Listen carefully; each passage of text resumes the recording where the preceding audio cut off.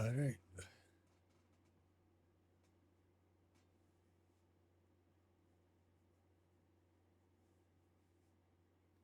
Uh,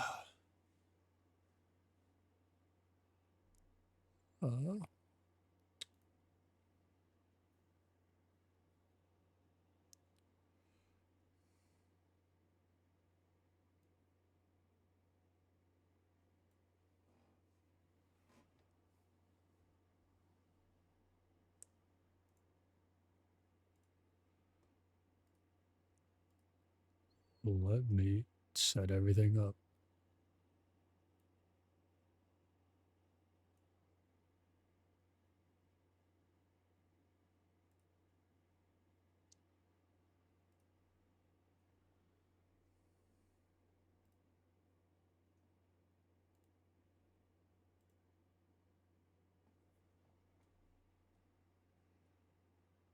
Mm-hmm.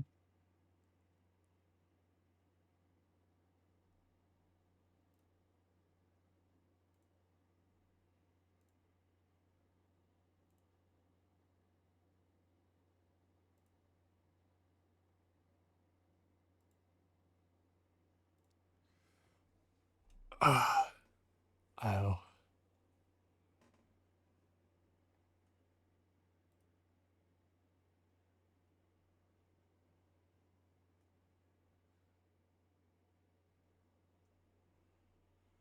Ah,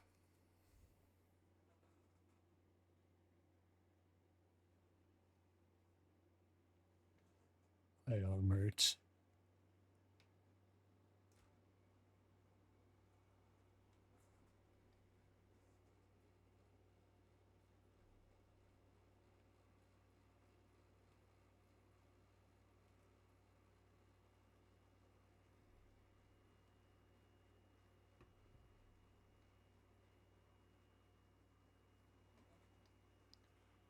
I'll wait a bit before jumping on Elden Ring. Oh yeah, I should probably tweet and everything.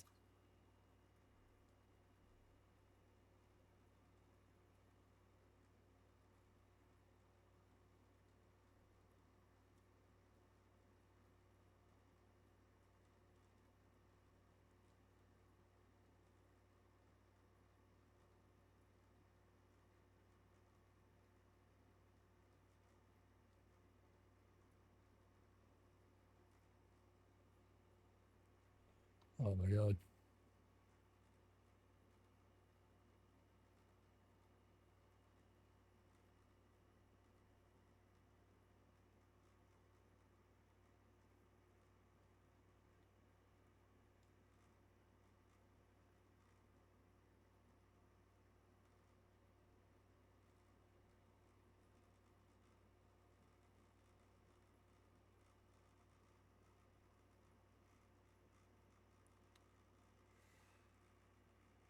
Oh, shut up.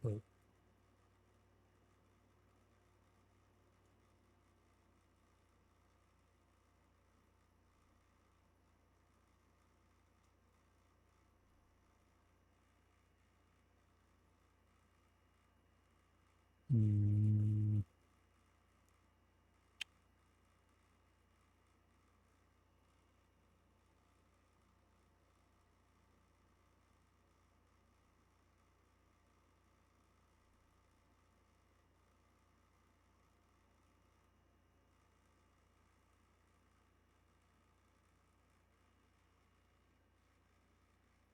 all right.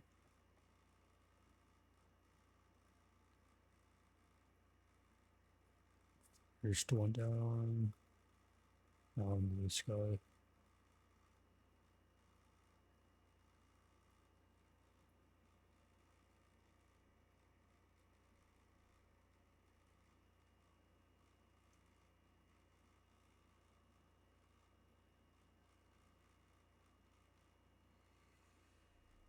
Where is it?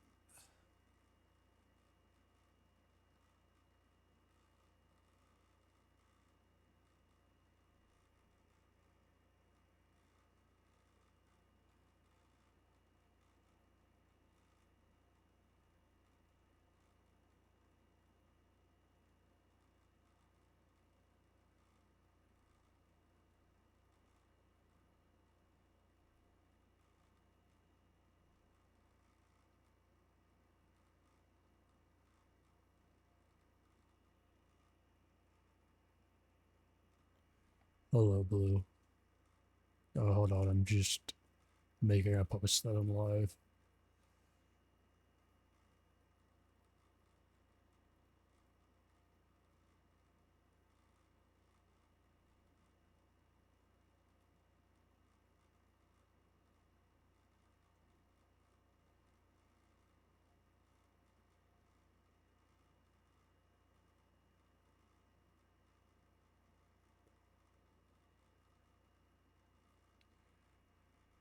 How are you doing, Blue? How is today for you?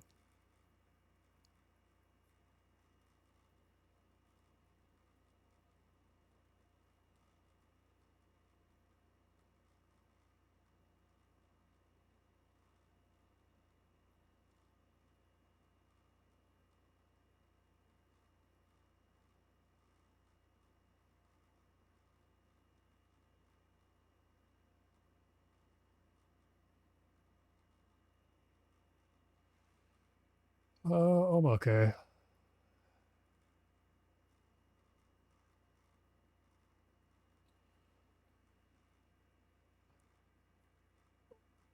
I wanted to get something deep before I started, but I couldn't.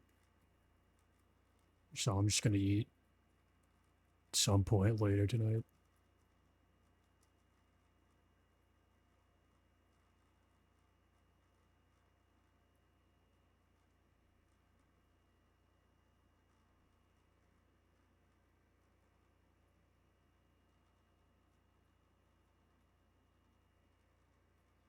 All right. Guess I'll start it now.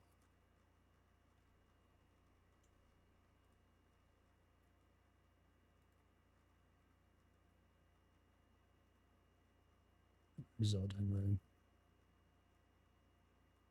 Please don't tell me. Okay. For a second, I thought I deleted it.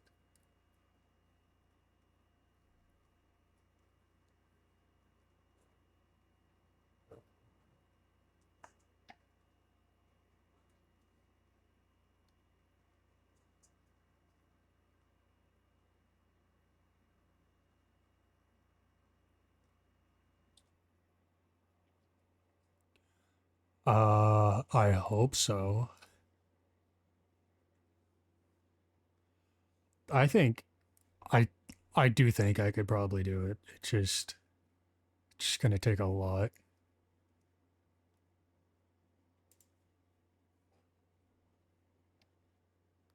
I mean, as you see, I have 4 days. Surely I could do it.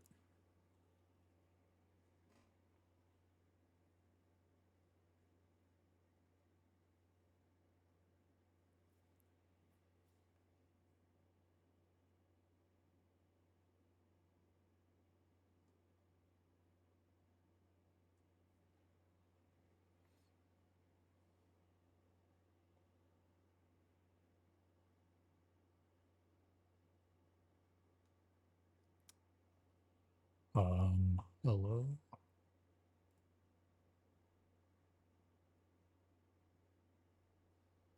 Why doesn't ring close?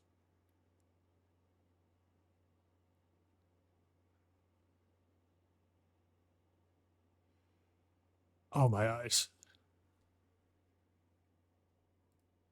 Alright. Elden Ring. Elden Ring. Is it all good?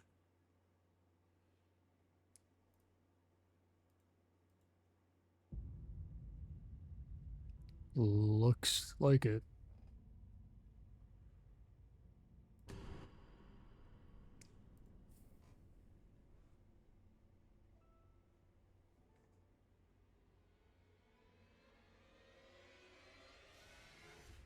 Uh,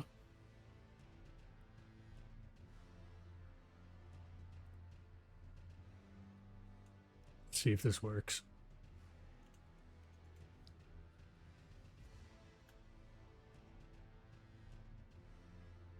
It was the wrong one. God damn it.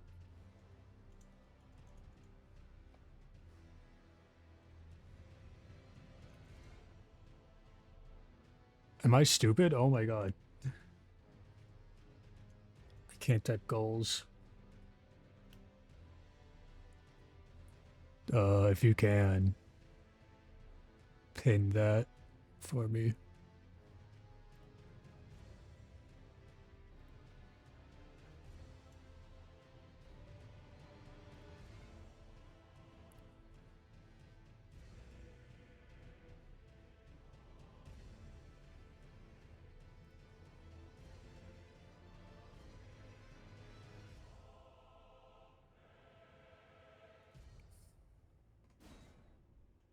Wait, I didn't mean to press new game, god damn it. Wait, did I press new game or continue? I pressed continue. I'm not doing this. I've come to the decision not to do it.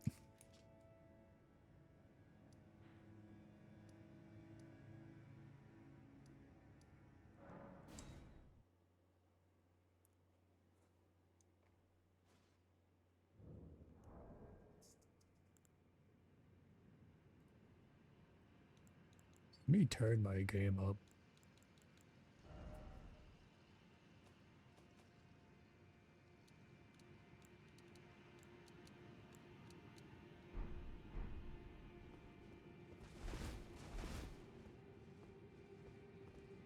The link doesn't work. Hold on.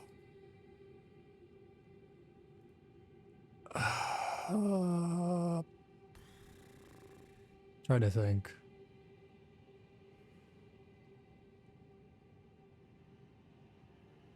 Uh,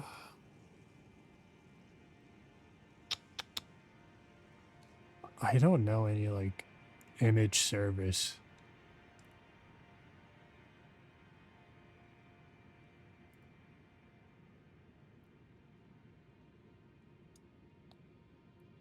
I guess I could just like tweet it out. Hold on. It's not Discord.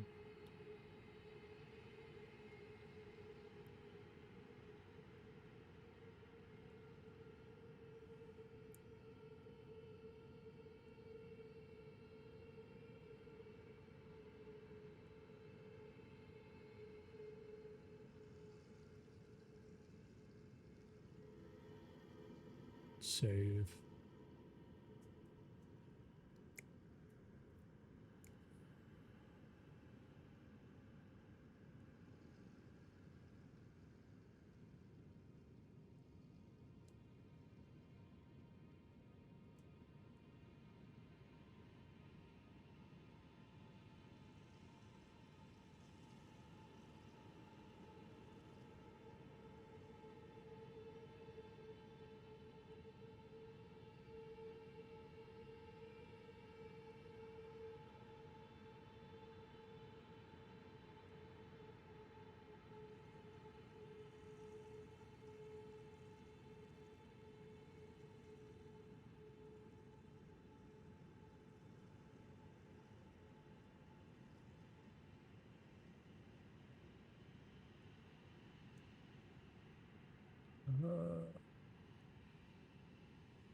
All right.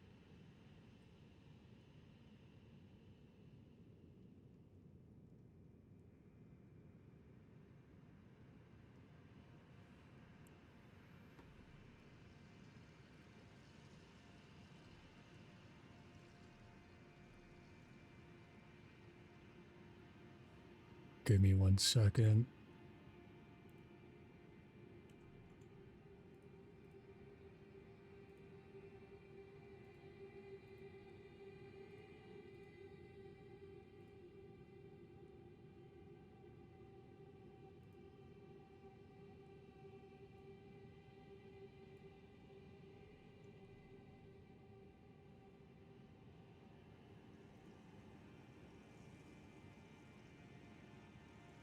Uh,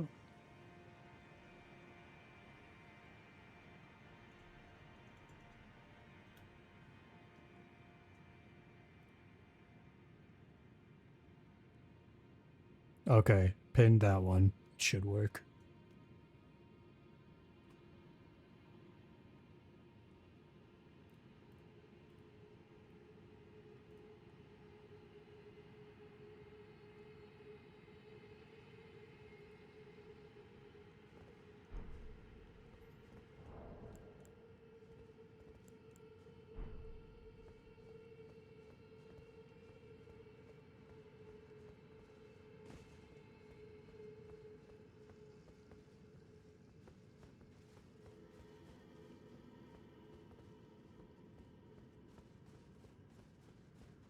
Alright.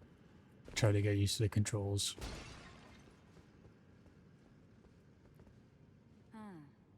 Were you guided here by kindly Mikula?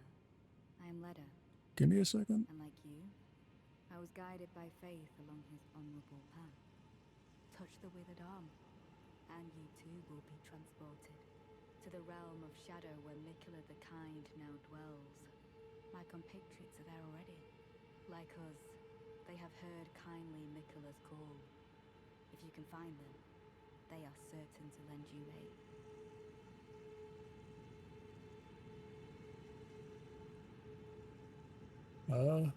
Alright. I can turn it up a bit. There you go.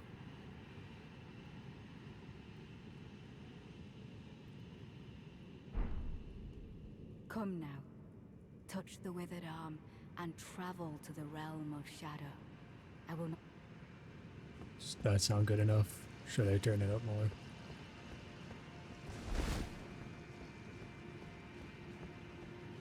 Come now, touch the withered arm. I will not be far behind.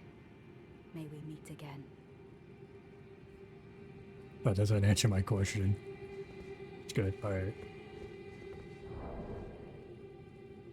Let me bring chat back up.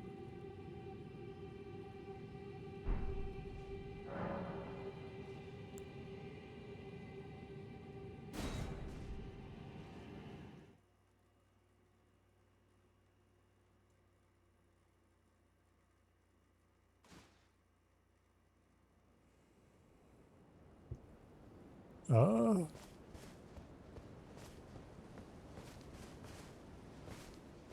Alright, everything seems to be right. I'm not gonna lie, my brain still has like speedrunner controls, so I keep pressing RT to try and sprint.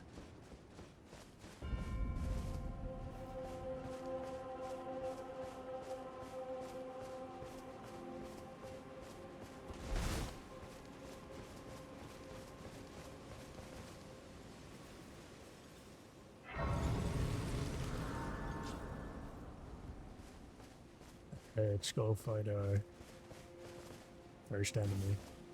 I believe he's over here.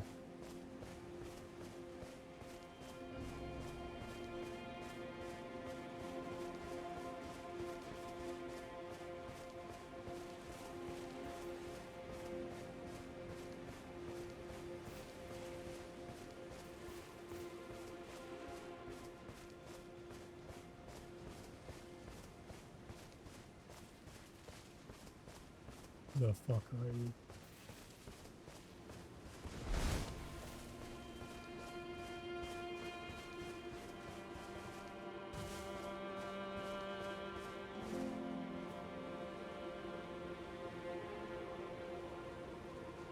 Okay, I'm gonna go to the person that's actually stationary and is always where he's supposed to be.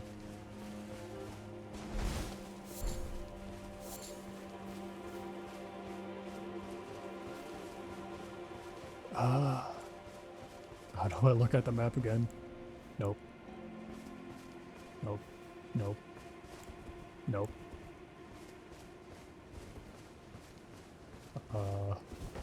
Nope. Nope.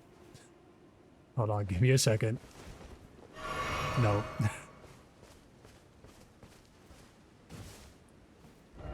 There it is. Alright, go this way. Collect this map.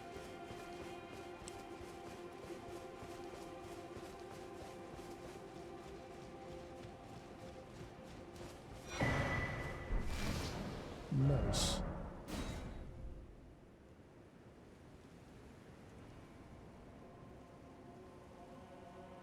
You did not see me struggling there for like a good 20 seconds trying to remember the map button.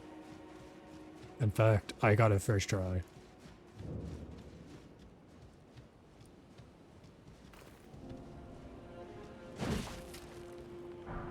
Pick up. So, if you don't know, part of this challenge,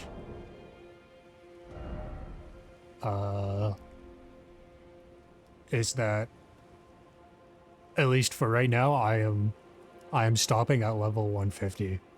That is my cap, unless I decide that it's too hard. Then I'll let myself level up. But for right now, I cannot level up anymore, which means rooms are kind of pointless. But I won't say no.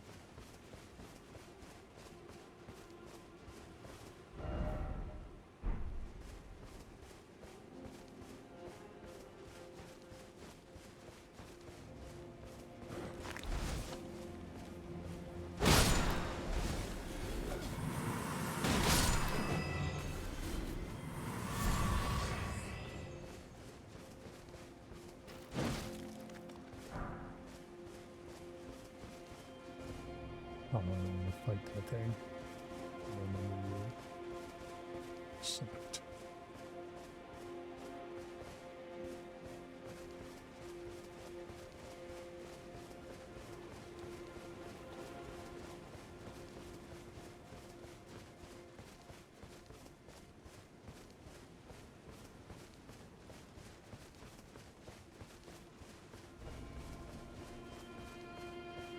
I also do have in mind which bosses I want to fight.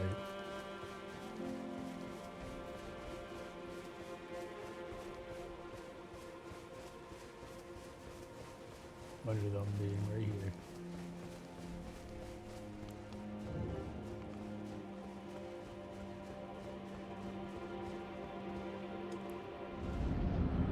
This guy, from what I remember, is kinda easy.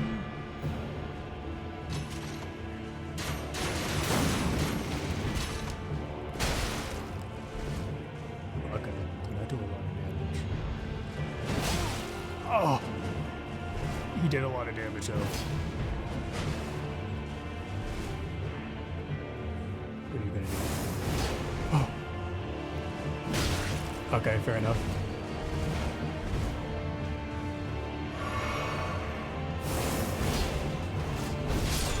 Fair enough. I should have seen that one coming, I guess.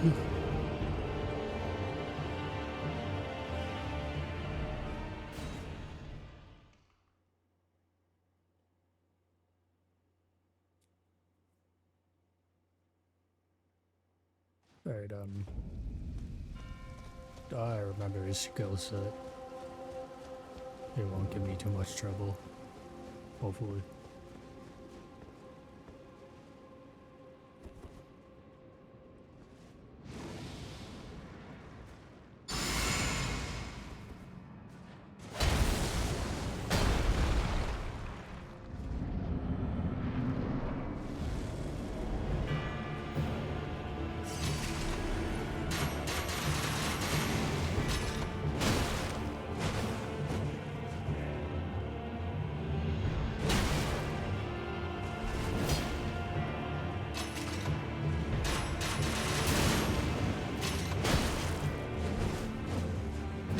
Ow.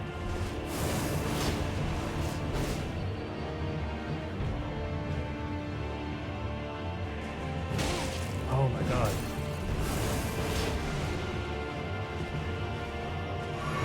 You can back up, you know. You can back up, you know. You can back up, you know. Holy fuck.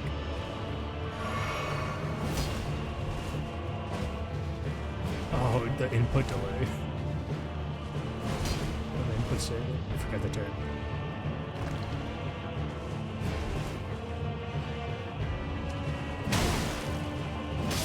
Okay, no, that's fair enough. I should have just gone up faster, I guess.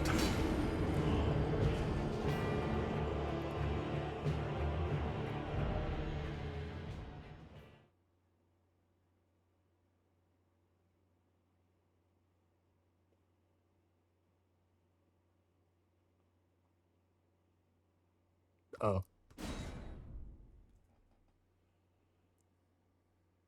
Oh, yeah.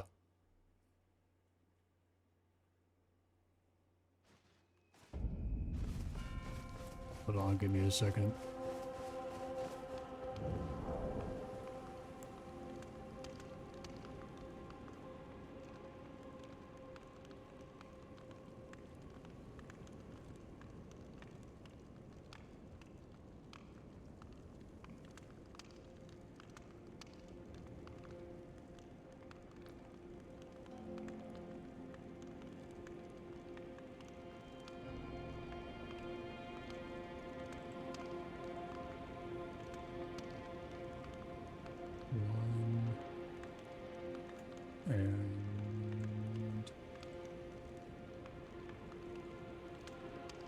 too. Uh,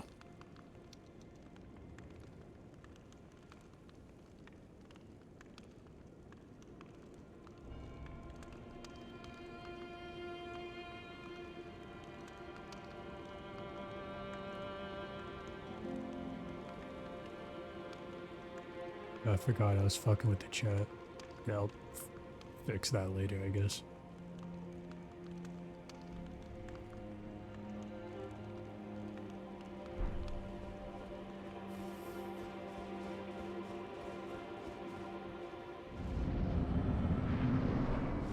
By the way, you're more than welcome to come in and talk with me.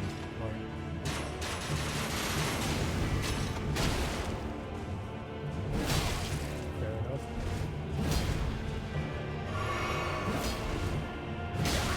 Are you done, dickhead?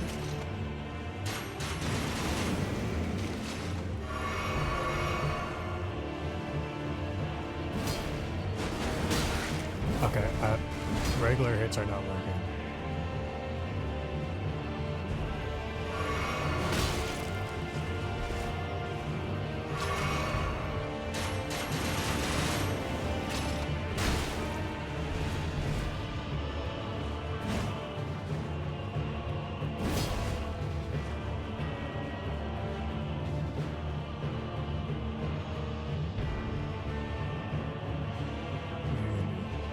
Kill me. Fair enough. Oh my god.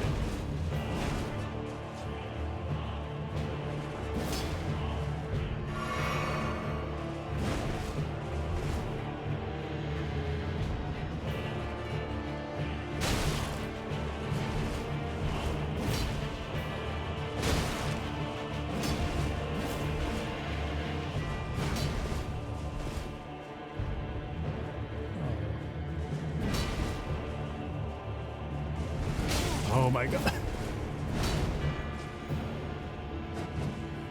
Oh, you gotta be kidding me. I pressed the wrong button.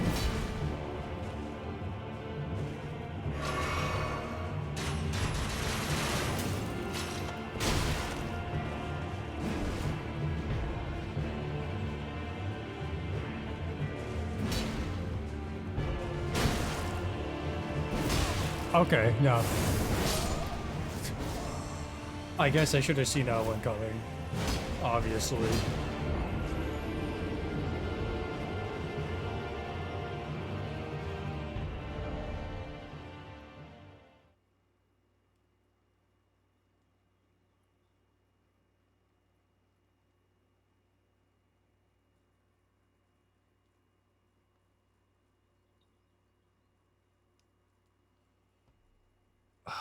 I don't know if I want to try restatting just yet.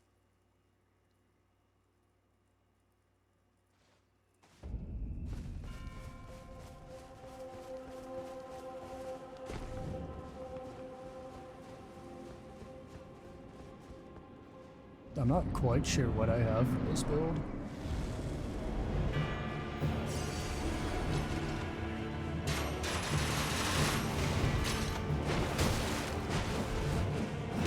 Okay, man. I love getting locked in animations.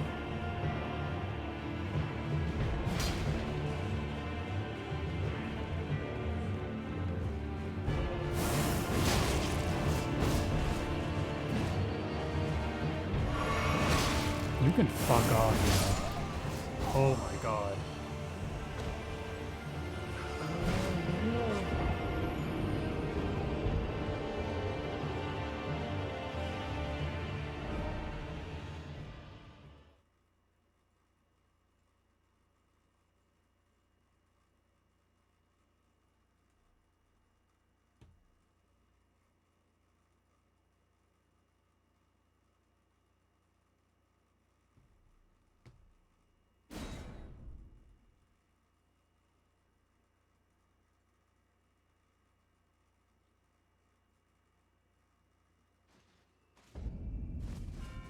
Alright, let's try it again.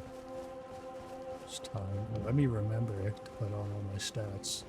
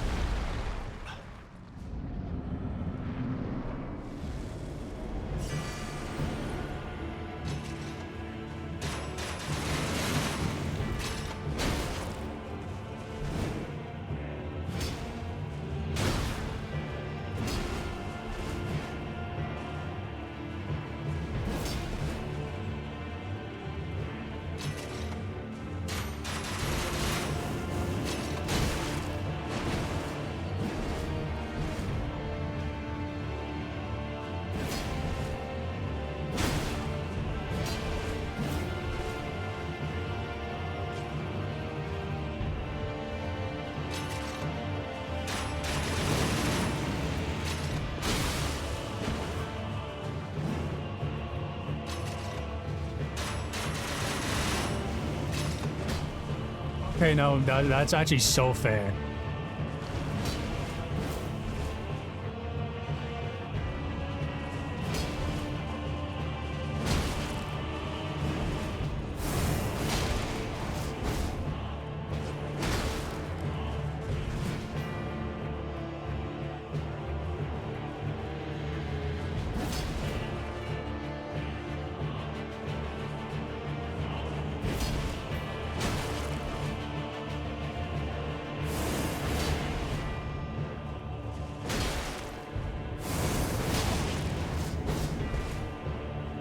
Alright.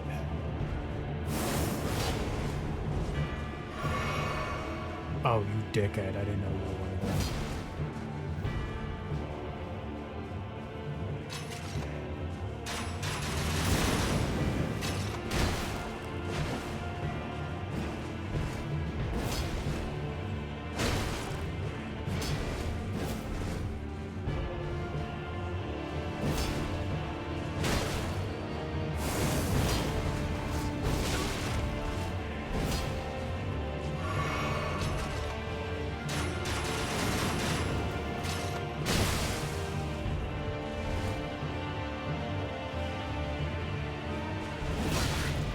Worse. I should have just timed my jump better, I guess.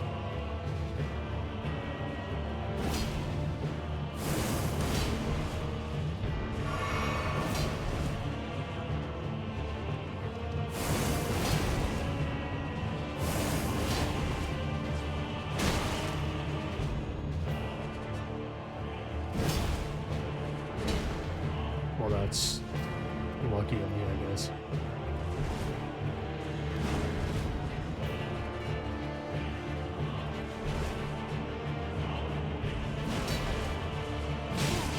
Oh my god.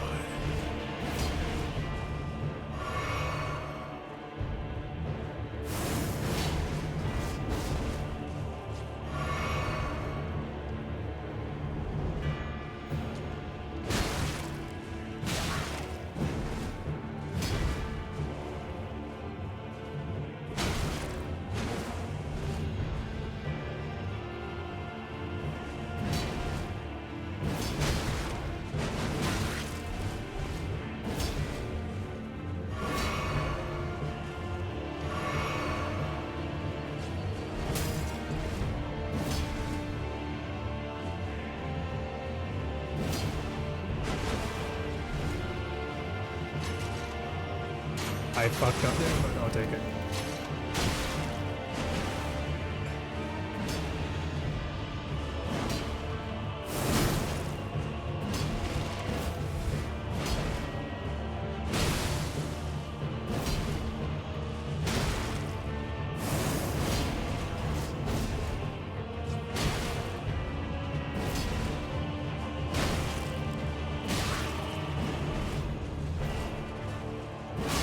I'm being stupid. Stop being stupid.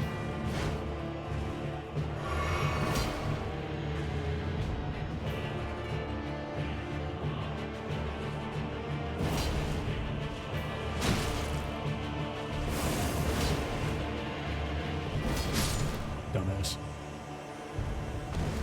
Ah, alright.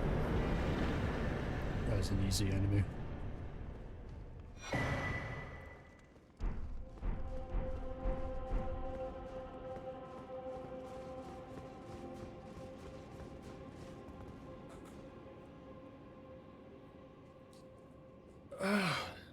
God.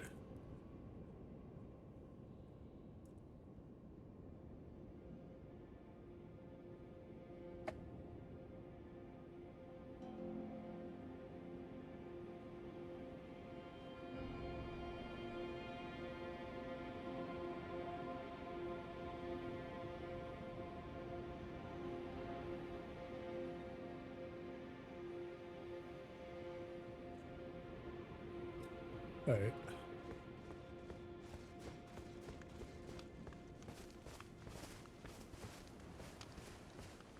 Let me get out of here. I don't want to get jumped by any of the birds.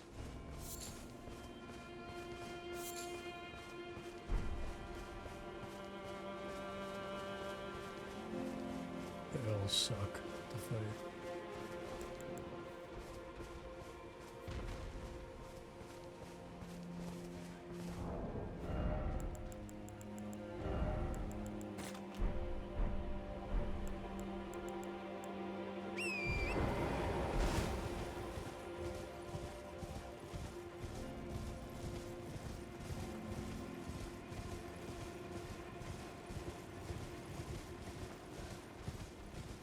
Where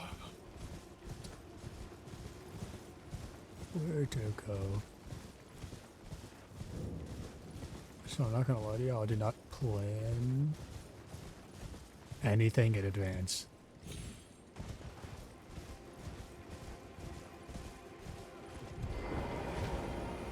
I'm just gonna go with the flow.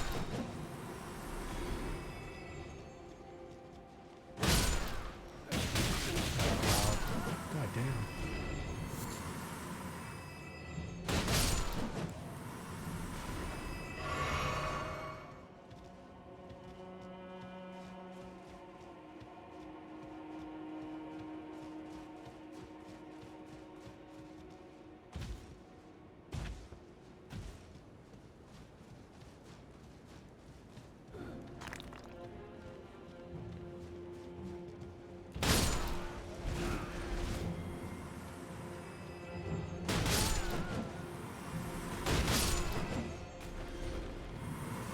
Let's hope I can find a, what do you call them?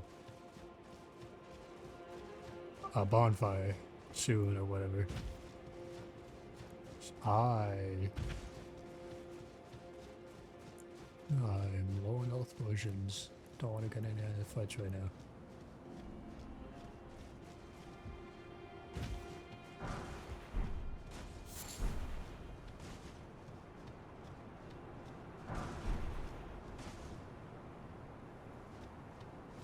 I don't see any over there, so I'm gonna go back up.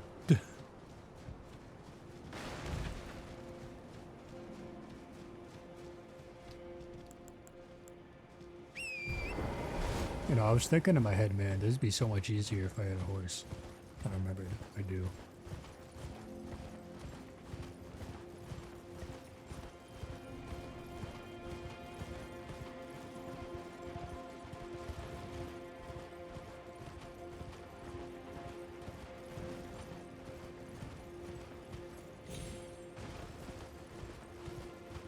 Oh.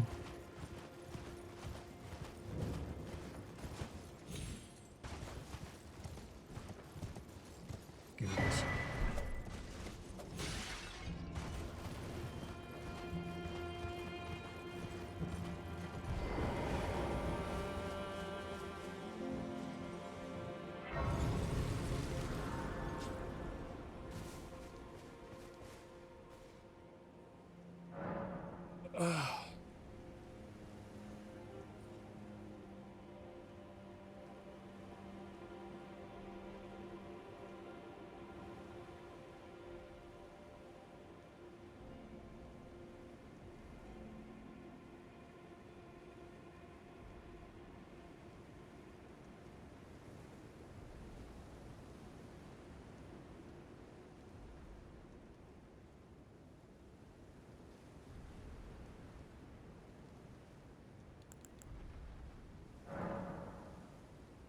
Oh yeah, I don't have any. I need to go find those. Those will be very helpful.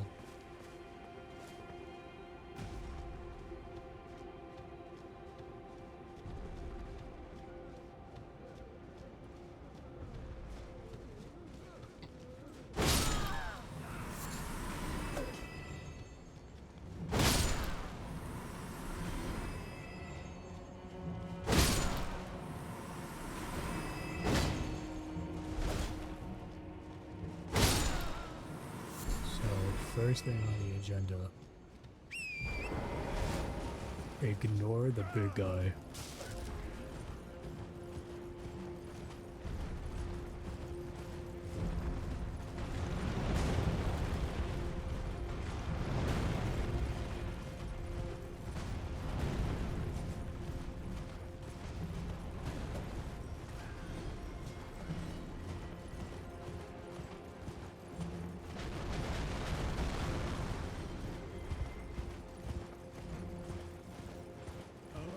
Where's it?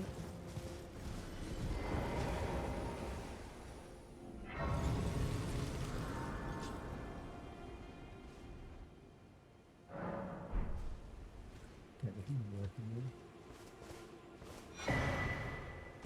Hooray.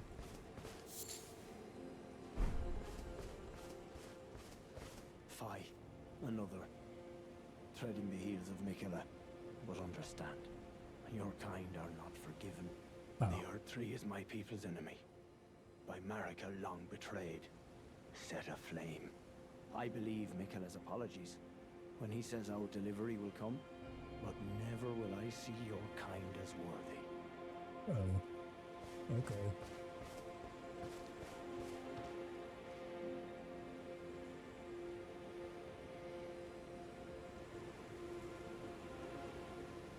Ah, Lady Leda spoke of you. You're that tarnished. Guided here by kindly Miquella. Won't we all? I am Freya. I once fought alongside General Radahn. In battle, you can be sure I'll hold my own. Alright.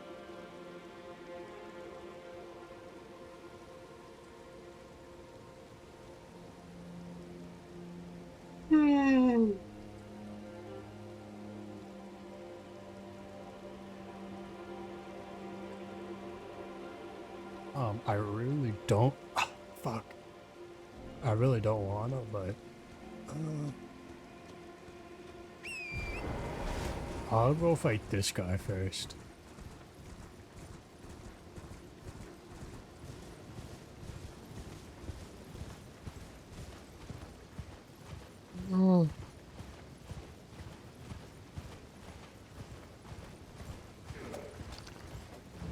I have like a very, very vague memory of how to get up there.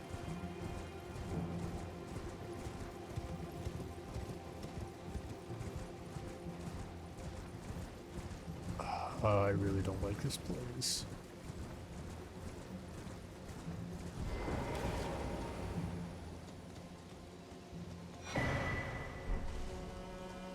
You must be the Tarnished. I am Ansbach. Formerly in service to Lord Moog, but now, like you, another soul guided by kindly Miquella. I'm hardly the steady hand I once was. My fighting days are far behind me, which is why I have chosen to dedicate myself to investigation, to discern tender Miquella's ultimate purpose. I'd rather not volunteer service to a new master unless I know that I can be of use.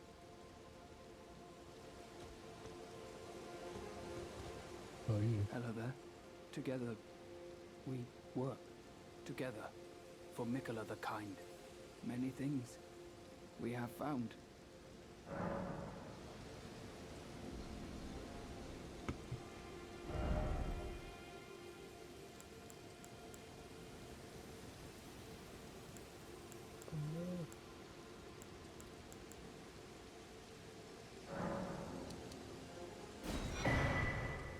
Make these ones. I like finding things. For you, Lady Leda, her allies, and the Forager brood. Things bring joy to all. BRB, 1 second.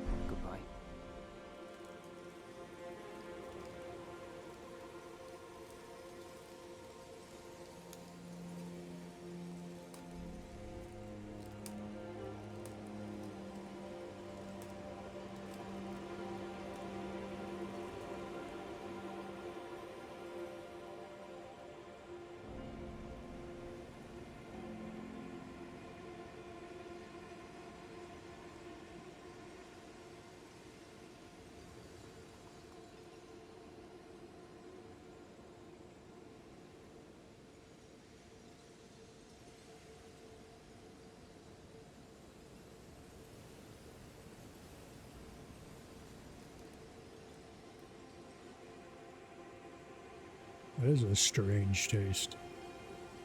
I like it. It's strange though. I got the chocolate pretzel Oreos. The new ones. Well, I don't think there are any old ones.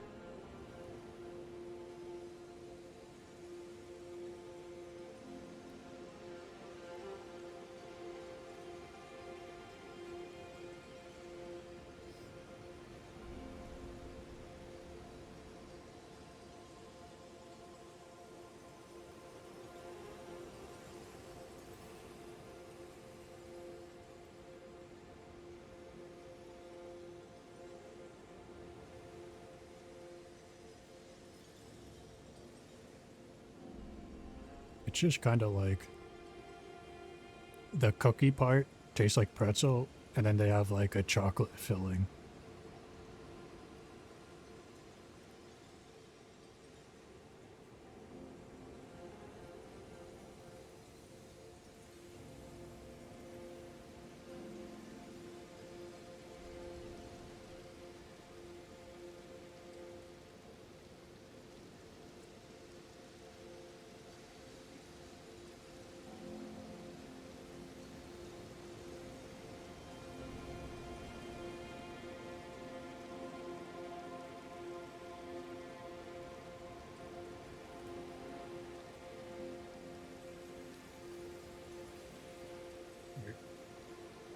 Let me get back into the game. I really don't want to go in there. God, I hate this part. Alright.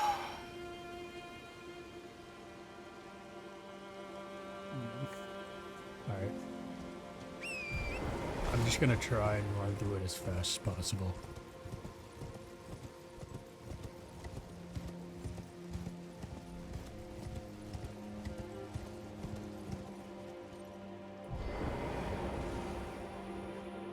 Oh my god. God damn it.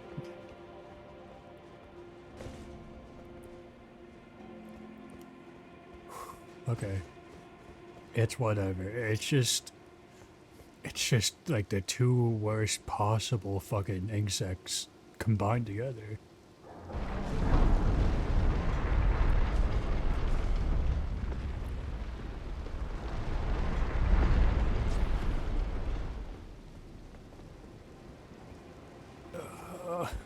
God damn it. Nope, I can't use my horse in there.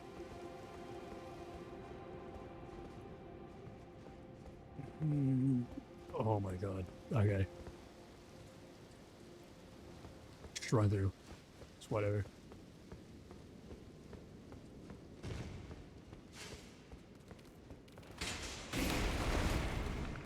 Nope, don't care about you, don't care about you. Leave me alone.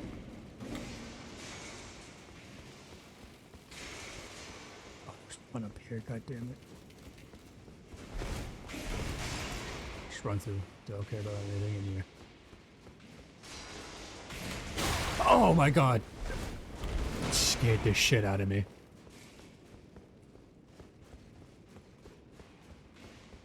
Please no more. Just let me get to a fucking grace. Alright, alright.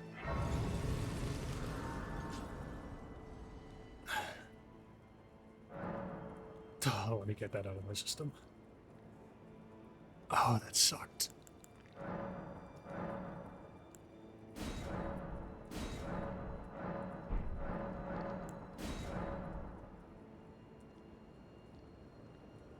Yeah, no, those are scorpion spiders.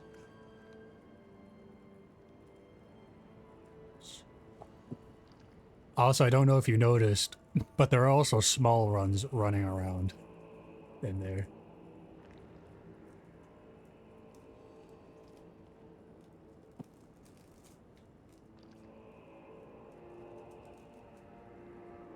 I need an Oreo for my mental health.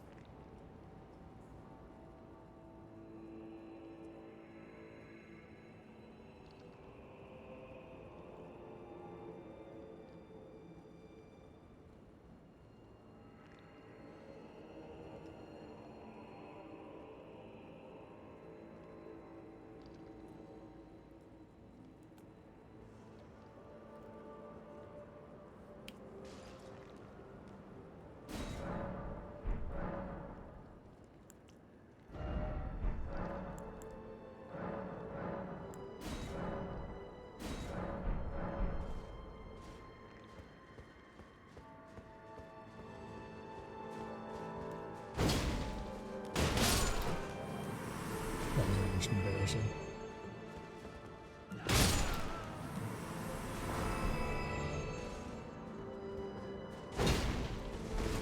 Okay, I just have to get through this place because I know there's more around.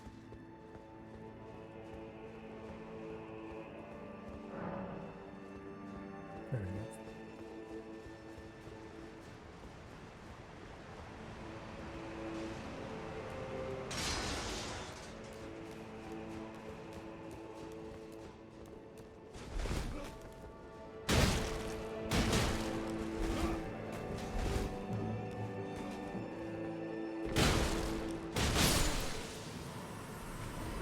Ooh, okay.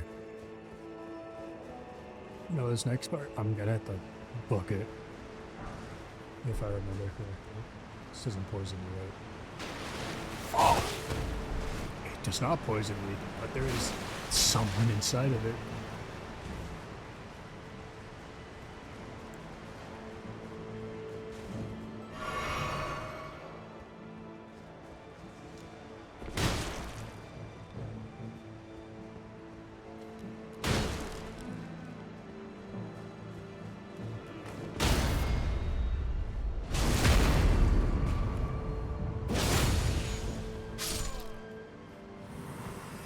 Okay.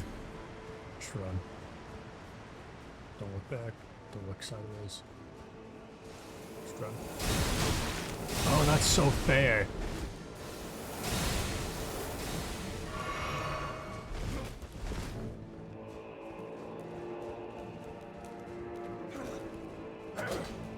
Whew.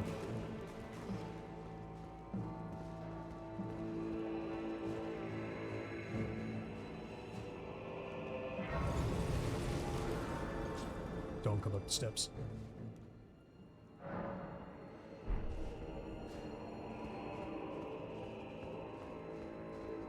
There you go. I remember shooting at me.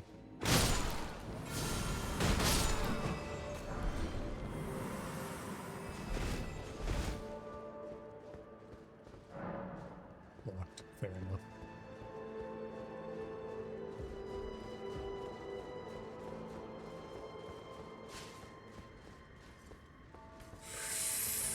Don't want to fight you. Right. So.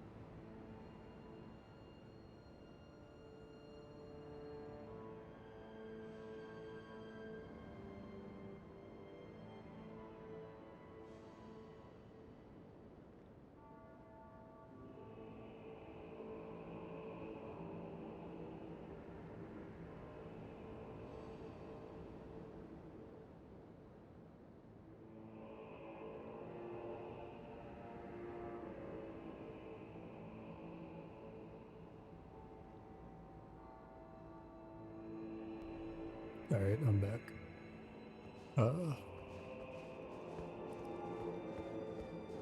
I think I'm lost. Actually, I remember that place. Don't want to go in there. Hold on, let me remember.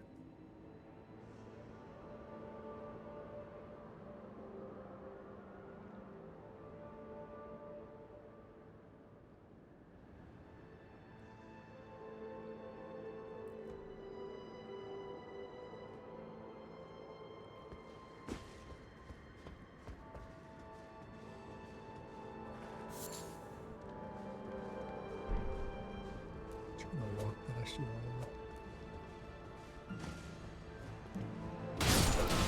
Okay, that's right.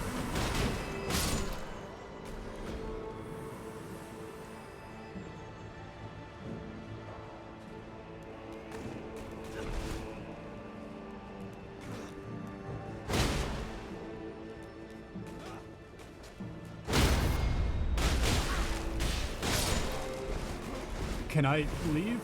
Thank you.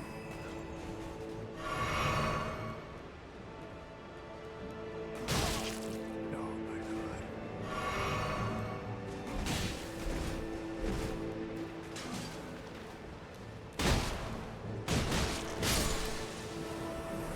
Holy schmoly.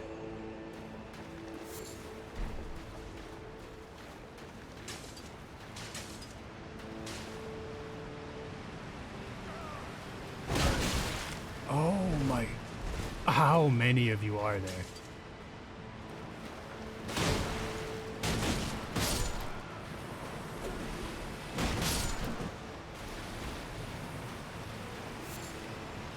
Struggle.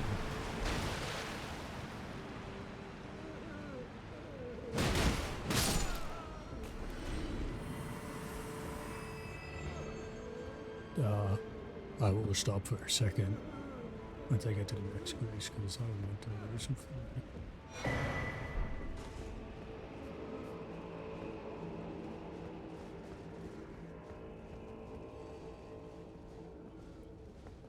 Oh, I remember this now.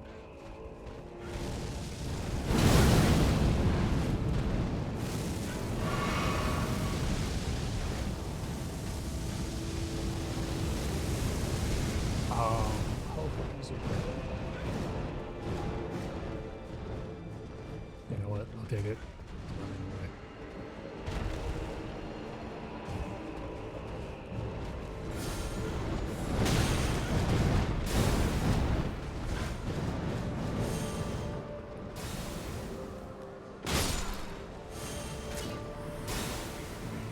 Uh-oh.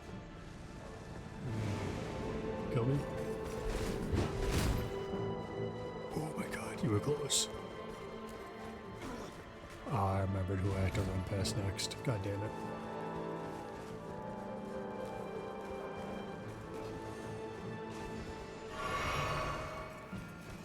I can do this.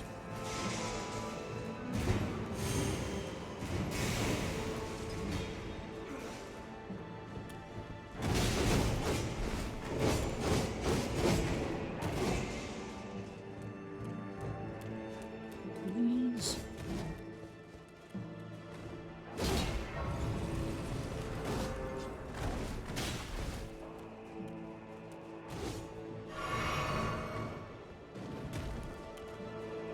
Nice one, dumbass. Alright, let me order some food.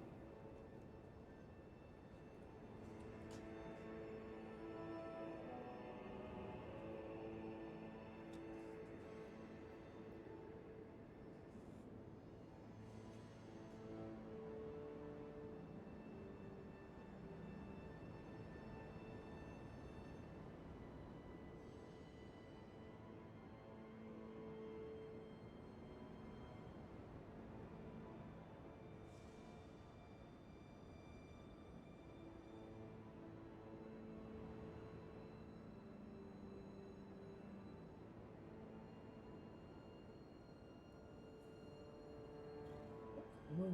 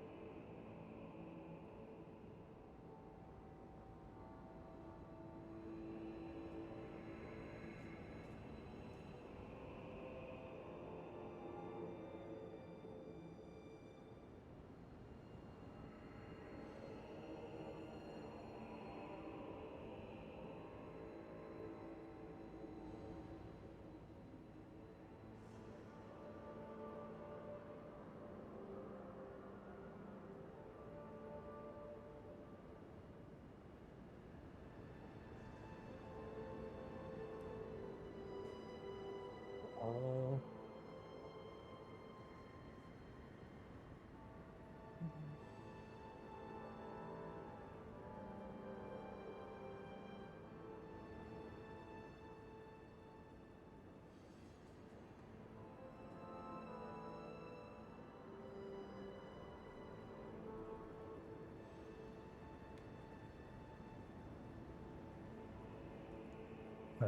I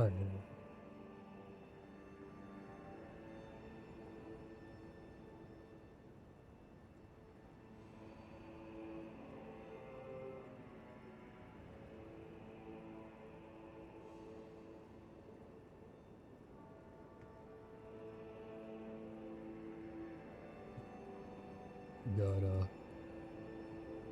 I got Wendy's.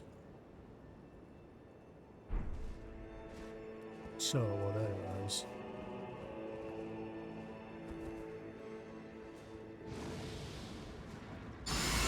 I will be right here. Fighting this boss.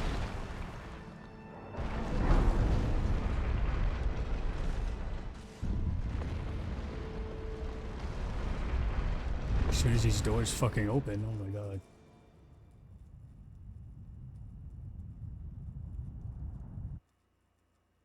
Yeah, I've already seen it before. I know you'll do it.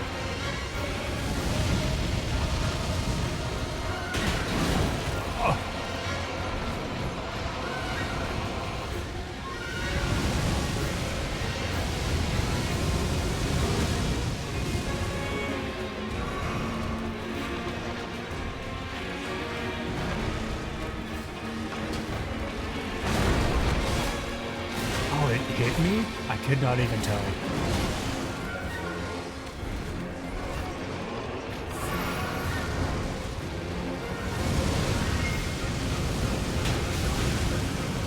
Oh, it healed. That's awesome.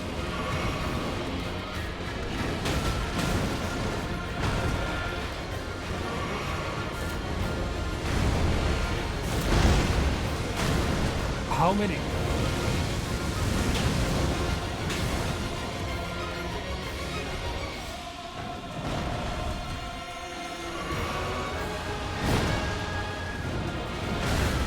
Alright.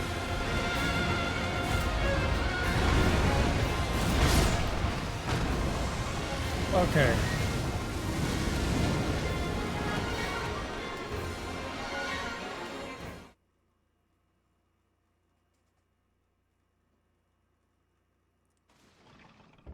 Oh wow.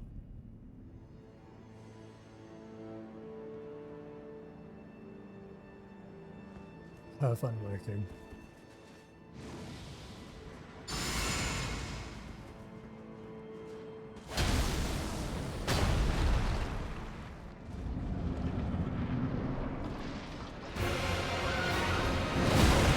Okay, just right away.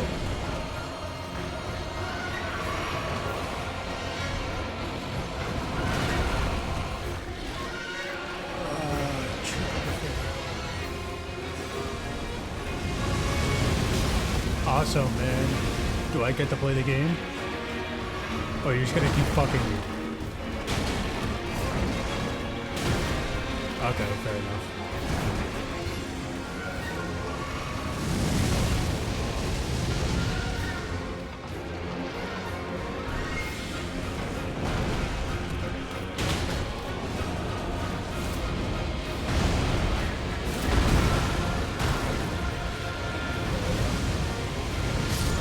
Awesome. Alright. I can figure this out.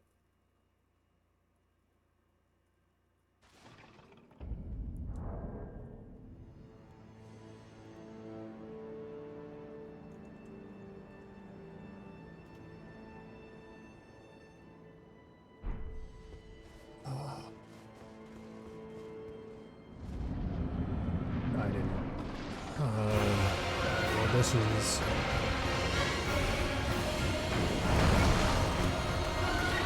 Awesome.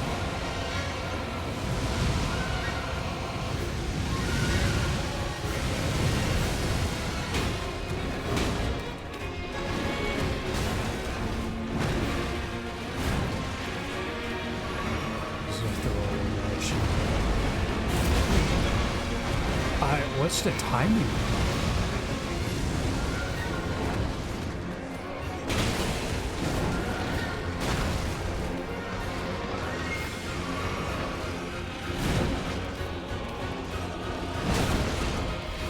Can I play the game? Oh my god. No, the answer's no, I guess. Fuck me, right?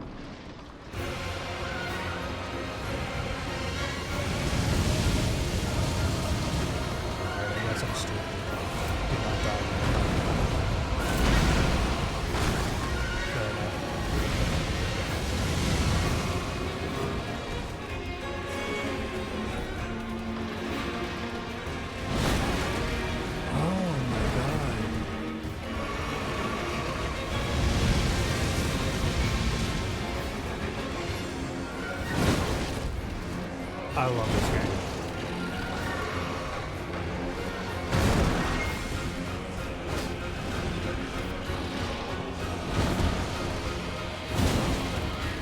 Cool.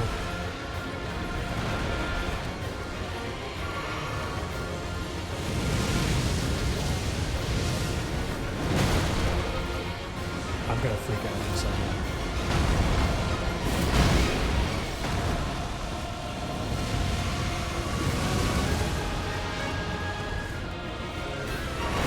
I can't do anything.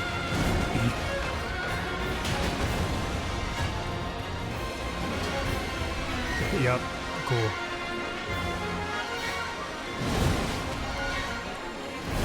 I'm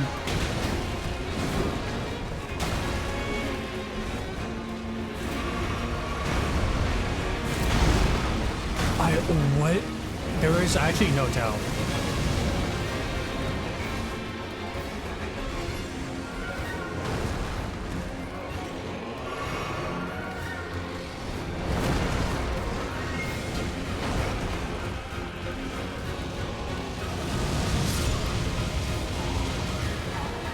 I guess I've been playing an actual good game that tells you when the enemy's gonna attack to be able to play this.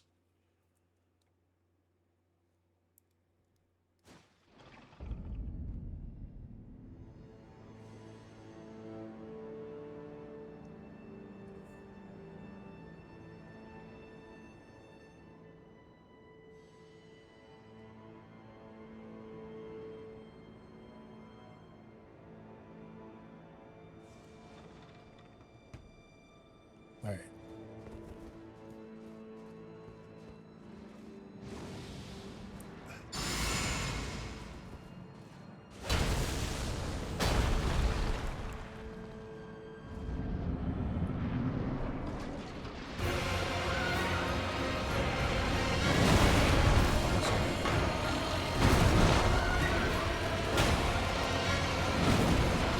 Can I get out the corner? No? Okay.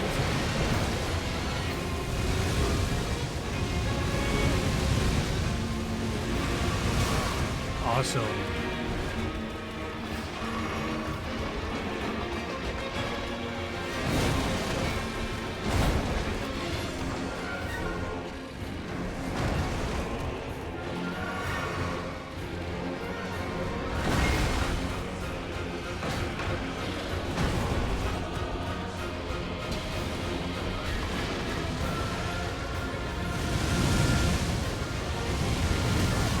Cool.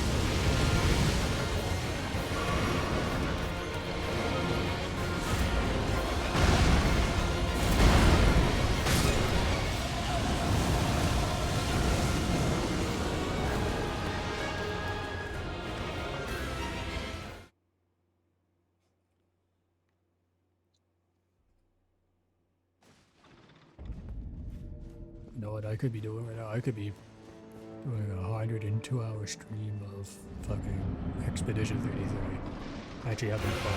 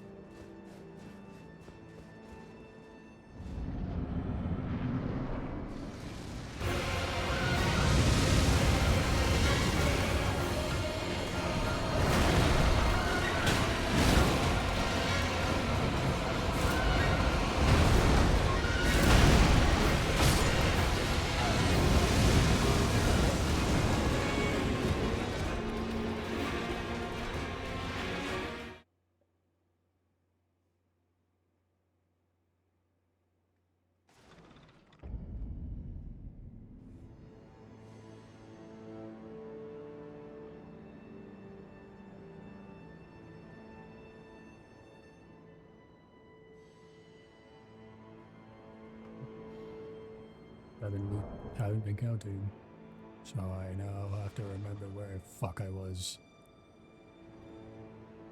Oh my god.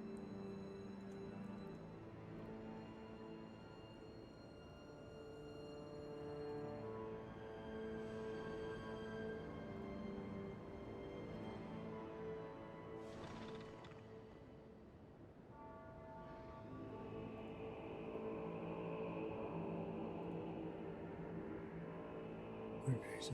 Oh my god.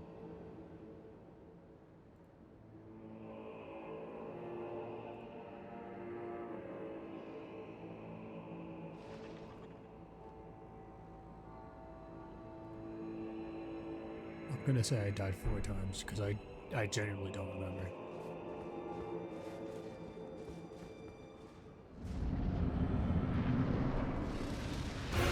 Keep fucking forgetting to come in here.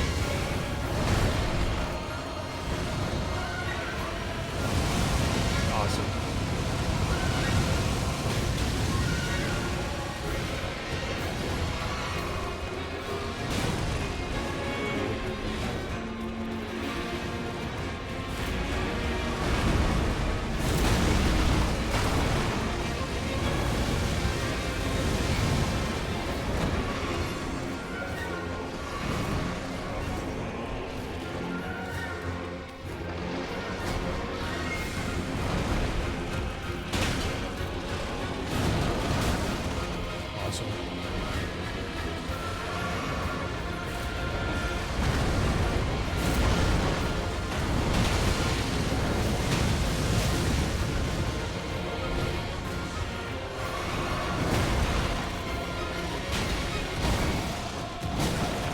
Can I move?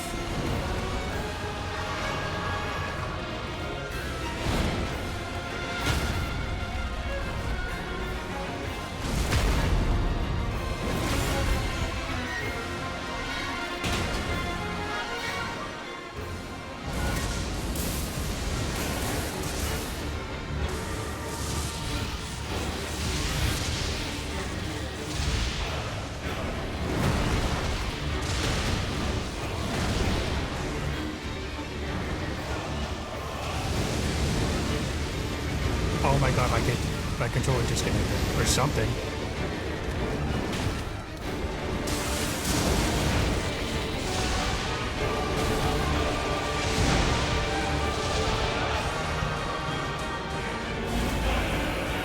Okay, whatever. I can pick this back up.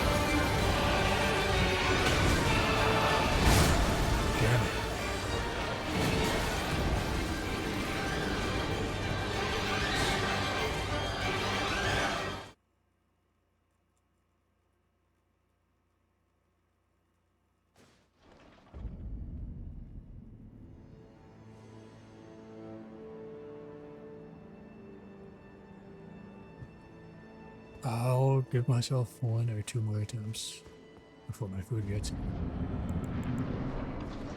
God, I'm just stupid. That must be the problem.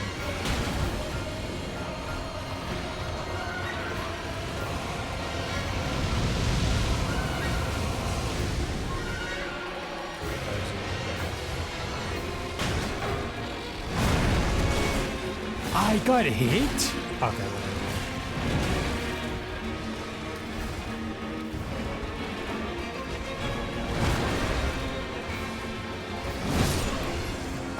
I guess I might as well die at that point, because I can't fucking heal, or else who else will get healed?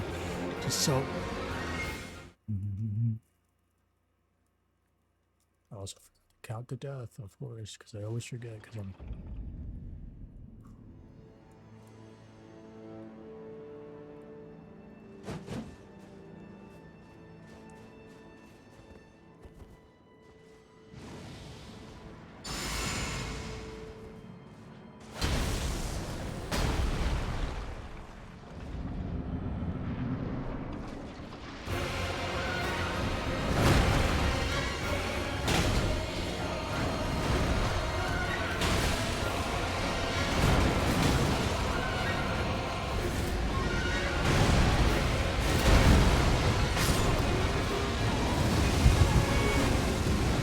I'm not gonna get this for this stupid ass game.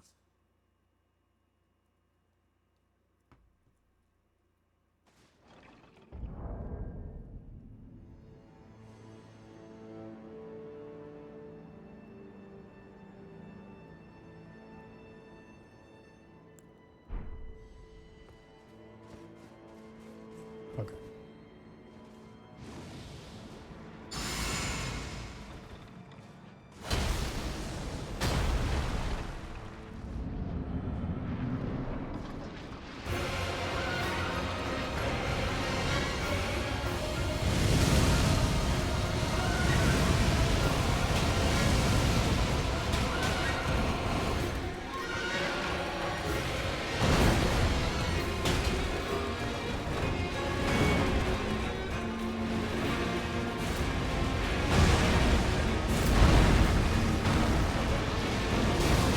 I can't tell what's going on, man.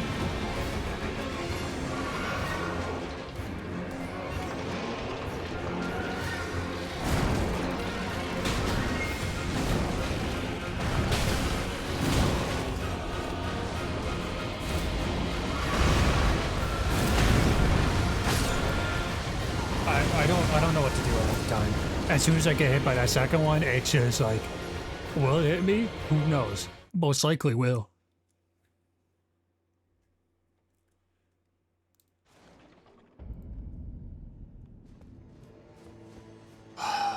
Okay.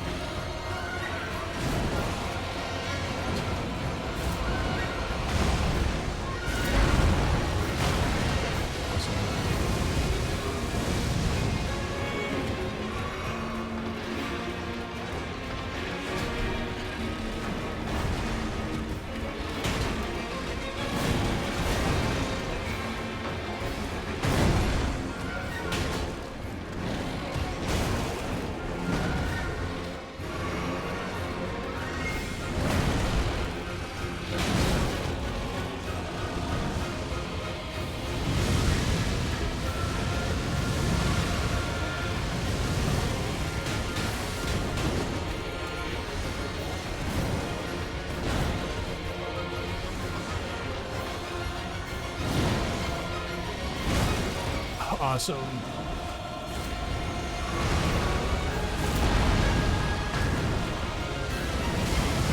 Oh, he just starts up no matter fucking what, man. I'm gonna...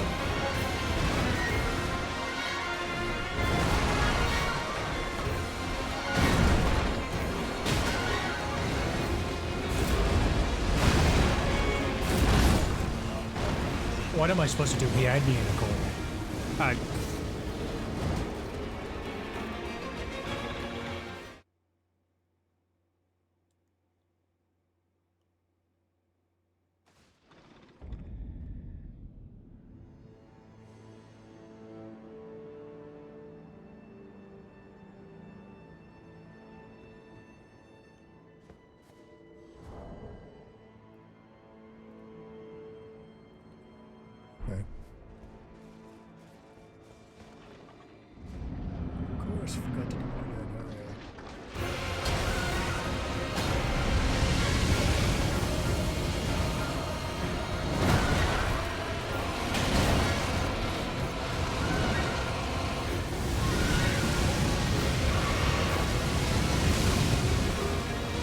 What am I supposed to do? That attack is so wish-washy on it, it actually hits me.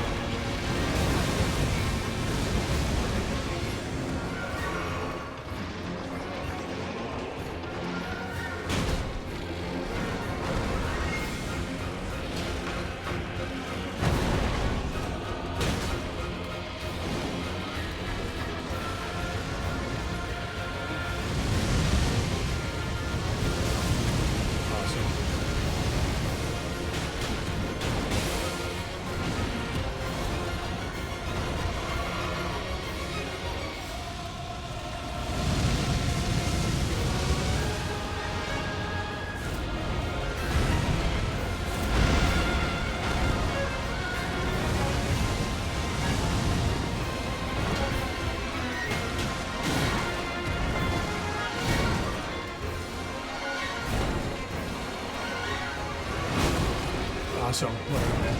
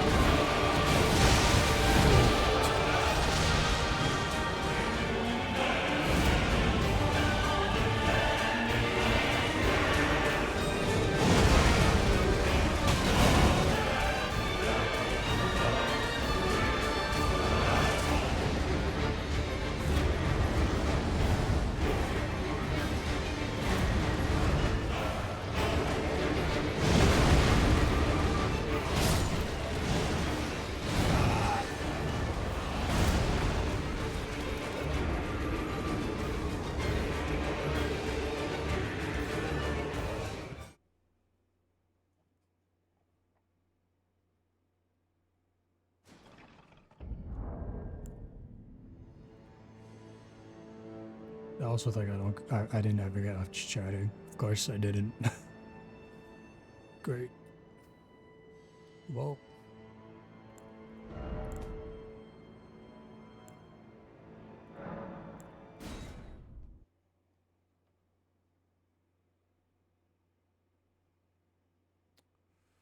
Let me find something to watch.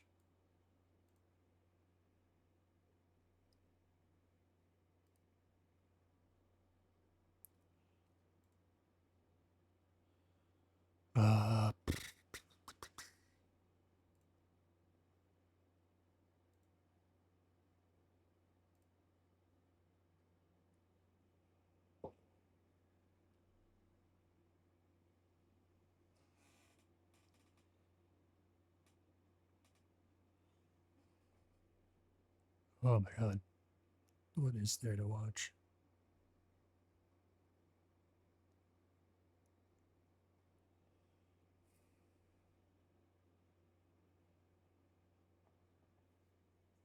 Mm-hmm.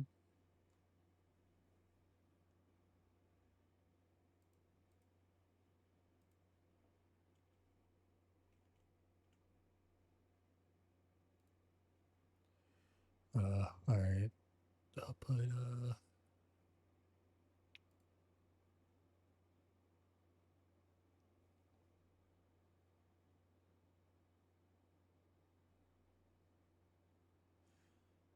the fuck is good to eat? What is good to watch while eating?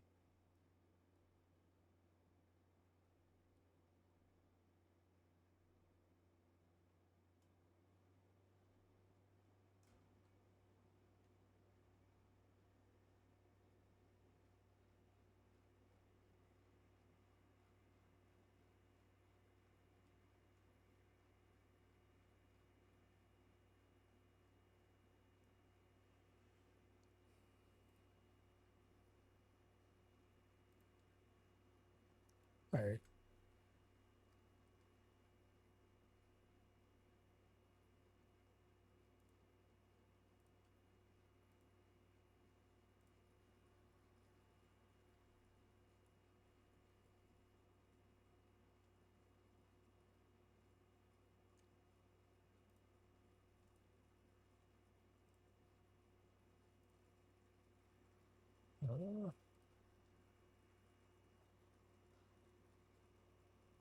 Tell me if this sounds familiar. You're just casually playing Super Mario 64 when all of a sudden, bam, you hit something. But what'd you hit? It doesn't look like there's anything there, but for some reason, the game considers you to be hitting something in that spot. So this is what we call an invisible wall, and there are many of them in the game. Now for most people, invisible walls are like this mysterious, elusive thing. You may have seen clips like this. Oh! What was that? There's an invis wall there? Or like this. Use of that, so I got a visible wall! Or like this. What? No! What the? What the? Or like this. And invisible. Yep. Yep! Or like this. Why is there an invisible wall there? Yeah, why is there an invisible wall there? Why do all of these strange interactions happen? For decades, invisible walls have tormented players, messing up runs and causing tons of confusion, because nobody really seems to know what invisible walls are or why they're there. So, I made it my mission to answer that and put an end to the confusion. So come with me on this journey as we delve into the deep, dark, inner heart of invisible walls. This is Invisible Walls Explained once and for all. But before we get to invisible walls, there are some basic fundamentals of Super Mario 64 that we need to go over first. So, all geometry in the game is made up of surface triangles, which you can see here. Now, there are 3 different types of surface triangles. First, there are floors. Floors are the triangles that you can stand on, and in visuals we color them blue. Second, there are walls. Walls are the triangles that you can push, punch, kick, and wall jump off of. We color them green. And third, there are ceilings. Ceilings are the triangles that if you jump up into them, they'll cut short your upwards trajectory. And some ceilings even let you hang on them and swing around. We color ceilings red. Now, one important property of a triangle is its normal vector. Think of a triangle's normal vector as an arrow that juts out perpendicularly from the triangle. Interestingly, it's the direction of a triangle's normal vector that determines whether the triangle is a floor, wall, or ceiling. If the normal vector is pointing upwards at all, then the triangle is a floor. See, even these triangles count as floors because their normal vectors point just a tiny bit upwards. On the other hand, if the normal vector is pointing downwards at all, then the triangle is a ceiling. So even these ones are ceilings because their normal vectors point just a tiny bit downwards. And finally, if the normal vector is pointing exactly sideways or extremely close to exactly sideways, then the triangle is a wall.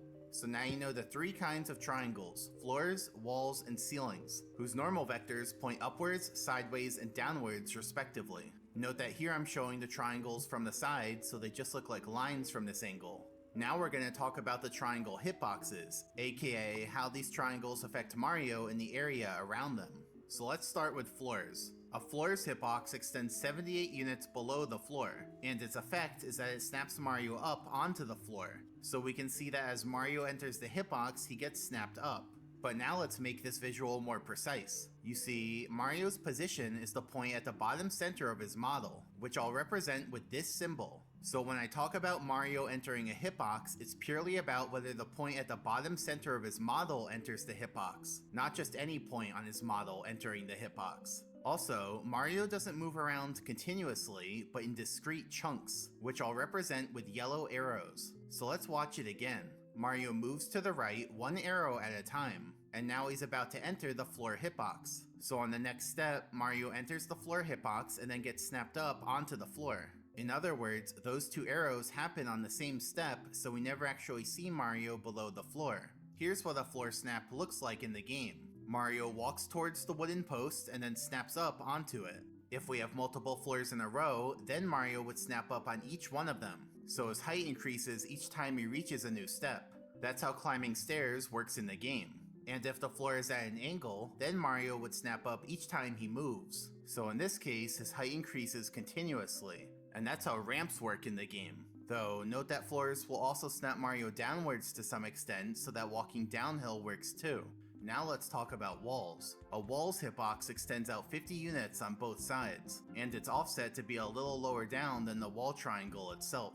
Its effect is that it pushes Mario sideways in the direction of the triangle's normal vector, which in this case is to the left. So we can see that as Mario enters this hitbox, he gets displaced sideways, putting him exactly flush with the wall's hitbox and also putting him into the pushing animation.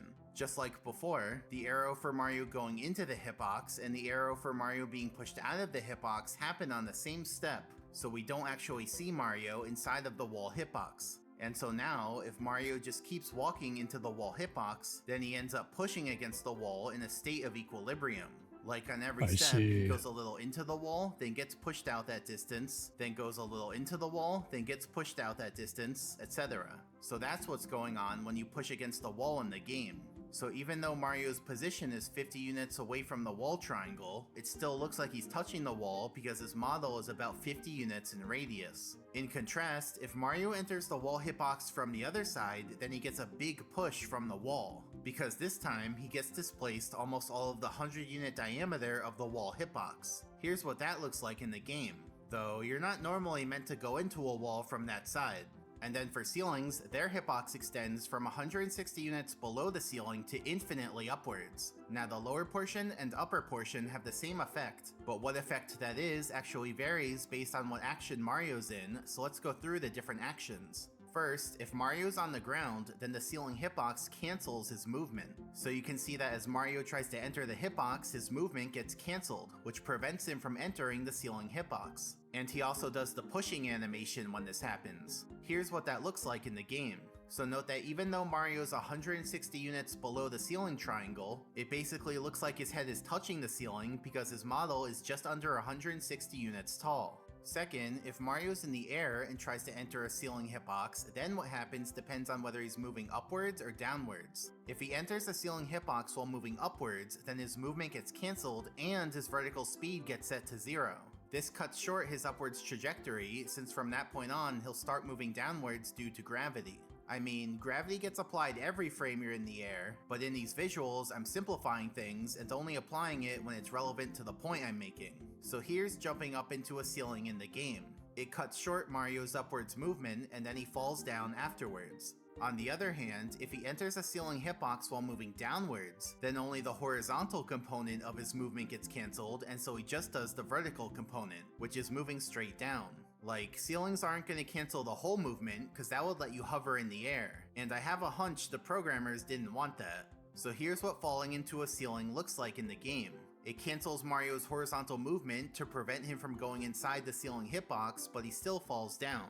And then third, if Mario's in water, then the ceiling hitbox doesn't cancel his movement, but instead snaps him down to the bottom of the ceiling hitbox. So we can see that as Mario enters the hitbox, he gets snapped down. Here's what that looks like in the game. Mario snaps down as soon as he enters the ceiling hitbox. And if the ceiling is at an angle, then Mario snaps down each time he moves forwards. So for example, if I swim into the ship, I get moved downwards accordingly.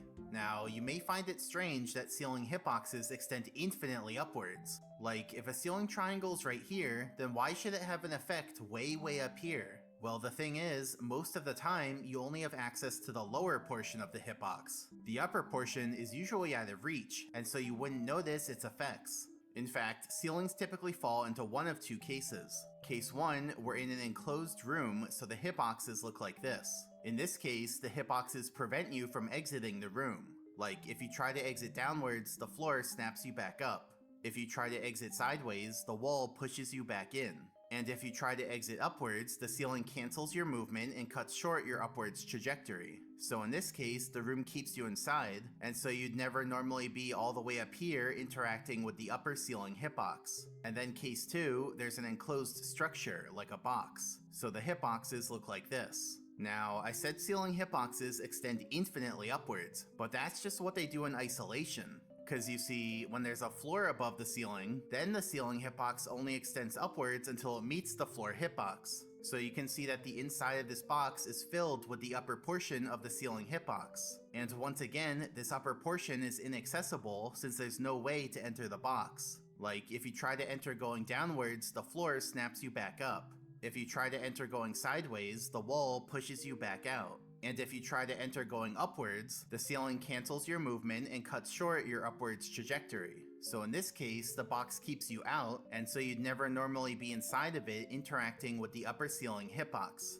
One other note, you can see that the triangle hitboxes overlap in some cases, which brings into question which ones take priority. Well, that's actually pretty simple. Wall interactions happen first, so I put their hitboxes on the top layer, then floor interactions, so they're on the next layer, and then ceiling interactions, so they're on the bottom layer. Now, even though ceiling hitboxes cancel Mario's movement, there are still some ways to enter a ceiling hitbox, like by having an object push you into it. For example, here I have a Bob-omb push me into a ceiling hitbox, specifically the ceiling on the underside of the cog. So now I'm actually stuck because the ceiling cancels any movement I try to do, and it won't let me jump up either. Separately, here's what it looks like to enter a ceiling hitbox in the air. Mario just falls straight down since any sideways movement gets cancelled. And so there, we actually did touch the upper portion of a ceiling hitbox because we entered above the ceiling of the tunnel. So anyway, now we know the hitboxes of the 3 types of triangles. But there's one other hitbox that's also important, which is out of bounds. Now the term out of bounds can mean different things depending on the context. Like, a person might say that getting right here is out of bounds, because this isn't somewhere that you're intended to go in the course. But that's not what we mean in this case. See, the most useful way to define out of bounds is any point in space where there's no floor triangle below. So if our entire course was just this one floor triangle, then all of this area would be out of bounds. So that's everything to the side of the triangle and below it, just not above it. Think about it like this. The default state of space is out of bounds, and floors create safe havens above them. Also note that we color out of bounds gray and give it this symbol, and you'll see why in a moment. Now for the most part, Mario isn't allowed to enter out of bounds. If he's on the ground and tries to enter out of bounds, then his movement gets cancelled and he pushes, just like with ceilings. An easy place to see this is on the castle roof. Just walk up to the edge and Mario will start pushing. If Mario's in the air and tries to enter out of bounds, then the horizontal component of his movement gets cancelled, and so he only does the vertical component. So unlike ceilings, this happens for both upwards and downwards movement. That means you can jump up against out of bounds without it cutting short your upwards trajectory. And finally, if Mario's in water and tries to enter out of bounds, then his movement just gets cancelled. There's not a normal place where this happens in the game, but if you clip into the tunnel in Wet Dry World like we did earlier, then you'll fall into the tunnel after the loading zone. Because of that, the town section of the level isn't loaded, and so you can just swim into the end of the tunnel. This is swimming into out of bounds, so Mario's movement gets cancelled and he just ends up swimming in place. So the reason Mario's not able to jump off of courses like Bob-omb Battlefield is because you can't move into out of bounds. There's no actual wall triangles on the edges of these courses keeping you in.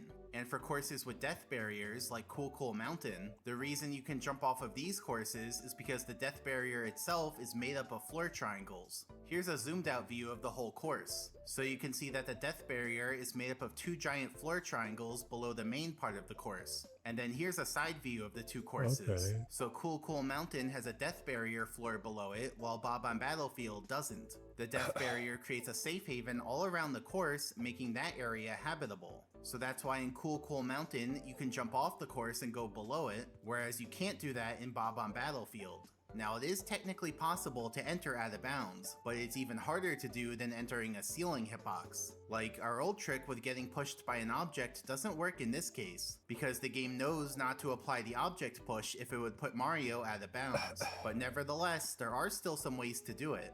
For example, we can enter out of bounds by doing a ledge grab in this corner and then climbing up. We can jump into a cork box next to a steep hill. We can have the ground move out from under Mario, which is done here using the merry-go-round floor. And we can have Chuckya throw Mario out of bounds. As you can see in each of these cases, Mario dies when he goes out of bounds, which is why we give out of bounds the skull and crossbones symbol. But also when this happens, Makes Mario sense. stops having his hat on, though you get it back after you respawn.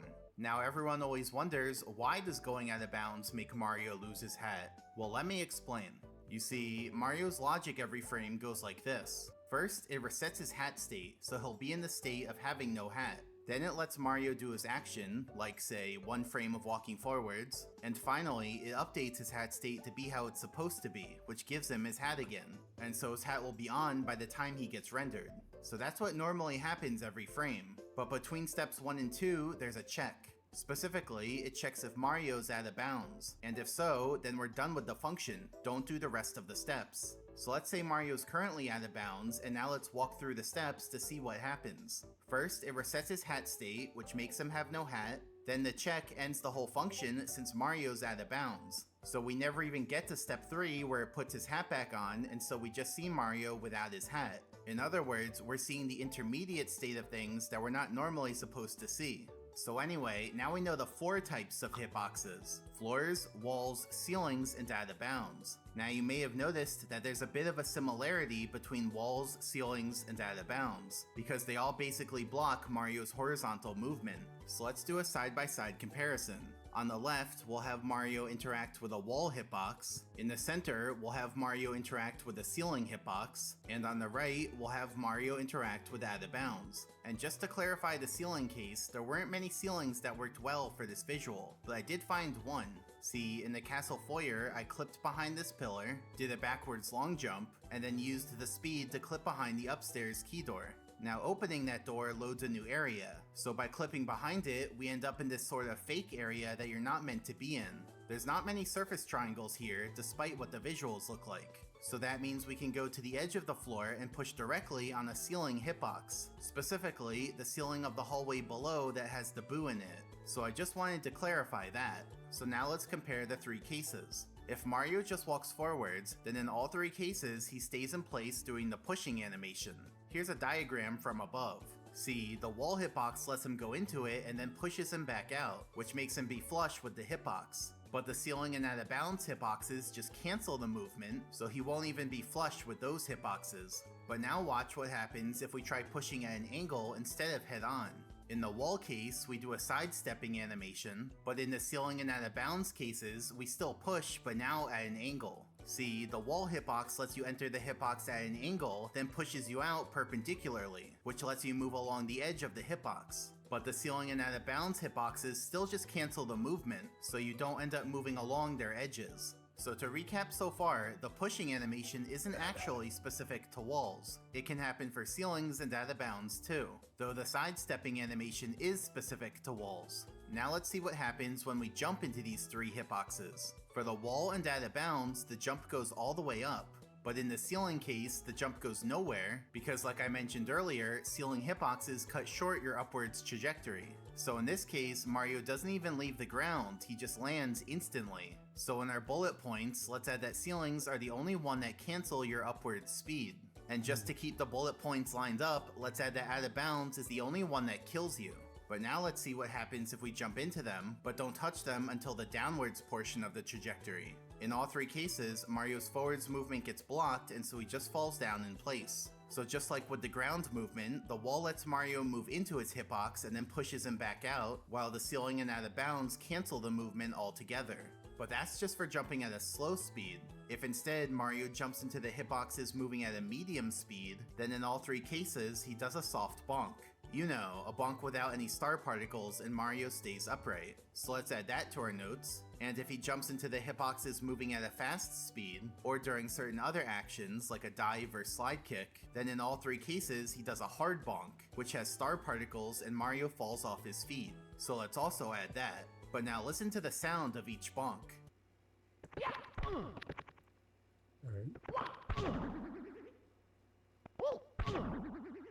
See, when you bonk on a ceiling or out of bounds, it makes a sort of boingy sound effect, while the wall doesn't do that. And so let's add that to our notes too.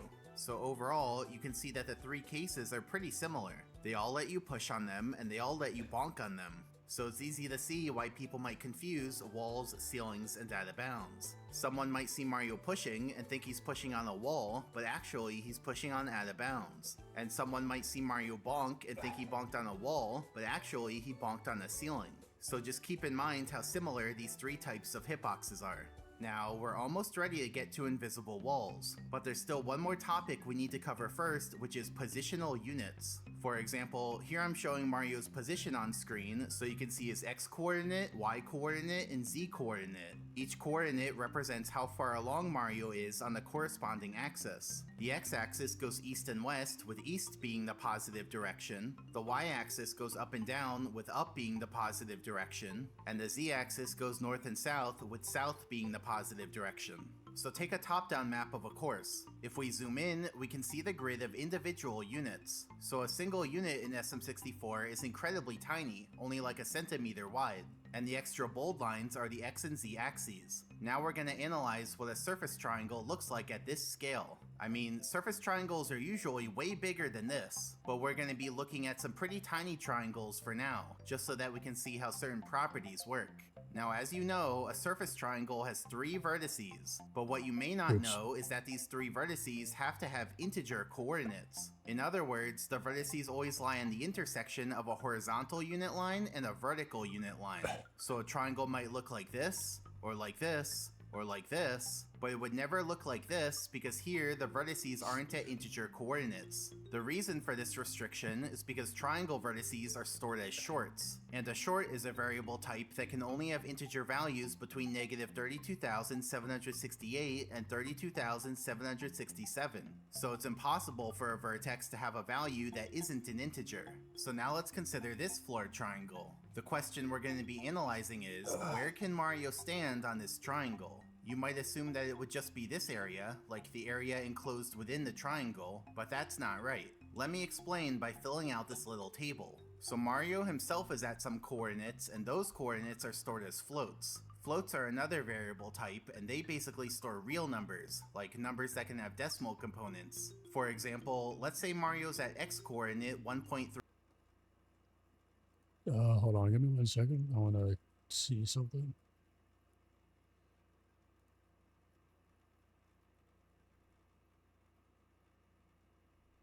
Not there. So if I do that.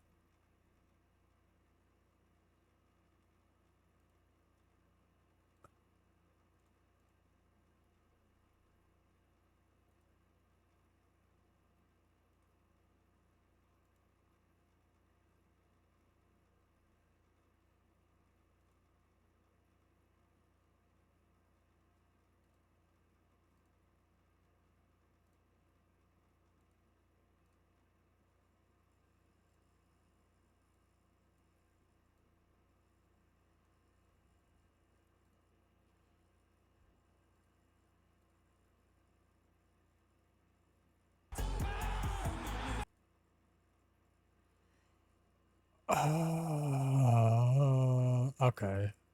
Hold on. I'll just mute it.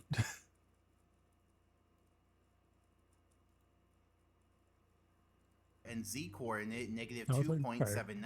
But that's not the point that the game checks to see whether it's within the floor triangle or not. Instead, the game first converts those values to another type. Specifically, it converts the coordinates to shorts, and then that's the point that the game checks to see whether it's within the floor triangle or not. And like I mentioned earlier, shorts can only have integer values, meaning no decimal components. So to convert Mario's coordinates from floats to shorts, the game takes the coordinates and then chops off the decimal components. So it's not rounding, it's truncating.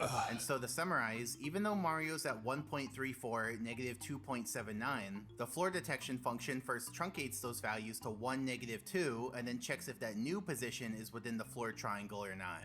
Why does it do that? I guess the programmers thought the calculations would work out better with shorts instead of floats, since floats can have slight rounding errors. But anyway, let me show this on the grid using the same numbers. So Mario's here at x-coordinate 1.34 and z-coordinate negative 2.79.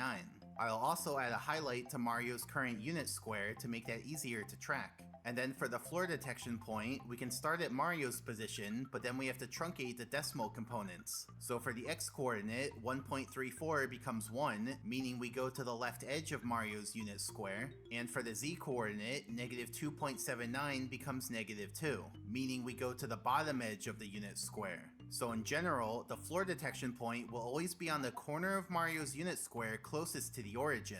And that directly follows from the fact that when you remove a number's decimal component, the number will only get closer to 0.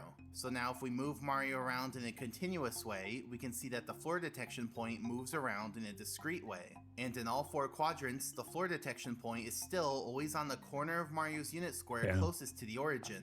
On the other hand, if Mario moves around within a unit square, then the floor detection point doesn't even move. In other words, all the positions within a unit square use the same floor detection point, because all their positions truncate to that same corner closest to the origin. Consequently, we can actually think of the corner closest to the origin as the representative for the whole unit square. So whatever floor status the representative point has will be the floor status for all the points within the unit square. So if the representative point is a floor, then the whole unit square is considered floor. If the representative point is out of bounds, then the whole unit square is considered out of bounds. And spoiler from the future, if the representative point is a ceiling, then the whole unit square is considered ceiling. I'll demonstrate this principle with the floor triangle from earlier. We were trying to figure out where Mario can stand on this triangle, and I said it was not just the area inside the triangle. So let's look at some points near the triangle's edge. If Mario's within this unit square, then this is the floor detection point, aka the representative point for the whole unit square. The representative point is not within the floor triangle, so I'll make it gray to indicate no floor. I'll also put a little arrow from the representative point to the unit square, just so that there's no confusion about which unit square it's the representative of. And note that because the representative point is always on the corner of the unit square closest to the origin, the arrow pointing from the representative point to the unit square will always be facing away from the origin. But anyway, since the representative point is gray to indicate no floor, we can color the whole unit square gray to indicate no floor. So even if Mario were here, which looks like it's inside the floor triangle, it would still count as being outside the triangle, since this whole unit square is considered outside the triangle. On the other hand, if Mario's within this unit square, then this is the representative point. This time, the representative point is within the floor triangle, so I'll make it blue to indicate floor. And then I'll put the arrow again, and now, since the representative point is blue to indicate floor, we can color the whole unit square blue to indicate floor. So even if Mario were here, which looks like it's outside the floor triangle, it would still count as being inside the triangle, since this whole unit square is considered inside the triangle. So going back to the whole triangle, the simplest way to determine where Mario can stand on it is the following process. First, mark all integer points that are within the triangle, including on the triangle bounds. Then put the arrows facing away from the origin to indicate which unit squares are being represented, and Just fucking with my internet at all. Doesn't seem like it.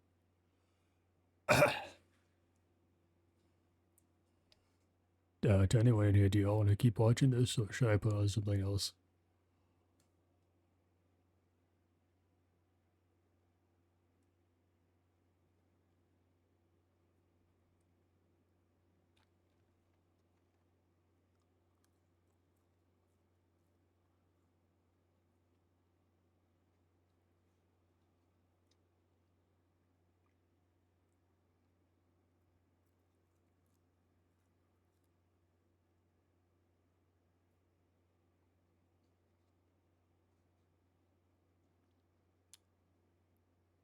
Fair enough.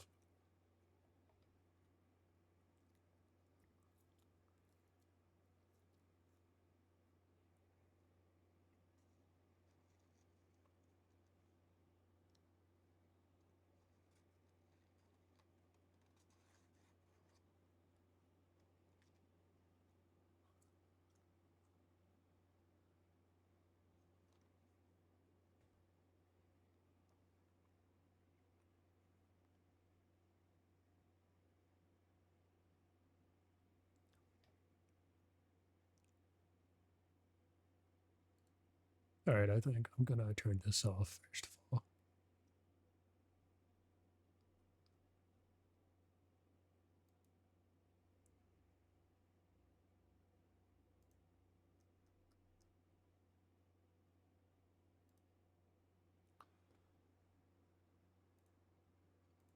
Uh,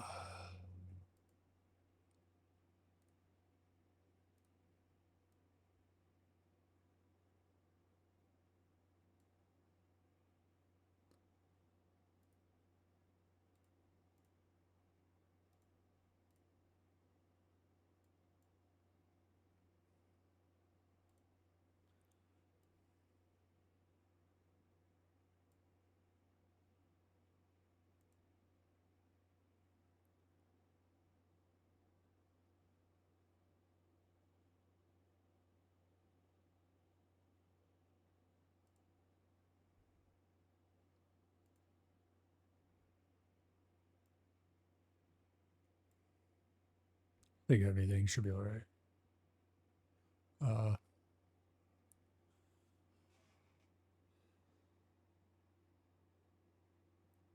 Do I want to jump back in Elden Ring? I kind of have to. I'll do it.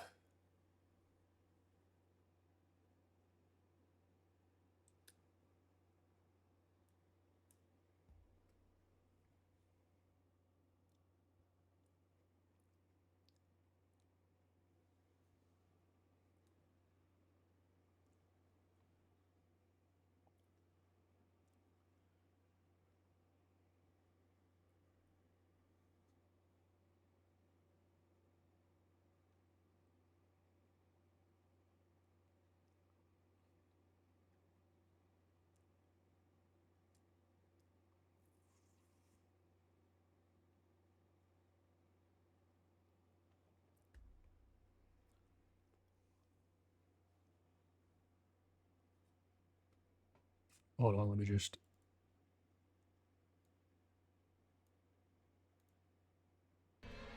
Elden Ring. Save.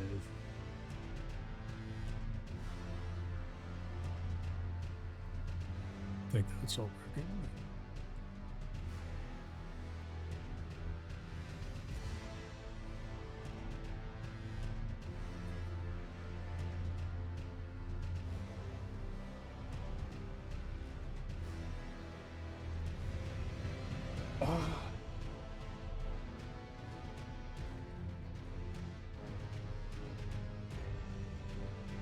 I'm going to be very distracted while playing this, but yeah, I guess I'll do it.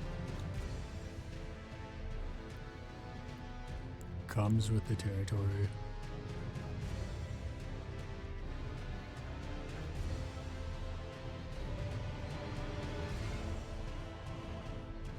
I'm surprised I'm not losing any frames.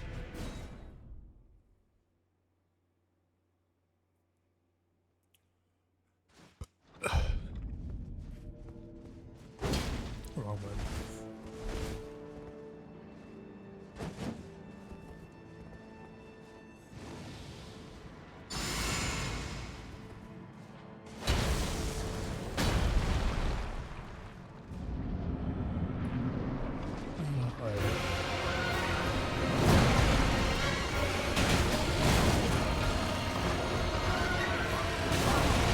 Fair enough. I guess I should just know, right? I guess I, shouldn't be in a corner.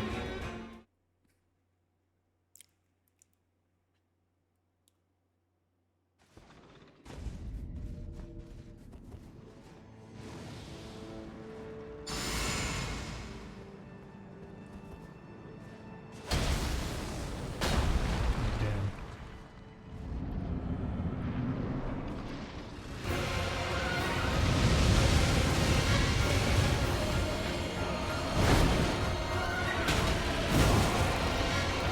I can't do anything.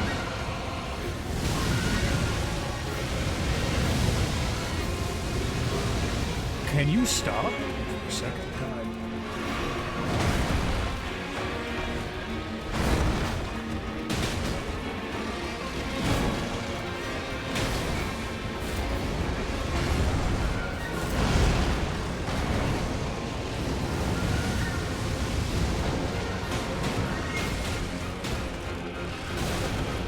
can't tell what's happening.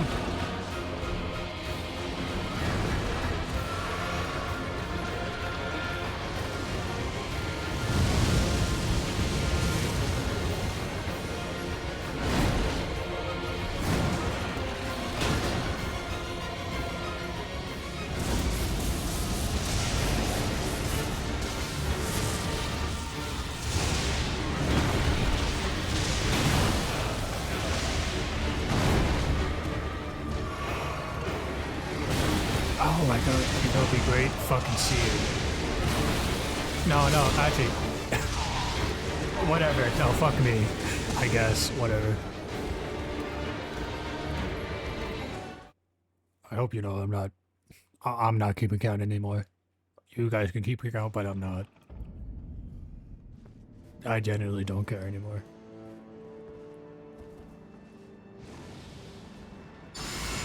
A reason why I made it a command, but nobody watched me, unfortunately. Alright.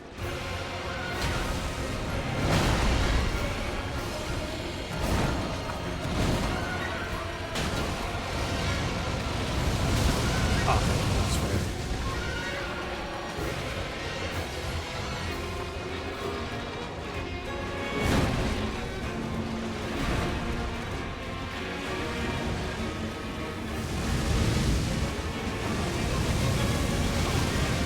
I just can't do anything when he's doing that.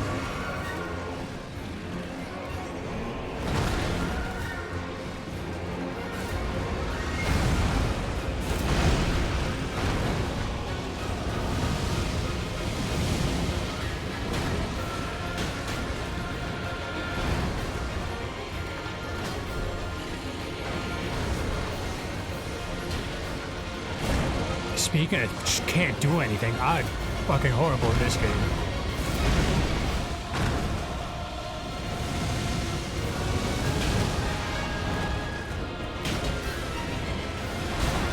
Awesome.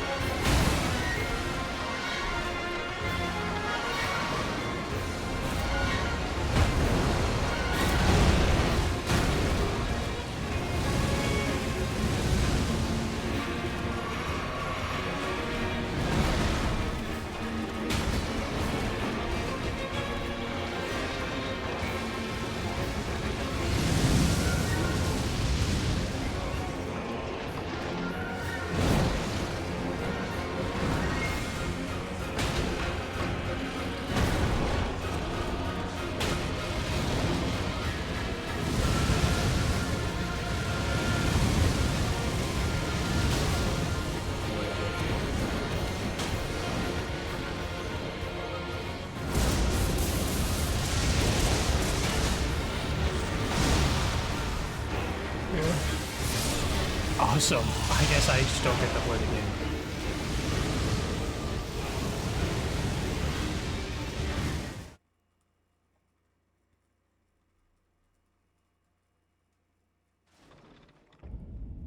I'm just gonna take this off. It really does not matter.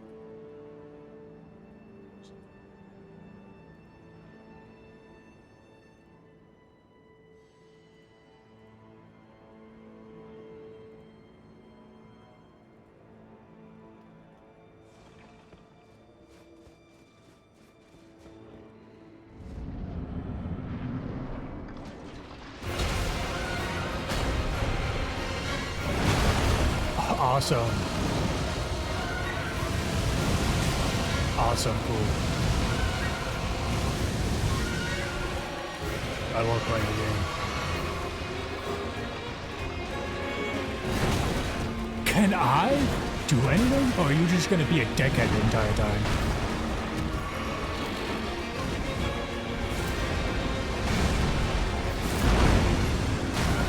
Awesome.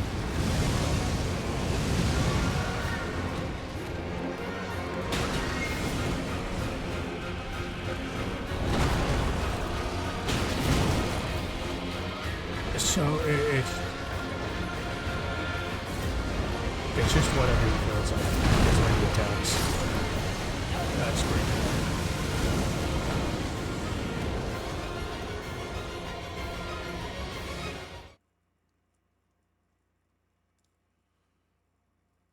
If I could calm down, I can do this. Just annoying. How else needs to get under control? This one's fucking basically broken at this point.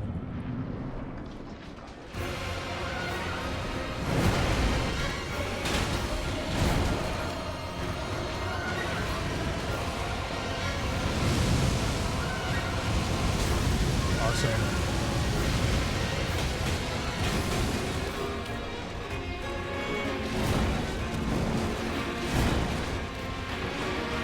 Pressure me. Was it? Yes.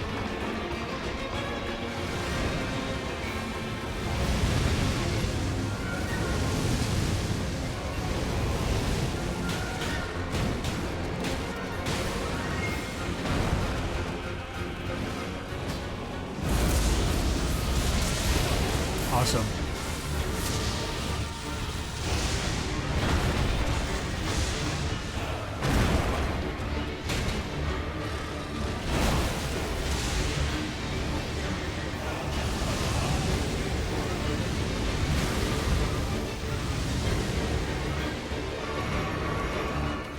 Can you switch?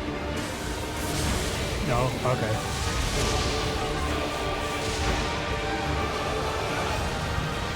Can you switch already?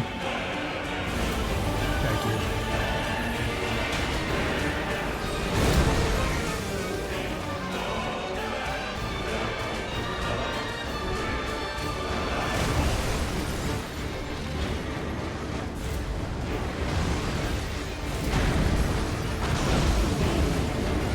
Oh, it's a tornado.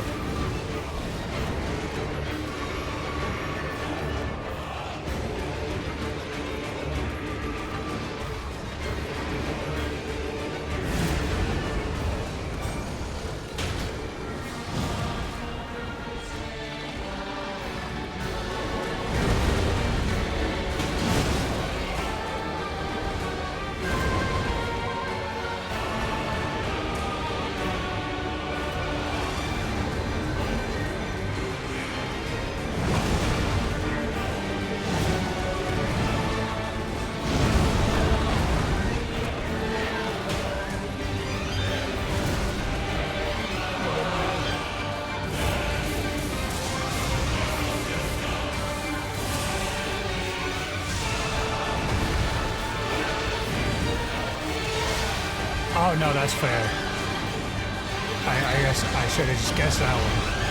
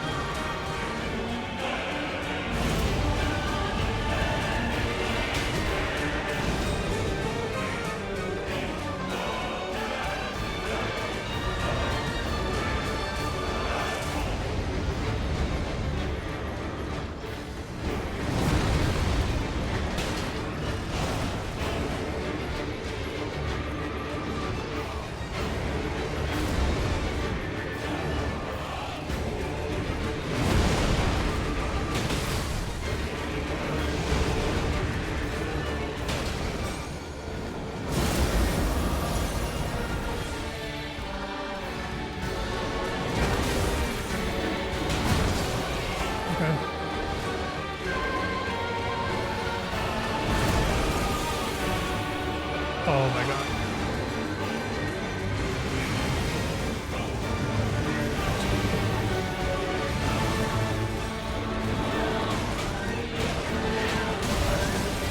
That was just stupid. I mean, that was just fucking stupid.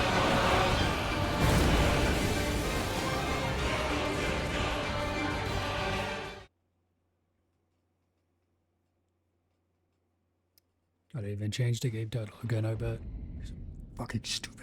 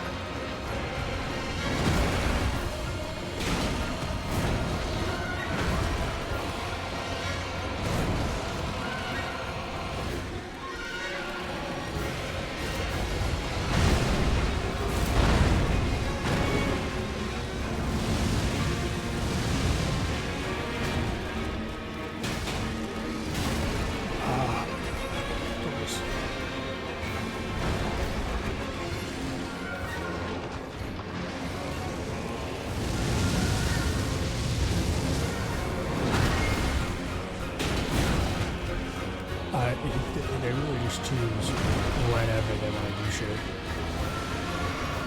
No rhyme or rhythm, just whatever the fuck.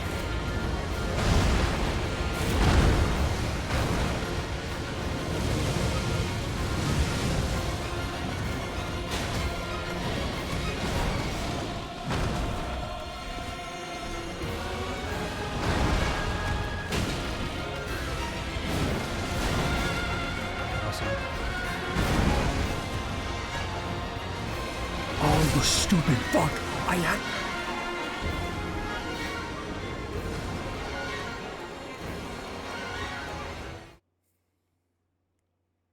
Well, that could have been a winning run, however, I'm stupid and. Alright. Another try.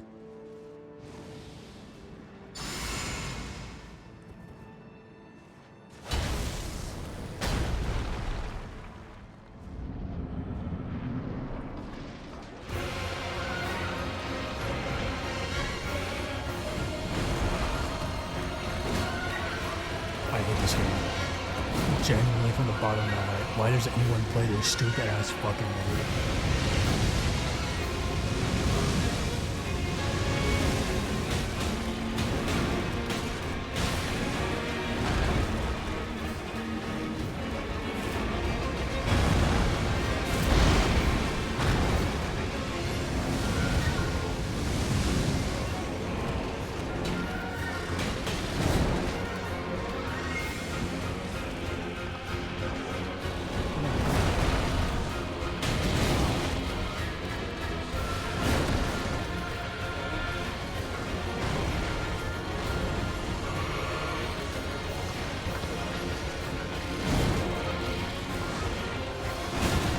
Can I play the game?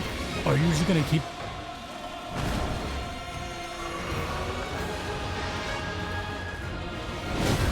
I'm gonna...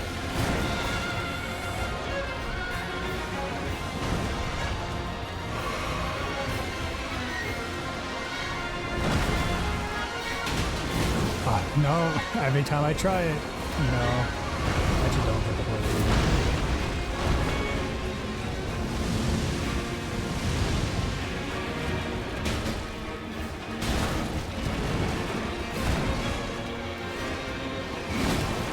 And you let me go anywhere.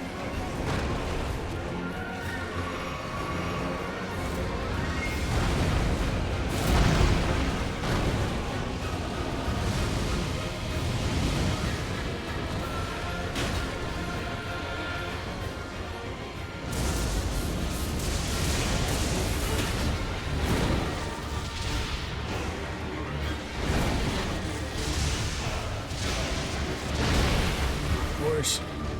Failed it.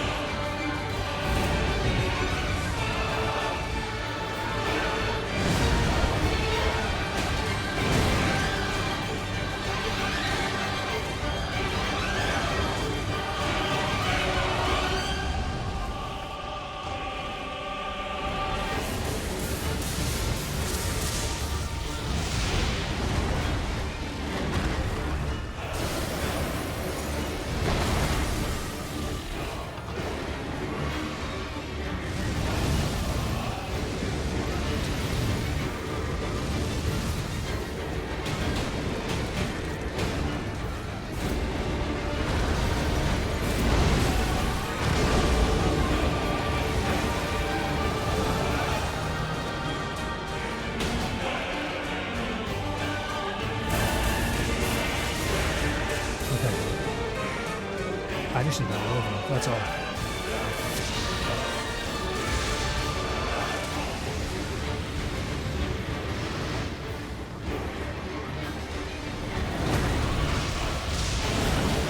Please, man. I'm literally. I didn't have fucking food on my desk. I would have. Shoot.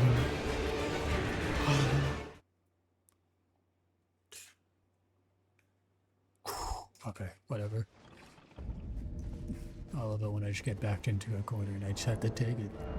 It's just literally nothing else I could do.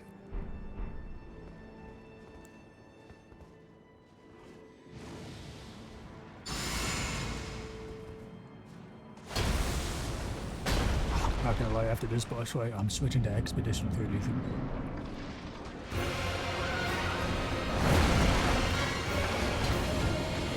Awesome.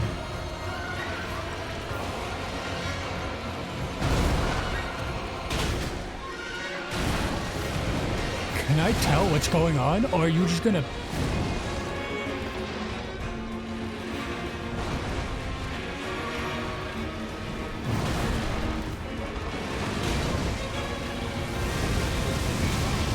Awesome.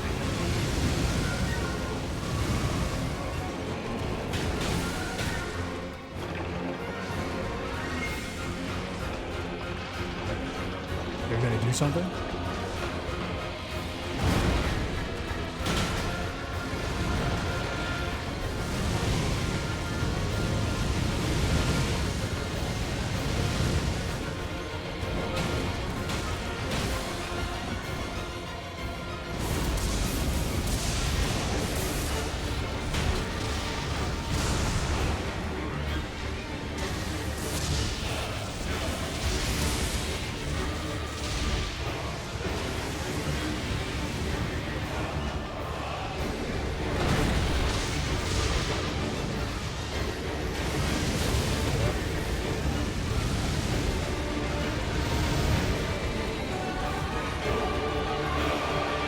Switch over. No? Okay, fair enough. Fine.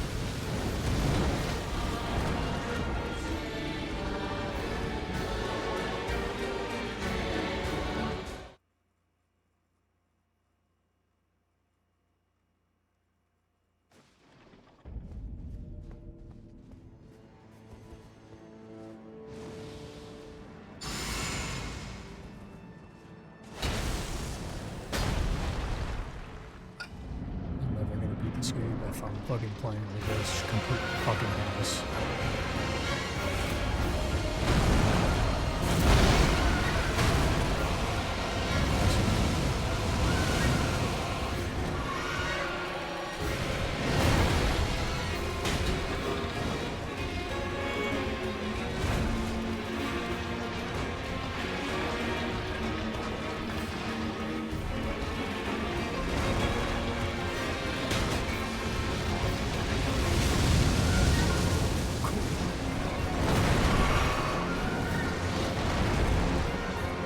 Get out the goddamn corner. Thank you. Awesome. I actually didn't like one of the game, in fact. Ah.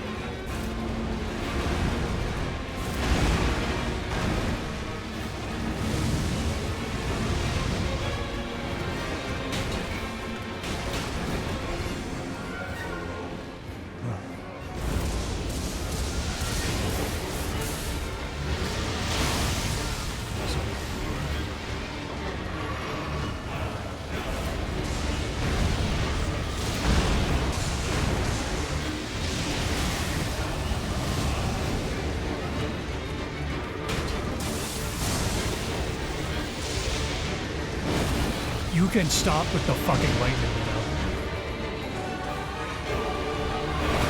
Okay. Okay.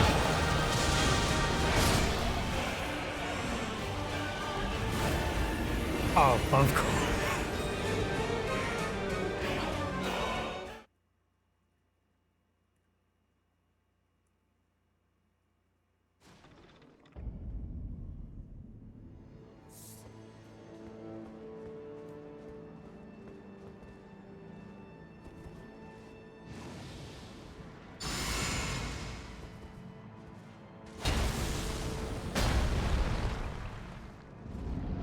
I'm at least beating this stupid ass fucking boss.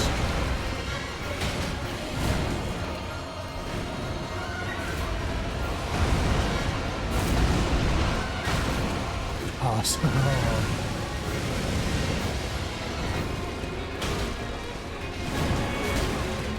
Cool. Do I get to play the game?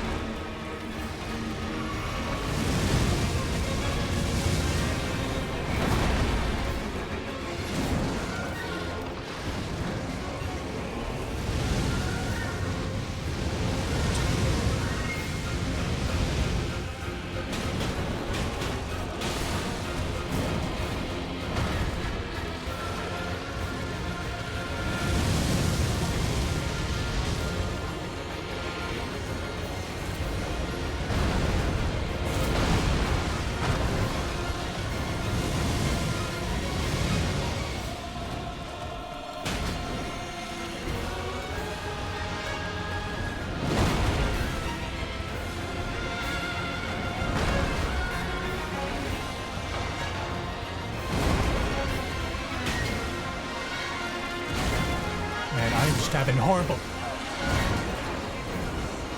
Dodge, you stupid fuck.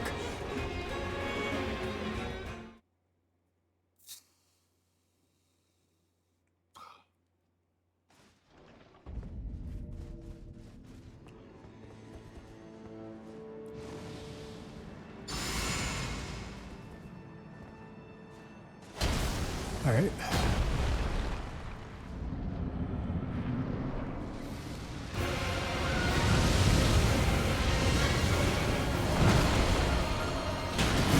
Can you stop that?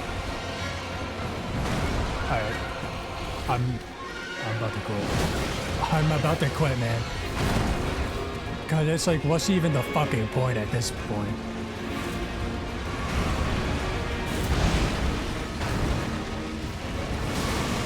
Awesome.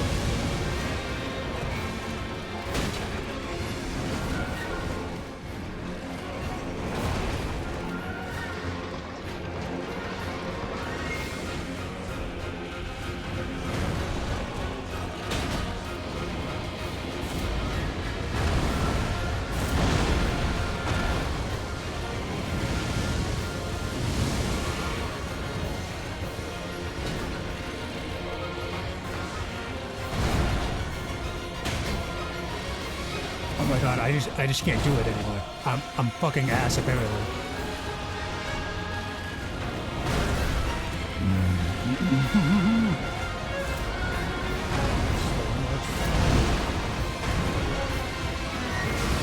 Get this game, get this game, get this game. Fucking. Okay.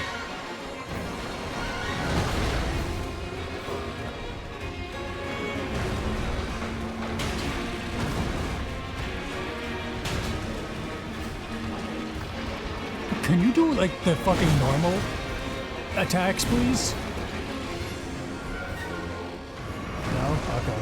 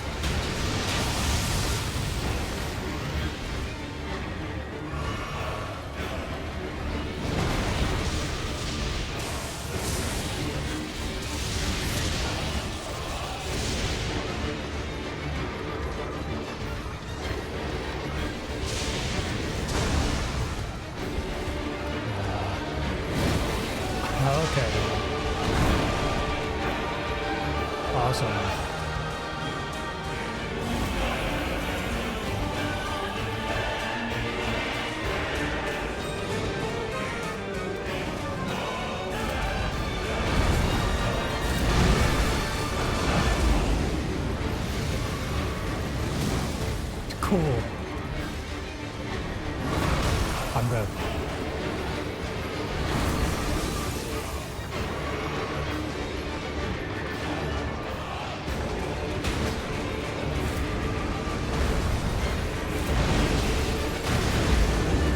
What am I supposed to do with the ice? Shit.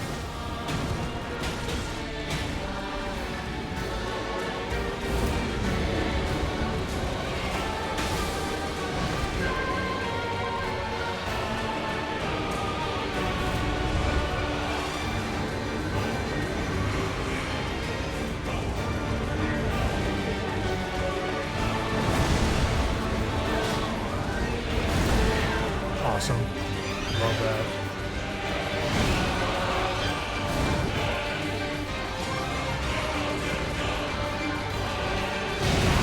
Can you fuck off?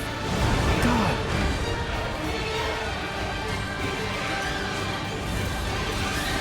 Well, I just heard you.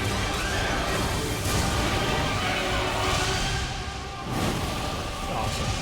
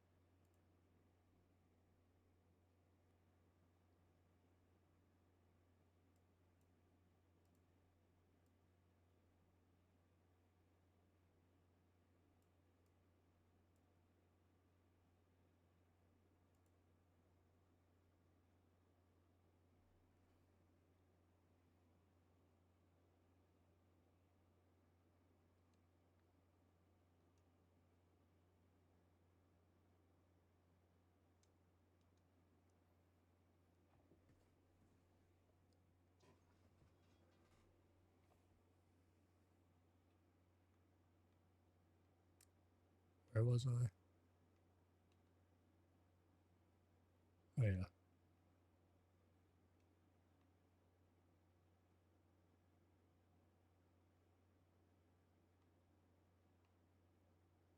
Where's the painting?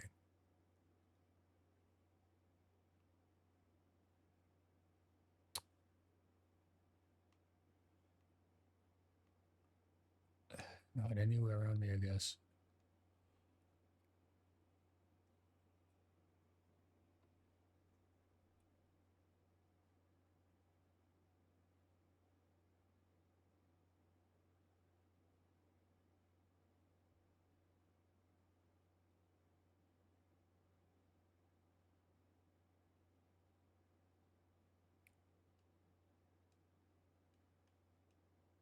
Hello? Alright. Alright, man.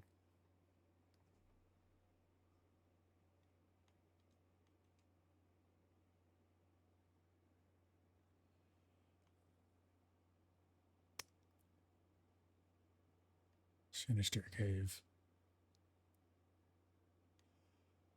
Alright.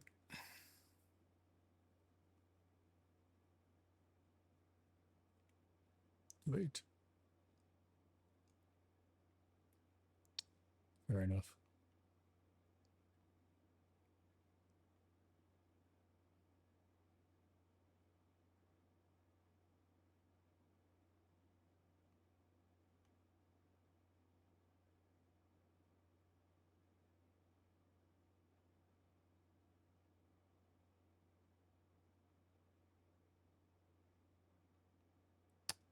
Alright.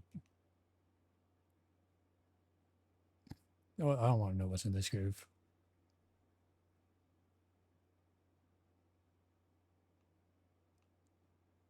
Oh, the ceiling's pretty.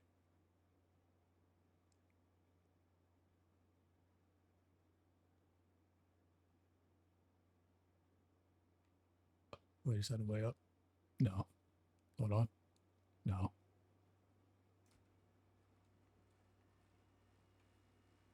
I'll leave this for later. Well, there you go.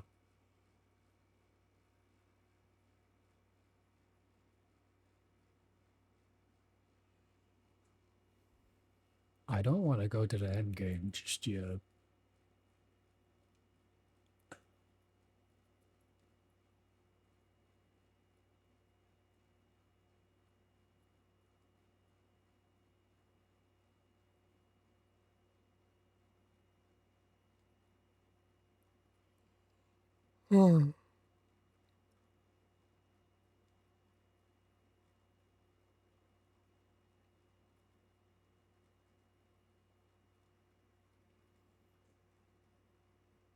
I wish there was a fast travel in this game. I have not.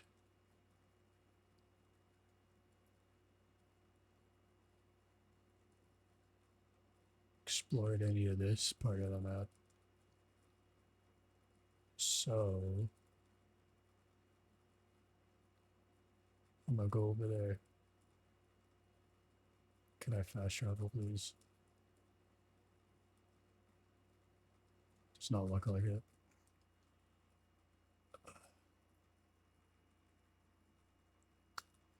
Oh well.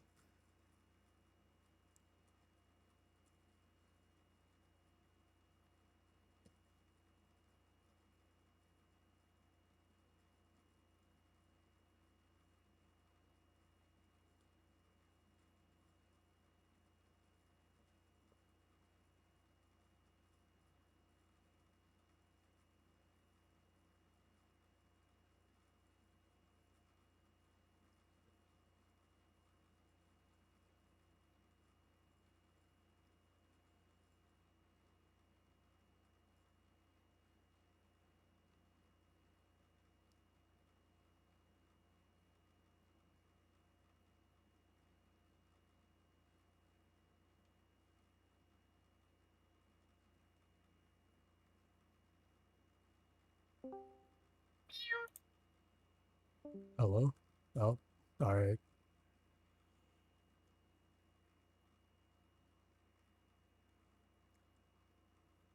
That was interesting.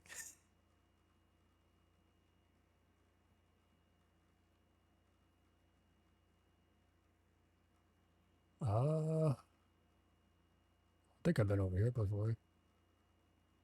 Because I haven't.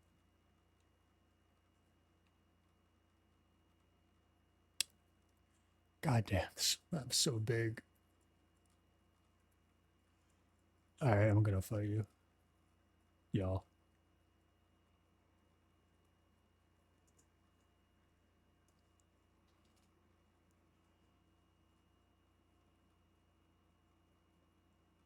Hello? Why is my controller doing this? Alright.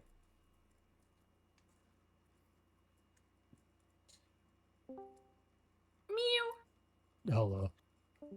Okay.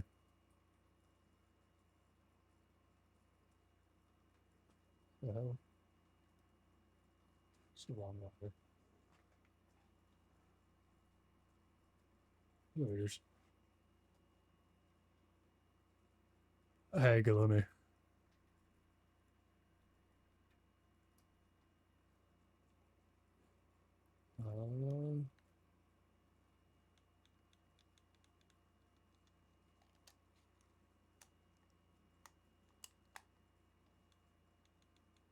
I'm gonna assume everything works.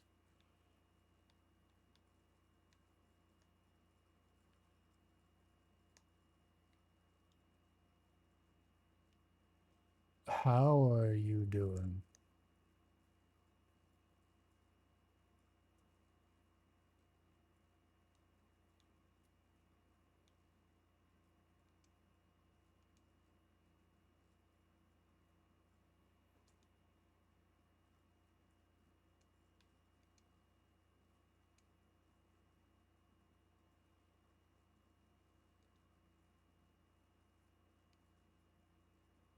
I forget what these are weak to. Whatever.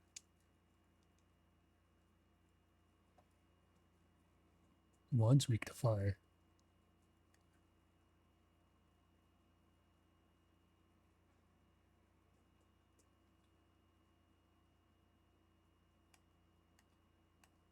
Oh, god damn it. Switched up the combo on me.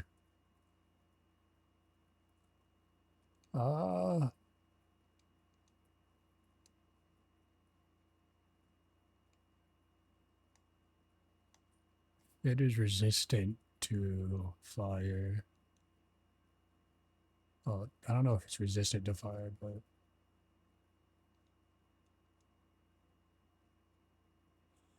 well, it's dead anyways.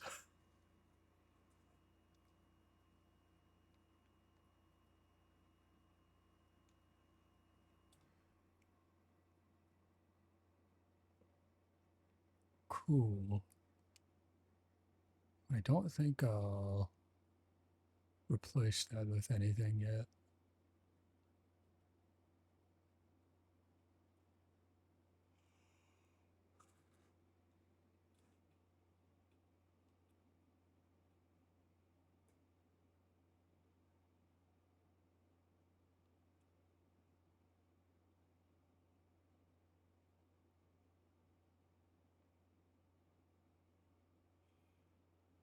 You know what? I'm confident.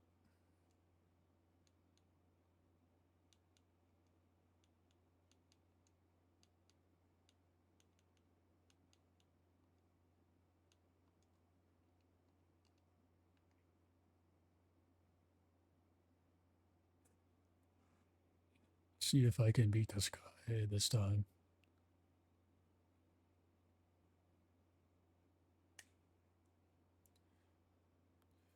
Nope. Oh, my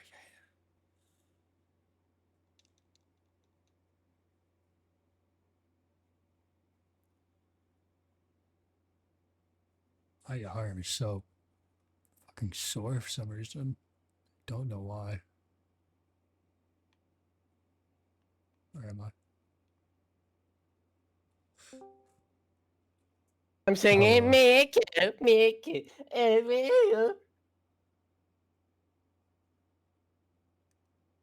Hello. Hello.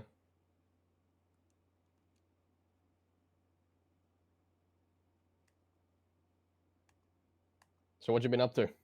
I thought I'd come by real quick, say hi, and see if you're doing well and stay safe.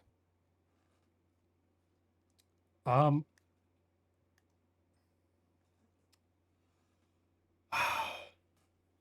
dying. In what? Expedition 33. Oh, shit.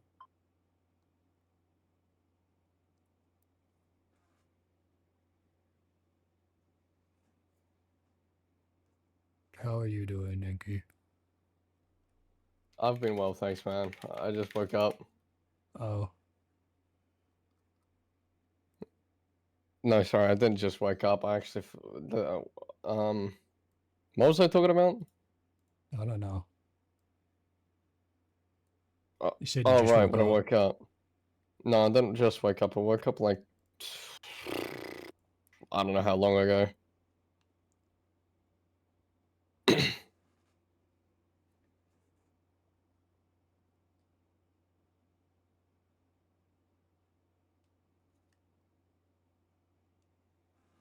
My friend says she's going to sleep, but she just followed me on Twitter. Tisk tisk.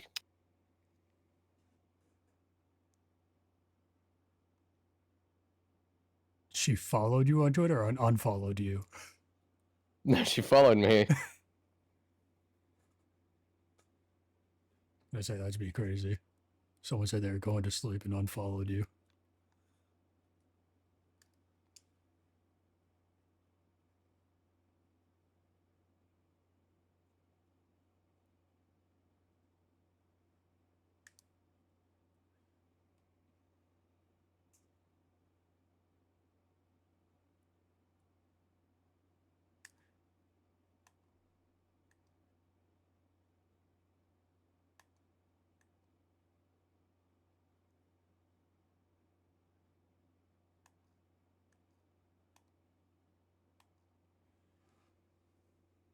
Sorry, were you asking me something? Wait, What? did you ask me something? Sorry. No.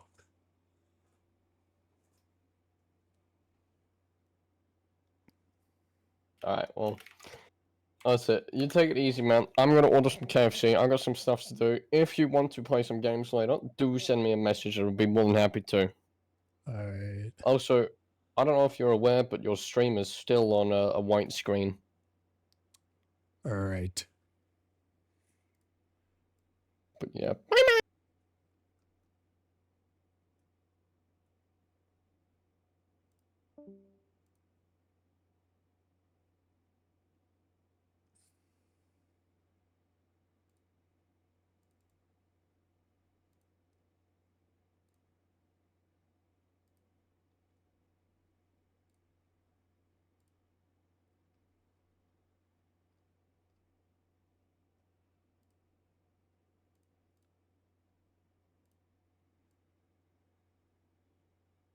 Anyway.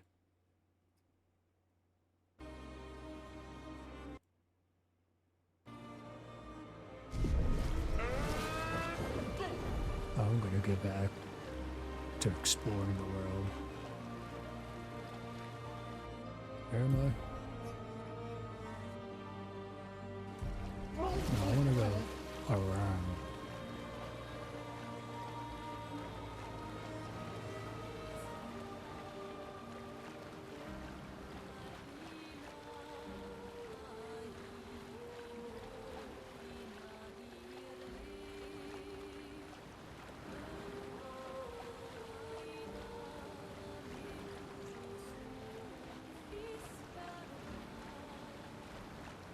Is there anything over here? Master swimmer.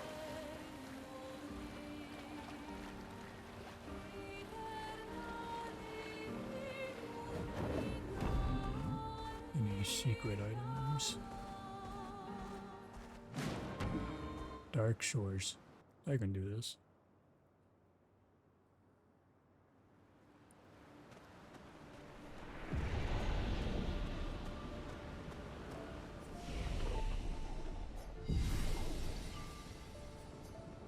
Upgrade.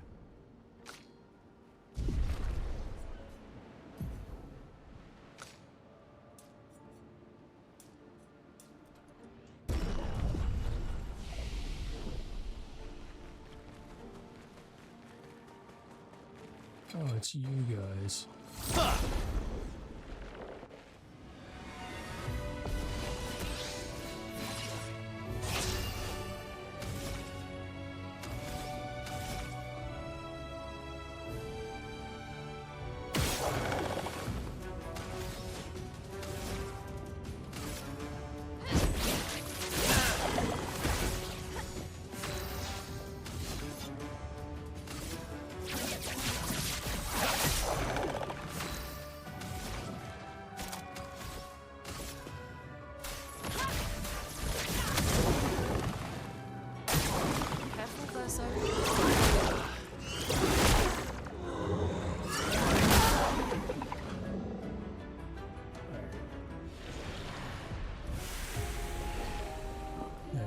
probably just get on to the next round. Or next attempt.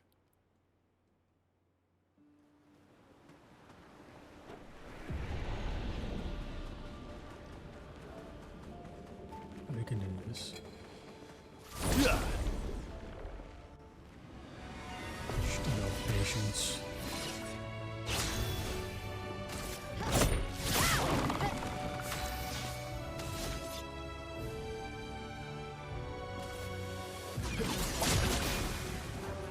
A storm is coming.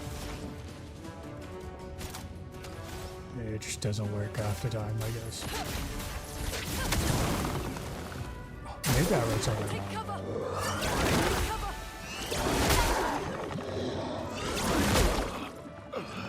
I suck at this.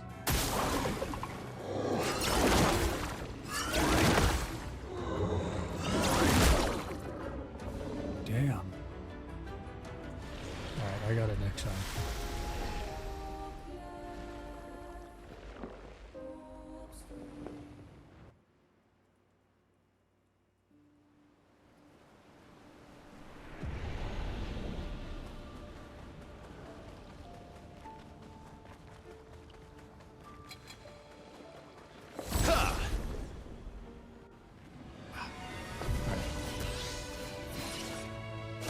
Spill some ink.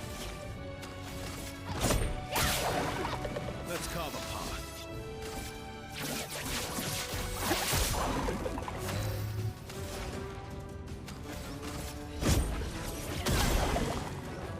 Take cover!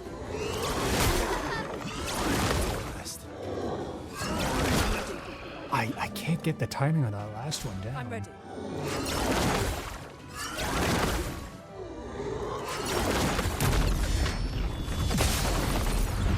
Nice.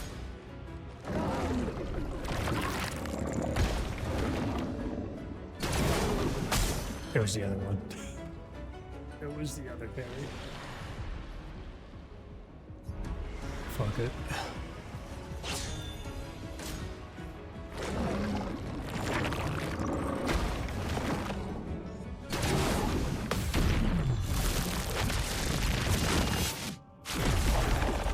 That's more like it.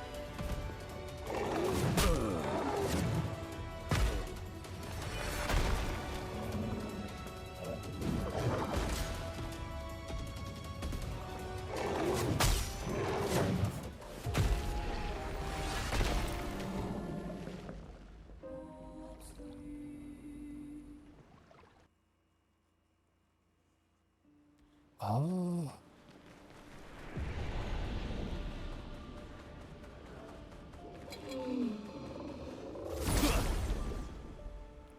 Got a couple more tries on come up.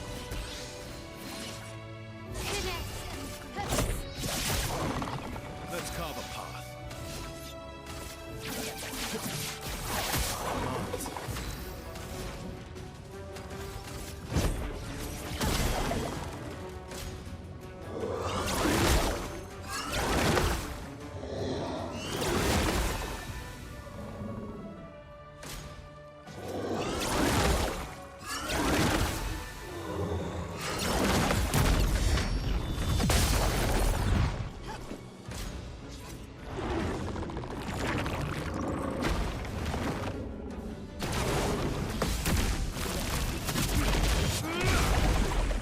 Nice. Oh well.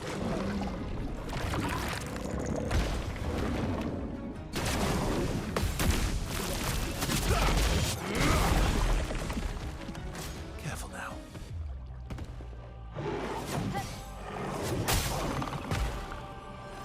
Worse. Alright.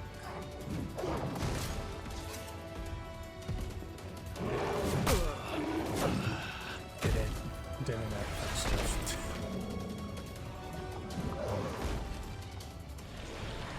I'm not wasting any time here.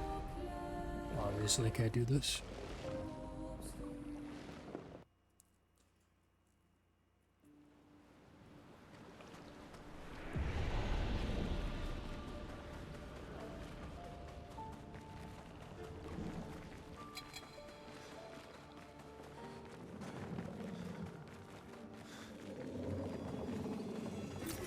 Well, that will help.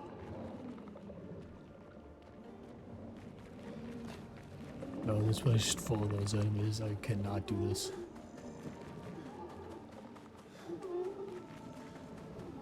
We'll grab any of these lying around. An advantage.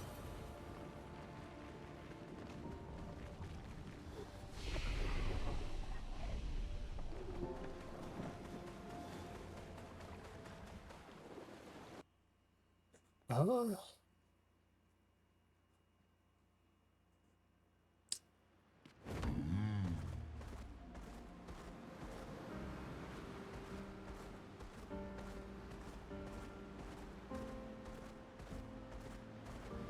Time for swim.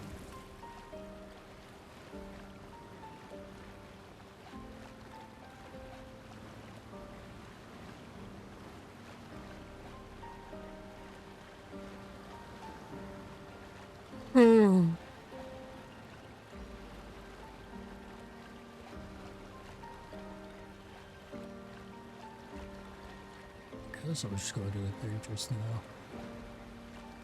Why not?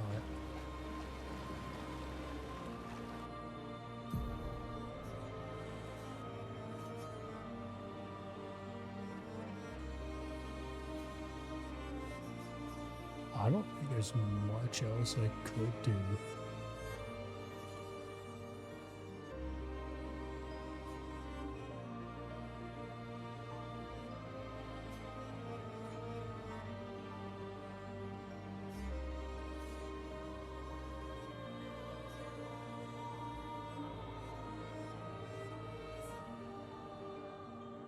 I'm missing a lot of stuff.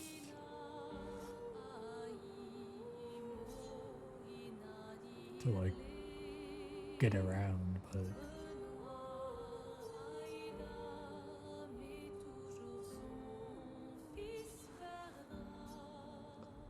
I assume I just have to continue to get that.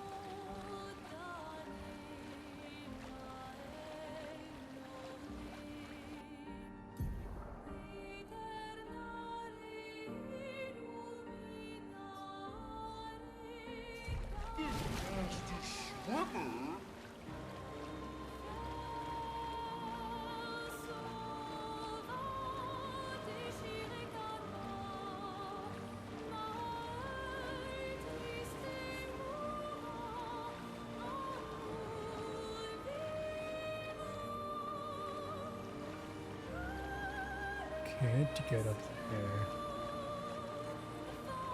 And I assume I just have to keep going through the story.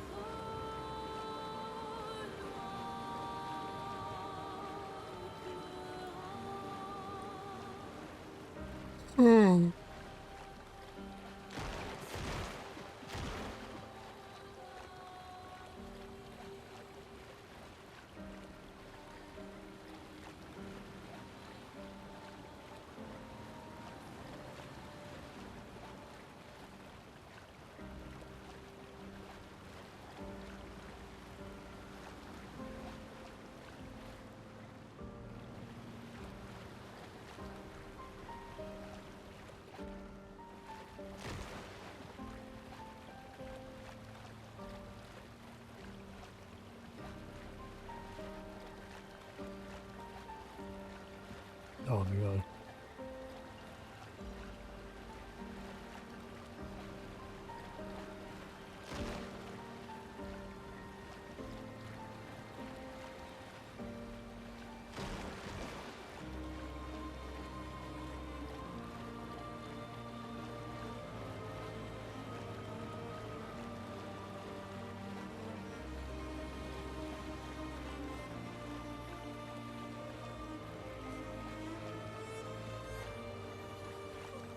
I feel like there's just like... There's no way this is the end, I feel like. We can finally reach the painters. Let's make sure we're well prepared beforehand. We still have a little bit of time.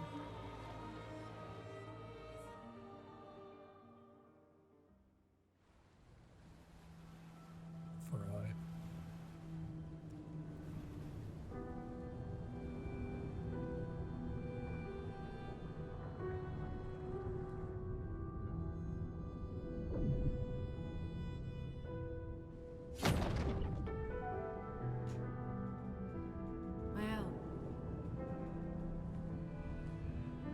should do the honors.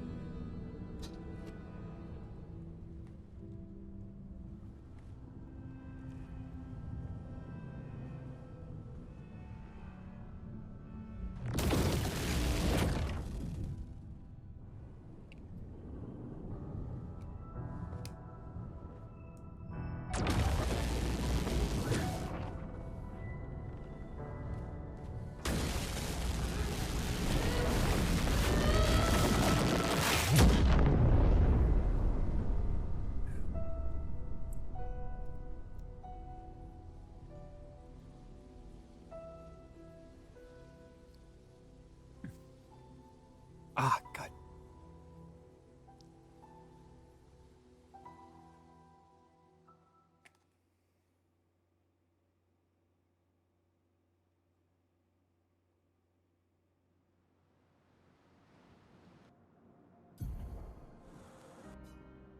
Oh, I was like, where the hell am I?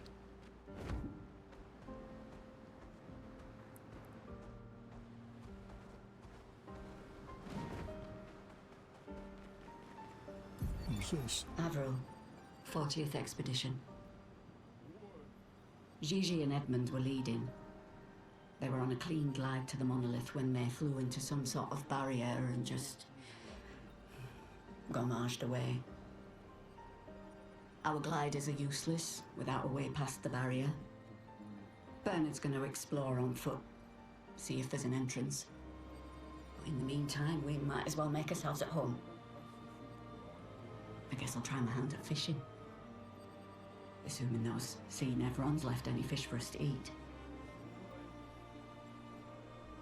Rest in peace, Gigi and Edmund.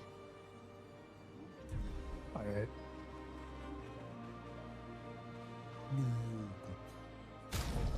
Trade. Look at this.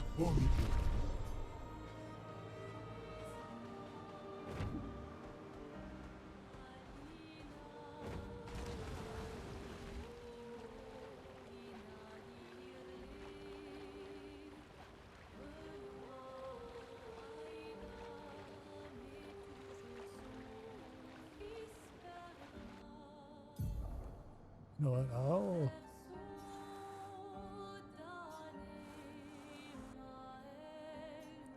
I'll go look in this area, see if there's anything That's the swimmer! worth anything.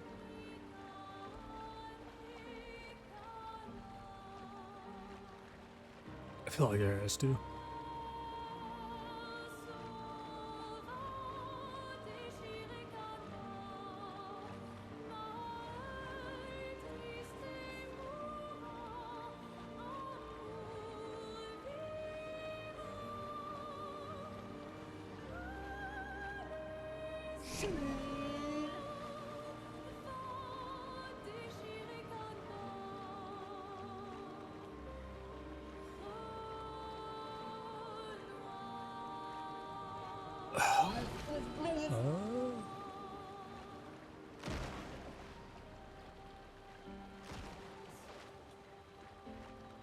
I'll probably do this.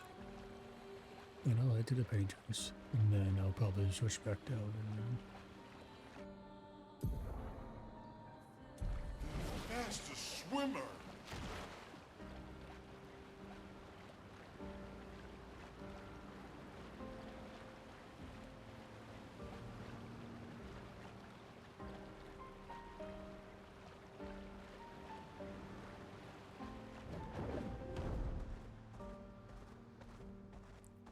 this doesn't say danger, so I don't think it'll be too hard. Hopefully.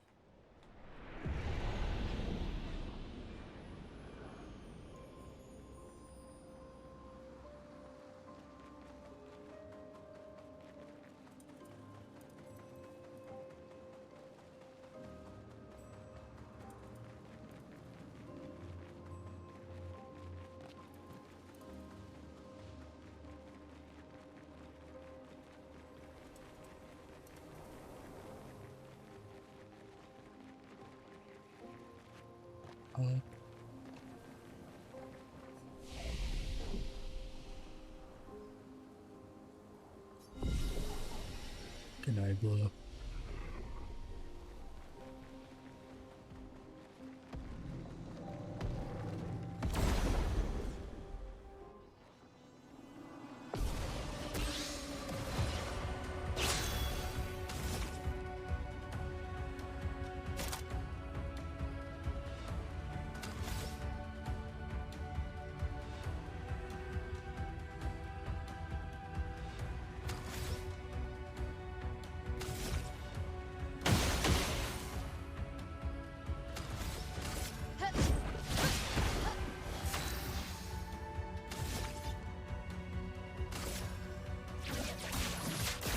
Target marked.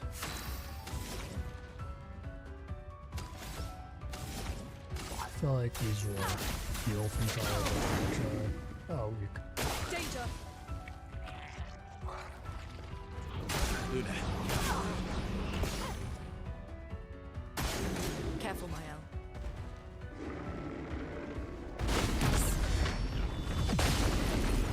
nice.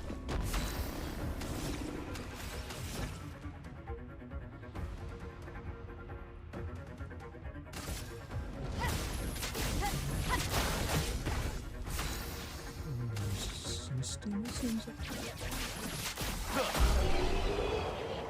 Fire system.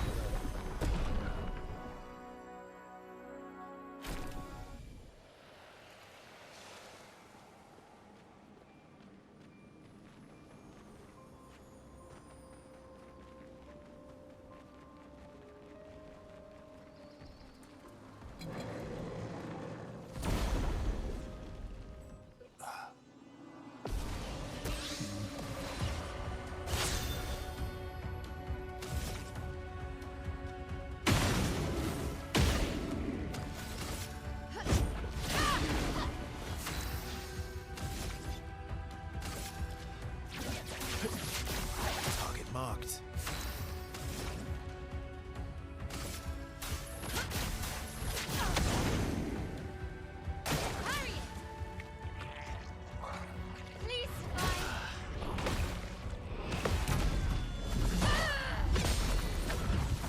Careful, Mael. Ready to evade. Ready to evade. That's better. I did not realize how low health I was on. Watch out!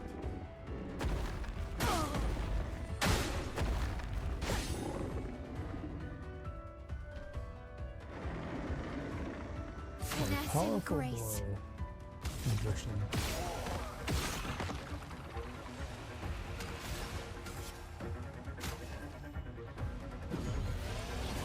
Did I die again?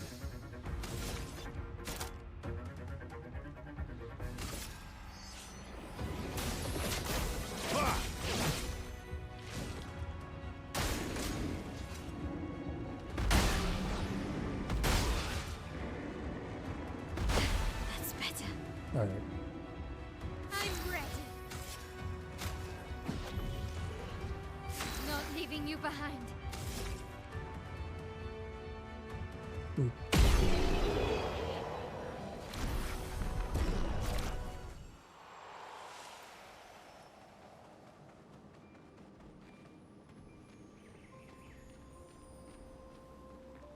So I just used 2 revives all along. Is that the revives?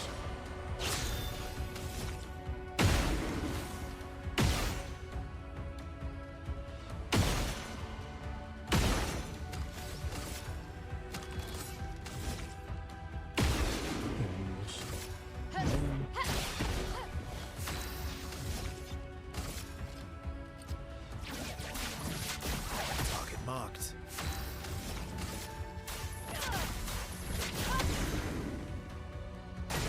Nice.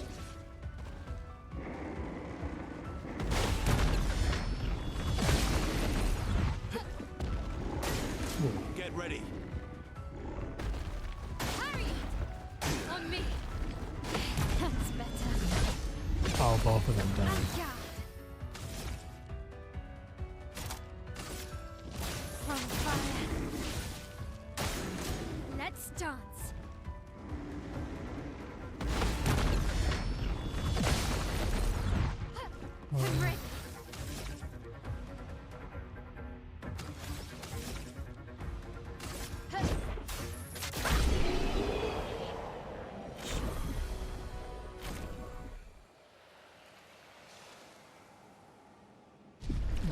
poisoned.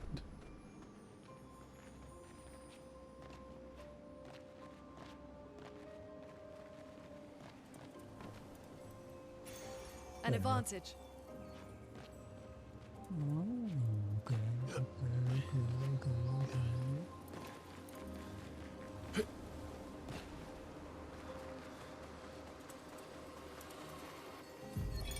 Matteo, 3-5. They were so brave. So, that's what it means to lay the trail. I survived and will continue on. But to all the heroes of my team, I dedicate our journal. All of them were bleeding out from our battle with the terrifying Nevron roaming this area. Yet in their final moments, they used their bodies to create a bridge for those who come after. What? Expedition 3-5 is over. But tomorrow comes.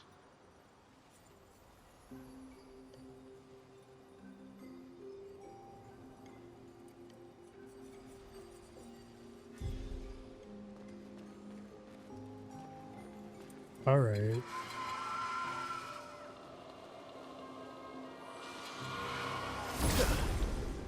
Oh, God, these are all floating enemies.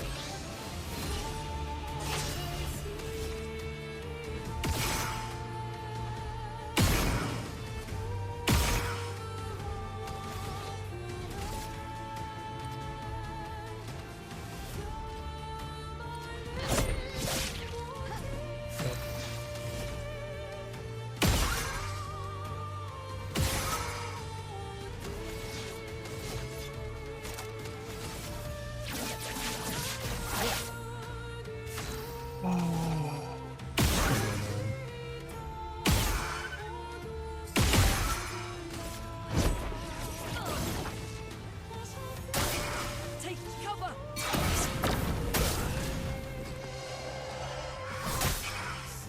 Enough. All right.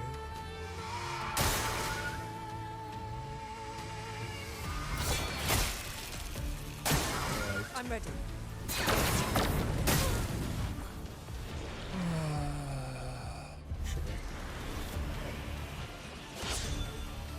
Eyes up, Bunker.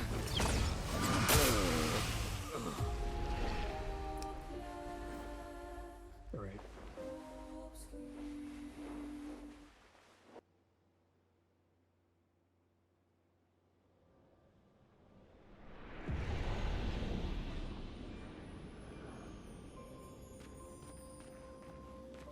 I can do this.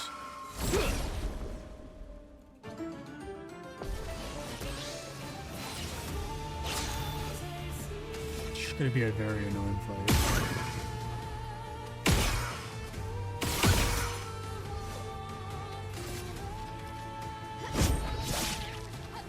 You're outmatched.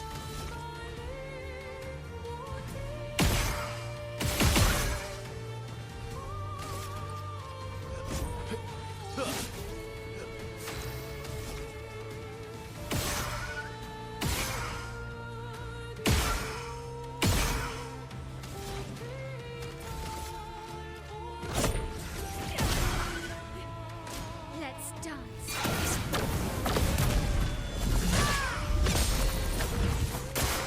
Careful now. Ready to evade. Ready to evade.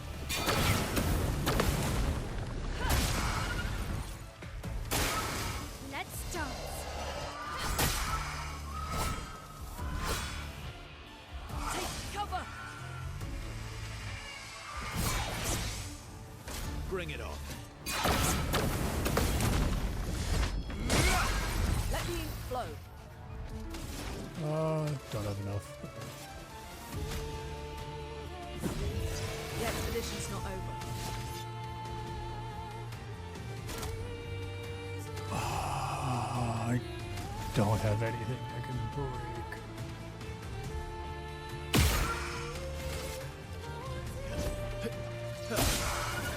Aya.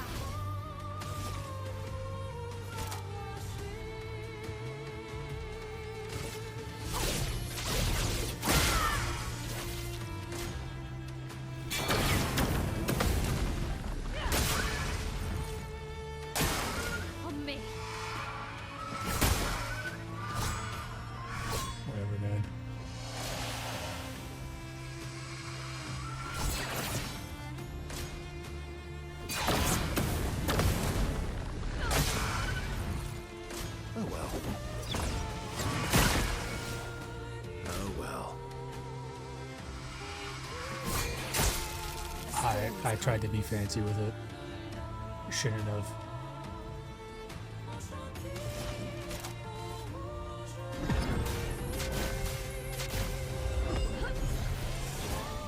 You're outmatched.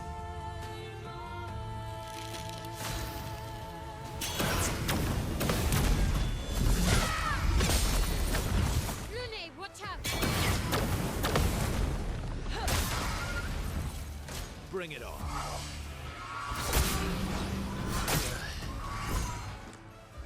Let's dance.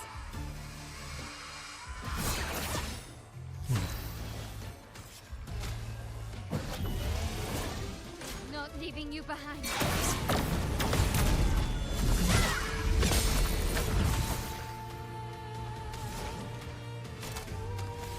Ah.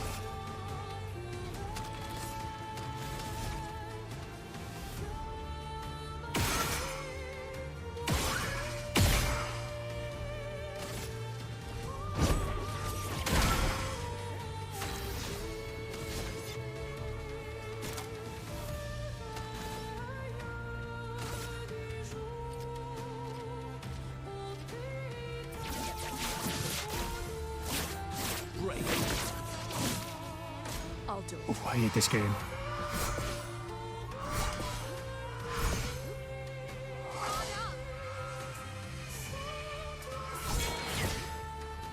Take cover.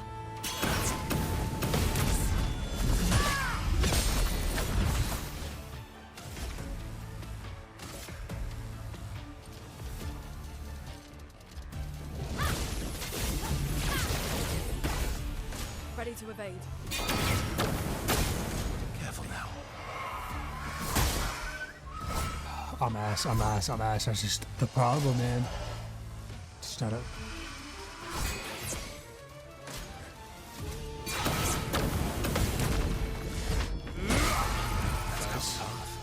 Okay. Why did you? Sorry, I failed. Get ready. Foam is flowing. Ooh. Okay.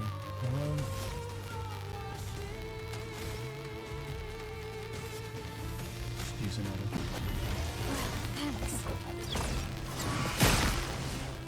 I'm ready. Let's cover path.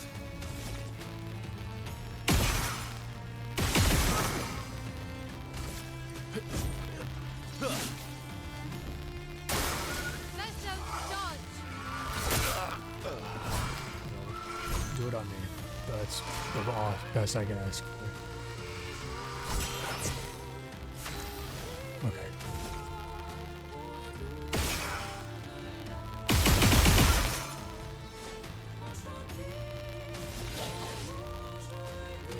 I don't want to try it because I don't think.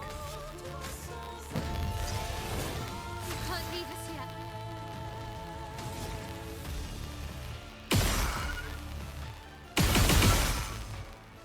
All right. Harry!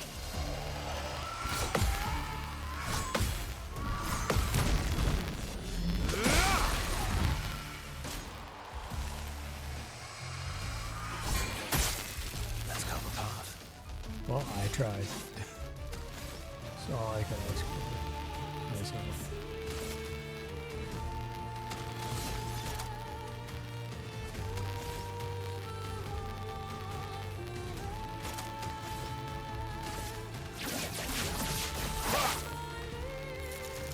Okay.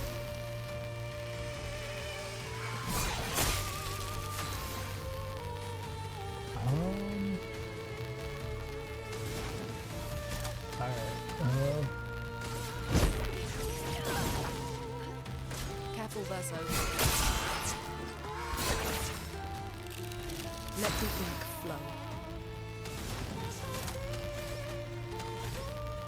Okay.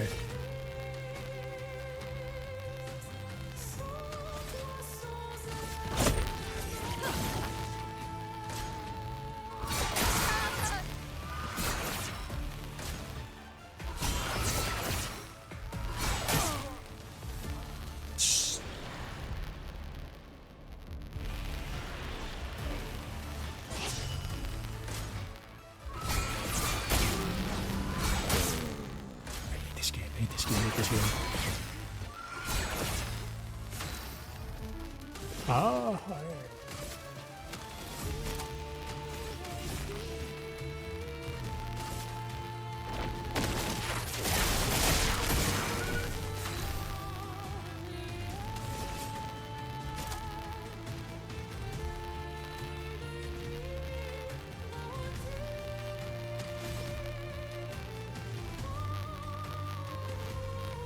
Here's your car.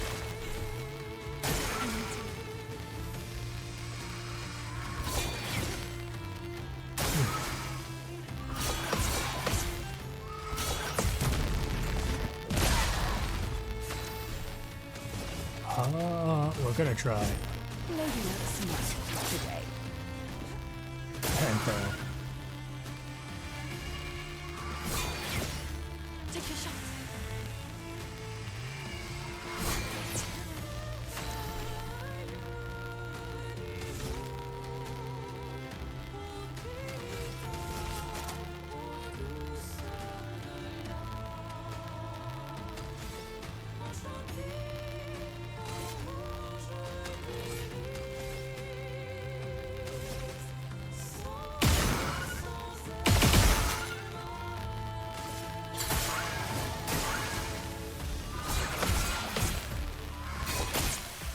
God.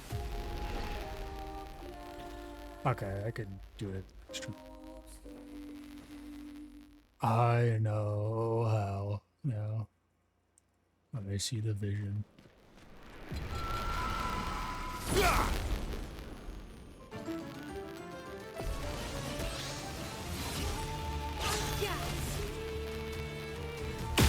Just get over here first.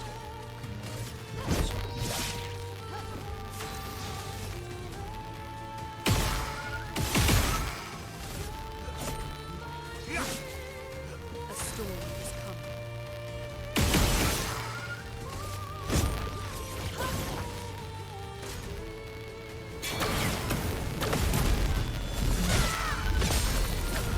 Brace yourself.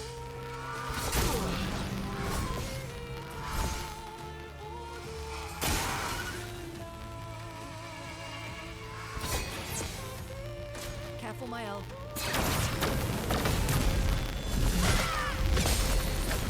Careful, my elf.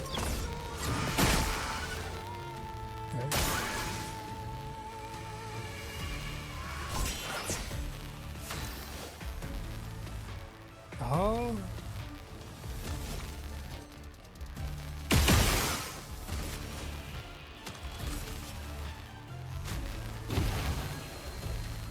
Lune, careful. A storm is coming.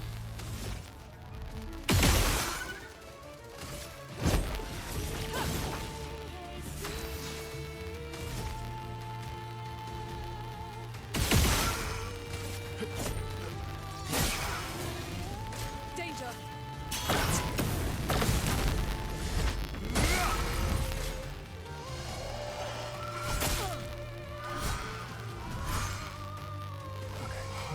Let's try it.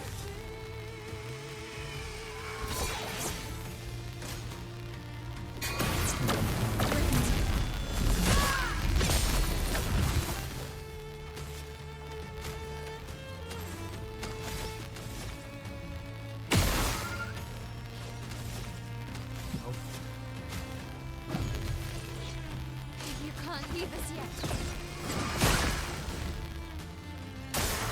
Ready to pass. Oh my god. I didn't expect it, man. Fuck.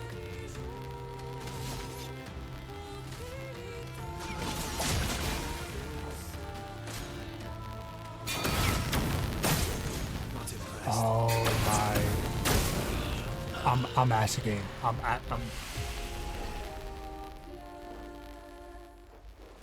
Okay, whatever.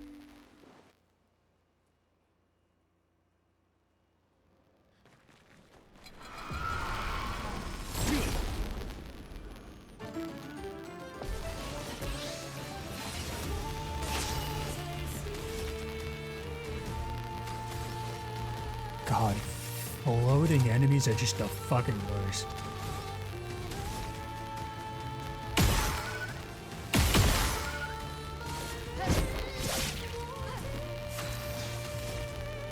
making like an entire boss out of it, which sucks so much. A storm is coming.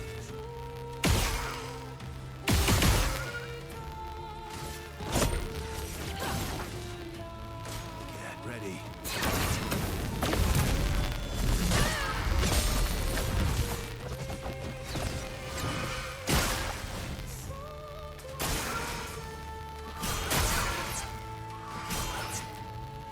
Just try it. Lune, careful. Okay. Bring it on. I'm ass at the game. That's like all I can say.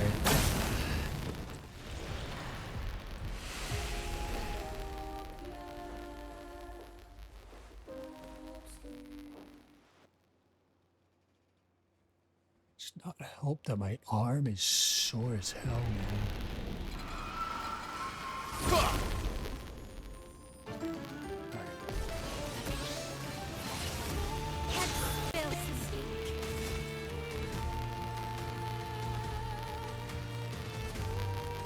You are like in the most trouble, man. I don't know what to do.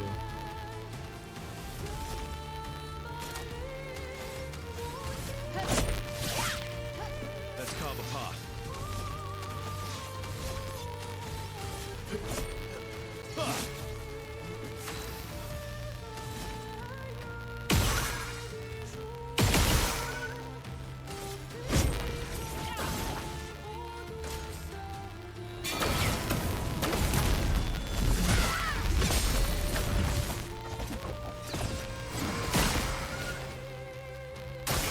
Now.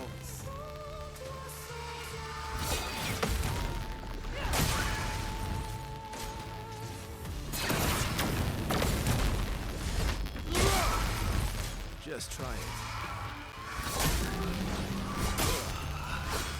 I suck at this game. Oh my god. My L.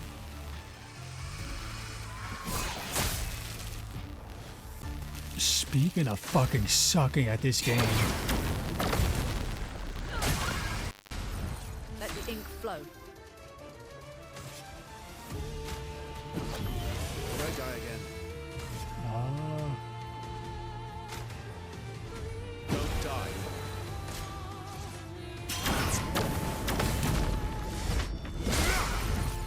Careful, Verso.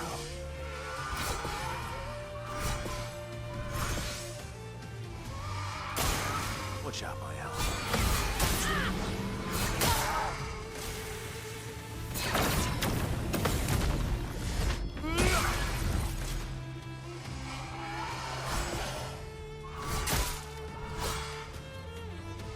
Oh well.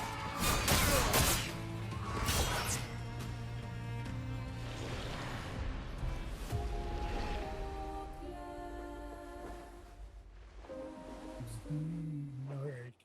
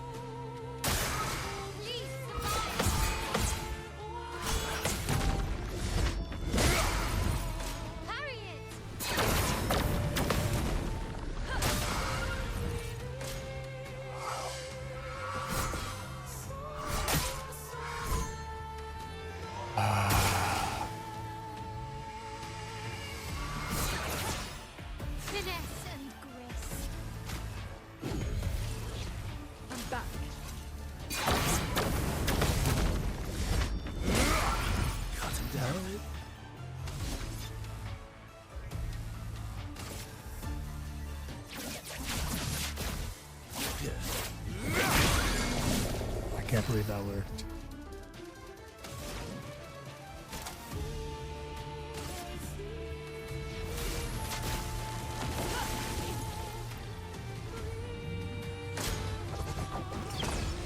Alright, well, glad to know that even while they're stunned, they can dodge. Because that makes sense.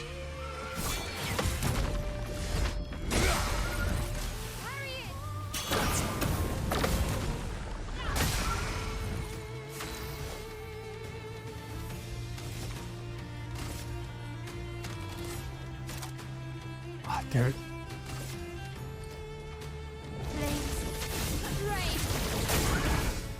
Careful, my owl.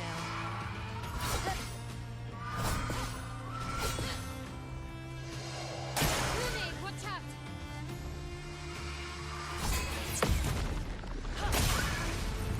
Ready to strike.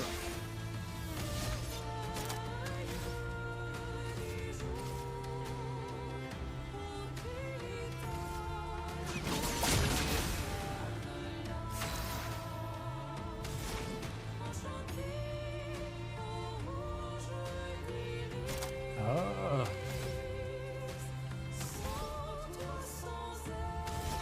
Might as well just try.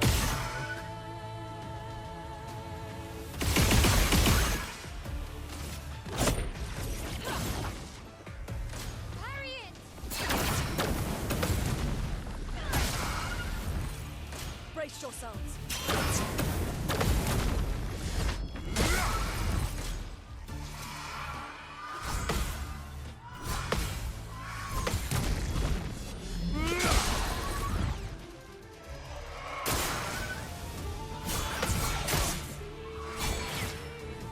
Okay.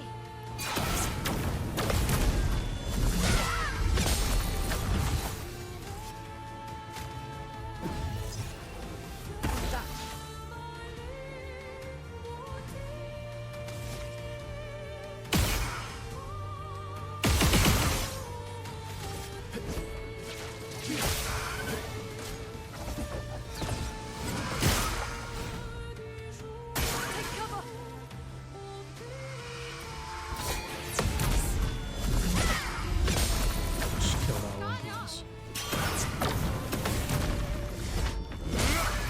Let us stain them.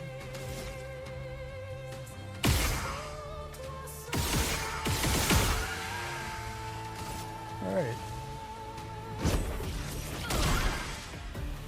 Watch out. I can focus on Careful, my owl. the one to the right now. Just the one in the middle is just gonna get countered to death. Eventually.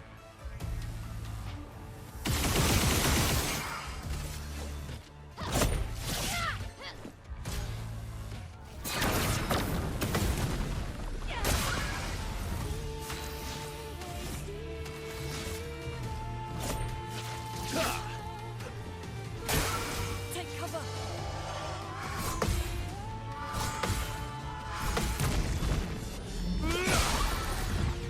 Surprised I got that.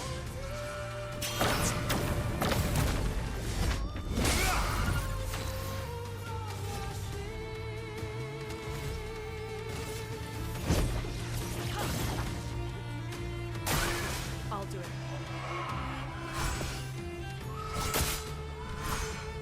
Ah.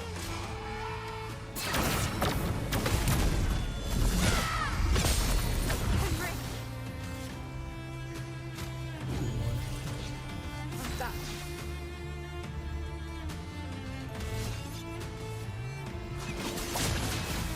Worth it. On me.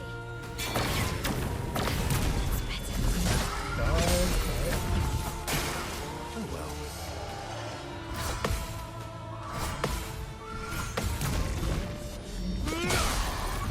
Nice. Overflowing with energy. Now let's just shoot this thing.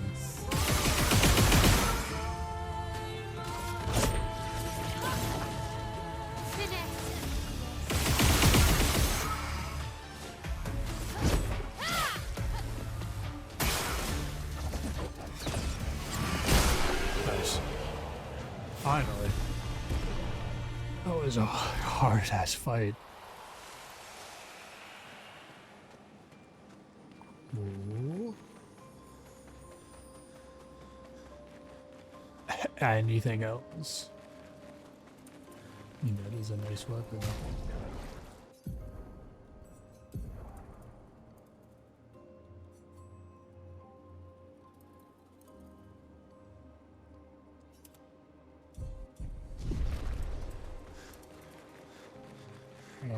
Alright. Continue forward. No.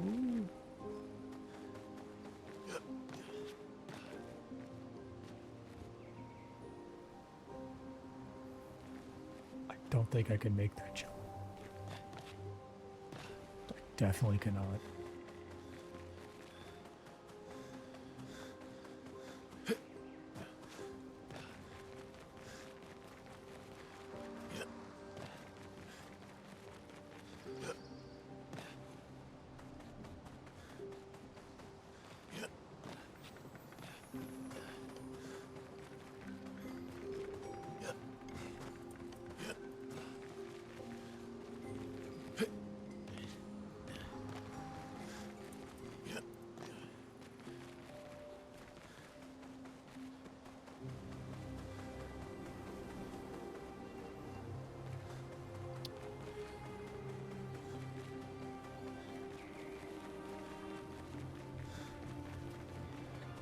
This way.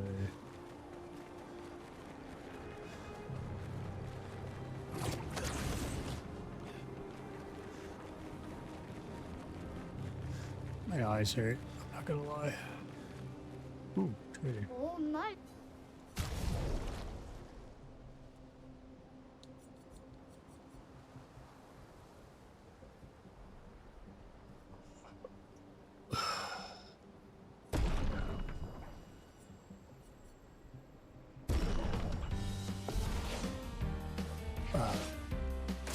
Let's dance. Let's spill some ink.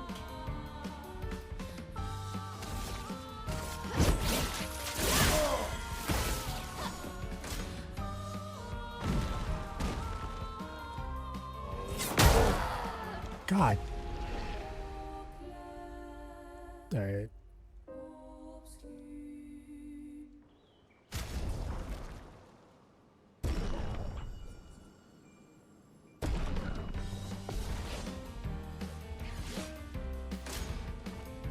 It goes bigger.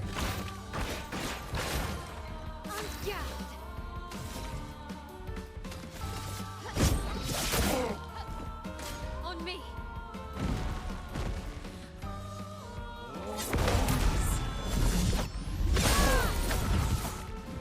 On guard.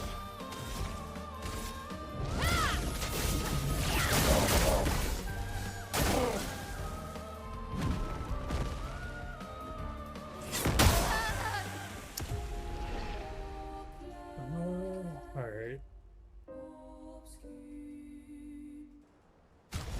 It's gonna be annoying, but I don't want to fetch.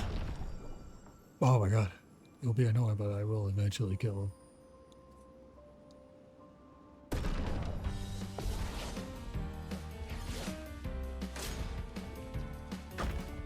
It's not like the other boss fights where I can do 17,000 damage and it not move himself by a smidge. I can actually fight back.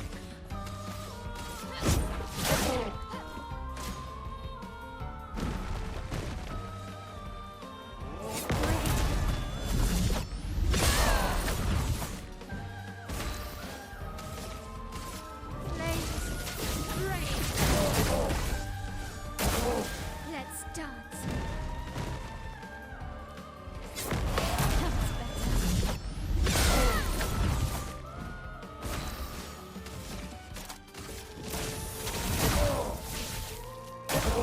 On me.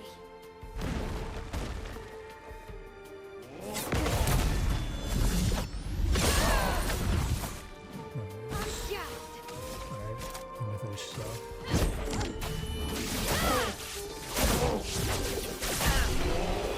Hooray. Oh, grinda da Vicky, lampe ma.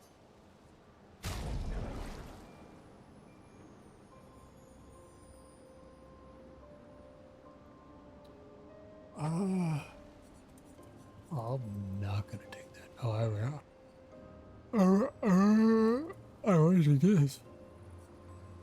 Oh, also this.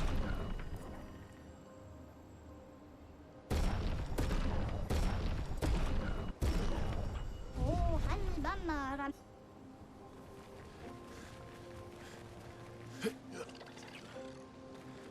The hell was that sound? Oh, enemies. I can take these people. I can take these people.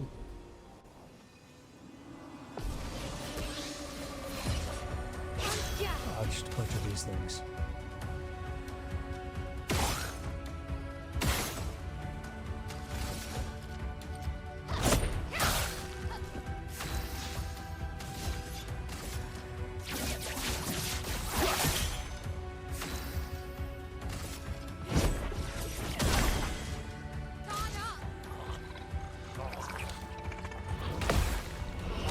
Watch out, my God. Take cover! Ready to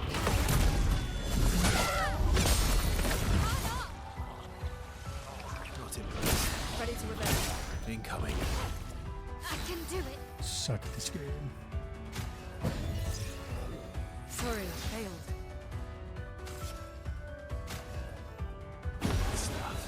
Please fly. Danger! Danger! Take cover! Let's go. Take cover! Let's push forward. Alright. I'm ready.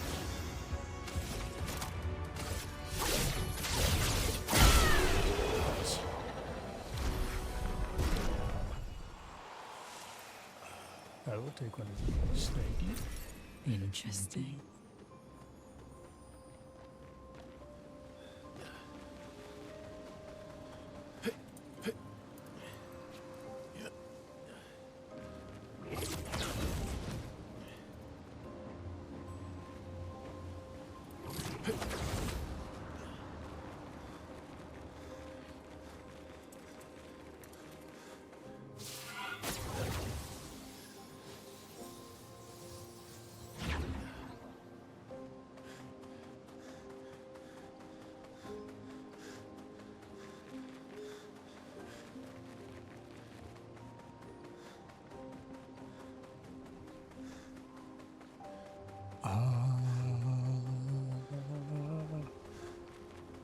Oh, noticed that before.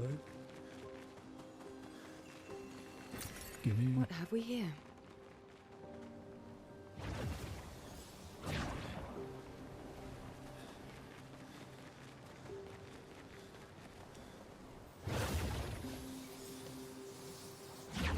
Is that really all this place had? Kind of disappointing.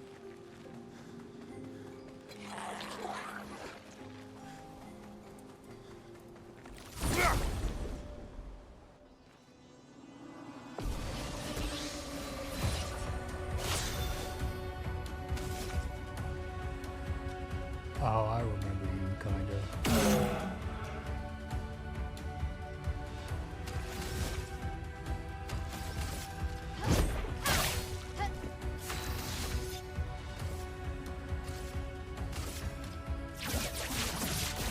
Target marked.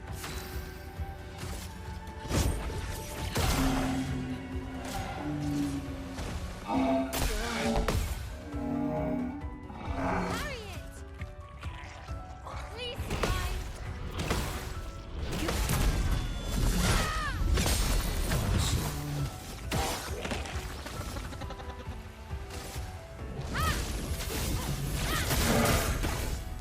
Weakness.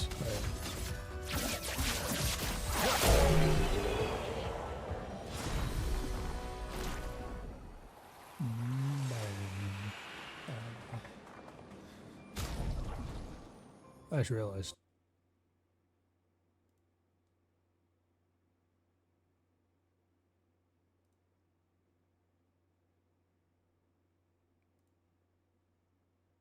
I don't know how long my games have been going.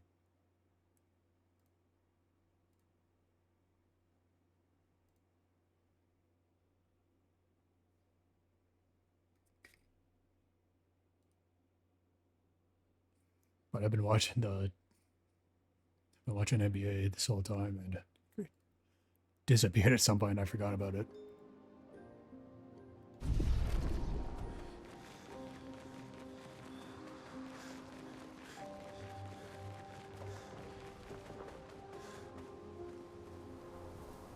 How's it looking? Pretty even.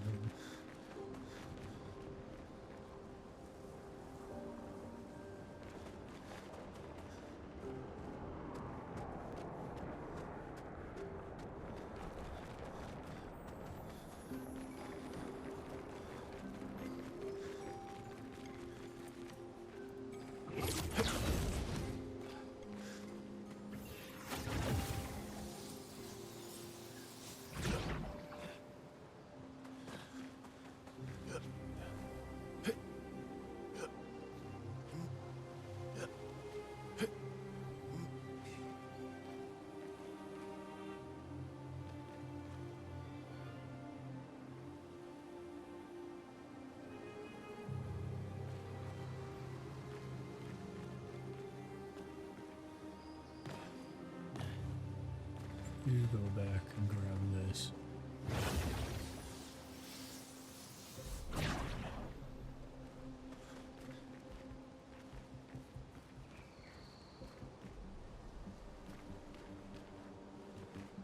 Can't go back? Alright. Very fun game.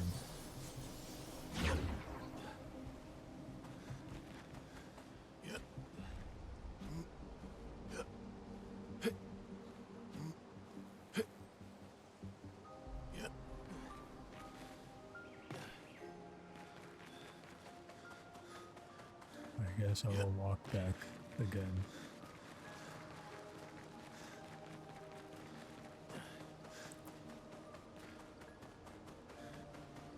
I do want to see if I get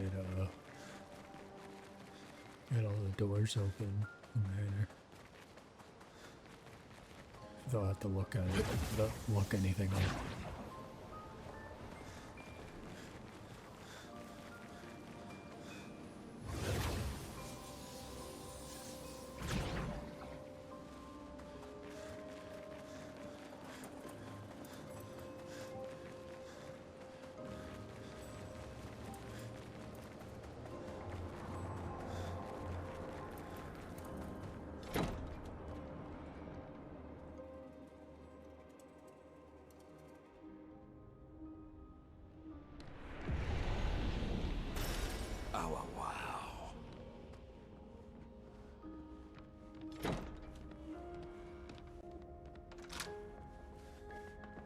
Oh, there's where we found mail.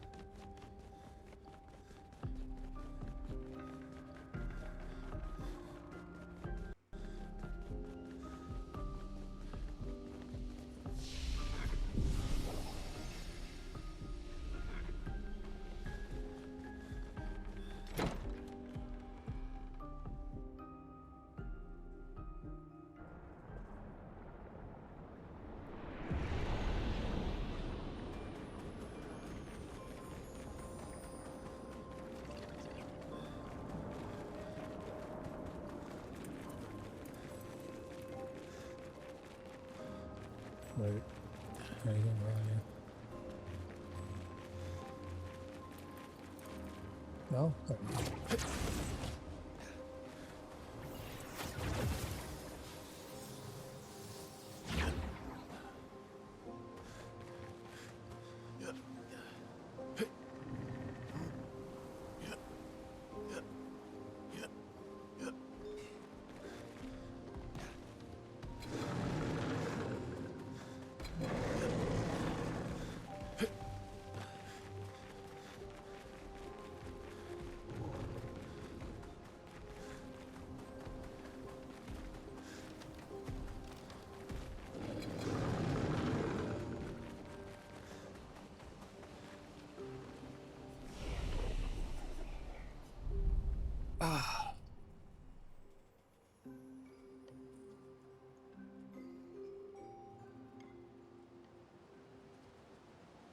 I guess,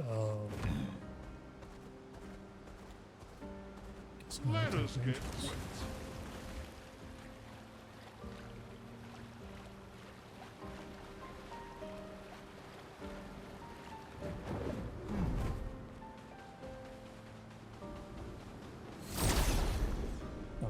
these dudes go first. I don't think they're high level. Hopefully, maybe. Finesse and grace.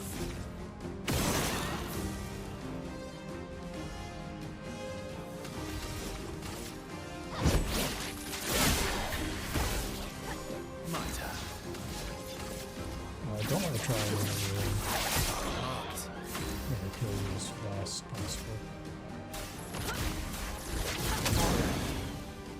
Too resistant, alright. Ready to parry. Brace yourself. This'll dodge. Okay.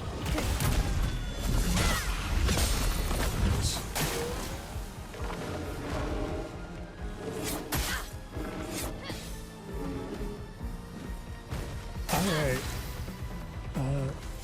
I'm gonna heal myself. That's better.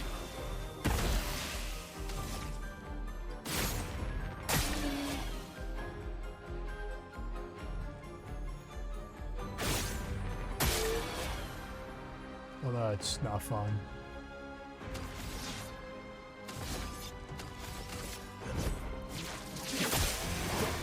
Oh, never mind.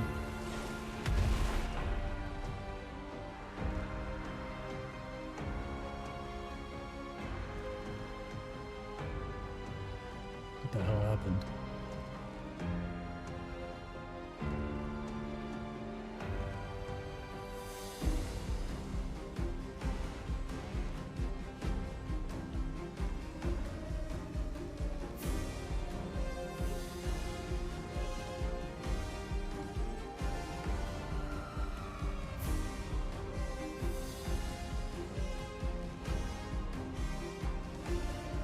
Gotta go look that up later.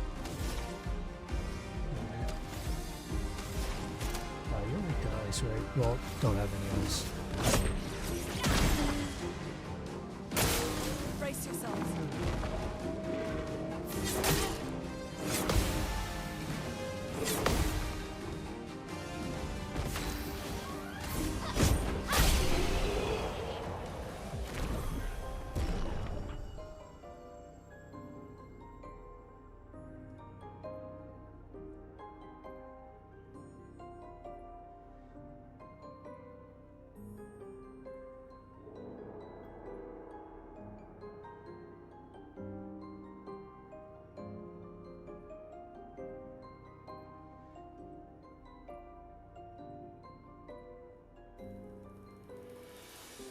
What the hell happened?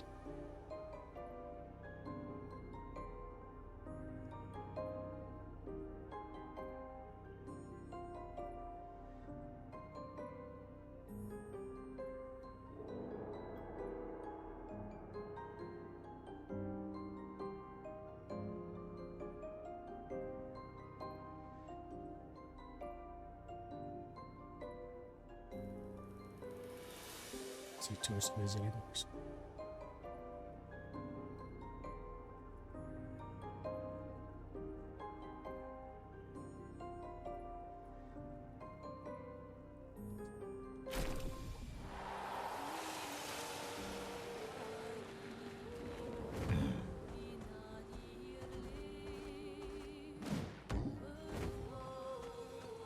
Nope. There. Well, that will help. Giracebo. Trade.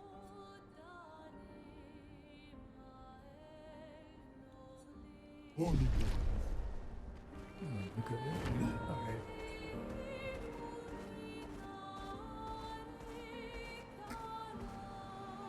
swimsuit on.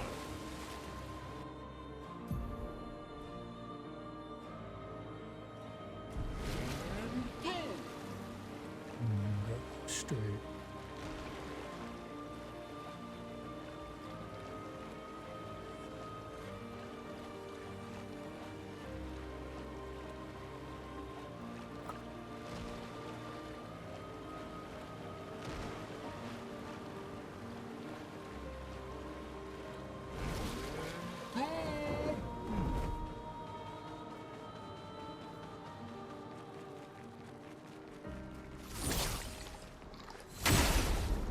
See how this goes.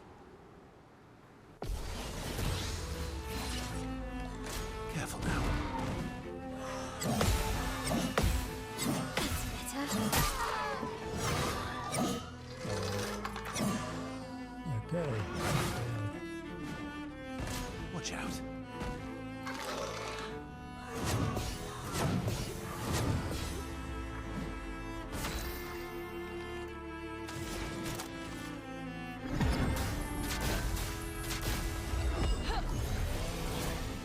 Let's finish this.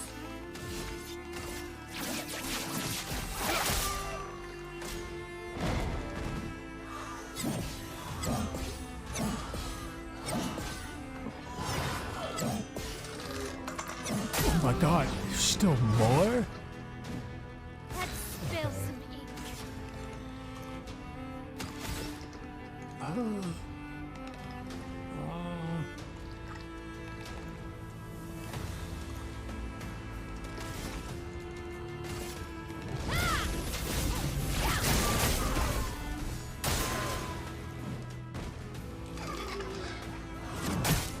Fair enough.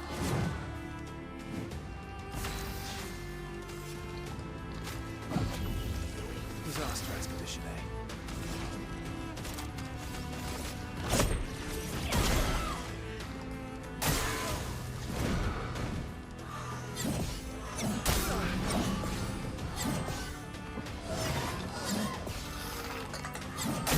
God, mistimed it.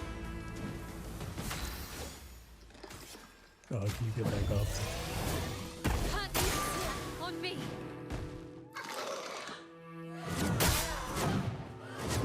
Oh my god. A storm is coming.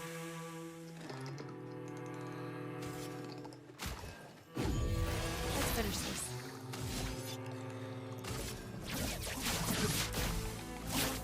Break. Blades sharp.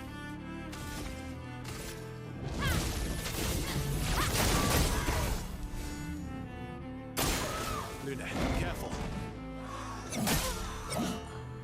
I should have just dodged.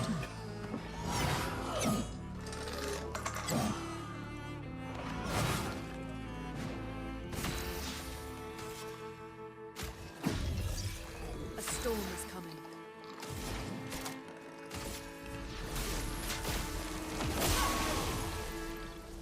So it still don't make sense.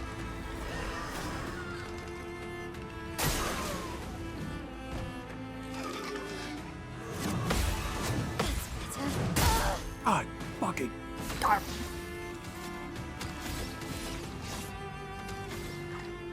Ah.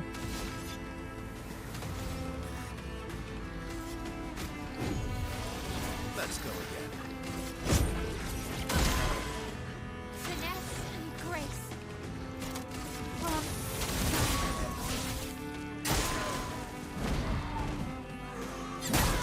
I pressed fucking B, man.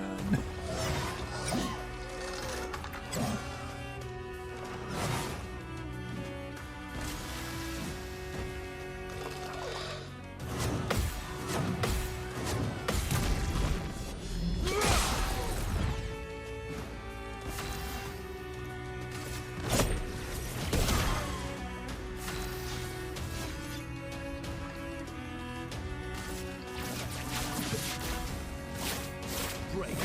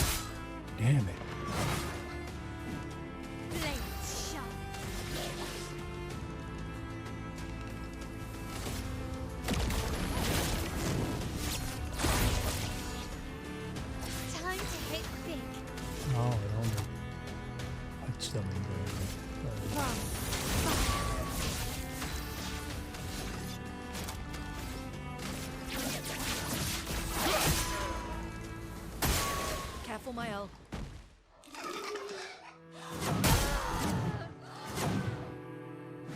Can't do anything. The expedition's not ready.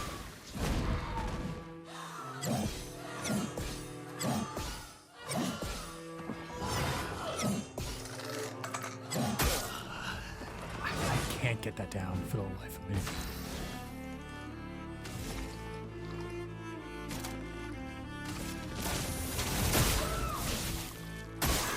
Parry it!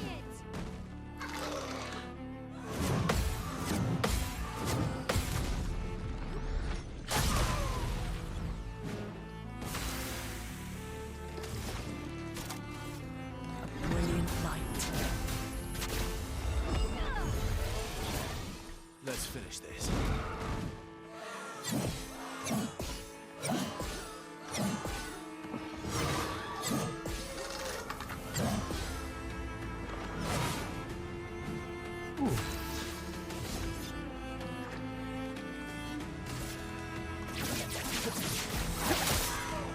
The dance begins. Flames, rain.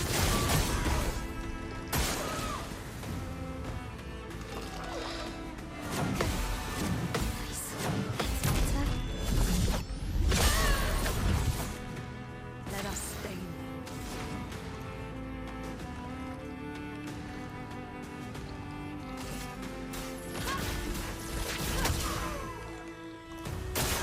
Careful, Mael.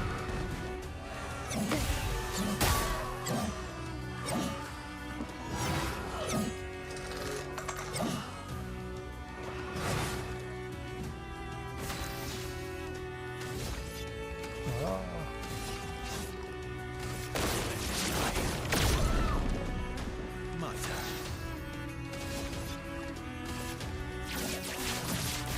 Target marked.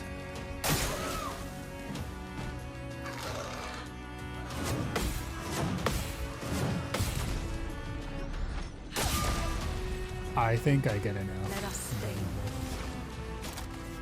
Brilliant light. Merci.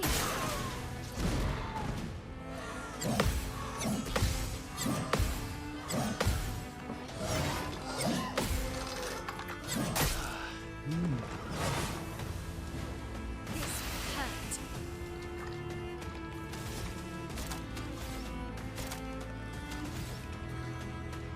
Oh. Flames, rain. I'm ready.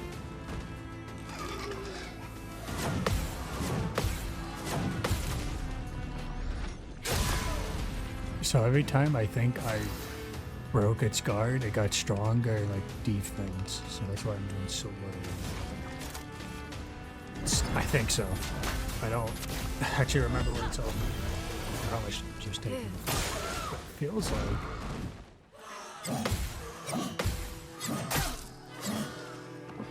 Feels like a worse damage. So Cut him down. I think the best option would be to lose now, since I already did it so much. But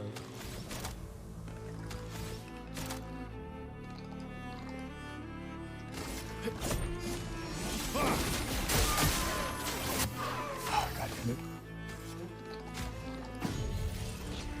Sorry, I'm failing. On me.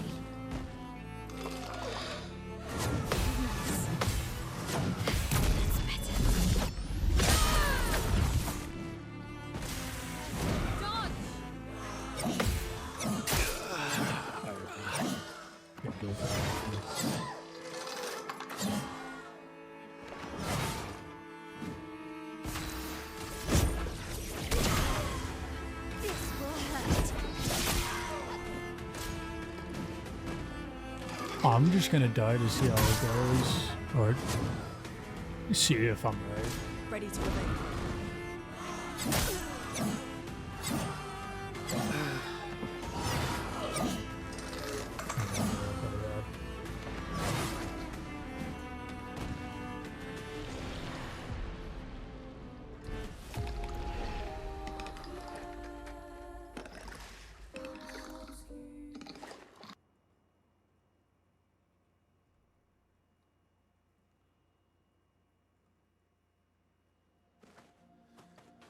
am I?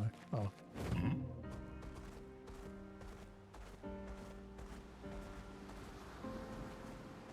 Swimsuit on!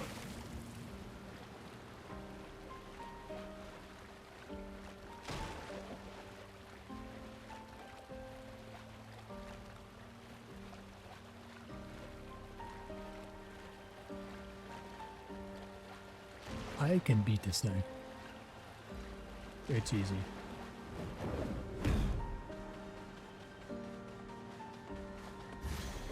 God damn it. Got too close. I'll do it. Awesome, man. Cool. Should let it go at this point. Fucking. Let's dance. That's better. Do a little more damage. You can't do this yet. Target marked.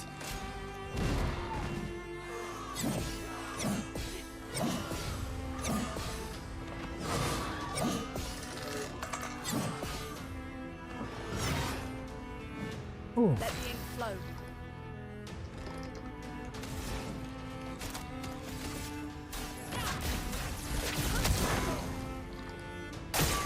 Okay.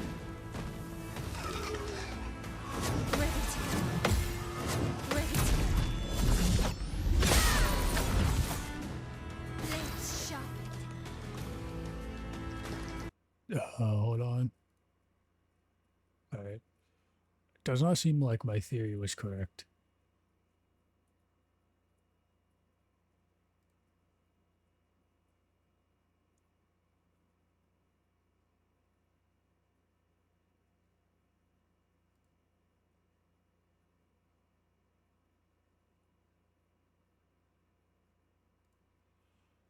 Sad to hear about my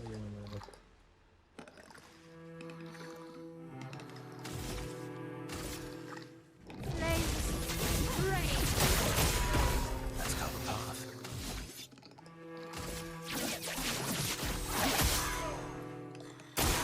Ready to relate. It keeps so fucking long up. Alright.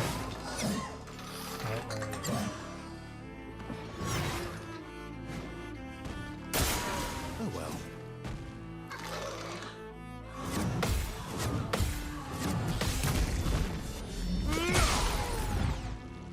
I needed to do a long combo on someone other than fucking my healer slash reviver.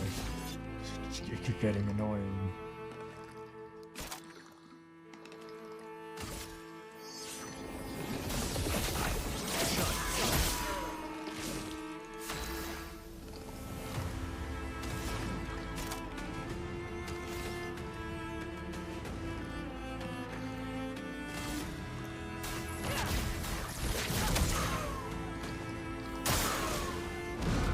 Okay, man.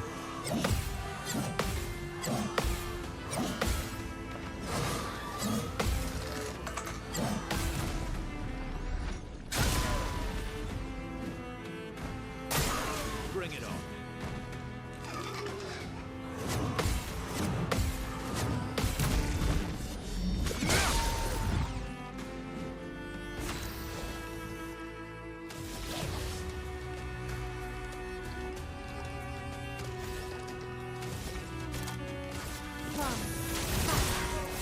My turn.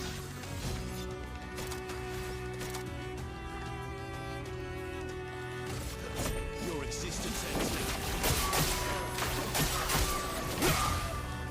The elements dance.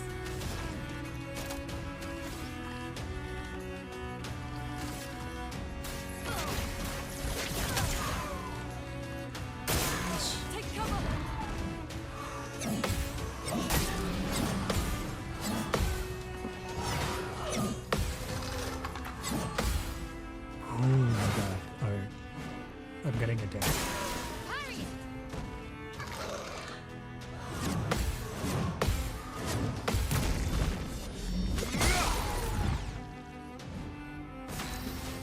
4,000, you say? Nice.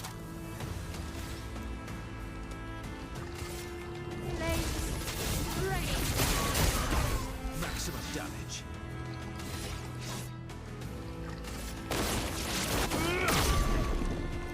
I'll manage. It's enough.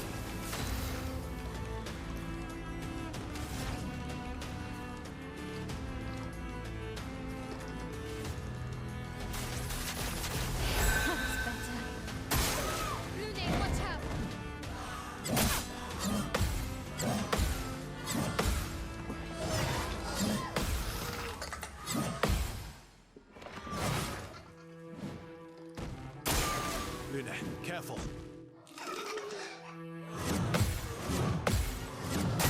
God. Okay. Shake the hand off.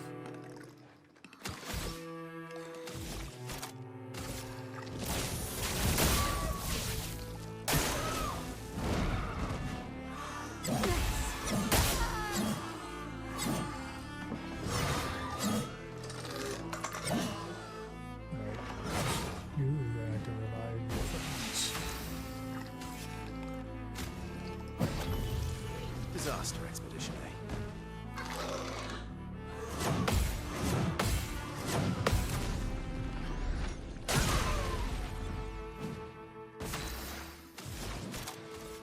A brilliant light.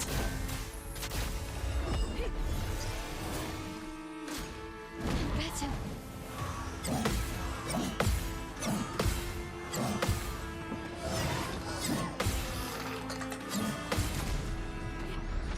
Oh my god.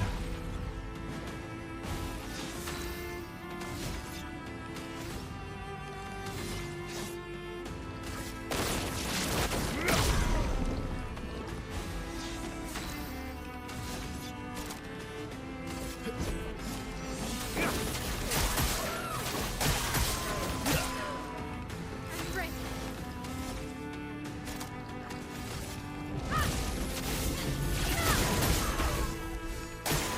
Careful, my elf.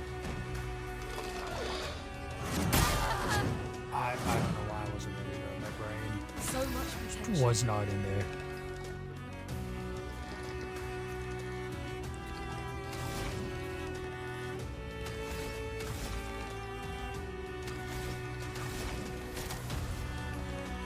Brilliant light.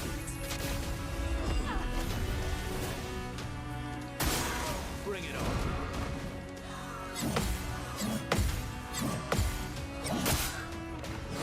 That sucks. That super fucking sucks. I'm ready. Of course.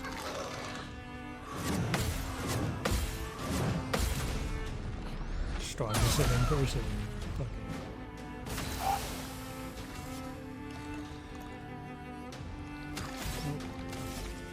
Fire. Overflowing with energy.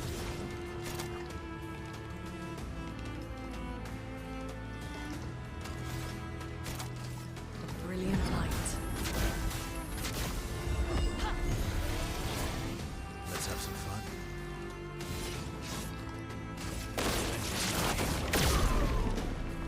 Cut him down.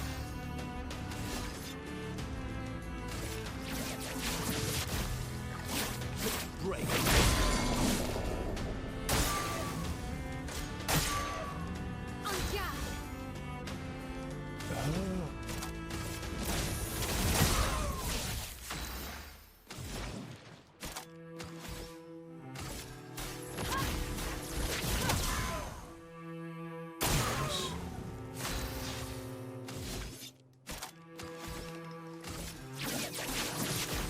Target marked.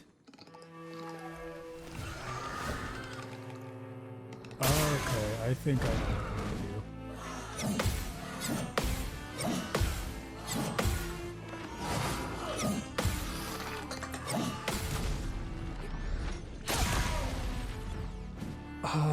I see it.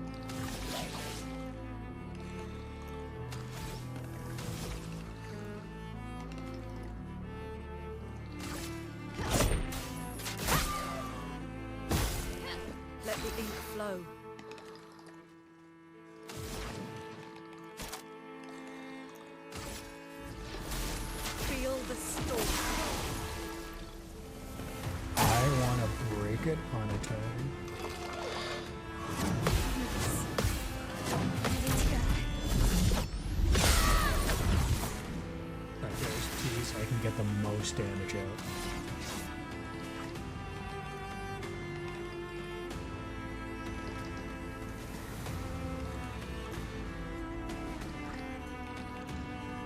Let's have a break. Okay.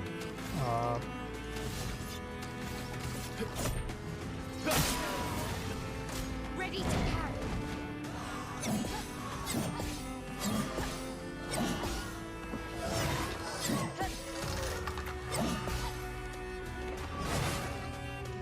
Now, break. Yes, and precision.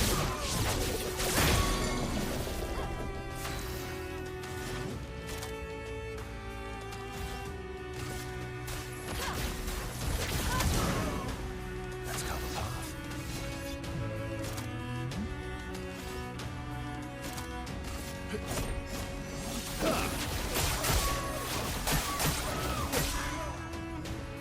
That was nice damage. Okay.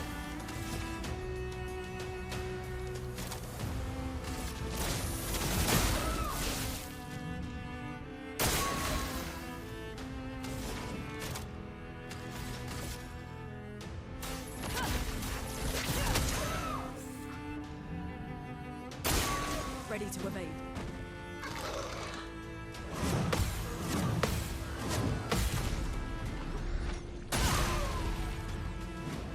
You're outmatched. Alright.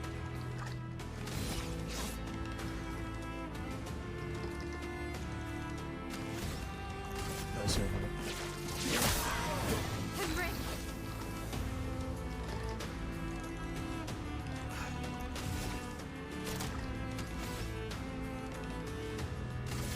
Flames. Rain.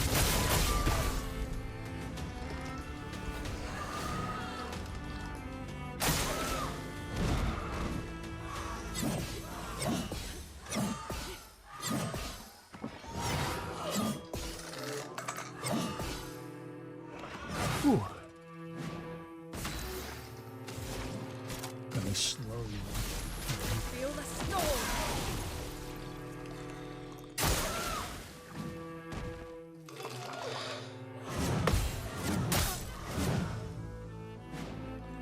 That kinda sucks, but look.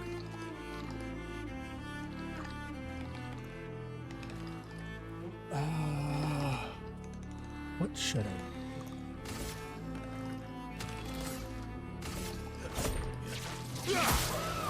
I'm ready. I'm gonna do this.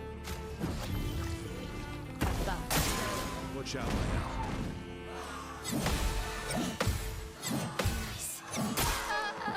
Of course.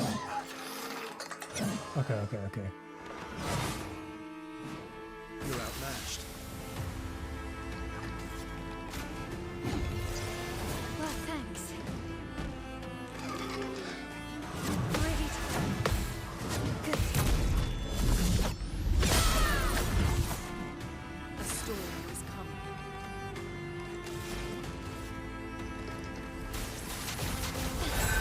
I just need to. Bring it on.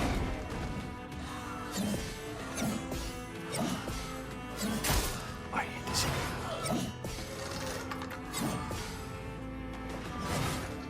Alright, I win. Let's spill some ink.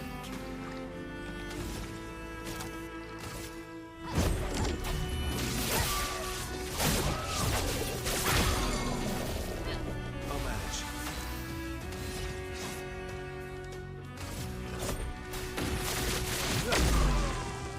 Nice. Better.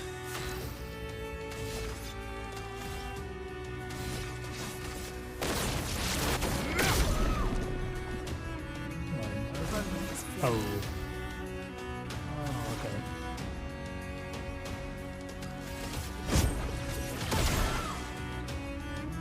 On guard.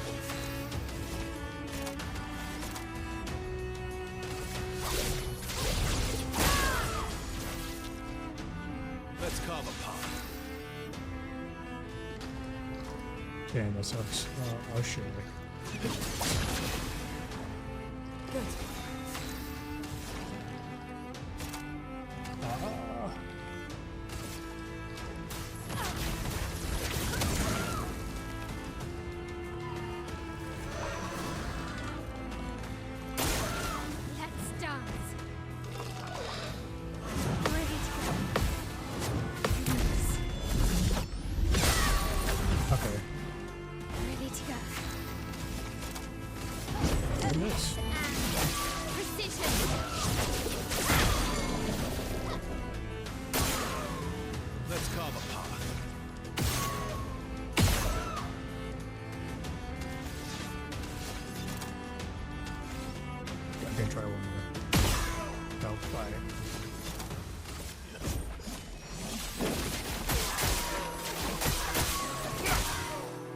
Let the ink flow.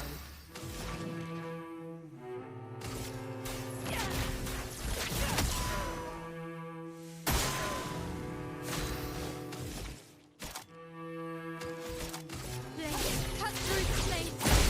Nice. Oh my god, that was a hard ass fight.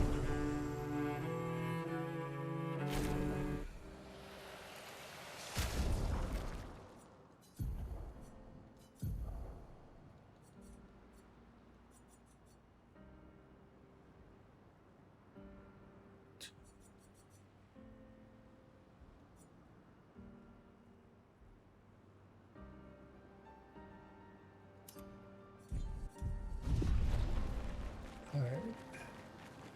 Where is it?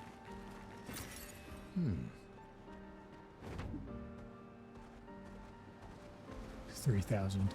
Go on. Time for swing.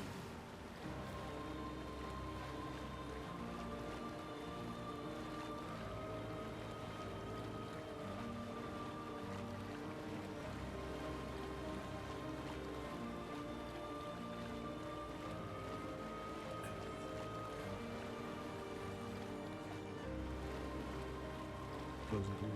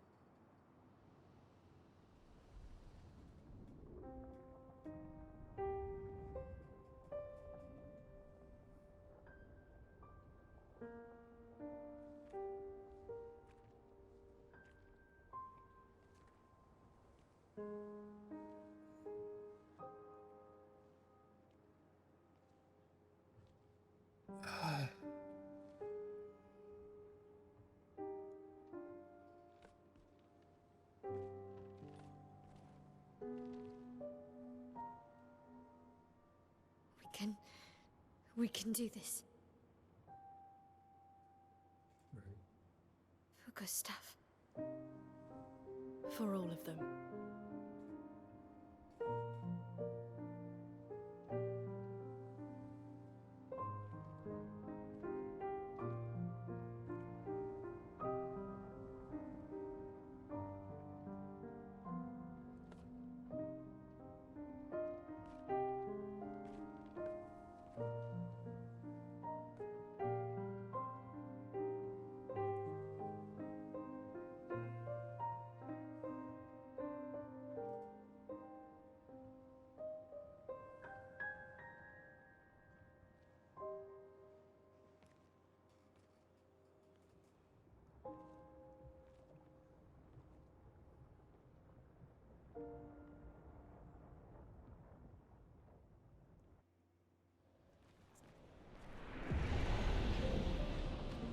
Oh, Expedition Zero. Can't believe they made it all the way here.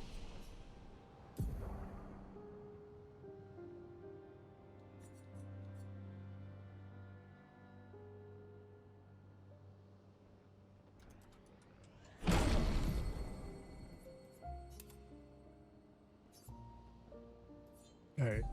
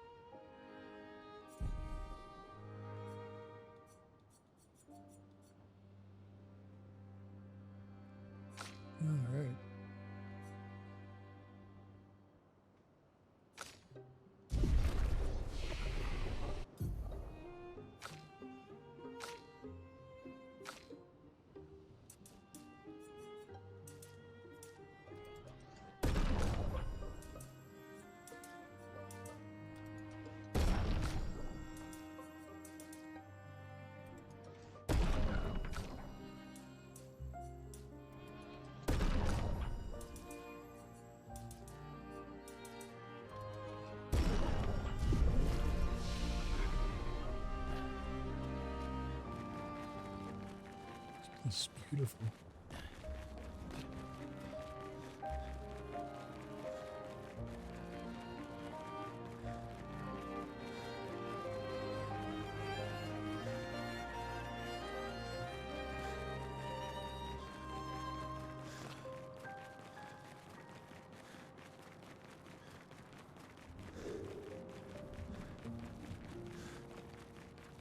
Alright.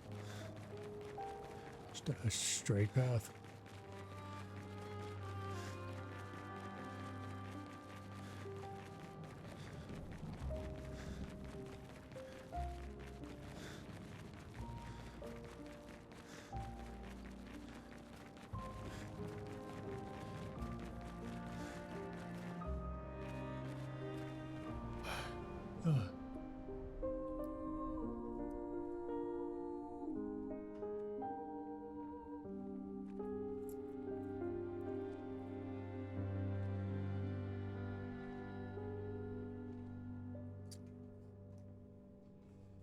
Sors et fuis, je t'en prie. Fuis ce tableau maudit, cette toile d'une fausse. We're just gonna poke its toes or something. Portrait rêvé en parfum, chaîne de ta liberté.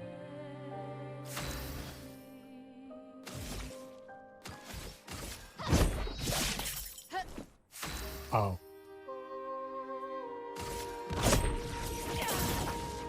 Oh.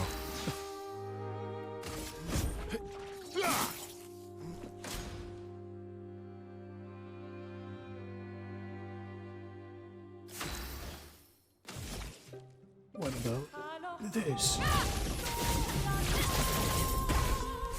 Right. Quench in fear. What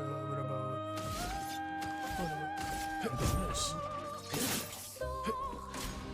Et fuis, je t'en prie. Ugh, our attacks do nothing. I don't understand. The gradient attack should work.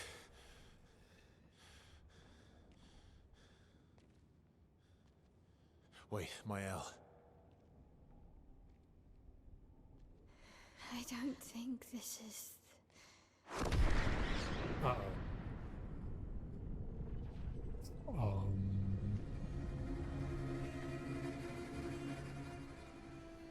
No.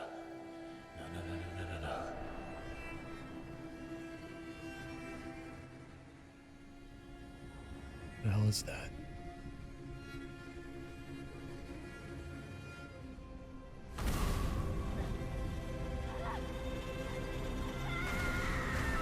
What the hell?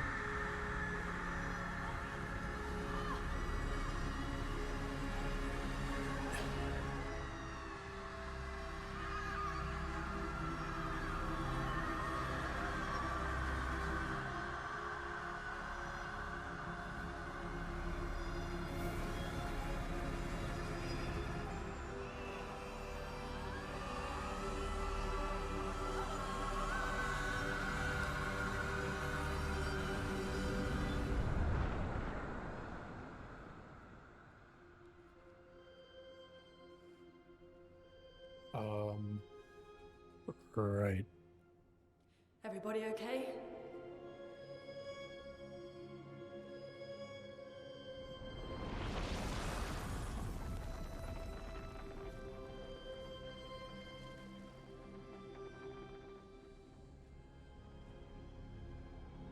Follow her. Quickly. What? This might be our only chance. Yeah. Okay.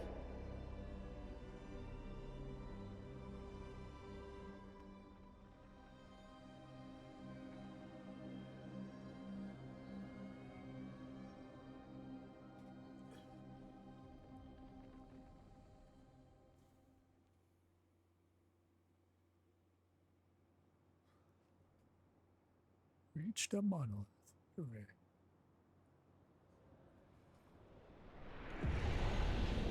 Inside the monolith. Alright. We are inside the monolith? What was that thing? Why did it help us inside? Are you alright, Mael? Oh, should I Up have said there. it right here? She's the paintress. She's up there. What do you mean? I don't know, but I can sense the real paintress. Her heart is above us somewhere. I guess we head up then. So the only way is up. Better check.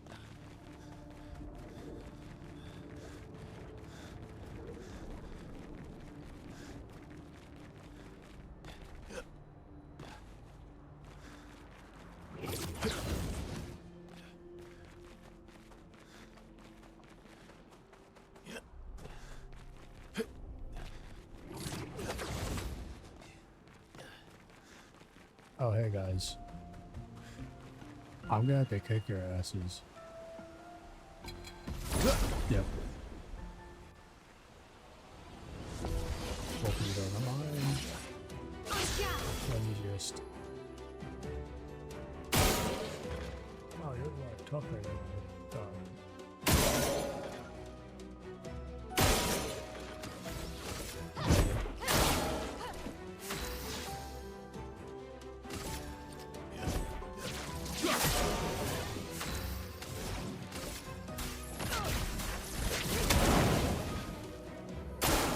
Watch out.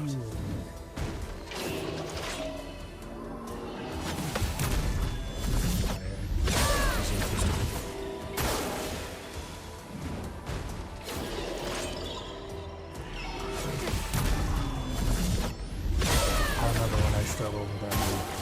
It's kind of crazy.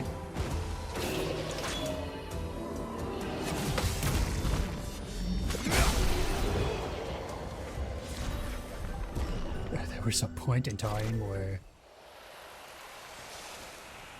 that move would kick my ass. I just had to sit there and take it because I didn't know what to do.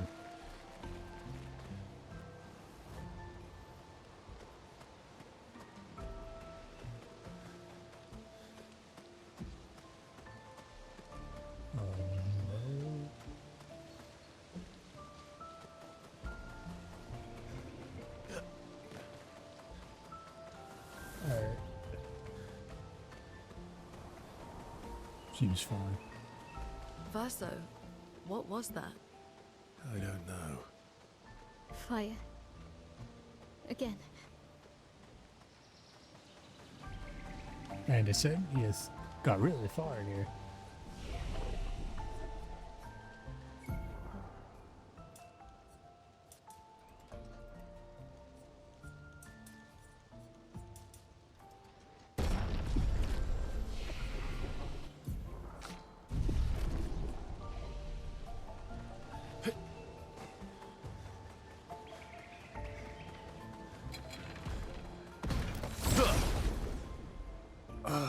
My lungs.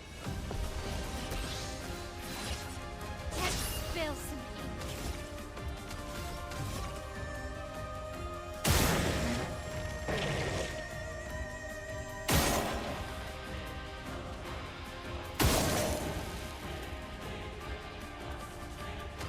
Ah.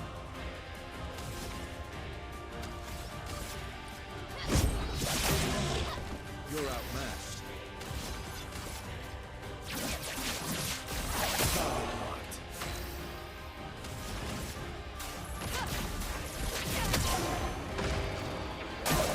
On me. Ow. God damn.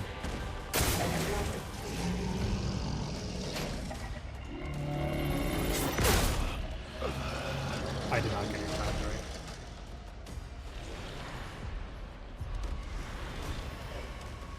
I did not time it right. Your turn to dance.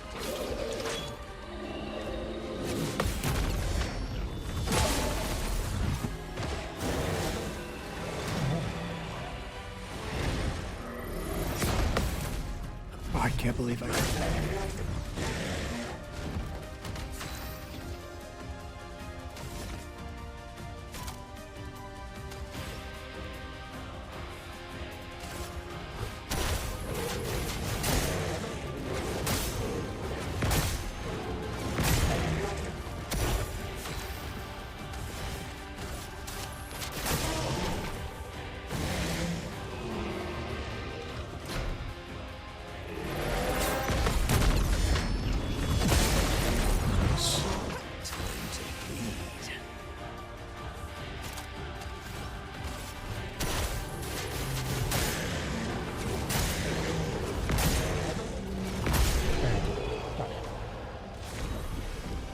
Easy.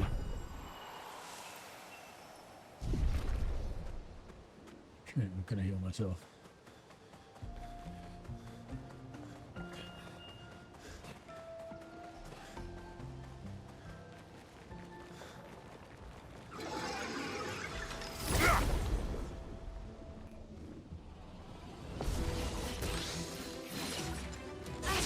It's so fucking low.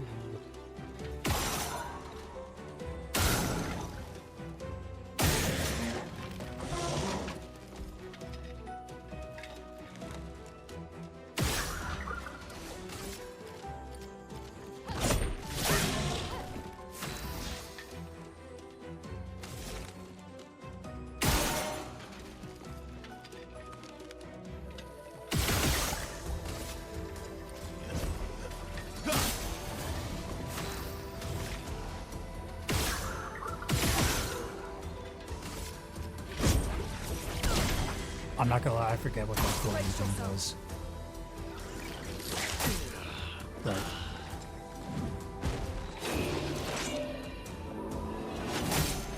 I parried? What?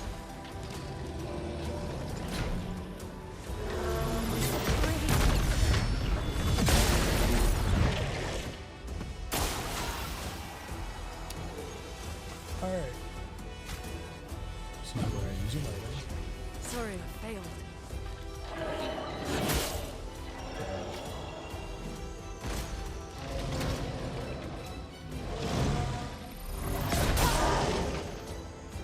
Alright, there's time to parry.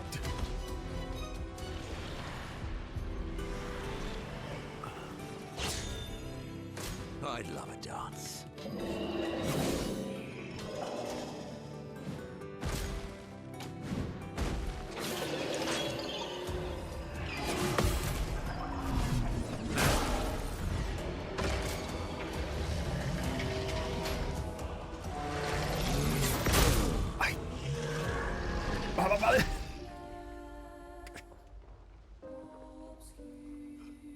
One very helpful thing. Be my fucking forearm didn't hurt so goddamn much. I don't even know why it hurts. I haven't done anything like that. Not demanding, don't think. I can do it.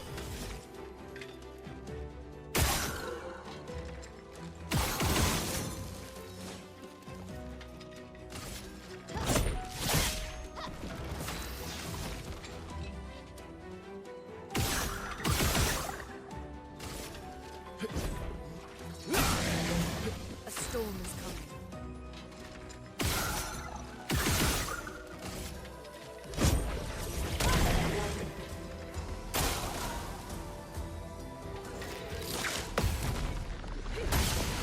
Goodness. Careful now.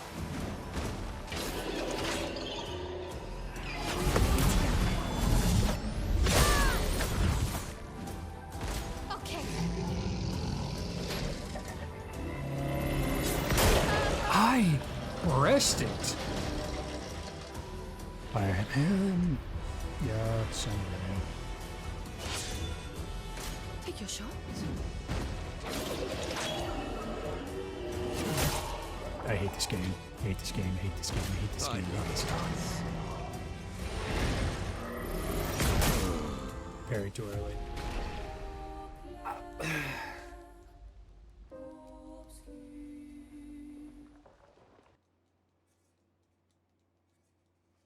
I got a couple more tries in me, then I'm getting back off, finishing my food, and going back to Elden Ring.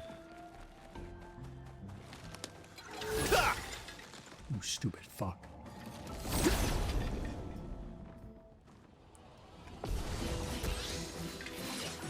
I can do it.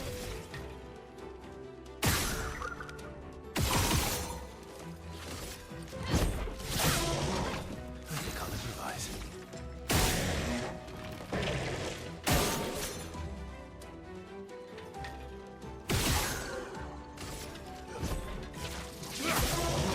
No margin for error.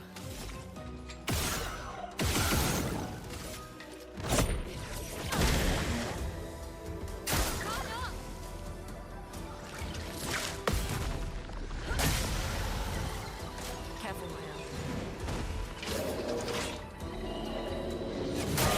I parried, man.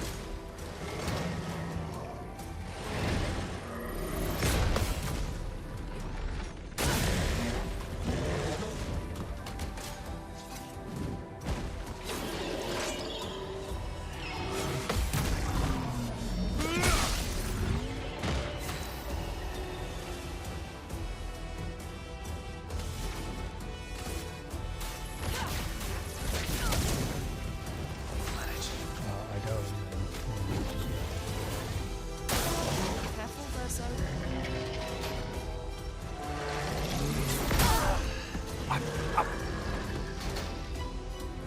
I'm gonna break this controller.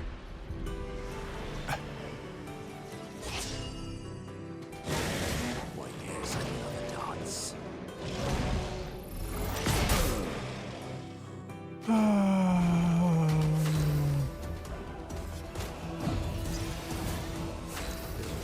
Murderous rage.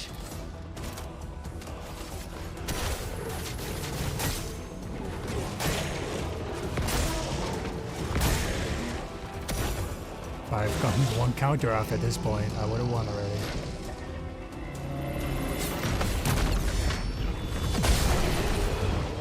Stupid ass game.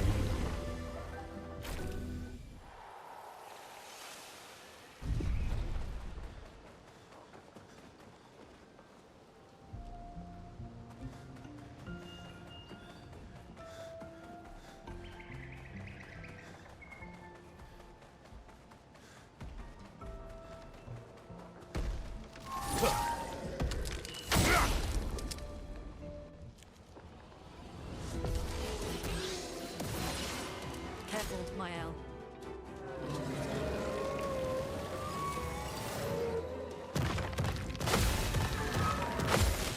Okay.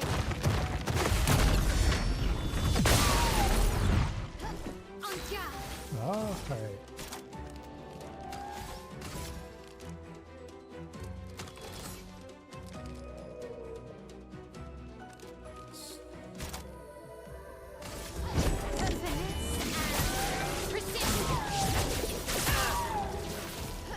Let's dance.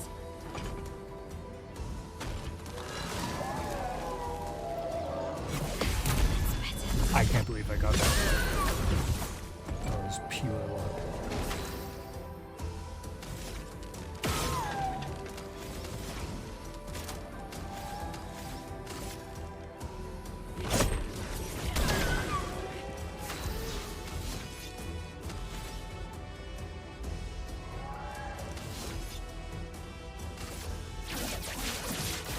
Target marked.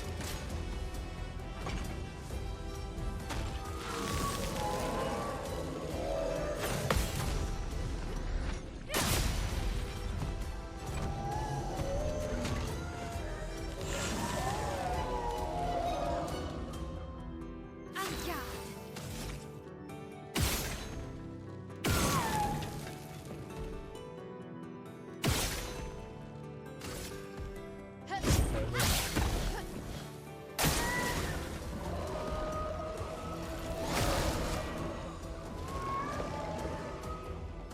Let us stay.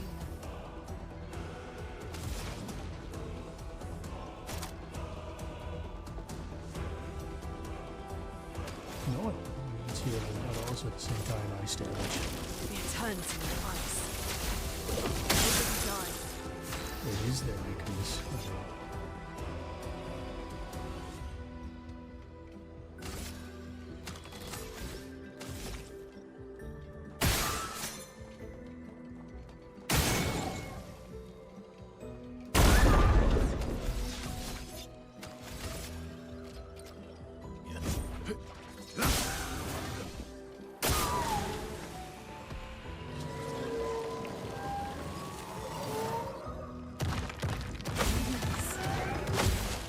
On me.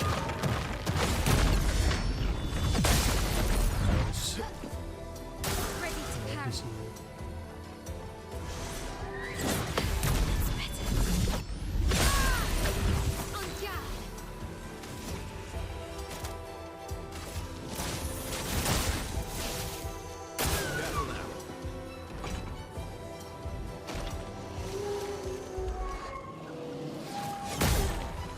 you know what, I deserve that. Ready to Shouldn't have strike. tried that.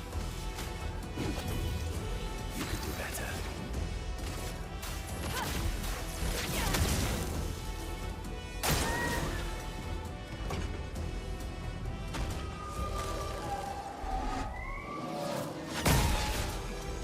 Thank God.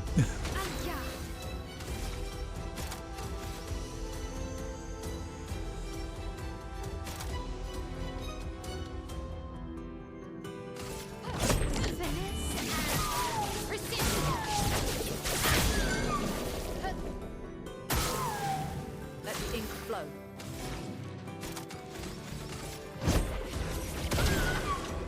My turn. Careful. Building up chroma. Oh. On me.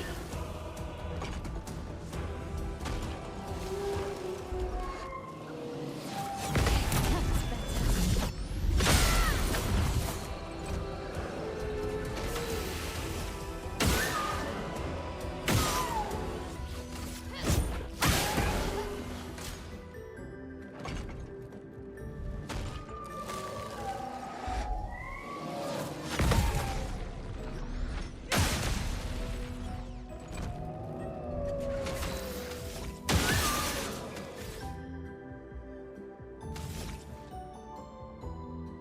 Oh, that would have been awful.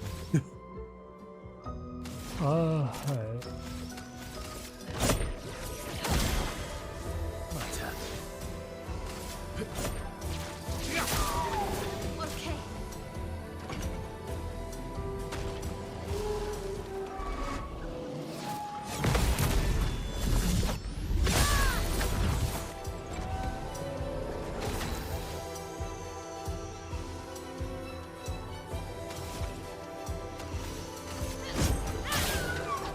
Ready to parry.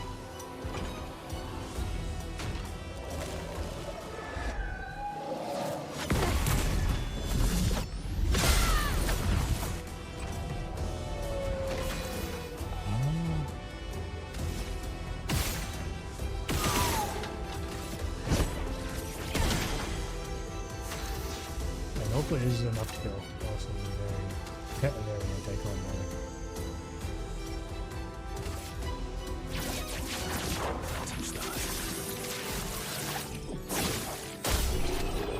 I love it.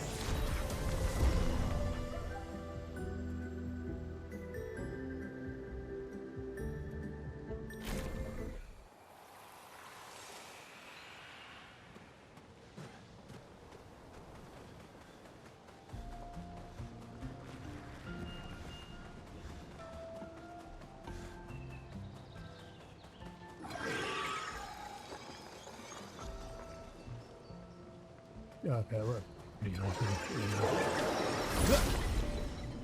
I didn't need to.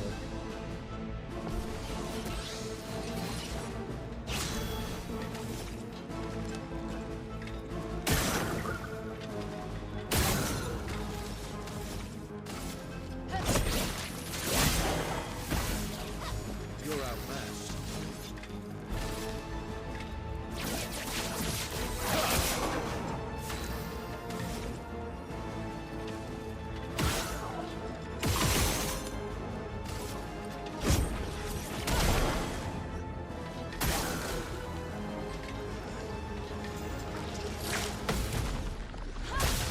surprised I got that. Let's try it.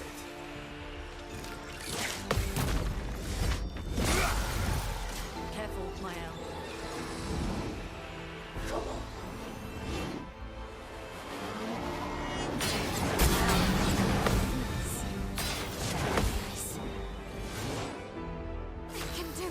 Alright, we're alive.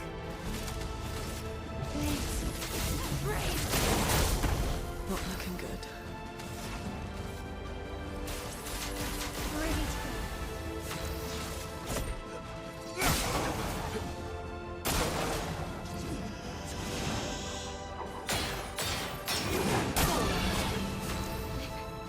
Okay.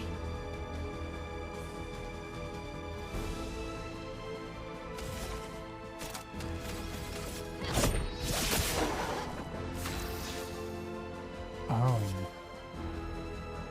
She's dead, I didn't realize. You can do better.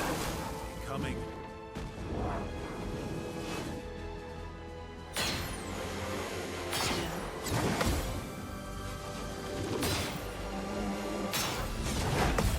Oh my god.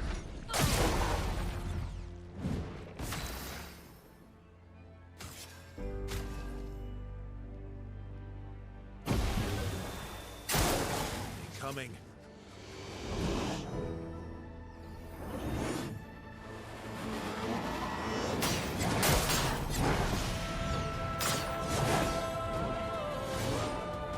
Ready to strike.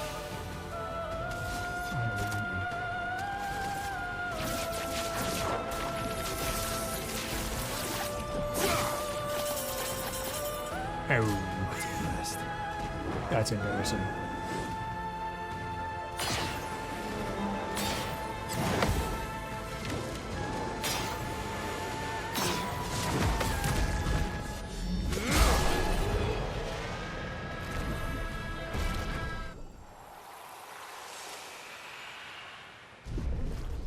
I was wondering why was it doing a lot of damage to Verso.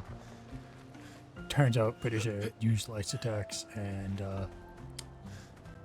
Again, yeah, he's pretty strong against light attacks. teaching her children to paint, huh?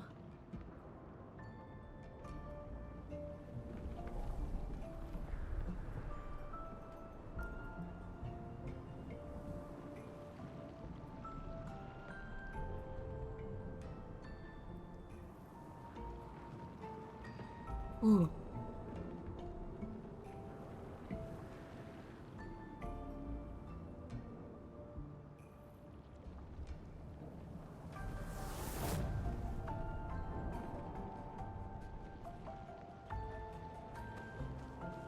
Alright.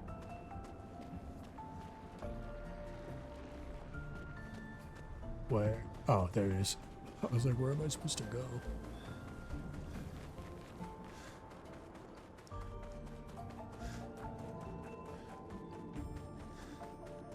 Oh, okay, I get it. We're just gonna be going through every single.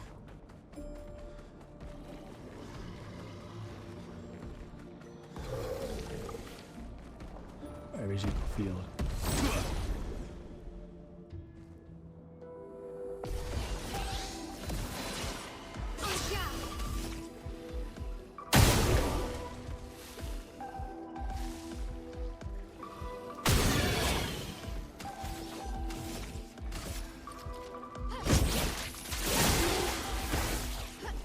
Oh my god.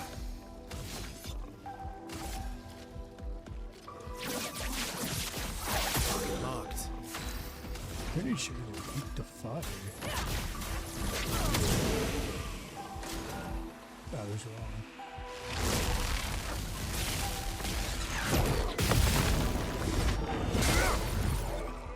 It was electricity, I'm pretty sure.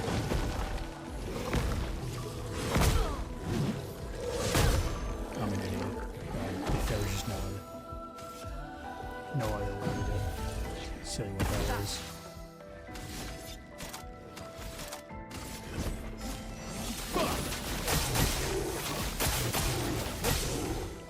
Let the ink flow.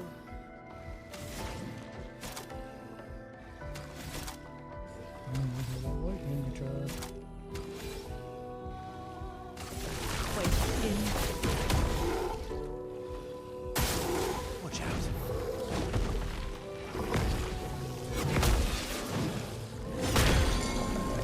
Imagine if I was good at the game. Oh my god.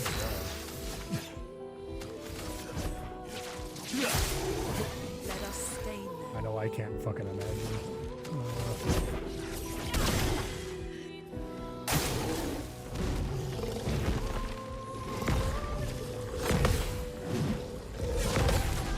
Finally.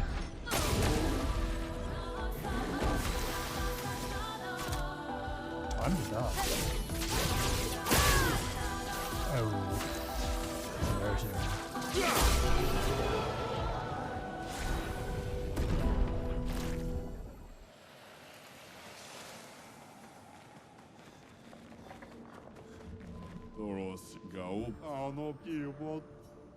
Oh. How the hell did you even get here?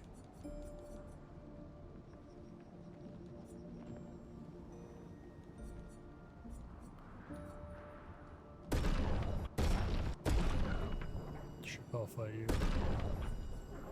With Verso.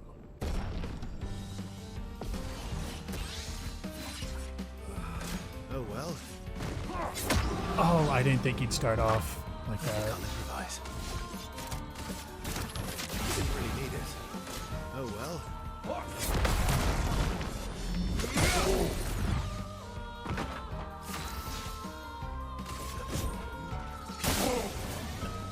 Bring it on.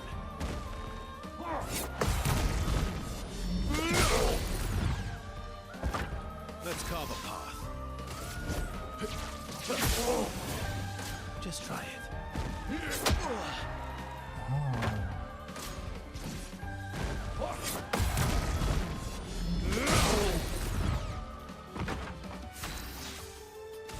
I hope you said you're perished.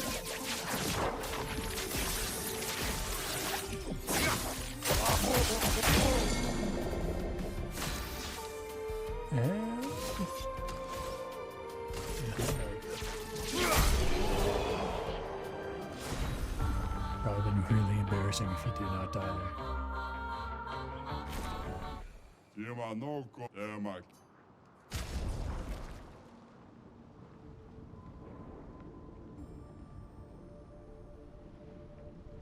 That is pretty good.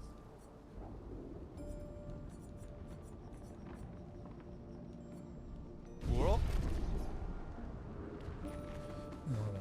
Money though. I want to waste it all.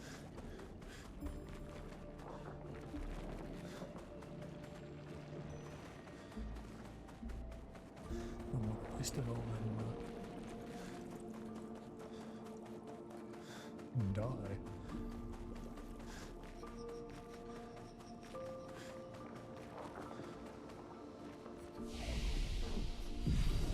Alright, I think I'm gonna end it for you.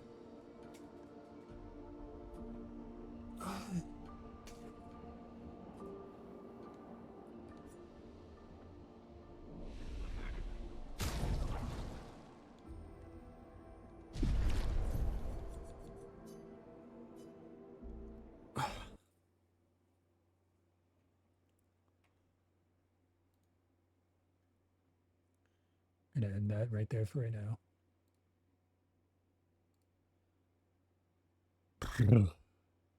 Tired.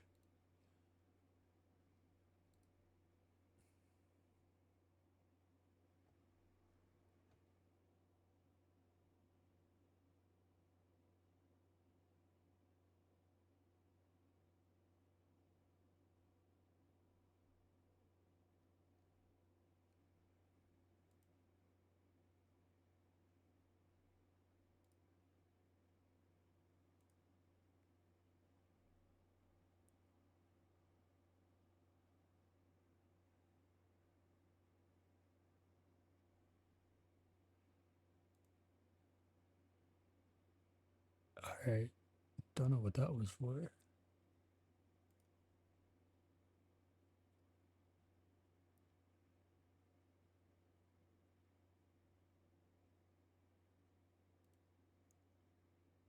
But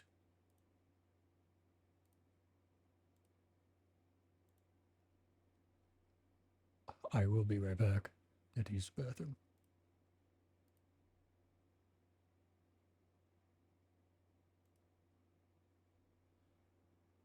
Finally, fill in those unit squares. And so now we can see the exact area where Mario can stand on this triangle. So the floor detection area isn't a perfect triangle, but more like a pixelated approximation of a triangle. And because it's pixelated, we get some interesting properties. For example, if the edge of a floor triangle is cardinally aligned, like it's exactly horizontal or exactly vertical, then the edge of the floor detection area will be a straight line.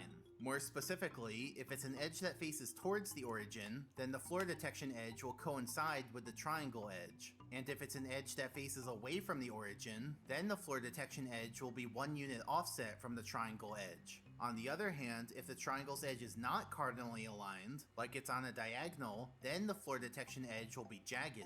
Separately, note that ceiling detection works in exactly the same way as floor detection, since it also converts Mario's coordinates from floats to shorts. So all the insight we just gained about floors also applies to ceilings, like with the representative points and how the ceiling detection area is really just a pixelated approximation of the ceiling triangle. And before we move on, I have one more note about the representative points. So in general, an integer point is the representative for just 1 unit square, which is the unit square away from the origin. But for integer points on the x-axis and z-axis, they're each the representative for 2 unit squares, and the origin itself is the representative for 4 unit squares. So I just wanted to clarify that. And so now, we're finally ready to start talking about invisible walls and what they are. But how can we answer what they are without knowing what they are?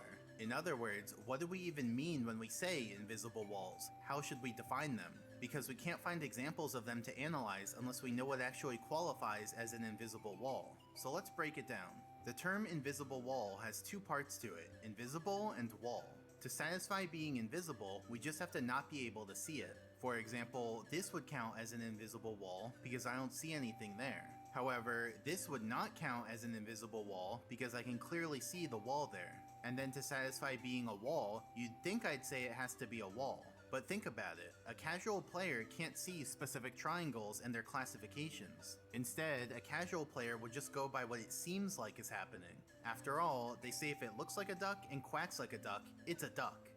So if we apply that principle here, we'd say if you can push on it like a wall and bonk on it like a wall, it's a wall. At least it would seem that way to a casual player. So based on all that, our definition of invisible walls will be any space that's pushable and bonkable but has no visible texture.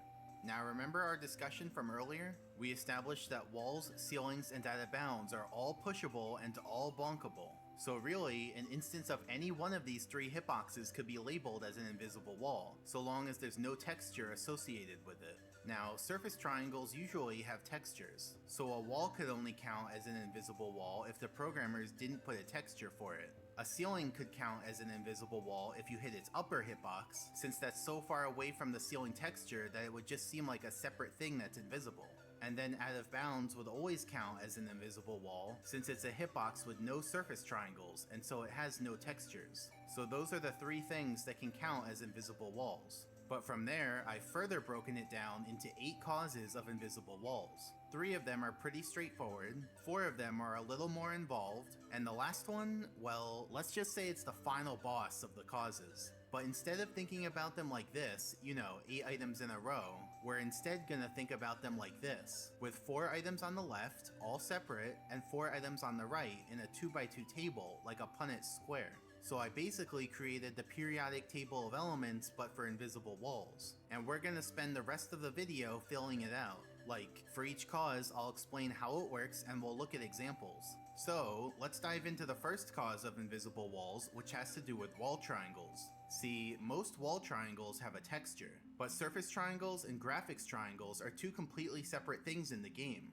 Surface triangles have hitboxes that affect Mario, like we've talked about, and graphics triangles are purely visual. Now for the most part, the programmers made it so that every surface triangle has a corresponding graphics triangle. But there are some exceptions, and so if there's a wall triangle with no corresponding texture, then that would count as an invisible wall. So let's look at some examples. In the hallway leading up to Bowser in the Dark World, there's an invisible wall right after the trap door. Obviously it was put there because this whole hallway is a trap and you're not actually meant to get to the end of it. Then in Tiny Huge Island, there's an invisible wall in the water all along the edge of the course. So this is a rare case when there actually is a wall at the edge of the course instead of just out of bounds. Now if you remember, when you swim into out of bounds, Mario's movement gets cancelled, and so you're just kind of stuck there until you turn all the way around. The programmers obviously didn't like that behavior, so they added a wall here so that you can swim along the edge instead of getting stuck. Because remember, walls let you move along them, but out of bounds cancels your movement.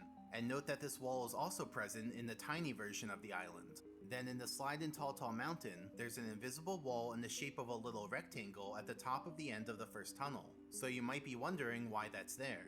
Well, based on footage of the game's beta, we can actually conclude that this is a remnant of a left turn sign that used to be in that spot. It's kinda blurry, but it's there alright. So that means at some point, the programmers removed the graphics for the left turn sign, but accidentally left in the collision. Also in the Tall Tall Mountain slide, if you head the wrong way and go down the dead-end path, you can see that they put a big invisible wall here. This is so that you can't fall off from here and land on a later part of the slide. Instead, they wanted you to plummet to your death. But since now we can see the exact edges of this big wall, we can actually just navigate around it and land on a later part of the slide anyway. In fact, here I've landed on a part after the loading zone, so the rest of the slide isn't even loaded. And so if I continue ahead, I just fall off and die. Then in Big Boo's Haunt, there's an invisible wall above the center of the merry-go-round. It's like a little column sticking right out of the pyramid. See, the camera in this room is normally situated right in the center above the pyramid, and they wanted to prevent you from going through that spot since that could cause the camera to turn really suddenly. But if we use hacks to remove that invisible wall column, we can see exactly what they were trying to prevent. See, the camera does a 180 in 2 frames, which probably isn't the best user experience. Then in Bowser and the Fire Sea, there are some invisible walls right after the funnel at the end. These were put there so that you don't accidentally jump over the funnel and fall down, because then you'd basically have to redo the whole level. But also, there are some invisible walls under the funnel to make sure you can't touch the ending trigger from the side. And finally, in Womp's Fortress, there's actually a big invisible wall right under the course. So why'd they put this one here? Well, it actually has to do with the water that's in the level. Let me give you a quick rundown on water. So here's the side view of a surface of water. Note that I'm making it purple because blue is already taken by floors. So there are 2 important things to understand about water. First, the hitbox of water extends from the water's surface to infinitely downwards. Like, they never programmed water hitboxes to have a bottom. And second, whenever Mario enters a water hitbox, his height gets set to just under the water's surface and he goes into the swimming action. Now normally, you wouldn't notice the height change because you're only meant to enter water hitboxes from the top, which means you'll already be near the water's surface when your height gets set to near the water's surface. So in most cases, this height change doesn't have a very noticeable effect. But there are some ways to enter water from the side, in which case you can get a huge upwarp to the water's surface. For example, in Tall Tall Mountain, you can clip through this wall into the water behind it. And from there, if you go forwards, you can enter the hitbox of the water higher up in the level, causing you to upwarp to that water. And similarly, in Tiny Huge Island, we can clip into the mountain, and then we upwarp to the top of the water that's in the mountain. So going back to Womp's Fortress, the reason for this invisible wall is... Let me find another video.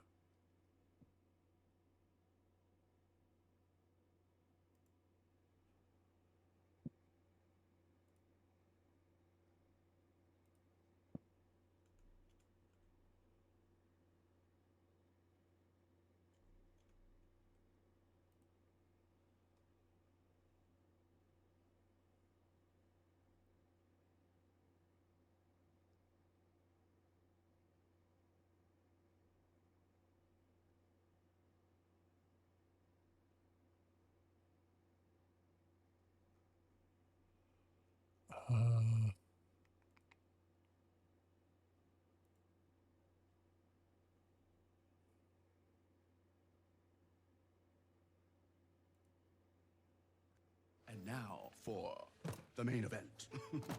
All right, so we have the duck salad for...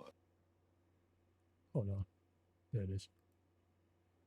the Lady Truffle. 2. I'm about to rewatch it and I need snacks. Now, in many ways, Drop is a cautionary tale about technology and file sharing preferences. So, first and foremost, we're going to place our phone in Do Not Disturb mode, instantly foiling any would-be murderous blackmailers, unless of course you have a child being held hostage at home. Now, our hero couple starts with a coconut calamari appetizer, but not your typical calamari. Instead, these are calamari steaks, made from an entirely different species of squid that I could not get my hands on. I just bought the biggest squids that I could, cut out circular steaks, finally scored and weighted them down in an effort to keep them from curling, which they still did instantly. Actual calamari steaks have a softer, almost swordfish-like texture that I just wasn't going to be able to achieve using this squid, so let me know in the comments if you want to see the actual calamari steaks, which I will special order and post as a short. In the meantime, there's still plenty of deliciousness to explore from this meal. The one I was most excited to try was a quote-unquote crunchy munchy duck salad with crystallized ginger, cashews, and some fancy-looking sauces. Now I'm going to try to prepare all these dishes restaurant style, that is, doing as much prep as possible beforehand so that the dishes can be fired in short order. First, we can both score and dry brine the duck, placing shallow diagonal cuts about 1 centimeter apart in a crosshatch pattern, taking care not to cut all the way through the skin and down to the meat. This is going to help the fat render out from the skin better and give us a prettier, crunchier crust. Once you got them crosshatched, we're going to generously season both sides with kosher salt and place them skin side up on a wire rack set in a rim baking sheet and let them hang out in the fridge uncovered for at least 1 and up to 4 days, drying out the skin, deeply flavoring the meat, and helping to retain moisture. Just make sure you don't have any funky smells in your fridge, otherwise they will be absorbed. There were also what looked like some pickled red onions in the mix, so we're going to slice a red onion into rounds using a mandolin for consistency, separate the rings, and give them a quick cold pickling, adding some mustard seeds for pop and flavor, and building a brine out of 1 cup of red wine vinegar, a half cup of water, 2 tablespoons of sugar, and 1 teaspoon of kosher salt. We're bringing this not quite to a simmer, just until everything's dissolved, then rapidly chilling and further diluting with a half cup of ice. Completely submerge the onions in the pickling liquid and fridge them at least overnight and up to 1 week. The cold pickling is going to help them retain their shape and crispness. Next up, the sauces, orange and red. I think a mango ginger sauce is going to work nicely with this dish, so in a small saucepan I'm combining 1 cup of chicken stock, 1 small chopped shallot, half a Fresno chili thinly sliced, 1 smashed clove of garlic, 1 teaspoon of ground ginger if you forgot to buy the fresh stuff, a centimeter or 2 of finely grated lemongrass, 1 cup of mango nectar, a little splash of white wine vinegar, and 1 to 2 tablespoons of brown sugar or coconut sugar if you want to be cool about it. Bring to a simmer and cook for about 10 minutes to let the flavors soften and meld. Season to taste with kosher salt, and then we're going to smooth out and thicken this mixture in a blender using xanthan gum, blitzing on high speed until completely smooth, and then with the blender running, adding 1/4 of a teaspoon of xanthan gum at a time until the sauce has enough body to coat the back of a spoon. For me, that ended up being 3/4 of a teaspoon. Give it one last taste for seasoning, pour into a vessel of some kind, and chill until ready to use. Then to make the red sauce, I'm doing the same with 1 cup pomegranate juice, 1 cup chicken stock, 1/4 cup of honey, 1/4 teaspoon white pepper, 1/4 teaspoon ground coriander, and a splash of white wine vinegar. Simmer, blend, thicken, and chill as before. We're dealing with some big flavors, so I'm going to keep the dressing refreshingly simple. The juice of 1 lime, some more of that candied crystallized ginger, about twice as much fruity extra virgin olive oil as there is lime juice, 1 microplaned clove of garlic, kosher salt, freshly ground black pepper, and honey, about 1 tablespoon's worth to create a nice contrast between acid, fat, and sweetness. Excuse me. Tiny whisk or cover and shake into a thick, creamy dressing, which you can prepare the day before. Now for the salad itself, I'm going with a mixture of butter leaf lettuce, red lettuce, dandelion greens, and mustard greens, all annoyingly unchopped and too big to fit in your mouth, as is the trend in new American restaurants nowadays. I'm also adding shaved tri-color carrot curls, our pickled red onions, and some finely chopped crystallized ginger. Now that we're getting into the a la minute stuff, it's time to fire our duck, which we're going to place skin side down in a cold, unlubricated stainless steel pan, weighing down if possible to ensure even contact. Then we're going to turn the heat all the way down to low and rotate frequently, gently rendering out the fat for 5 minutes. During this time, the duck should not make a sound. No crackling, popping, or hissing. If it starts making noise, take it off the heat, let it calm down, and continue once it goes quiet. After 5 minutes, your duck should be swimming in a pool of its own fat. That's when we're going to increase the heat slightly if necessary to maintain a gentle bubble. Still no hissing or popping. Now maintaining this cadence for 10 minutes, until the duck skin has become beautifully golden brown, crisp, and ready for the big show. That's when we're going to give it a flip, season with flaky finishing salt, and cook for an additional 5 minutes at this nice low temperature until the thickest part of the duck registers 125 degrees Fahrenheit. Remove to a wire rack set in a rim baking sheet and allow to rest for 5 to 10 minutes. We're obviously going to save all this amazing duck fat, but first we're going to use it to toast our cashews, adding them to the pan and tossing around over medium heat for 2 to 3 minutes until lightly browned and delightfully crisp. Drain on paper towels, and then it's time to dress and assemble our salad. Pour the dressing over top, toss with vigor and enthusiasm, and pile proudly on one side of a large white plate.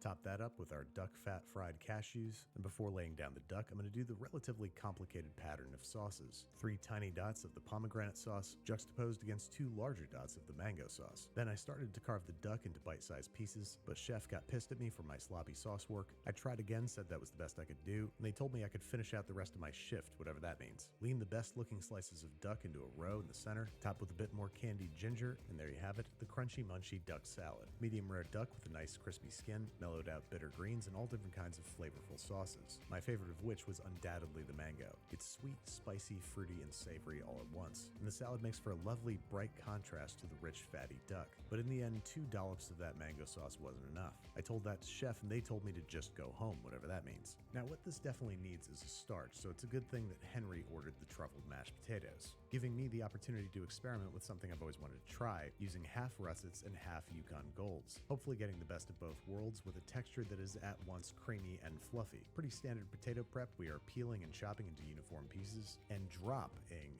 it into a pot of cold, lightly salted water. And whenever I make mash like this, my little secret ingredient is lightly crushing 2 cloves of garlic and throwing them right in there with the potatoes. That way they'll get softened and mashed up with all the rest. Bring to a gentle simmer and cook for anywhere from 12 to 18 minutes, until the potatoes are super tender but not quite falling apart. I ended up having to severely overcook the russets because, as it turns out, Yukon Golds and russets can take different amounts of time to cook. With the Yukon still firm, I'm draining them, putting them back in the pot, and covering them up for about 10 minutes, which will continue to soften the potatoes without waterlogging them. Then ideally we're going to pass these guys through a fine mesh tamis, but I couldn't find mine, so I'm just going to rice them to ensure a smooth, creamy mash. Then I'm going to return them to the pot over low heat, add about a cup of warm, heavy cream, and a 2-ounce tub of black truffle butter, which contains little bits of actual truffle and no truffle oil, because let's face it, truffle oil is pretty gross. It can have an overwhelming, almost chemical flavor, and this stuff is just going to give it the nice, subtle essence of truffle. Seasoned to taste with kosher salt. Normally we'd use white pepper, but in this case more black specks are just going to look like more truffles. Gently mix over low heat for about 30 seconds, and pour into your desired serving vessel, allowing to cool completely before covering and fridging until ready to serve.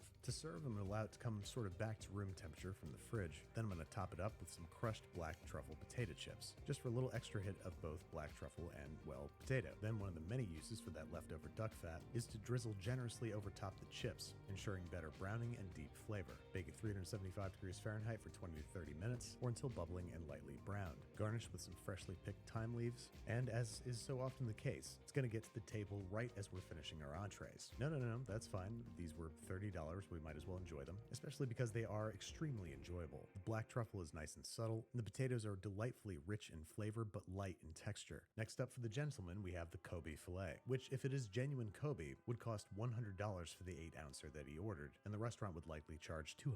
So being the photographer for the mayor must pay well. I got my 8 ounces of genuine Kobe filet. I'm going to trim off the excess fat and connective tissue because there's tons of fat in this, as you can see. It's a little bit brown on the outside. That's because it was frozen and it oxidized as it thawed, but it's still going to be delicious, especially after we dry brine it at least 2 hours up to overnight. Now, throughout this dish, I want to utilize a red miso butter, combining 2 tablespoons of red miso paste, about a teaspoon of soy sauce, and 4 ounces of softened butter, creating an absolute umami bomb. I'm going to use this both in the sauce and the mushrooms that accompany the steak. Be sure to thoroughly and freshly season your best carbon steel pan, and then I'm going to build a sauce that's basically a fortified reduced demi-glace, combining 16 ounces of store-bought demi in a medium saucepan, a half dozen cloves of unpeeled garlic cut in half, 1 small shallot likewise halved, a little splash of Pinot Noir for color and flavor, and we're going to reduce that down to about a quarter of its original volume. Strain out the solids, and now this can be fridged until ready to use. If you're ready to use it now, send it back into the saucepan, bring it up to a bare simmer, kill the heat, and once the bubbles have stopped, we're going to whisk in about 2 tablespoons of our miso butter, emulsifying it together into a thick,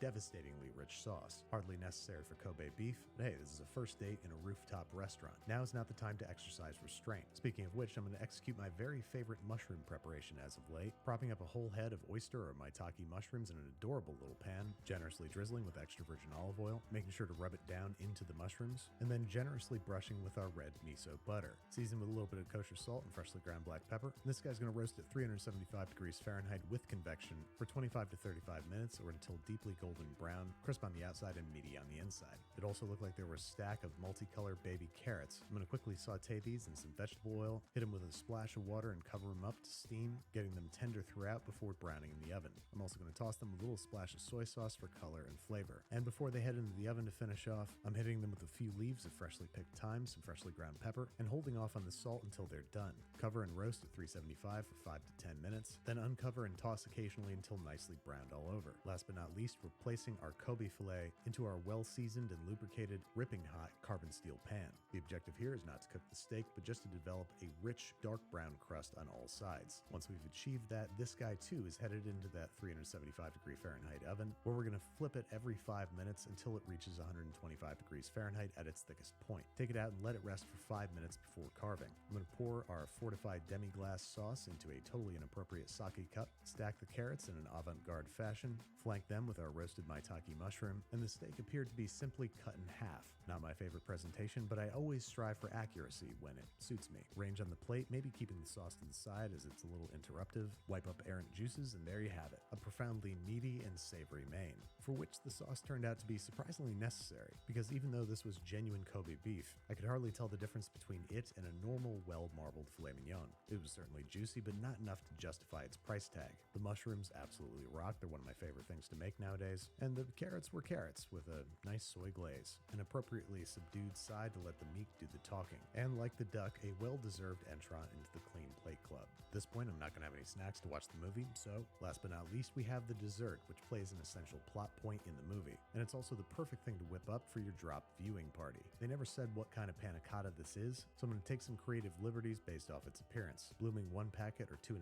teaspoons of gelatin and 1 cup of buttermilk, and while that hydrates, combining 2 cups of heavy cream with 2/3 of a cup of sugar in a medium saucepan. I'm also going to add a little pinch of salt and a little splash of vanilla extract. Bring this guy up to a bare simmer once all the sugar's dissolved, lower the heat, and whisk in the buttermilk gelatin mixture, cooking gently until the gelatin is completely Not gonna lie, dissolved. I almost Then, while the pressed mixture is stop still streaming warm, by I'm gonna accident. whisk it together with 4 ounces of goat cheese, creating a mixture for a funky, sweet goat cheese buttermilk panna cotta. Mom, Swallow I'll be your right roll back. with a wet Need to tissue grab some towel to water. keep it in place. Slowly add the hot mixture to melt the goat cheese, and whisk constantly until the whole thing's nice and smooth. Then strain the mixture into a container. I think this will that's poured finish and before I use get said back, pouring so I'll be able to let abilities this to fill up finish. some domed silicone molds. As you can see, I'm doing 2 different sizes because I'm not sure what's going to fit my plate, but either way, these guys are headed into the fridge for a couple hours or until set, then wrapped in plastic wrap until ready to use, ideally 2 to 3 days. Then there were little red spheres on top of the panna cotta that almost looked like pomegranate seeds, but they were too perfect. So we're going to employ a little bit of molecular gastronomy and make some spherized pomegranate rosemary caviar, placing about 2 cups of neutral flavored oil in a tall vessel and thoroughly chilling overnight in the fridge. Then once nice and cold, we're combining 1/3 of a cup of pomegranate juice, 1 tablespoon of coconut sugar, 1 sprig of fresh rosemary, and about a half teaspoon of vanilla extract in a small saucepan. I'm bringing that up to a bare simmer, squeezing in the juice of half a lemon, and adding a 1/4 teaspoon of agar-agar powder. This is going to cause the mixture to solidify the instant that it hits the cold oil. Cook and whisk for about 1 minute until the agar-agar is dissolved, strain out the rosemary bits, and funnel into an adjustable squeeze bottle. I'm using this empty olive oil bottle that I've cleaned out. This is ideal because the screw top lets you control the flow of the liquid, which we're going to do directly into our cold oil. And as you can see in this immensely satisfying process, individual drops hit the liquid and immediately spherize.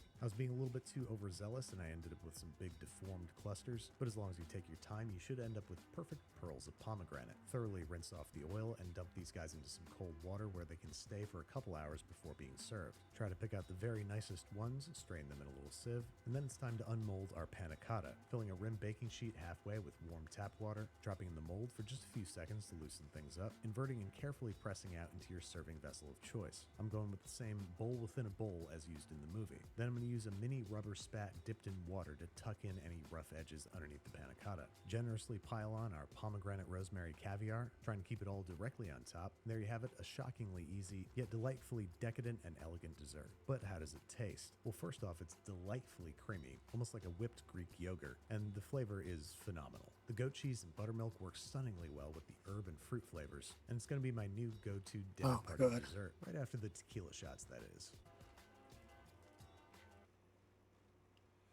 Hold on, I got an idea.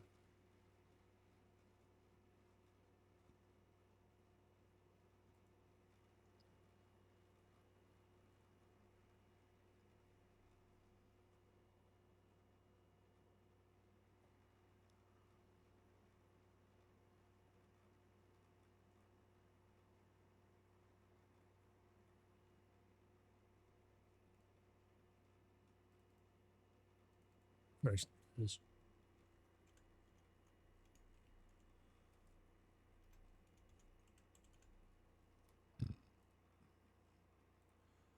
Where am I?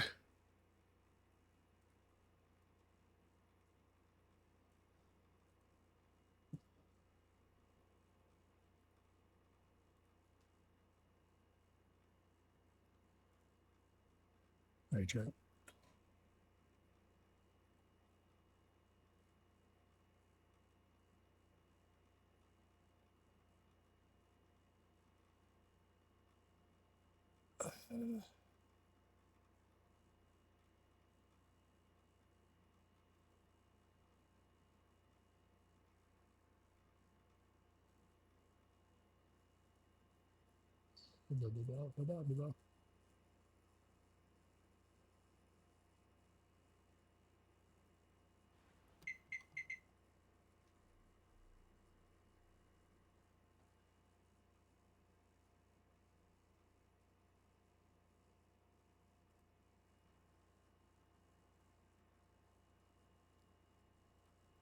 From the Lego Batman movie. Now, obviously, Batman is just heating up some leftovers in a microwave, which doesn't make for a great episode, but it got me thinking, can I make this old world fine dining classic entirely in a microwave? Or as Batman would probably call it, the Bat-wave. So we're going to start with 2 lobster tails, and we're going to separate the meat from the shell, snipping out the sort of membrane underneath, flipping it open like a Motorola razor, and gently pulling out the meat. I was trying to keep it in one piece for some reason. Doesn't really matter because we're going to chop it up anyway. Rinse and repeat with the second tail, and now we're going to steam both the meat and the shells separately in the microwave. First up, the shells, which I'm going to place in obviously a microwave safe bowl. Cover with a plate, try and fail to put it in the microwave. Make sure the spinny plate thing is installed correctly. Shut it down and cook for anywhere from 1 to 2 minutes depending on the power of your microwave. I've never used this microwave before, so I'm going to put it on half power to see how many horses are under the hood. I'm also going to add a couple tablespoons of water because that's going to help the shells more effectively steam. And this is a great place to start because you can't really overcook shells. The only thing we don't want them to be is undercooked, so just make sure that they're bright red and steaming hot. Set aside to cool because now it's time to deal with the much more touchy stuff. I'm cutting the lobster meat into evenly sized chunks so that they cook evenly. Then I'm melting 3 tablespoons of butter in the microwave, of course, pouring it over the lobster meat and mixing to evenly coat. This is going to effectively butter poach our lobster, which we're going to cover with a plate and start nuking at 30-second intervals on half power. After each 30 seconds, we're going to try haplessly to get it out of the microwave, give it a stir, and check the meat is not overheating. I can't conscionably tell you how long to do this for because all microwaves are different, but we want to just barely bring it over the finish line of 135 degrees Fahrenheit. If anything, cook it until the meat registers 130, give it a sniff, cover it up with a plate, and let the carryover heat bring it over the finish line. Now, I was certain that this was going to come out bad. Bouncy, slippery, over firm, but to my disbelief, it was basically really gently butter poached. So it was actually stunningly tender, juicy, and soft. So now we're going to set aside the lobster and use this butter to build our sauce, doing the microwave equivalent of sauteing 1 small finely minced shallot by cooking for 45-second intervals on high power. Now this is a sauce traditionally thickened with a roux, which again to my disbelief is pretty easy to emulate in a microwave. Starting with a 1/4 cup of heavy cream to which I'm going to add a 1.5 tablespoons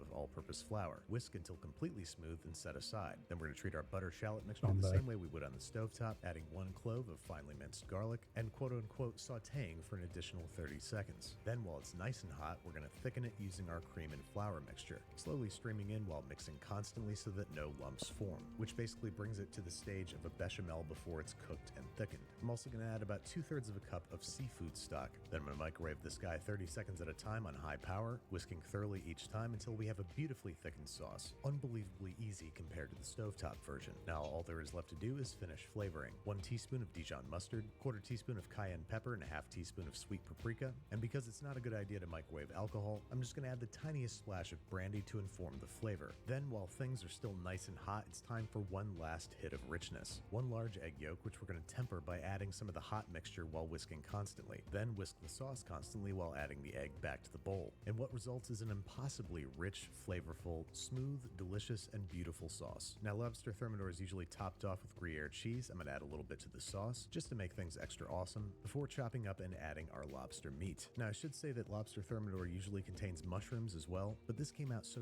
shockingly good that I didn't want to potentially ruin it with mushy microwaved mushrooms. Also, the actual reason is that I forgot. Anyway, to finish our lobster thermidor, we're filling a bowl with rock salt, which is going to act as a substrate upon which we can prop up our lobster shells, which we're then going to generously pile full of our lobster mixture, piling as much as we can of the poor creature into its own carcass, and topping with grated Gruyere. Now this is the stage where Alfred would have covered and fridged the lobster tails so that Batman could reheat them later. So now that we're home from a long, lonely day of fighting crime without a sidekick, it's time to reheat, and just for the hell of it, I'm going to do one in the microwave, zapping for about 2 minutes on medium power until piping hot and the cheese is melted, and the other the traditional way under a broiler, 2 to 3 minutes or until the cheese is melted and browned. Top with a little bit of freshly chopped tarragon, an essential flavor in this dish, and there you have it, microwave lobster thermidor. It lacks the nice brown spotting in the broiler, but what does it taste like? Well, first off, it's got a real nice cheese pull, and second, it's amazing. The lobster is super moist and tender, and the lack of Maillard on the cheese isn't bothering me one bit. By contrast, the broiler lobster is overcooked and rubbery. I might have fired it a little bit too long, but it seems to me that the microwave is the champ of both cooking and reheating lobster, which is fitting because one of the morals of the movie is to not judge nor underestimate a book by its cover. See the relationship between Will Arnett's Batman and Michael Cera's Robin.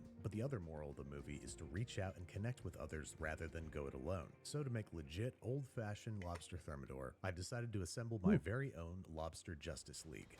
And if this is Bruce Wayne's lobster thermidor, I want to get the absolute best. So I've traveled to the city that was the original inspiration for Gotham, Boston, which is halfway to Maine, where this very morning, Captain Kurt, famous lobsterman and personal lobsterman to Batman himself, harvested the very largest lobster he was legally allowed to take from Mother Ocean. Please welcome, all the way from Maine, Captain Kurt. Hey, how's it going, everybody? Look at that.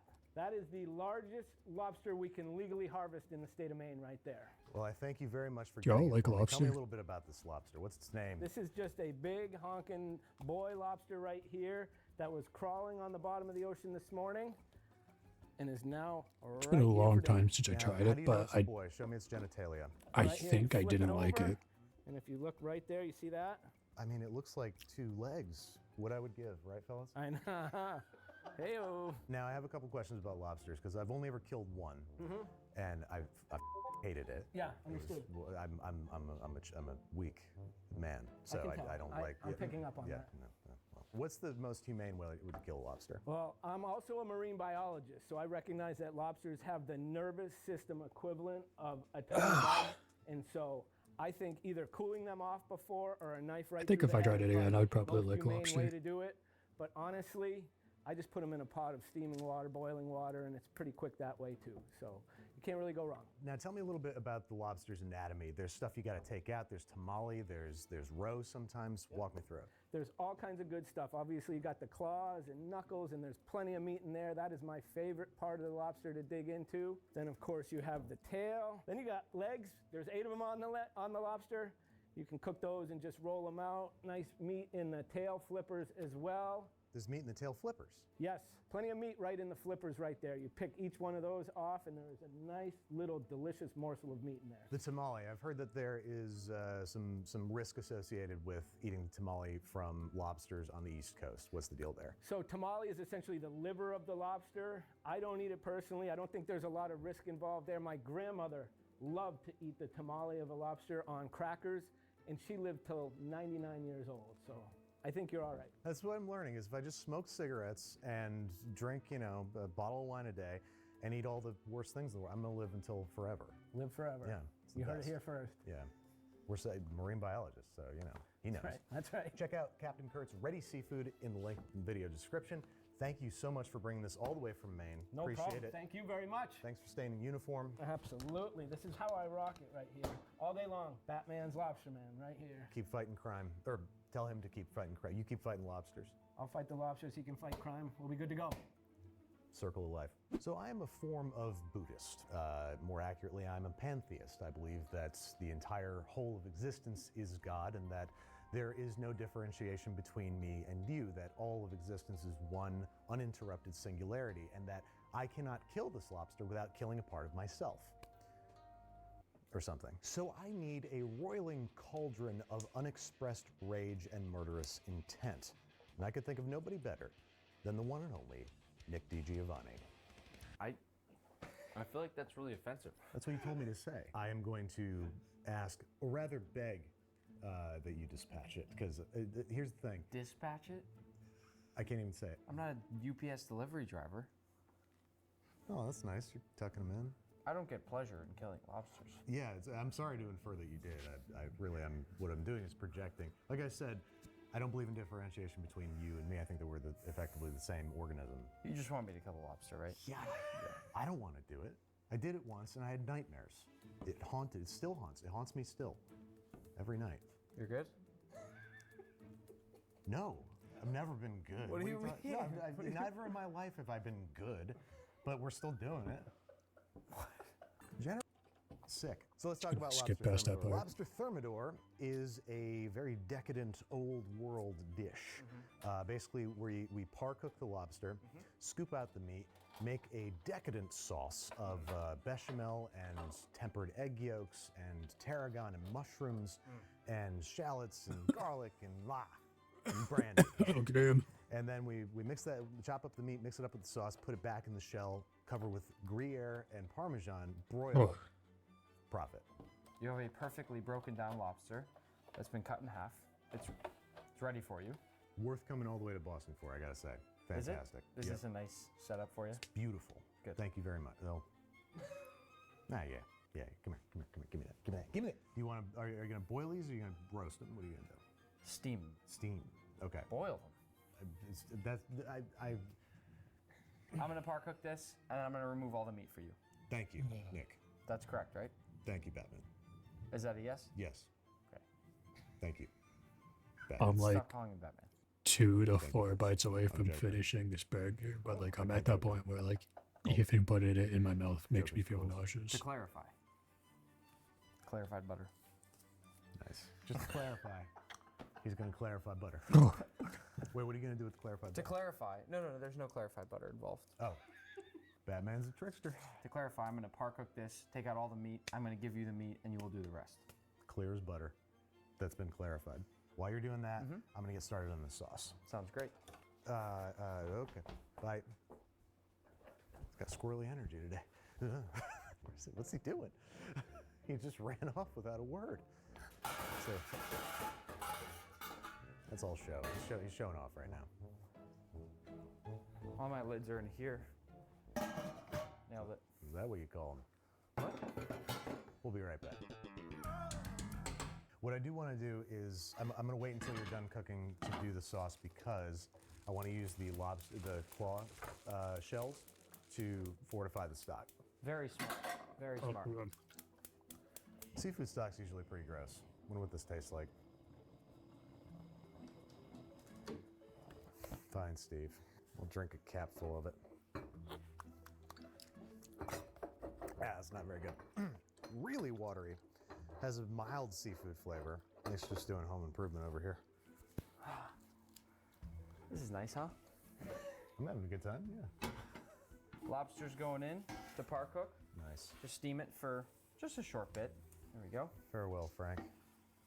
Frank, do you want some, put some celery in it? No, you were drinking that. Who cares? I don't know what you did with this. What is Just it? a stock. What is that stuff floating in it? I would eat that raw right Oh now, my even God. though he just had his mouth. He was just sucking on those and spitting them back into the jar. All right, thank you for that. That's going to make the difference. How long do these go for? To par cook? Yeah. How much are you going to cook it after? They're just going to get broiled. So. Oh, so we need to cook it Yeah, pretty much. most of the way. Yeah. I would give it another 6 minutes. Okay. Should I set a timer? Or you just, No, this is, I got it. wow. Do you have an internal timer? Mostly. Okay, it's good enough for me when it comes to shellfish. No, Just a little that bit. this I could cook in my sleep. Lobster is obviously a very nice food and ingredient that's hard to get in most places, but if you live in Boston or Maine or anywhere here, it's not as hard to get. You know, you can pull up to a lobsterman, like on the water. Like I've done this before in a kayak, and you can give them $20 and they'll give you a few lobster. Whoa. And it's crazy. What's nice about par cooking it like this is I can literally just watch the meat and just see when it's done. Oh, so yeah. I'll know right when it's done. I can just poke it like a steak. And you can see the steaming liquid is already taking on some color from those shells. We're That's actually definitely going to make a great probably addition. already getting close. Poke. Let me just grab this. That feels cooked. Yeah, I think we're getting Getting there. Oh, that looks gorgeous. The claws probably are not cooked fully yet. All right. But the actual lobster's good. Well, when we find out, look at all that fat coming out. That's fat, right? All that goo? No. Oh, never mind. Look at all that goo. What I think we should do is, Excuse you me. can pour that off into there. Extra flavor. Do you want me to take the meat out? Yeah, please. That'd be great. Let's see how you do this. Whoa. Look at was that. satisfying to watch. Cooked to perfection right now. Beautiful. Not quite fully cooked on the insides here. And that's perfect because it adds the warm sauce and we'll broil it. It'll take it the rest of the way. Yeah. Yeah, it's gonna be perfect. That's gorgeous. That's how you test it? You touch it to the lip? See Well, I what- mean, just what- testing for like the temperature, putting my tongs inside. That is like a seconds. classic chef's test, is to shove something in there, touch it to the lips, because that's a very sensitive area for temperature. You're gonna be able to feel, is that done? That'll be some of the freshest lobby that you eat. Good? It's really good. Yeah. All right, so now, same What thing. do you call it, lobby? Lobby, yeah. I want to keep it nice and whole so that you can show those beautiful red It's gorgeous. segments here. So there's that. Beautiful. Right? We're good there. Yep. And I'll clean these shells out for you even a little bit more so that they're perfect. Oh, thanks, man. And then now, the claws we take off. So I want to keep the lobster nice and whole for the thermidor presentation. Yeah. So these we can just reserve off to the side. Yeah, we can take those This'll off and sit suck like them. that. Yep. So these I'll clean off after. I feel like I'm just doing all the work. You've done nothing. You use pre-made stock and you put onion in it. Let me do this. You said you didn't know how. I'll figure it out. There you go. Thank you very much. Boom, look at that. Yeah, buddy. Let's there. see it. Oh, yeah. So see, you can just tell right away. Yeah, That's not done. That takes longer to cook. that's cool. Whoa. That got some distance. Flop. Cute. Wow. Yeah. That's huge. That'll give a ton of flavor, so let's just put Yeah, that in just there. toss it in. All right, let's watch you do it. This is gonna suck because you're gonna be mean. You need leverage. You need you need to crack into the hard part of the claw, which is going to be closer to there, as opposed to up there, much softer. A little too high. Not going to work. Try again. There? Yep. Too low? Try that. I mean, you didn't get deep enough, but flip it upside down. This guy. Flip it upside down. No. Oh, That you deep cut it enough? off. Very expert Oh, job boy. that I'm doing right now. Oh no. Look, it's very perfect what I'm doing. Yoink. Yoink. Come here. Just tap down over your hand like. Like this? Yep. Oh, appetizing. Okay, we got another shell to shove. And now this guy. Wait, how'd you do this guy? Did you watch? No. That's the thing with lobster. You just have to keep yanking at it until something happens. That's all you gotta do. All you gotta do is just shove a finger in. And you just gotta, there you go. Just to be a badass.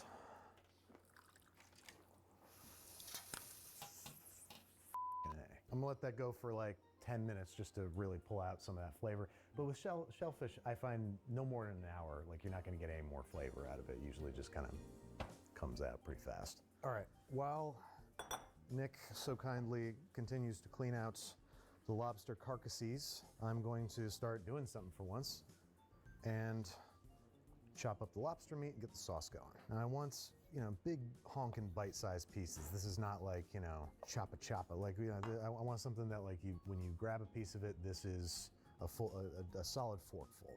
There we go. What else do I gotta do? I'm gonna smash and roughly chop these garlic cloves a little bit. The easiest way to break down a garlic clove quickly is to just like give it a really solid whack and then just run your knife through it a little bit.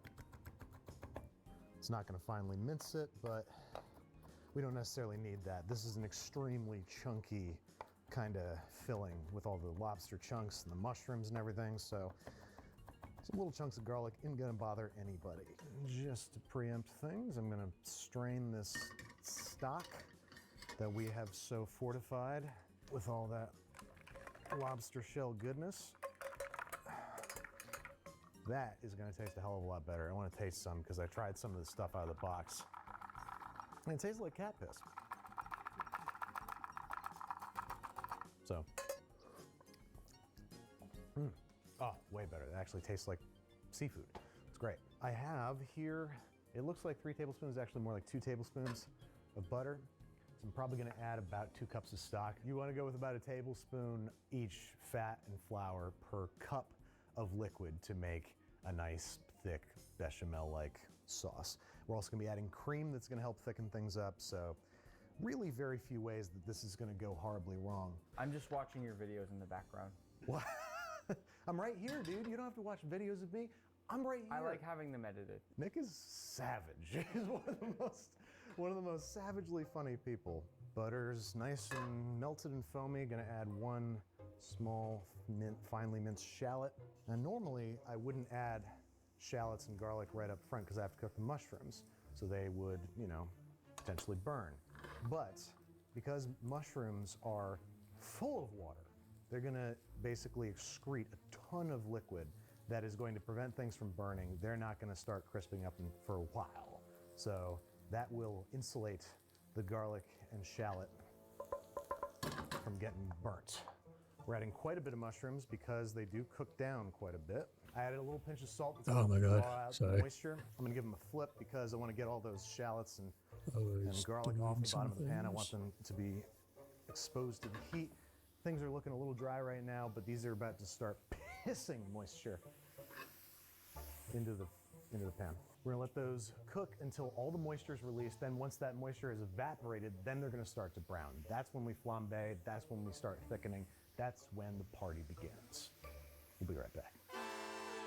Oh my God. There we go. You see how the mushrooms, they're starting to get wet? That's gonna cook off. These mushrooms are not gonna brown until all that liquid cooks off. So don't get... All right. Let me do a few things.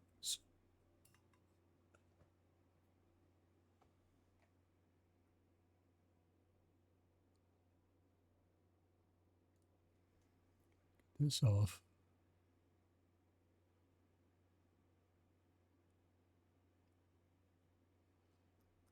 Then get this off.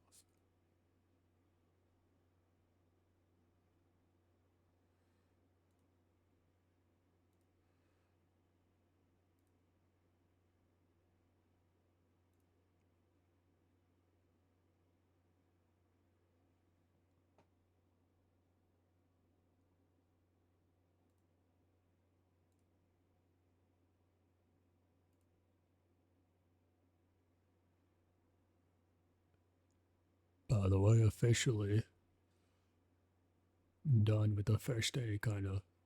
Technically the first 6 hours, but you know, whatever. Guts.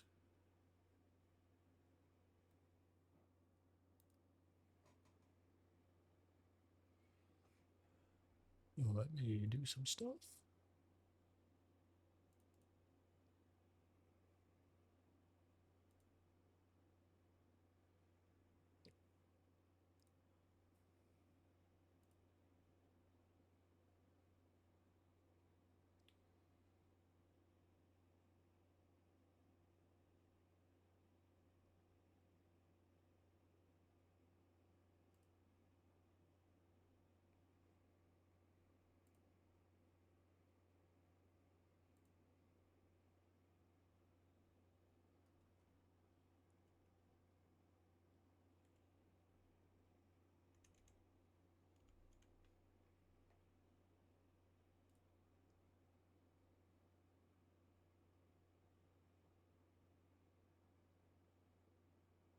All right.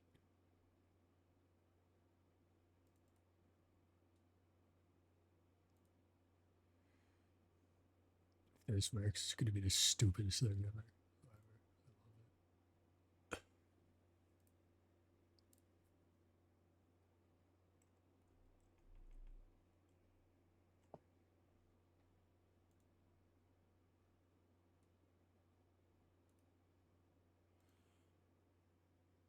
Oh, hold on, who was there? No, it's Kofi. Unless someone else was actually talking in the chat once.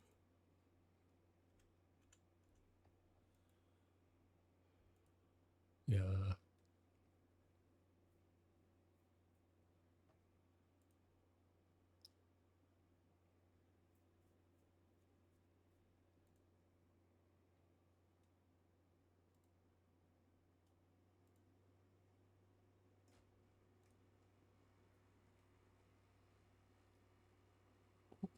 Where is it?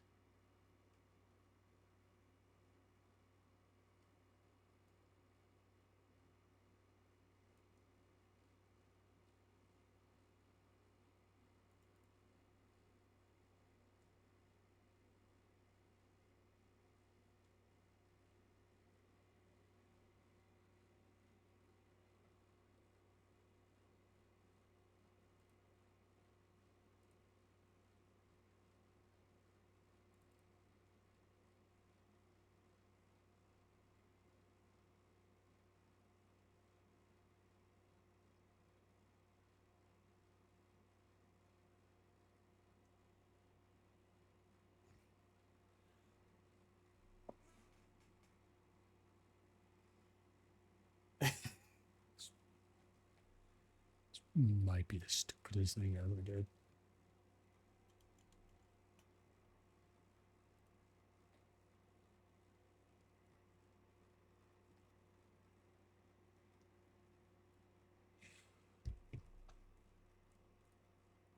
Change that.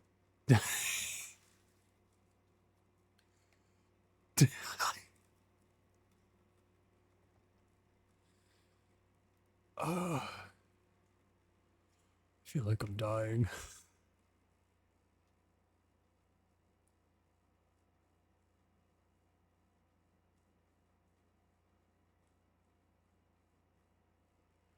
I do not have me, so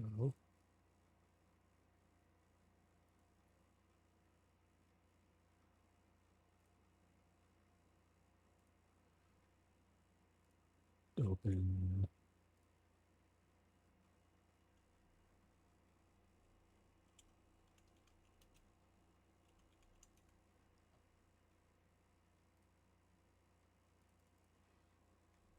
Bam.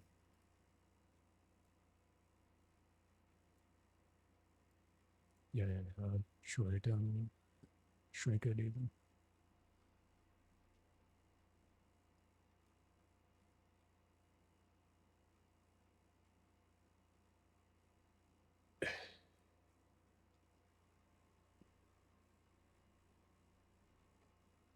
And bam.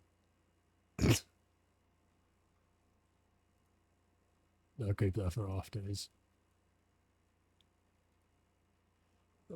Just gonna go. No avatar for a while. Back to Elden Ring.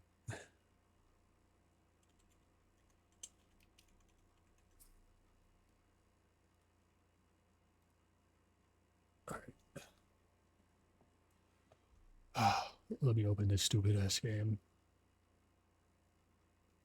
Where is it?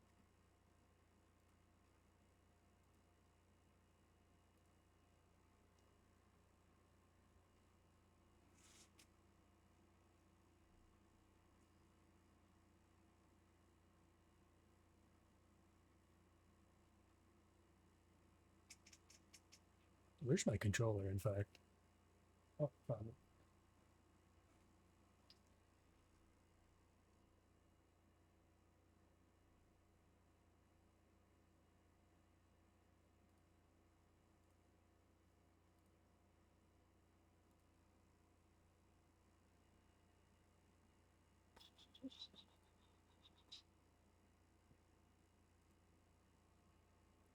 Elden Ring.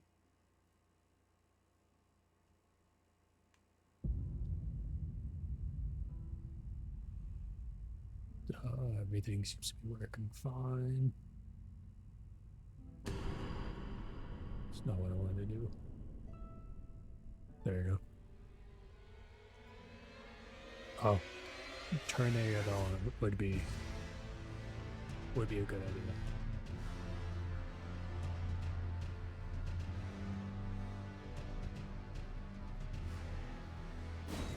Okay.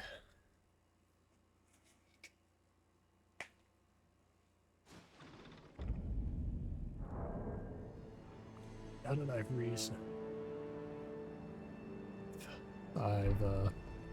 reset my mental state.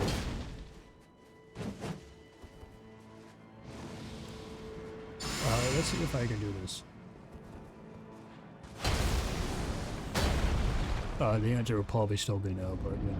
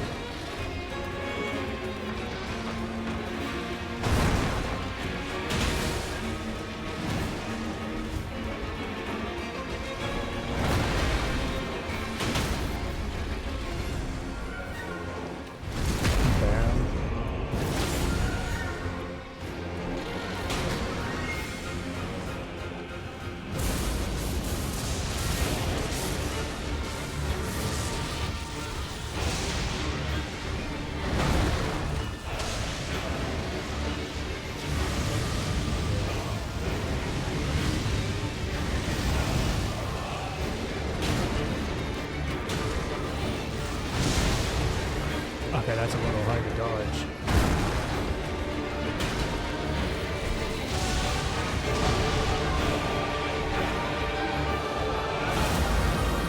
I didn't even hear that.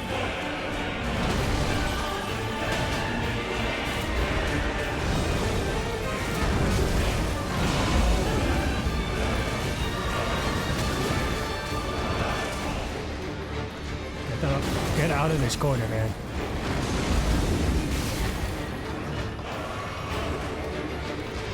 Please.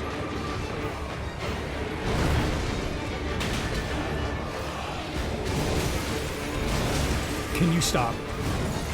I'm begging you.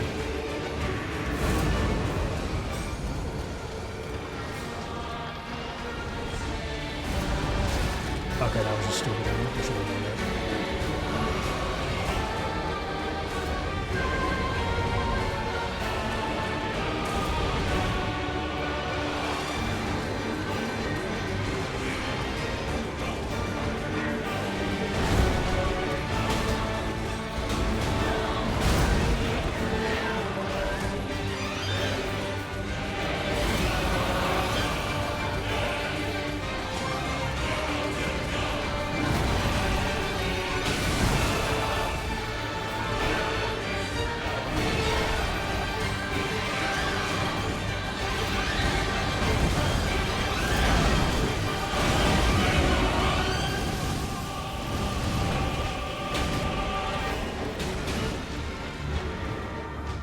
Okay.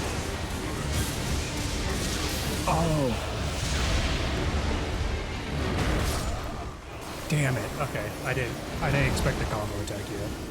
I don't know why I didn't expect it. I just didn't expect it.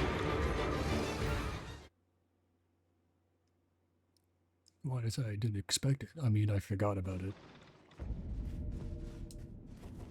Oh, that was such a good run. If I didn't fuck up at the end of the shit.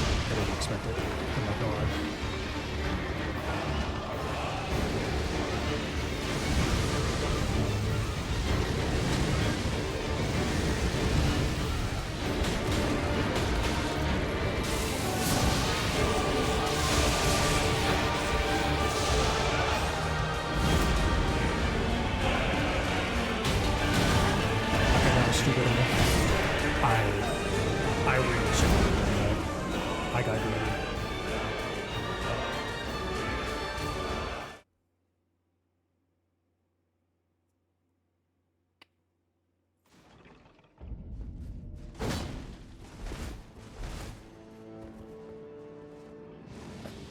Oh.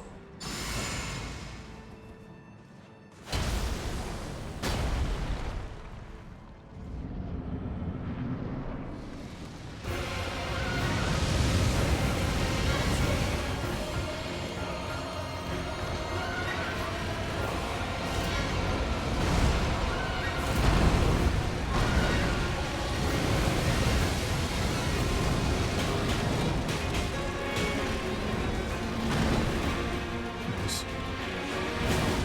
Oh, not nice. Get away this corner.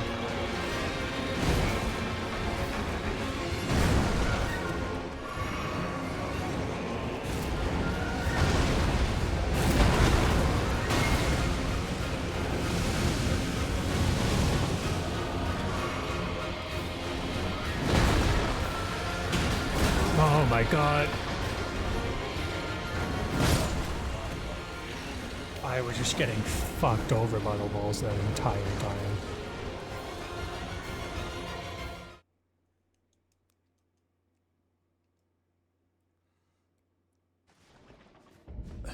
I wish the walls weren't also trying to fight me when I fought this goddamn boss.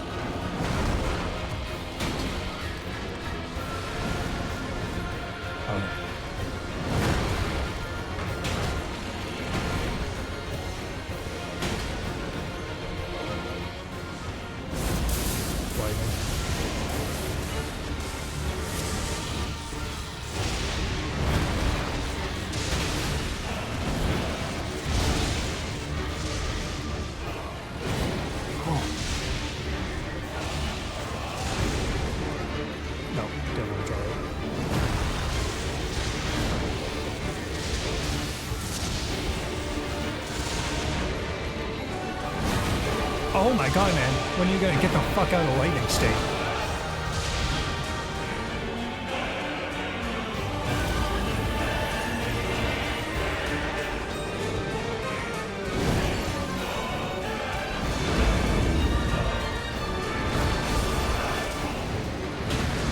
Oh my god.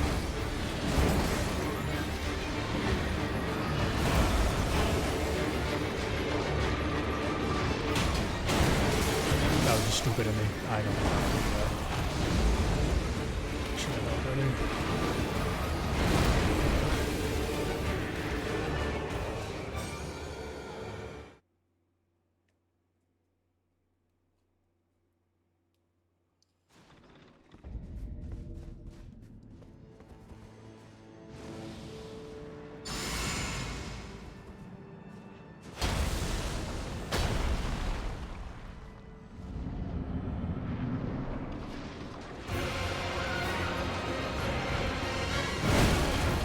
I pressed dodge, but okay.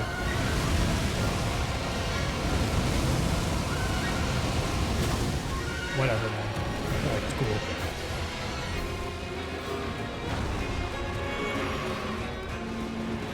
Oh, do I get to play the game now?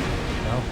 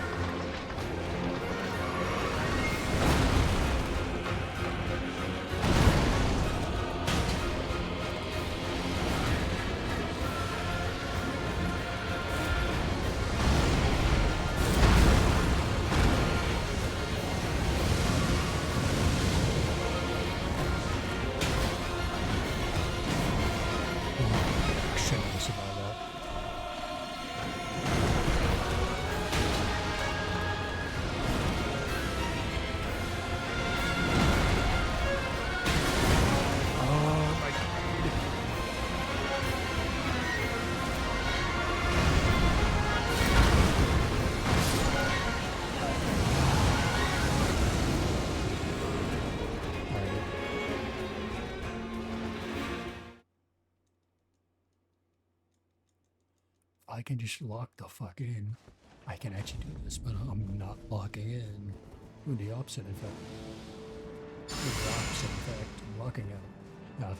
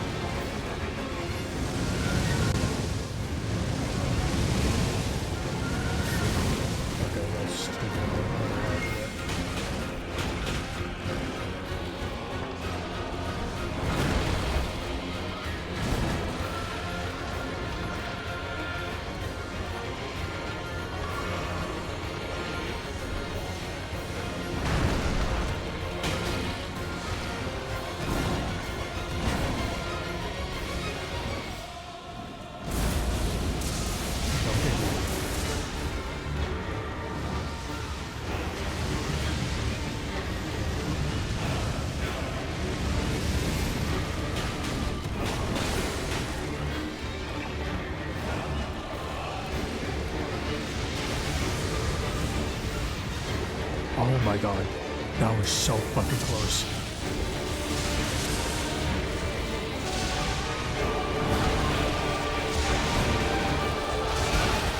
Oh, get me out of the corner!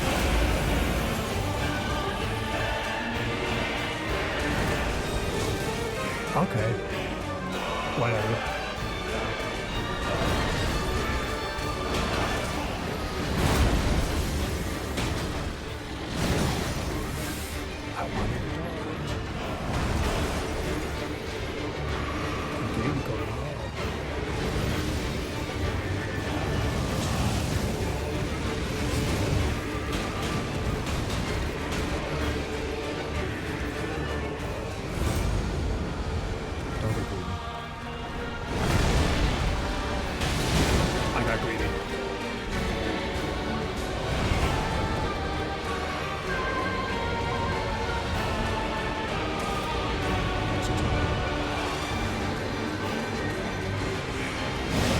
Oh my god. What am I doing? I'm throwing.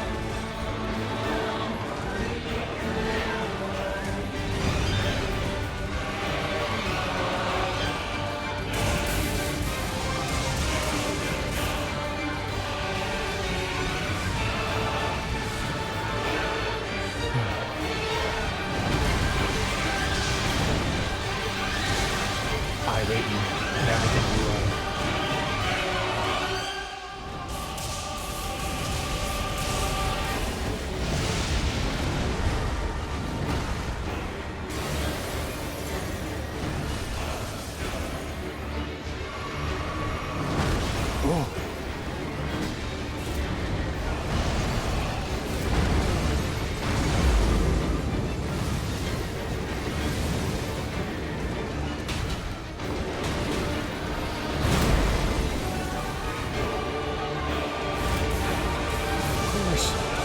Another round of lightning. I love that.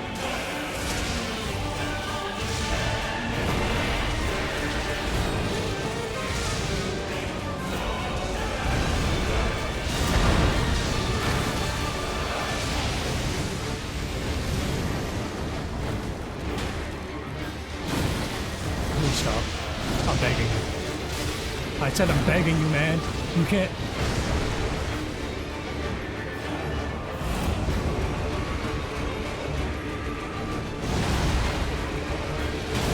I'm doing stupid shit all the goddamn time.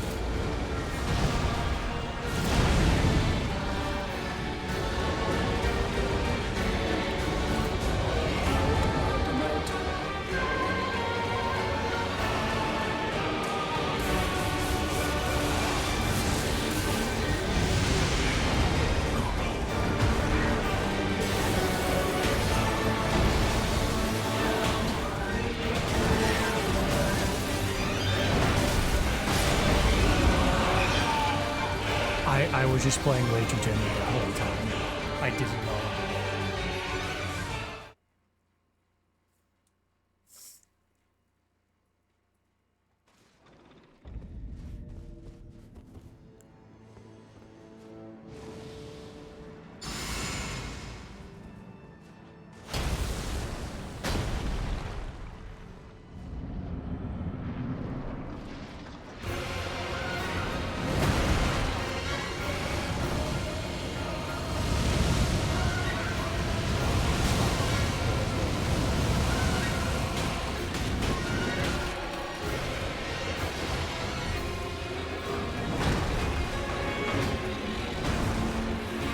I'll take it.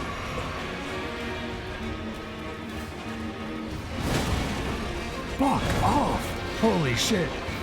You don't got anything better to do in your life.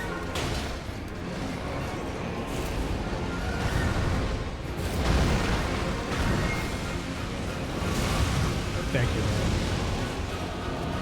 Making me waste so much fucking potions at the beginning.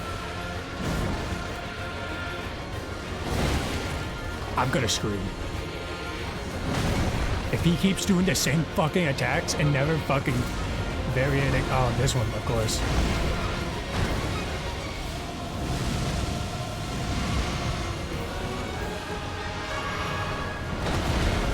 I hate you. I hate everything good about it.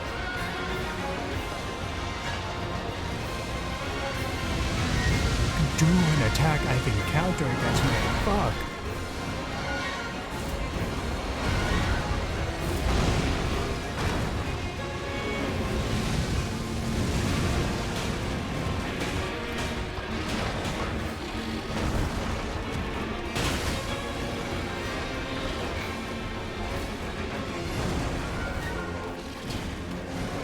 Well, that made me look fucking stupid.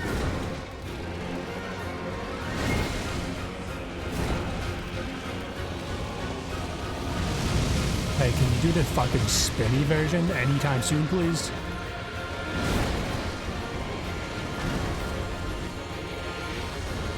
Thank you.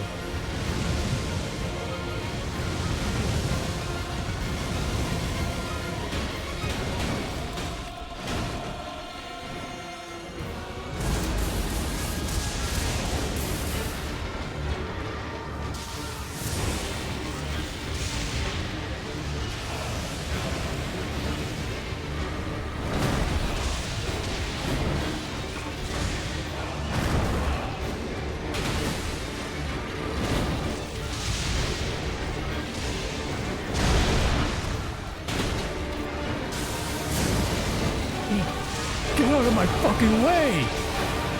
Okay, man. I actually love being cornered.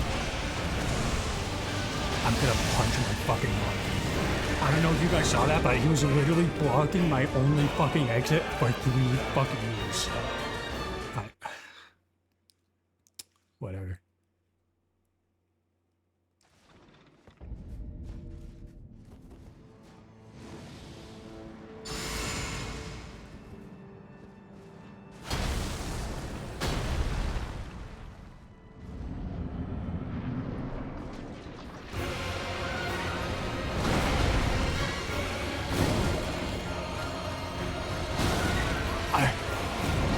Not fair. I should just get good at the game, I guess. That's...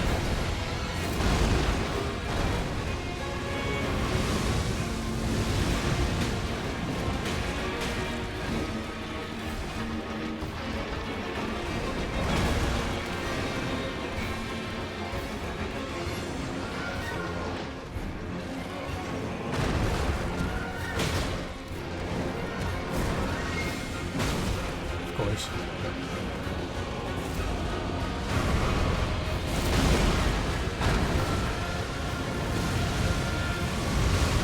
Awesome game development. Can't wait. Thank you. Do you guys see this? I love this.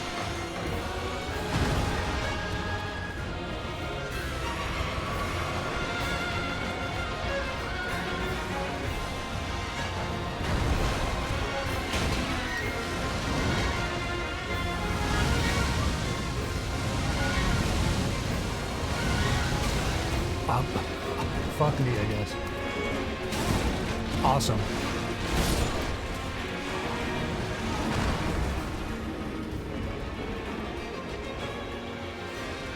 Give me an arena without walls. Put invisible fucking walls so I can at least see where the fuck I am half the time. Oh my god.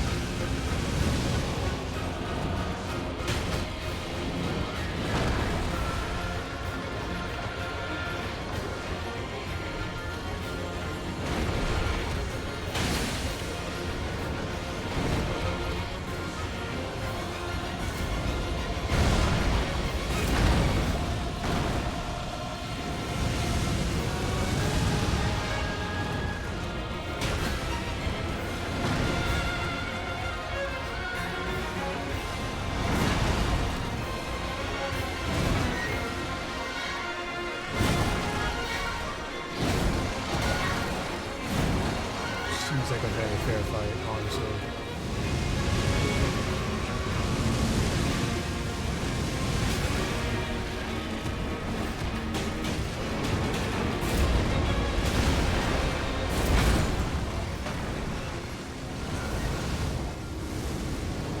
I'm not even dying because I run out of potions. I'm dying because I'm getting fucking cornered in a wall where I can't see anything.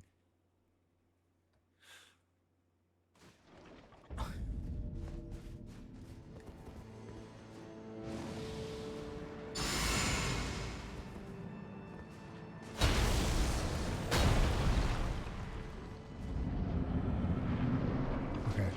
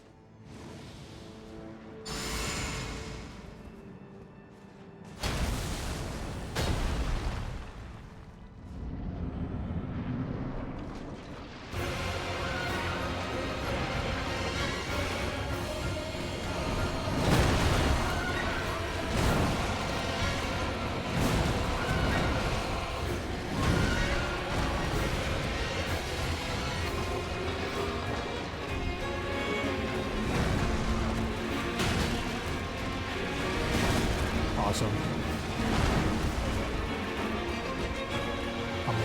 I love it when I'm thrown around. I don't know what the fuck's happening.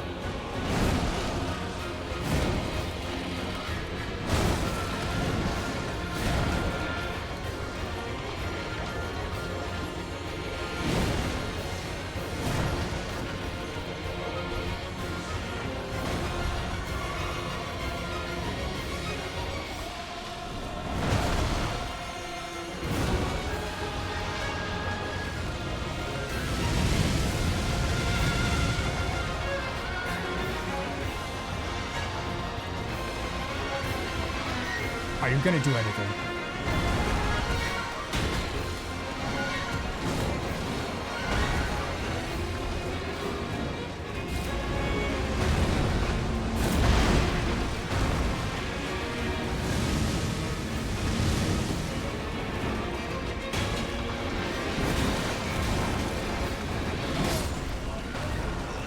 What am I supposed to do? What am I supposed to do against that?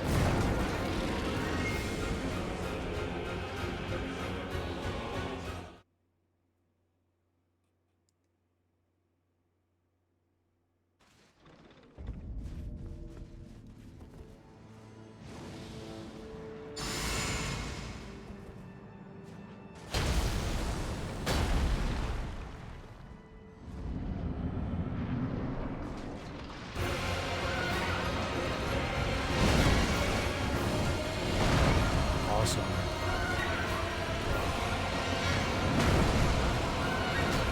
Oh no, cool. You always move right after that. You actually never left an opening after that attack at all.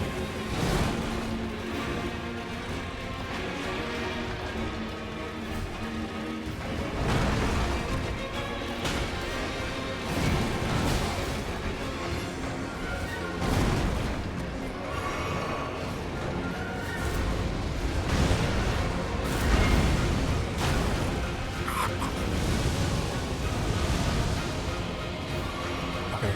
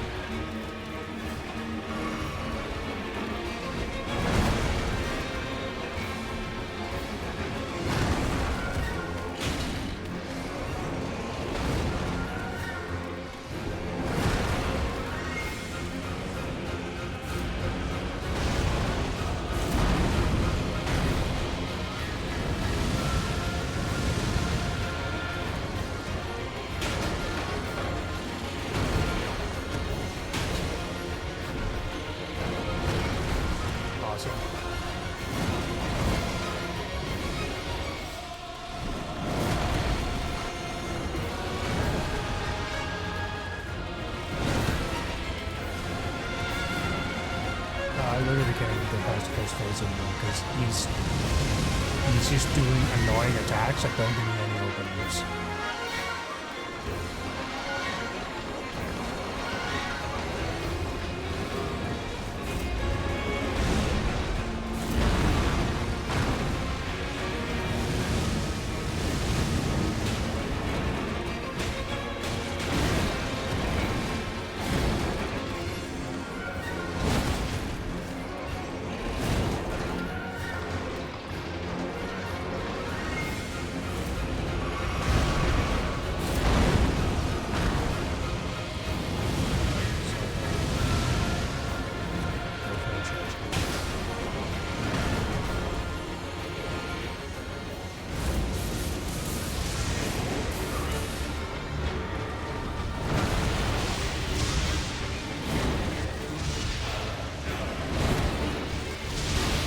Fair enough.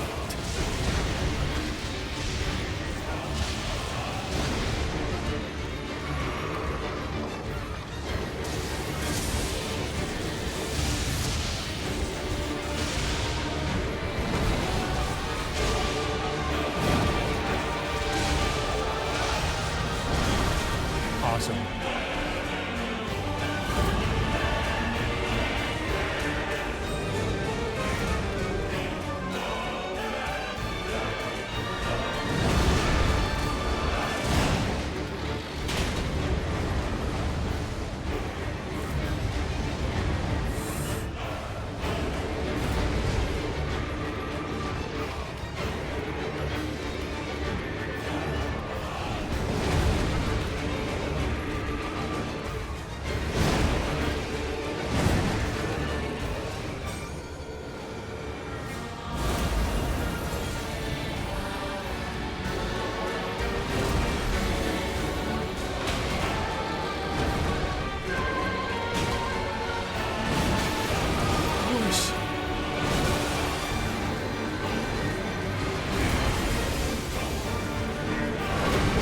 Can you leave me alone for like 5 seconds? No? Okay, fair enough.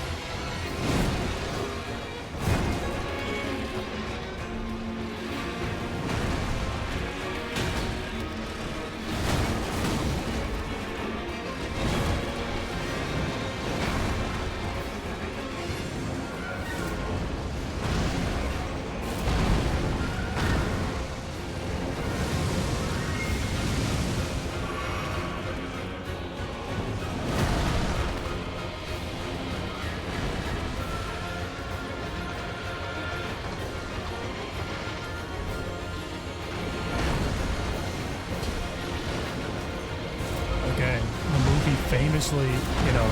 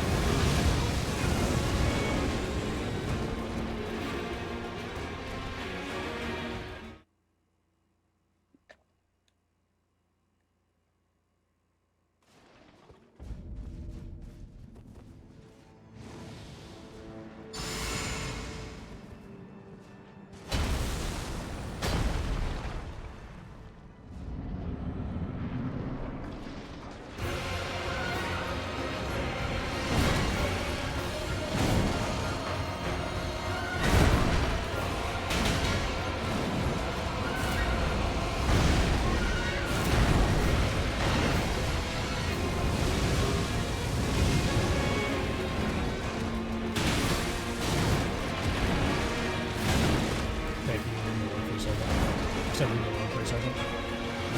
I said leave me alone for a second? Oh my god.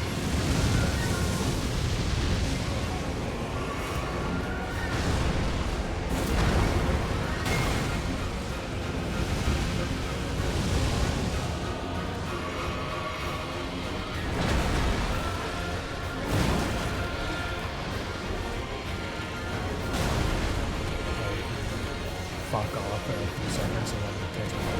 No? Okay.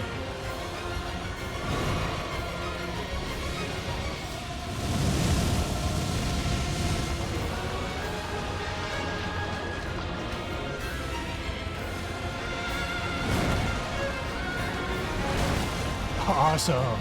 Cool. Love this game. Break something off my fucking desk.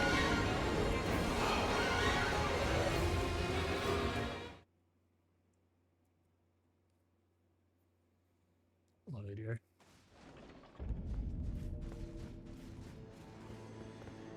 I got my shirt off.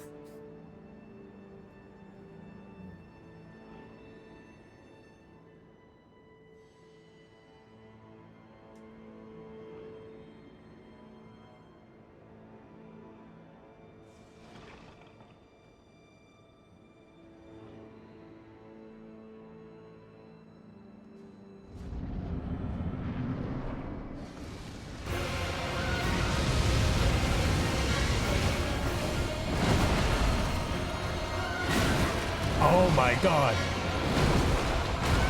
Do you do anything fucking else? Nope.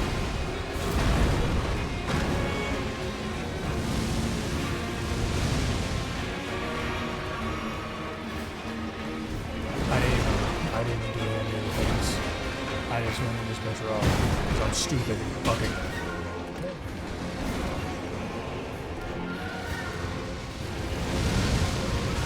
Can you do the spin move? I actually have not seen you do it in over like fucking 500 attempts. It's kind of fucking defeats the purpose. Having an easy move. You never fucking use it.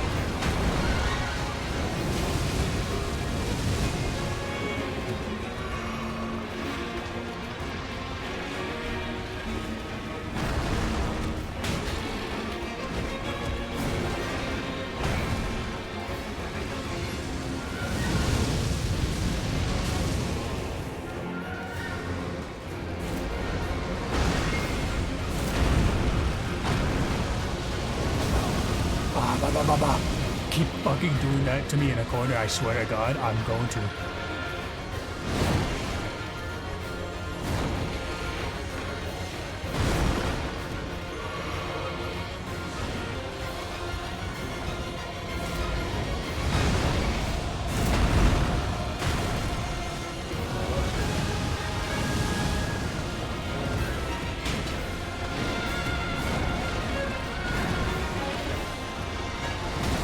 That'll be great fucking seeing.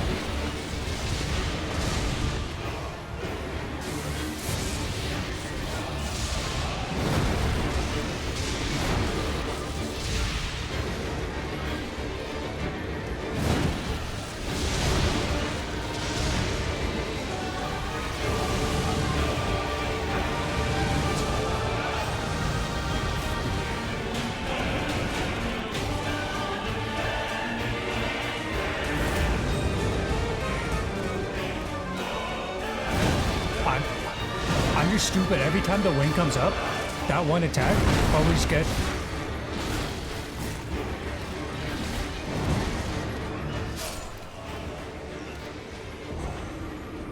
That one attack, whenever the wing comes up, it always gets me. Idiot.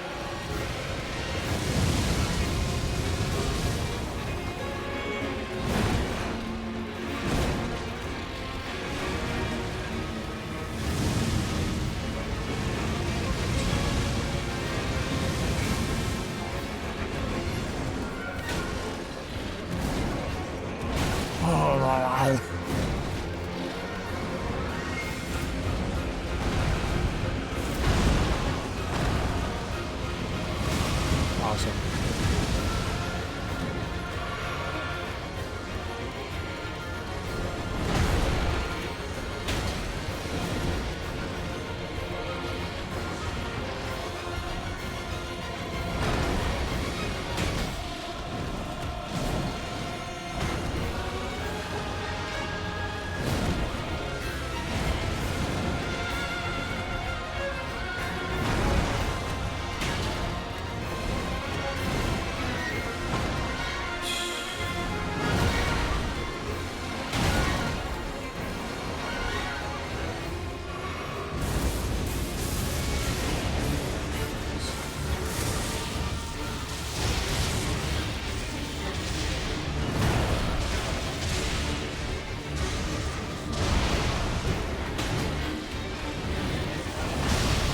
Awesome.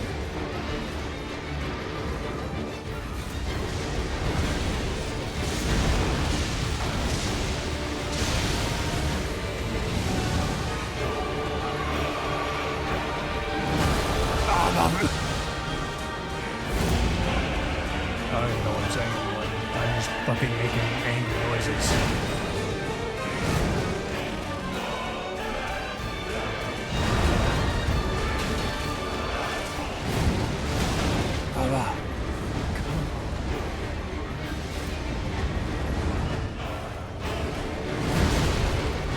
Holy shit. Are you done yet? I can't dodge it. I don't know if like the attacks are faster or something, but I genuinely like cannot dodge it for the life of me.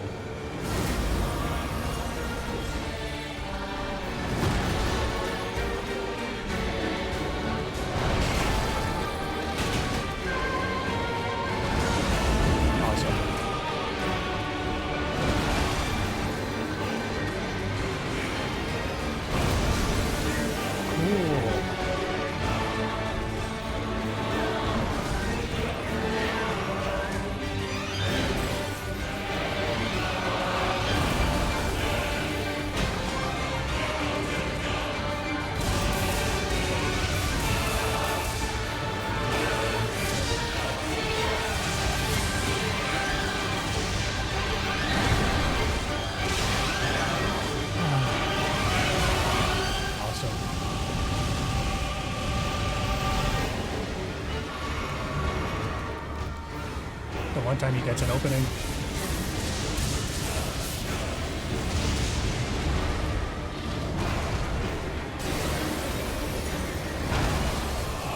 Awesome.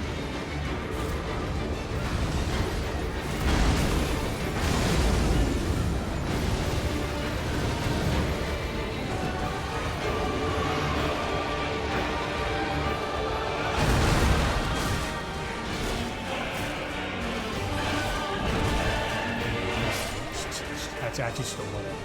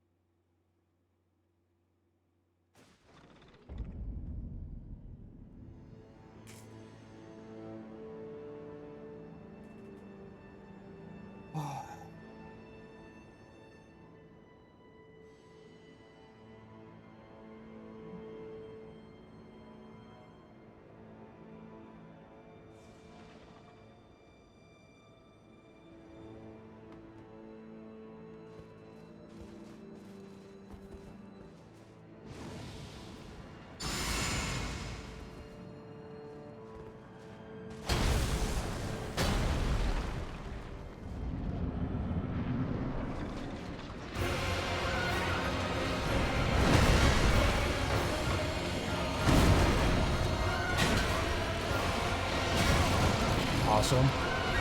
Awesome. Cool.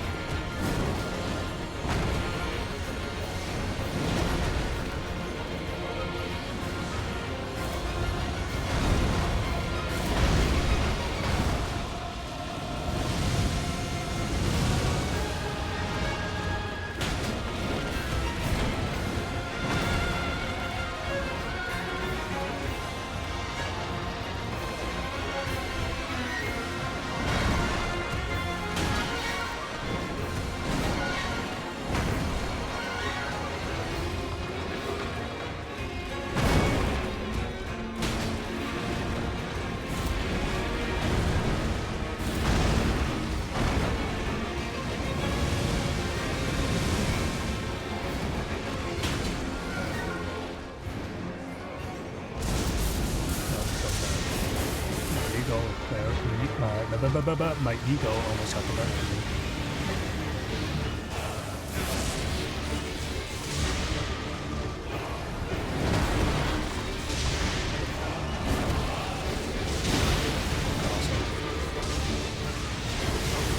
Awesome. Do you ever take a day off? Awesome.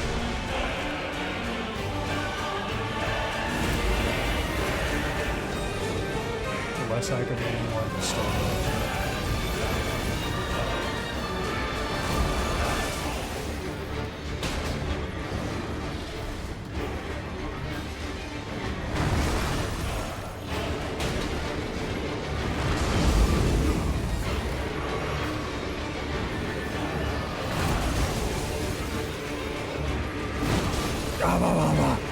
Man.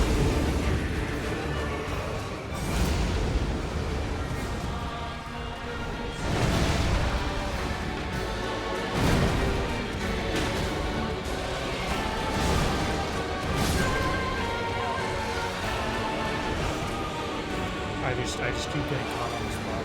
I don't know what to do. Because whenever I'm caught on his body, you know what? I can't fucking see anything because of the goddamn camera.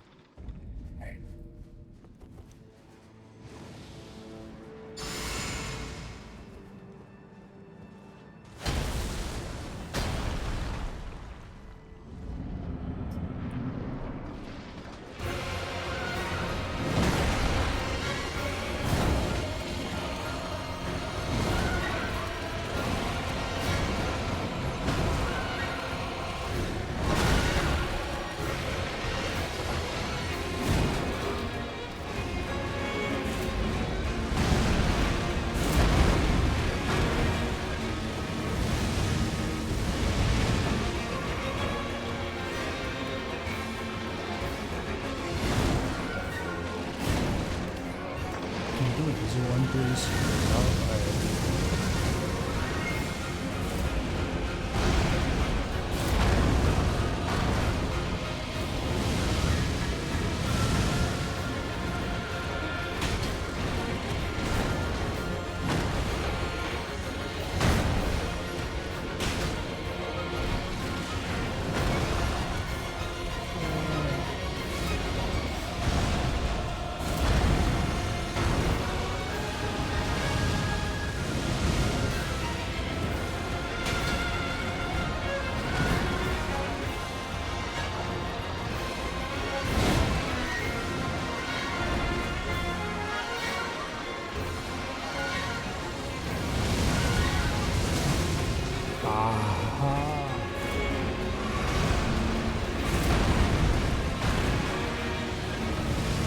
Is this the same?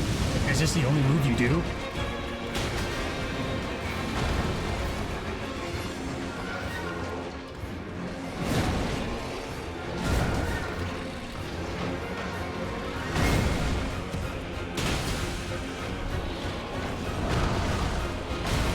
Okay. I didn't expect that one.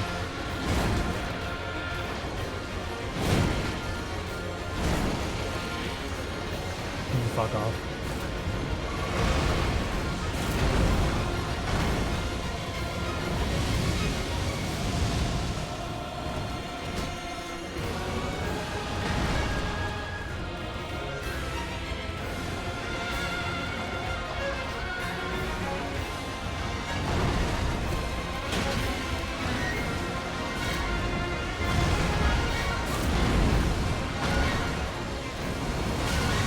Awesome.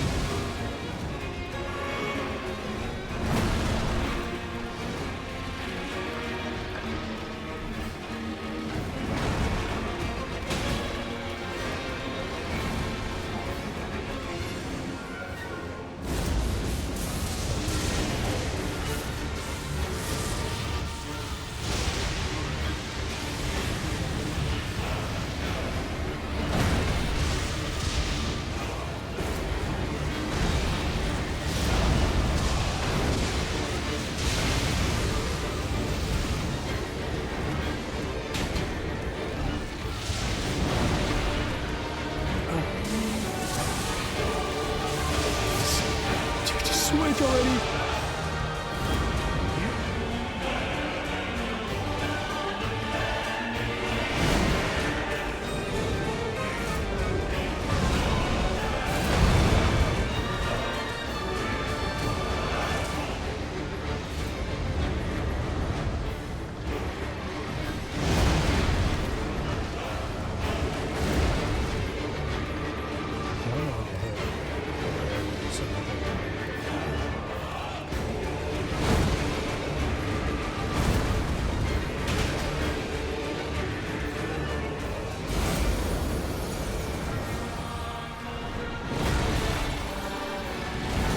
Especially the ice ones.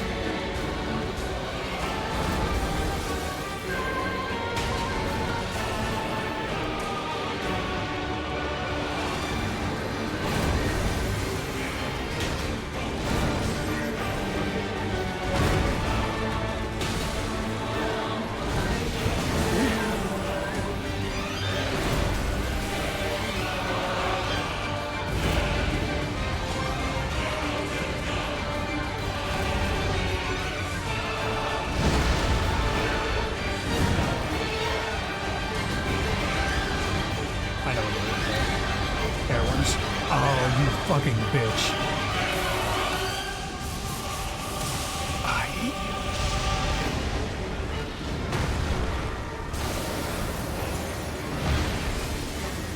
I'm surprised I survived that.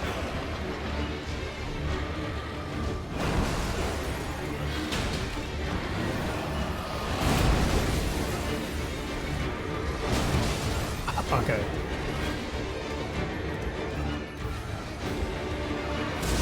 The ice just literally punishes you for being remotely close.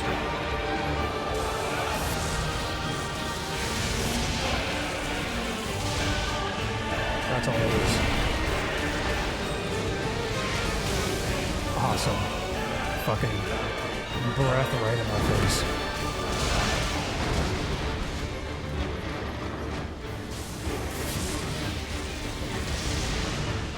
Please go up in the air. Alright.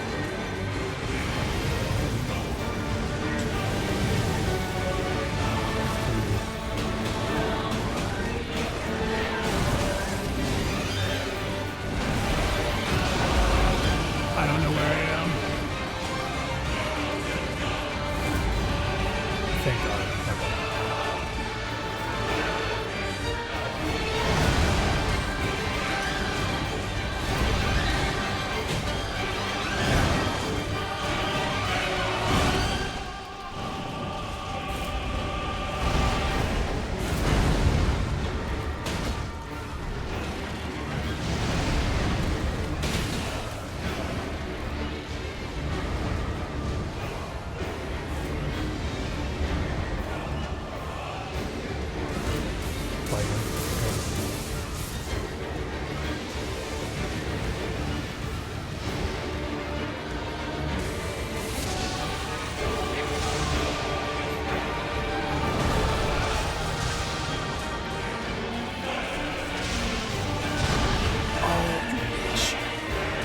Give me 1 second.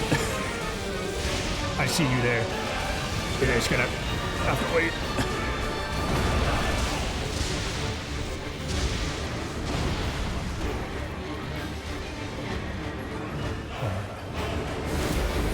Let's go ahead and I need to take my time. Oh. Alright, you're being a bitch. I hope you know that. Of course, this one.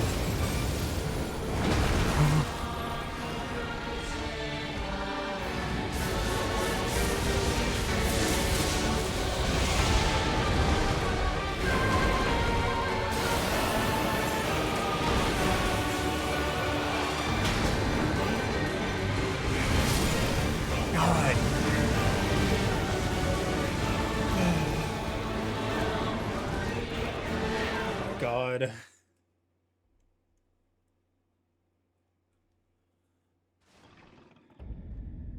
Hello, Raven. How was stream?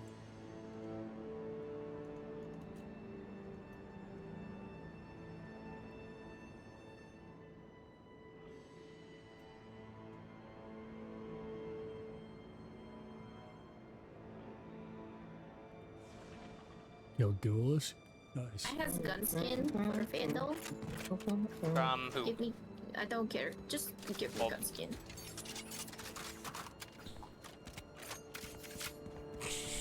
What are you doing? He's watching us. Are you enjoying that I picked her? I just watched you guys go into the exact same space. Huh? Oh, clip that, Harper, please. Sky destroyed.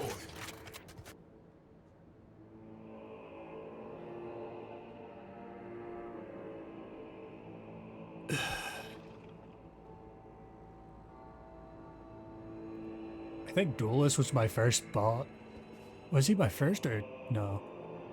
I can't remember. He might have Duelist might have been my first boss I did in expert mode. Can't remember though. I might have turned it on after though. Not quite sure.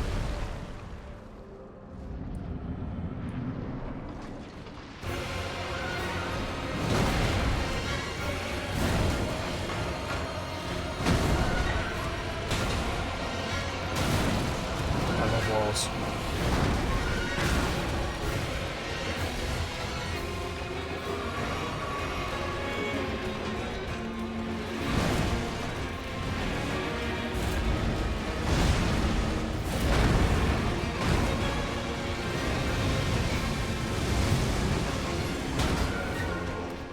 Not gonna lie, saying, oh!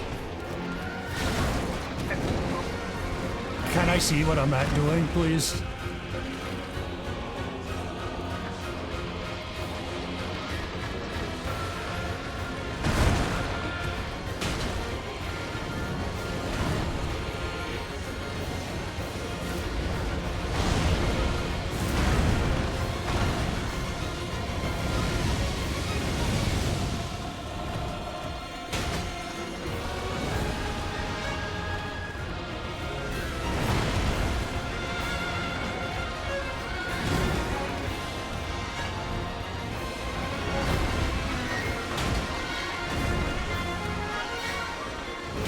Do an attack!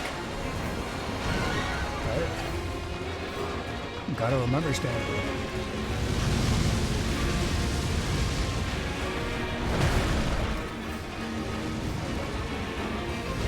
Having a 84 Lumina points on it is crazy, not gonna lie. But yeah. You do you.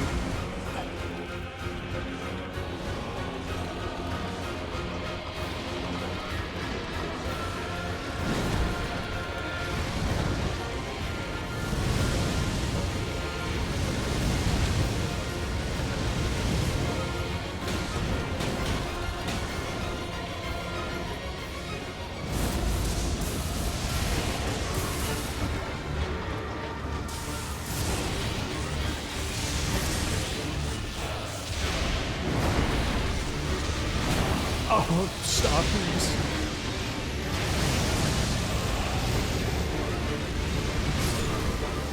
Okay.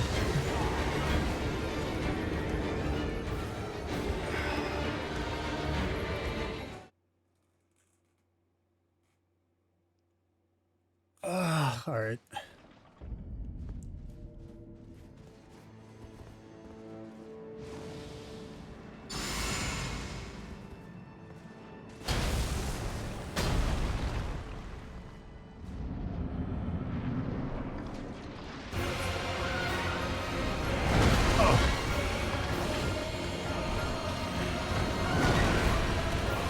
By the way, if at any point during this week you want to join, feel free to.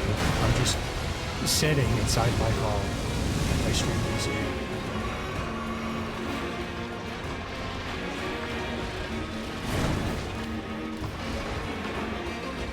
Have fun at bed. Or going to bed, whatever.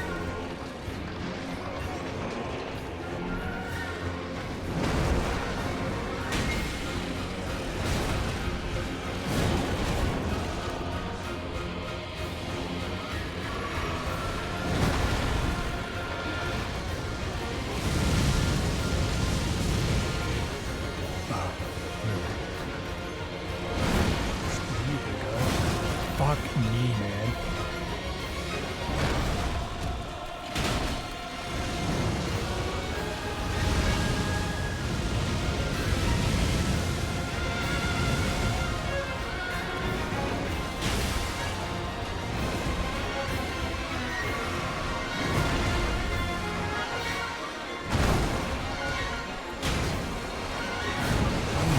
Oh.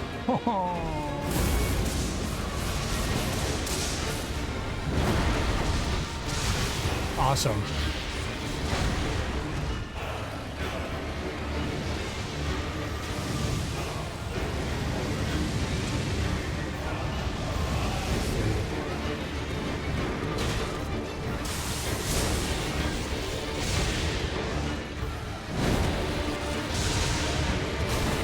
Awesome, man. Awesome. Can I play the game?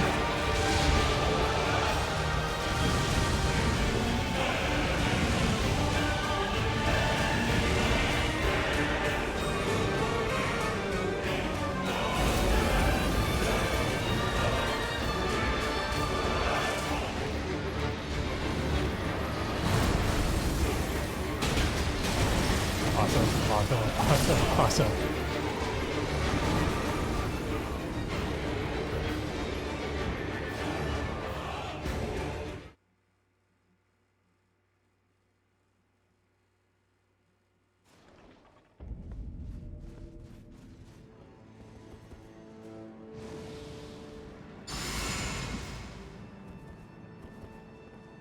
Bitch.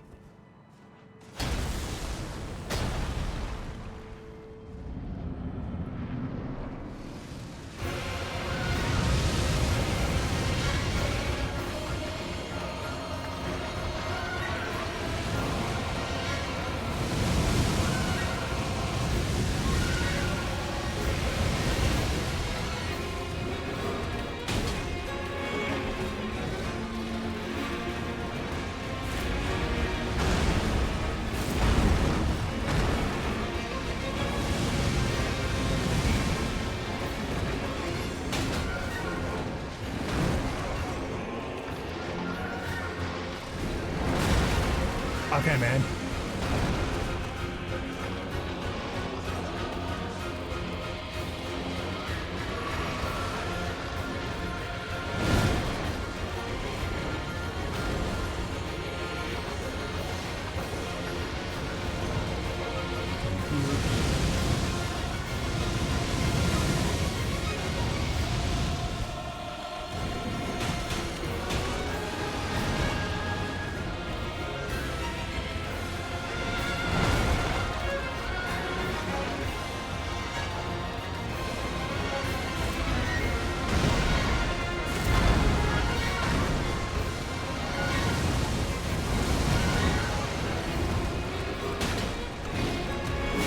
Can you stop getting attached to the fucking walls? Oh my god.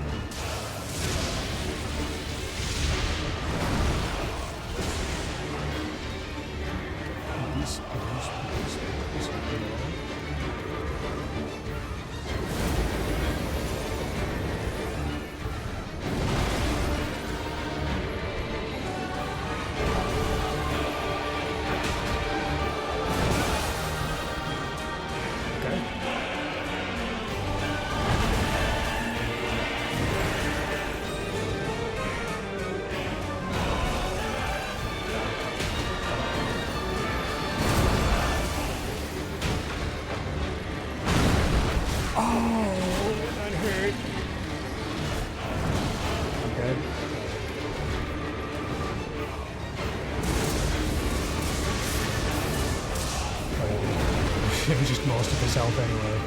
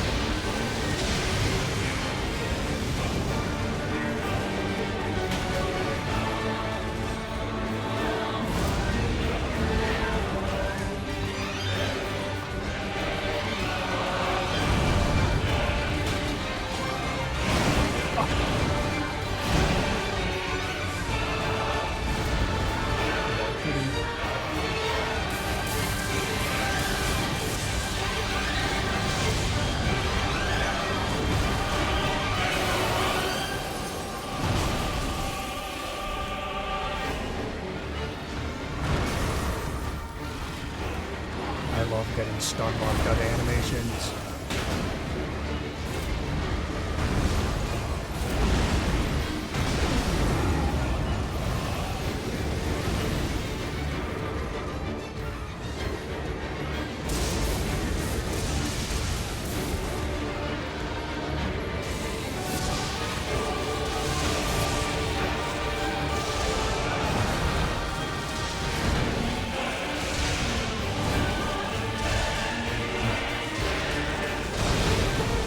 God damn it, I missed on it.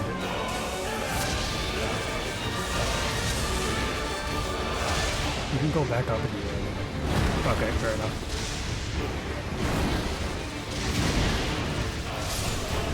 God!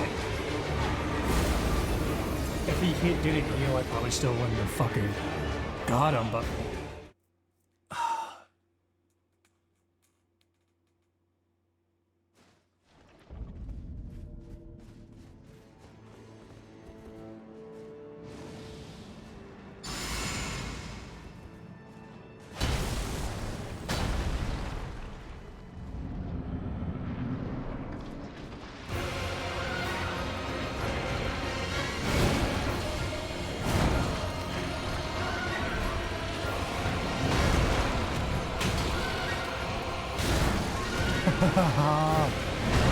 Love.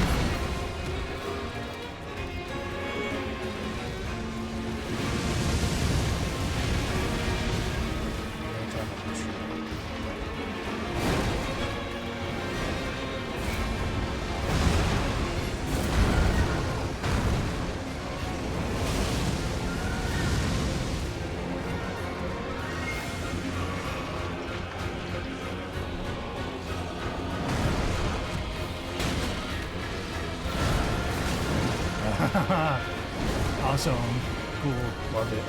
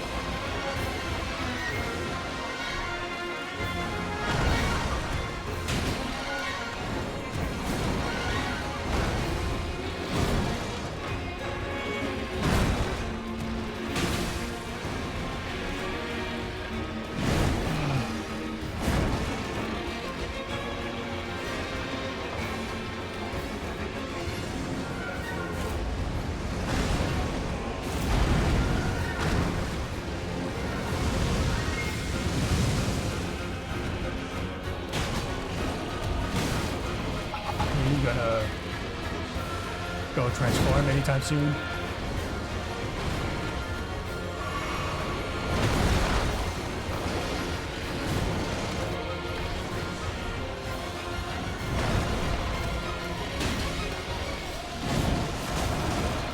No?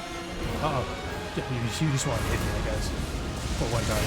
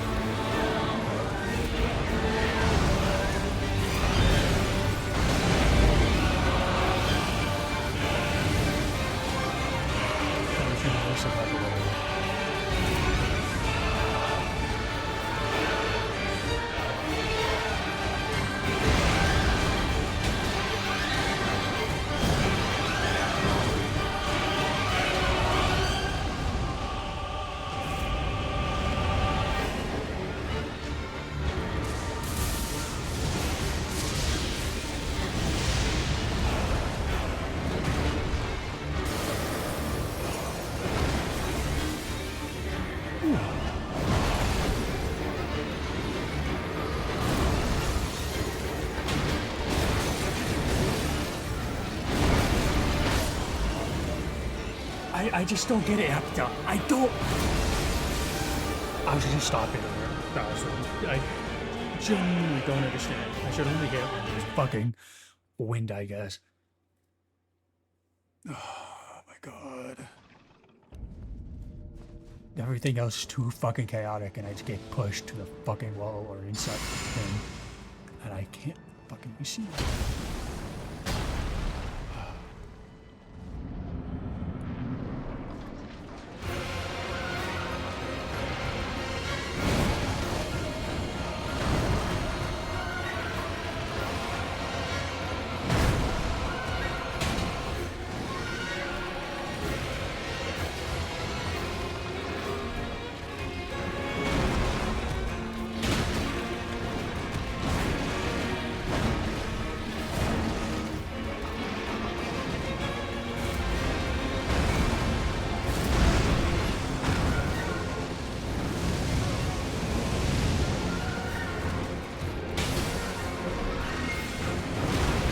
I'm a stupid fucking dumbass.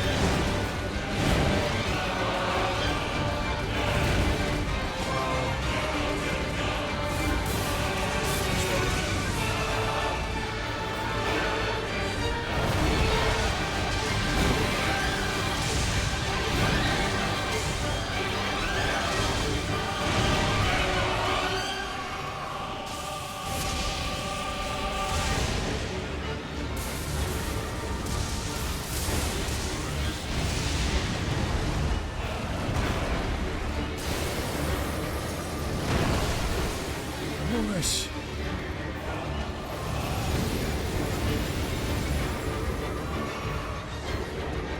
Can you go back to wind?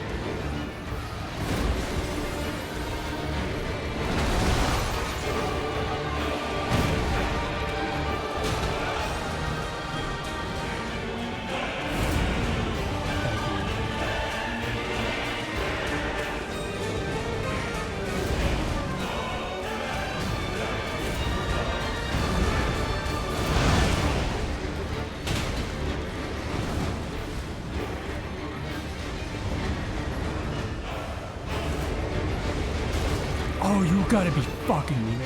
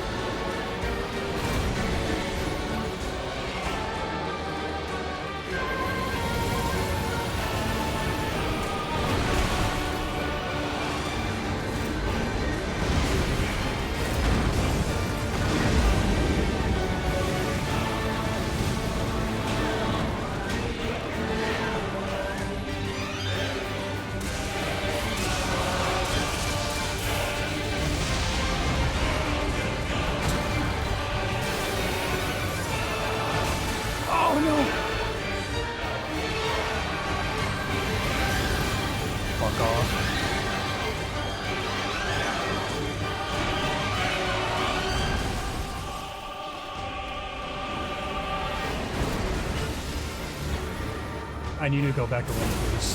This is not wind.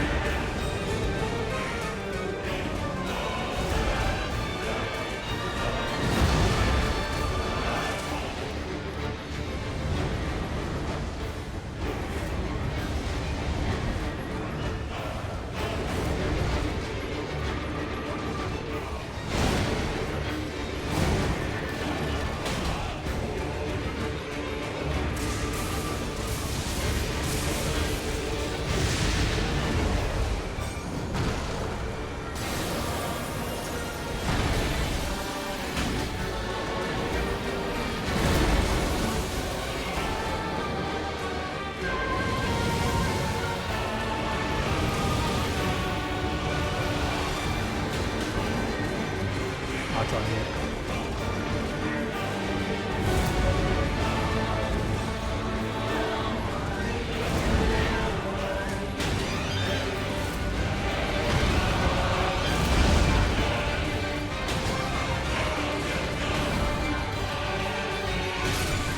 Yes! Oh, dollars. Oh my god. Ah, everything hurts. Hooray. That was officially one boss down.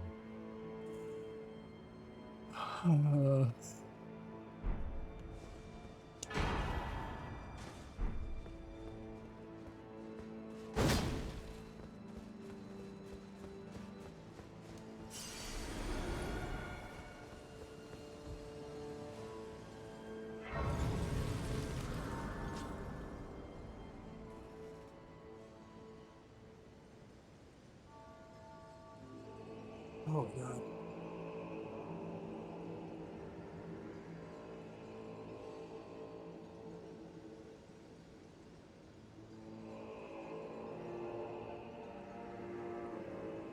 I am tempted to call it a night there.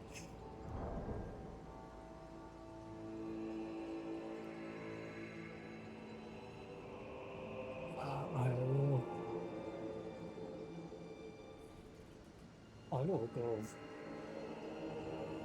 at least. I will go at least to the next boss. I think maybe switch to a different game for get the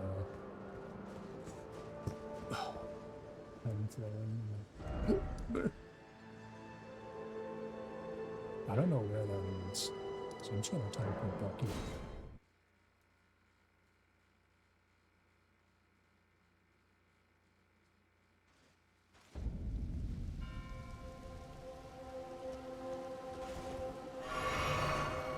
Wrong thing.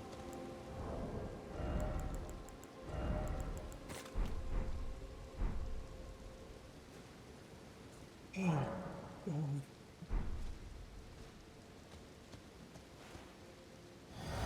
Am I stupid?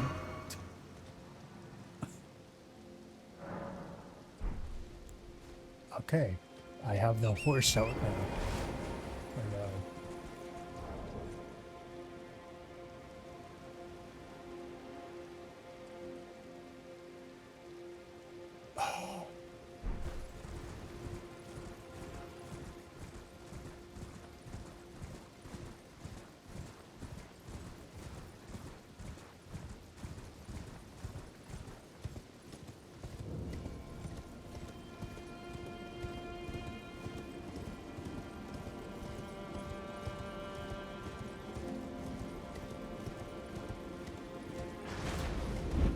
Oh god, I forgot about that.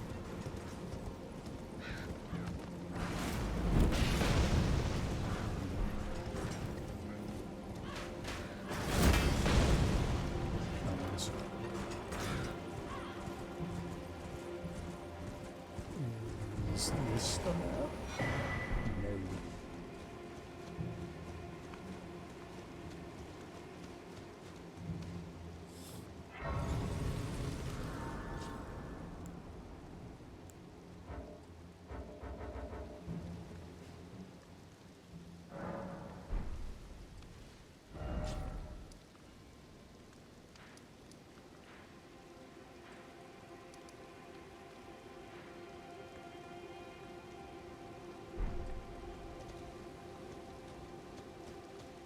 Oh.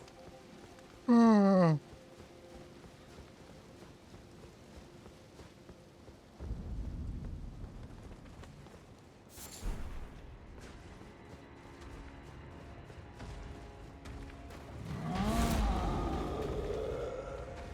Don't care.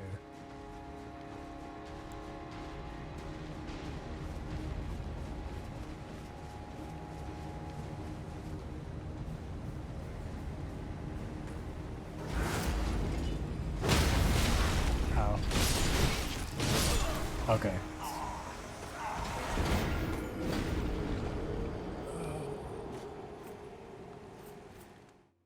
Just gonna have to run past those. Well, how many people can I run past before it catches up to me?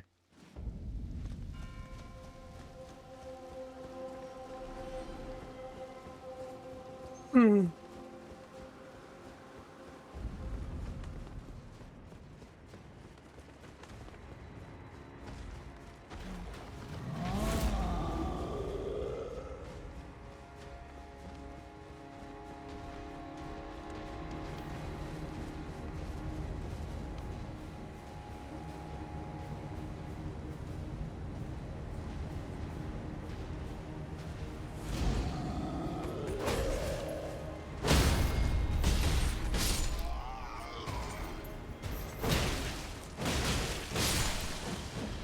Please don't fall.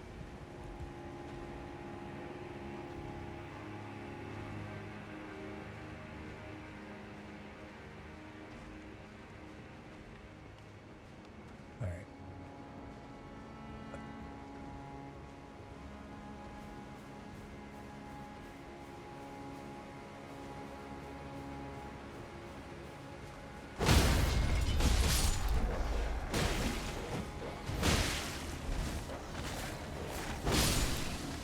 Nice. I remember there being a very strong person up ahead, so I do not want to fight him.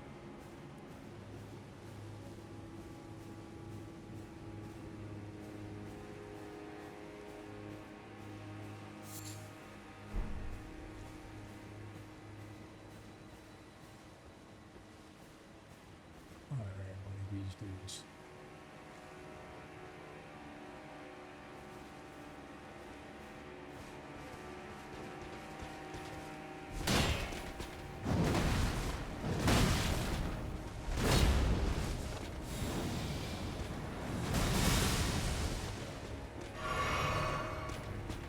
Watch this. I gotta get out of here. Oh, this is not good for me.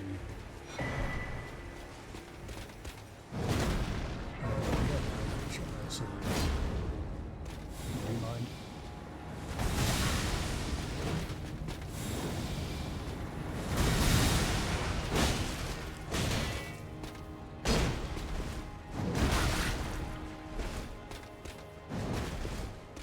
Hey, if you don't mind, I'm just gonna sit here. Nope, okay.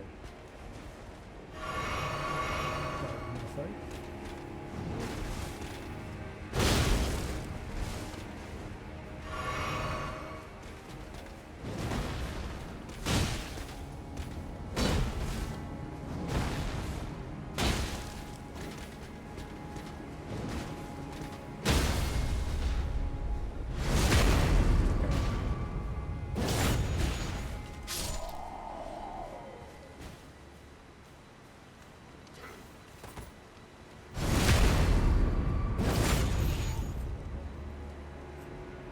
I was about to say have fun down there, but pretty sure I need to get down there.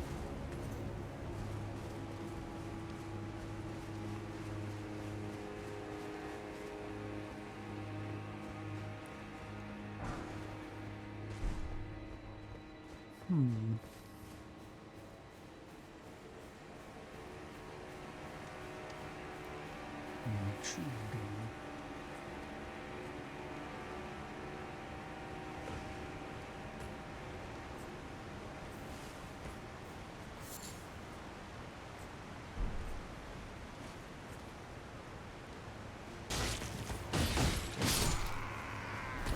Light it all up.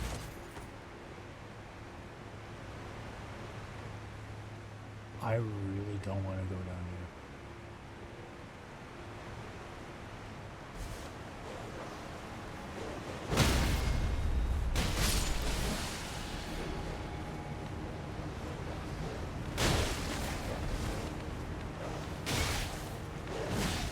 here. Okay, man.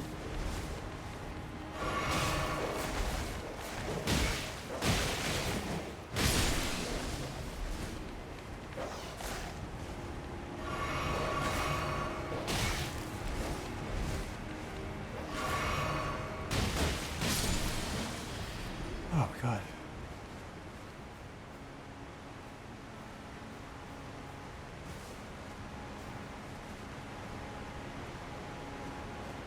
There you go.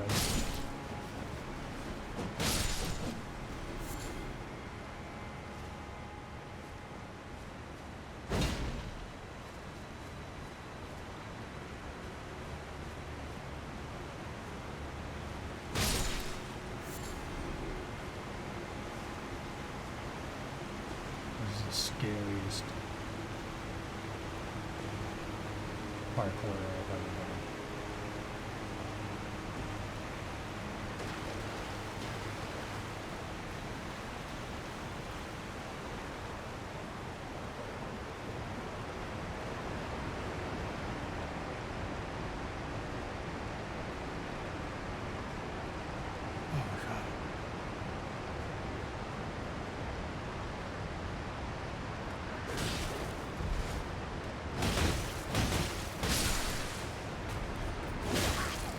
Oh no, that makes sense.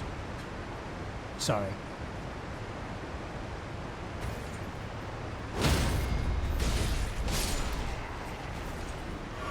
I should have known his spear would go through the wall.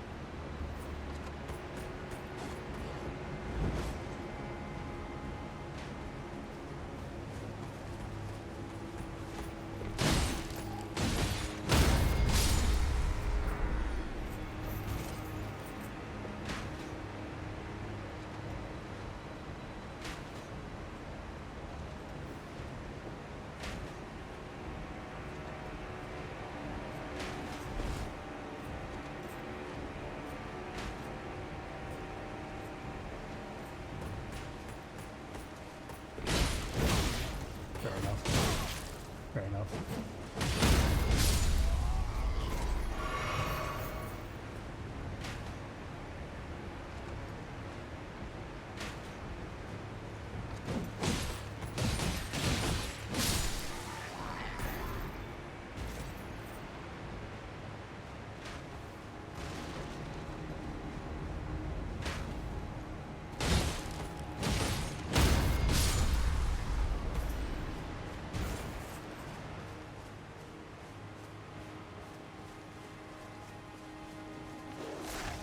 Oh my god, stupid fucking dog.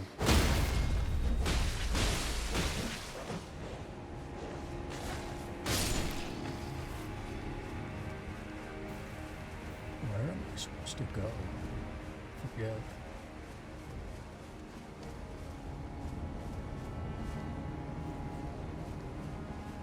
Here's this way.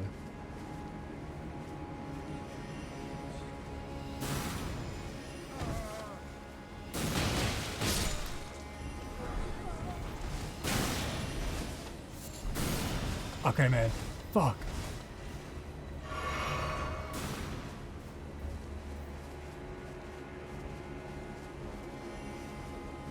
I'm sure at this point. Okay. Ah. Fair enough.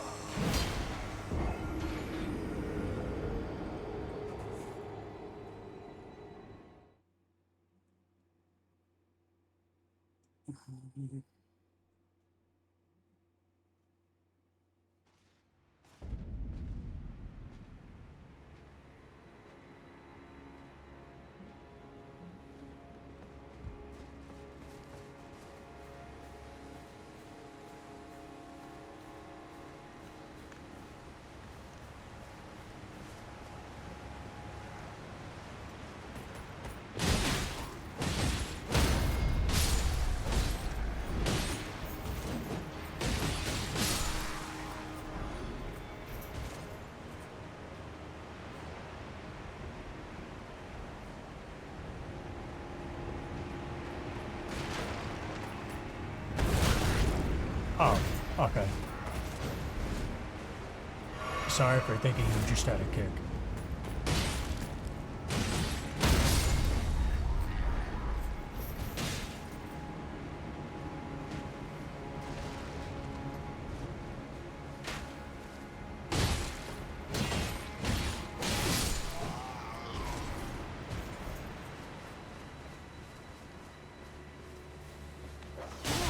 Of course. I knew it was there though. No lock on. Hooray.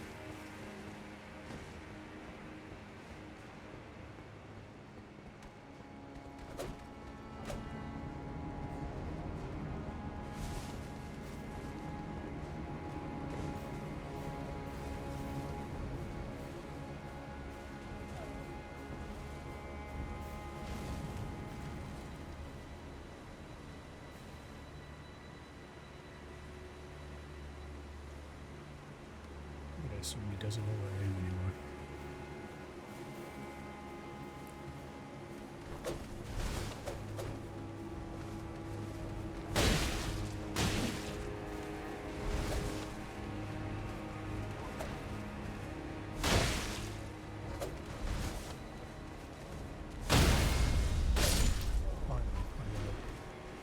Alright. Okay. I just want to go grab whatever was up here, because it had to be important.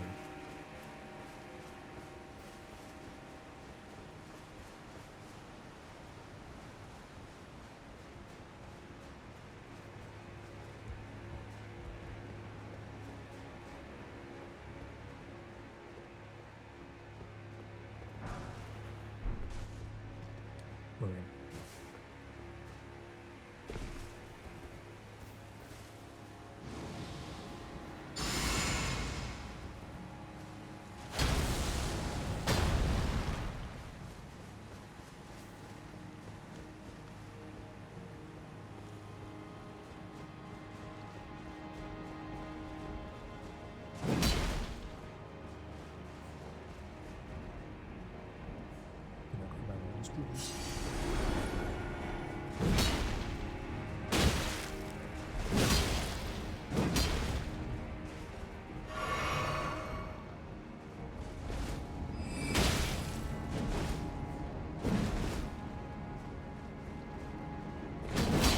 Okay, man.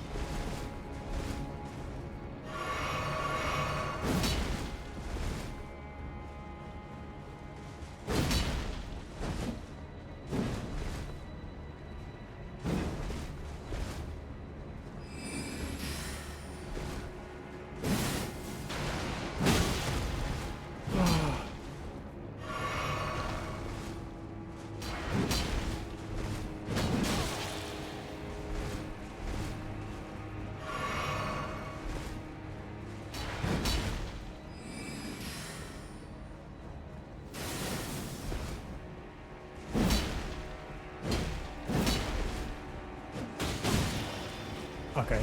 Can't stun him with normal hits. Fuck you. You're good.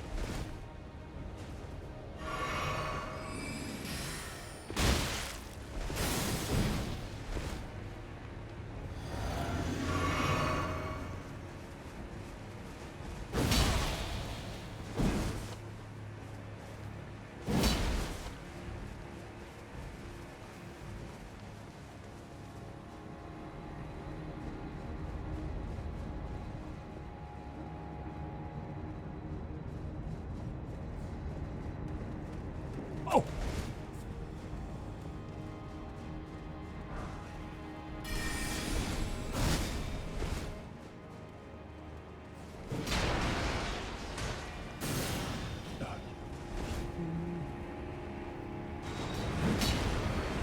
Oh, you all are still here.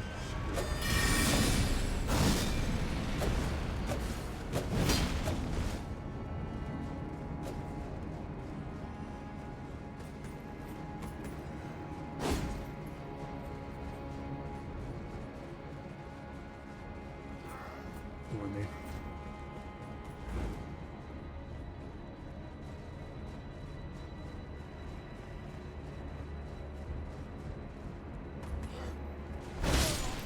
I hate this game. I should have just ran past him from the beginning. Don't have time for this.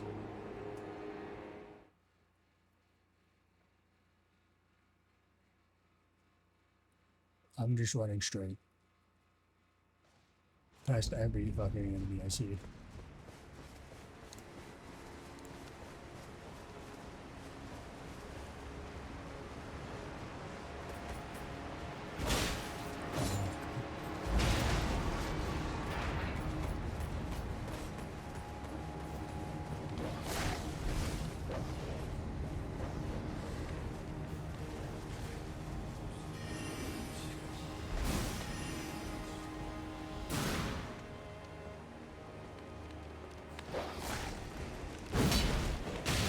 Oh, dickhead. Get away from me.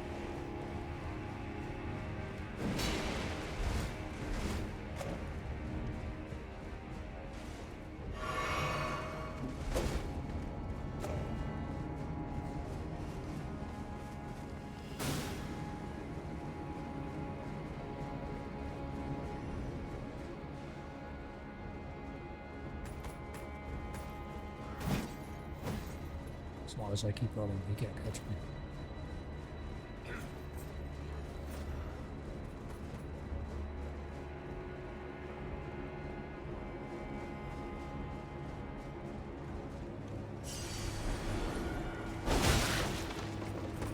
Burn in hell, man.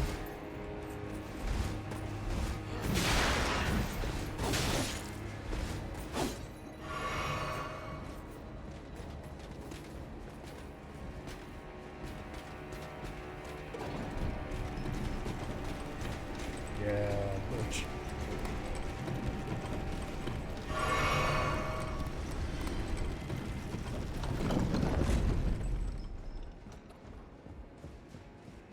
Oh, anyway.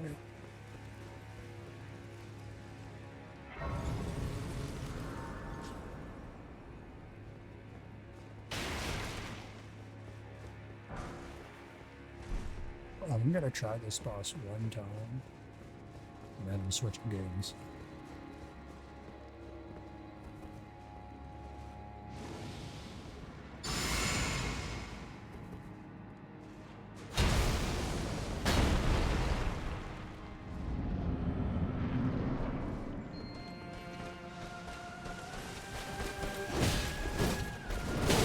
Okay.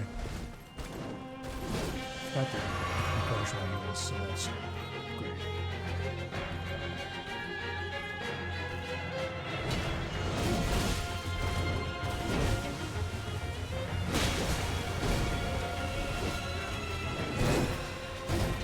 Okay. Yeah. I see it.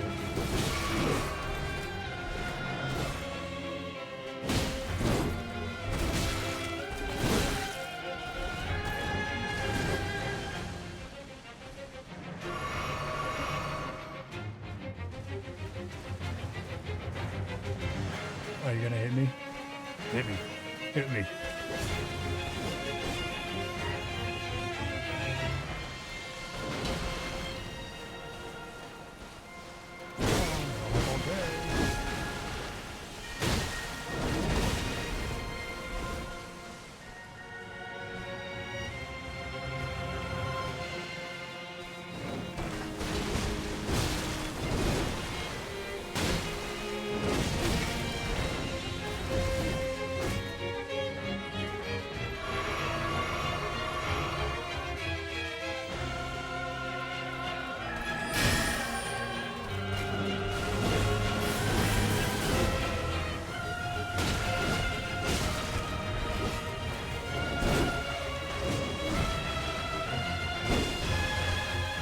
Are you done attacking? Oh my god.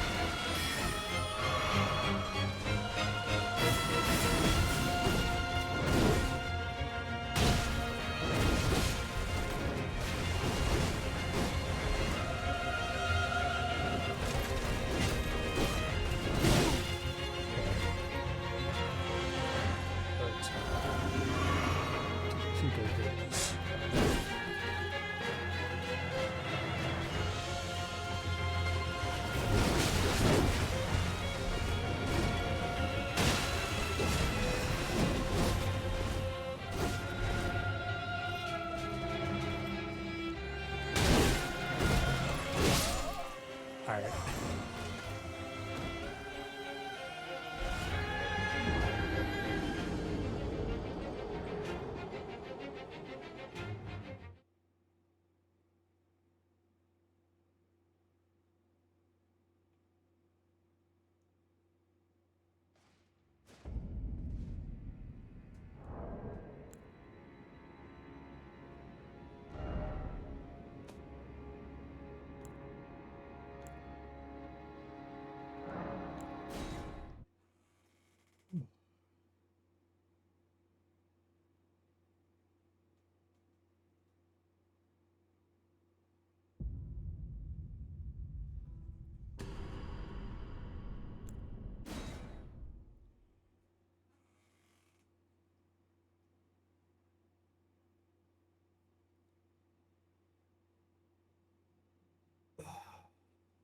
Now, time for some Expedition 33.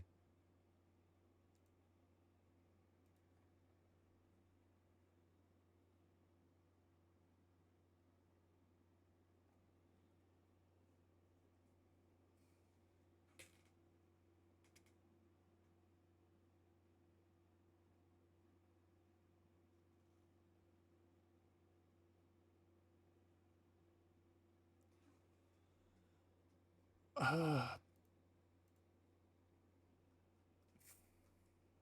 don't know how much longer I'm gonna play.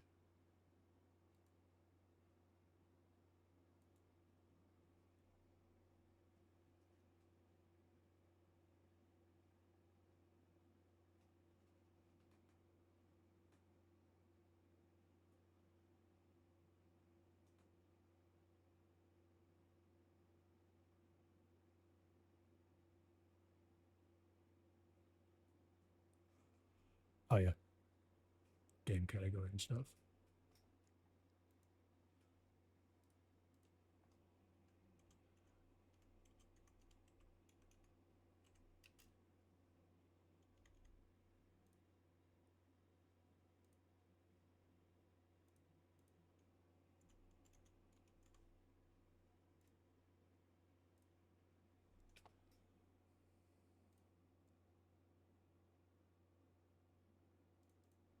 game audio. It's gonna be that. This is gonna be that. Second out, there he is.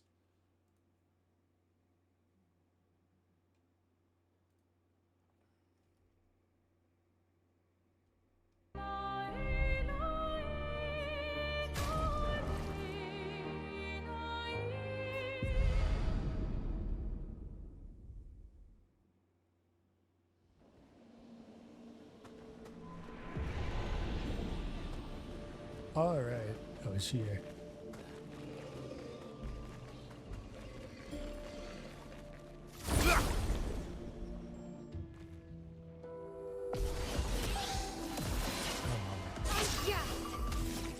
A lot of people.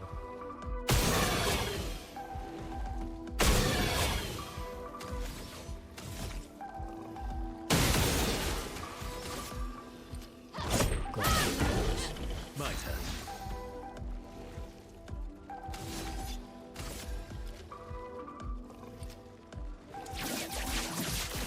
Target locked.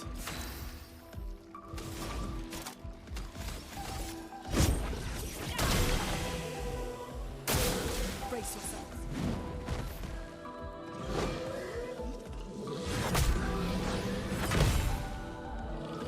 Didn't brace myself hard enough.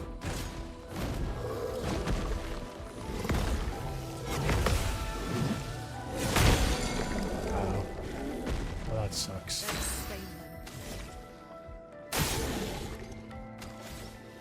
Anyway. Typhoon's 8. No, I forgot about that. You're outmatched. Stay you for now.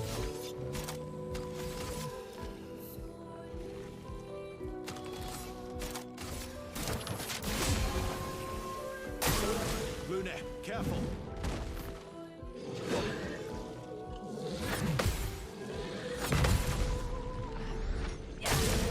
Nice. Let's start.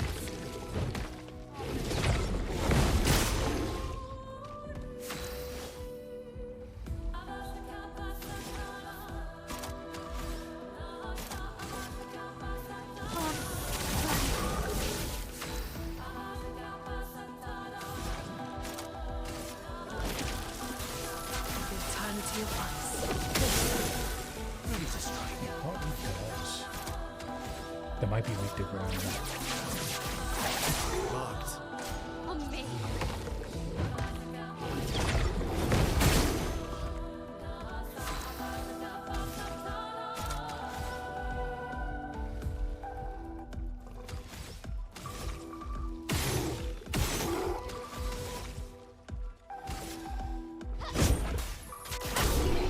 Nice.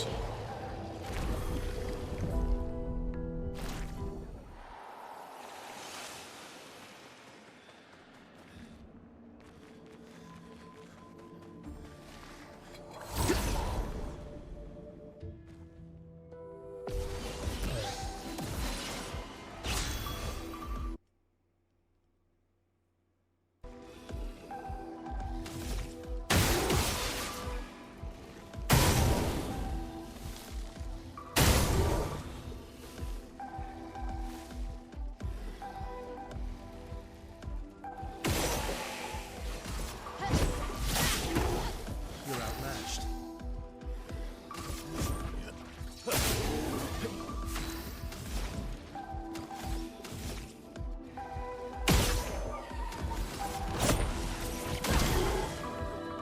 Careful with my arrow.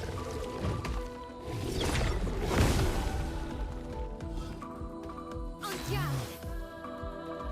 Nope.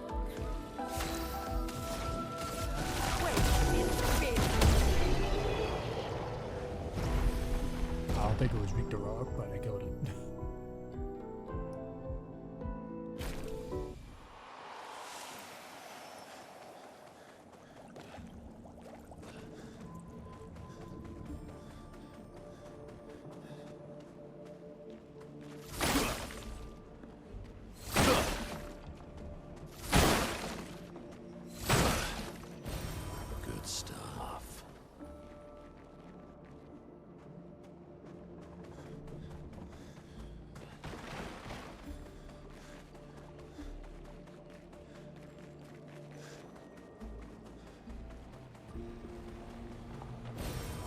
advantage.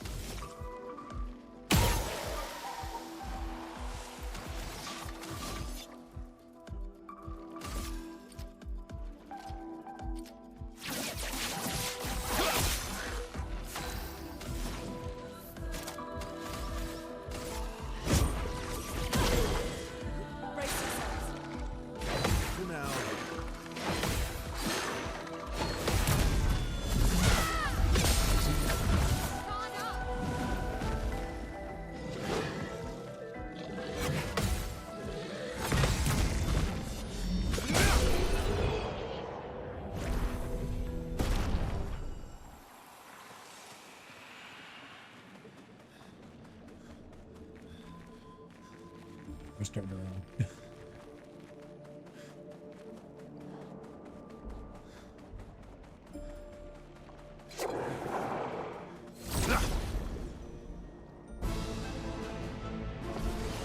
I assume this is another one that's more puzzle.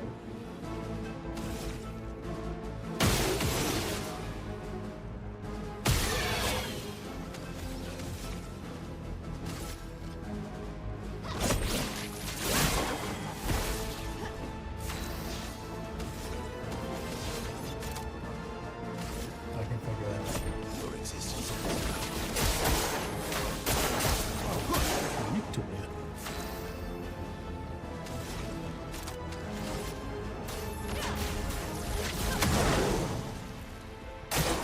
Ready to parry. Ready to go. That's better. Oh, you waited like 3 years, man.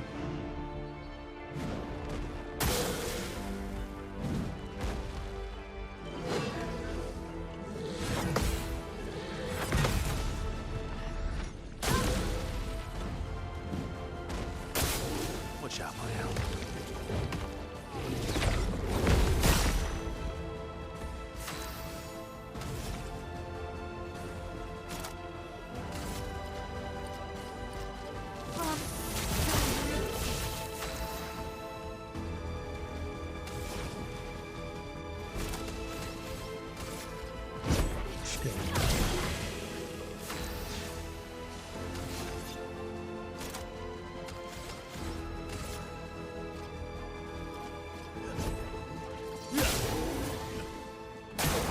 Ready to parry.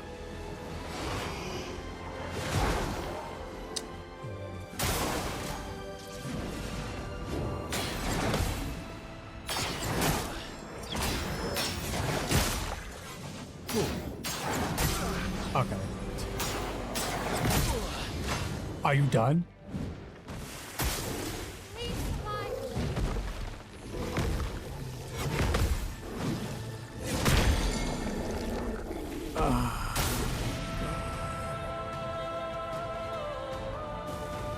Oh, cool.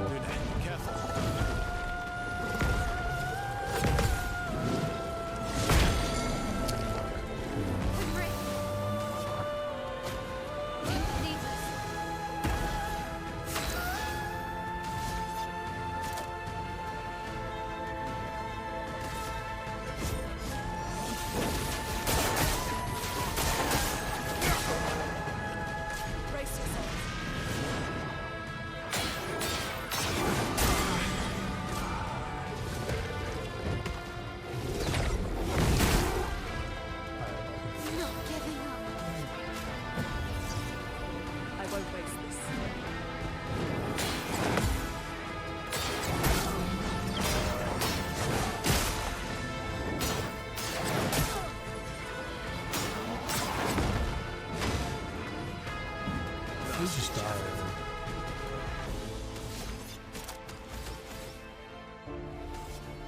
Alright, that's all I gotta say. I won't waste this.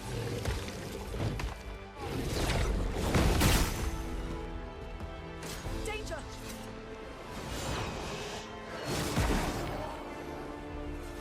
On me. I parried.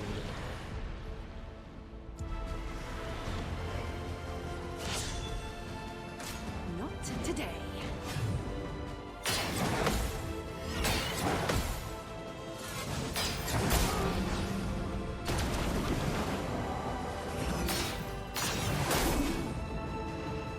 Again, like 30 years to let out his dad.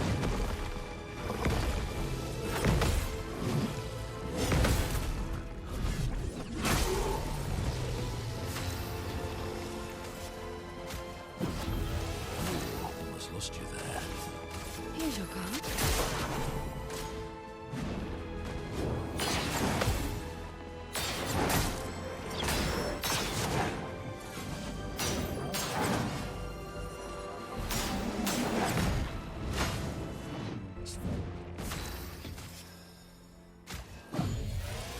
We go now.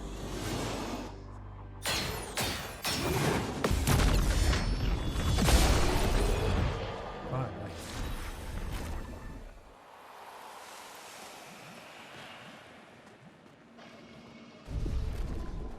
Heal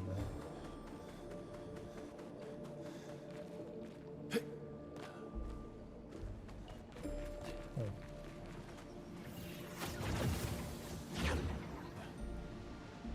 I'll go first. Oh, Team 60 also made it.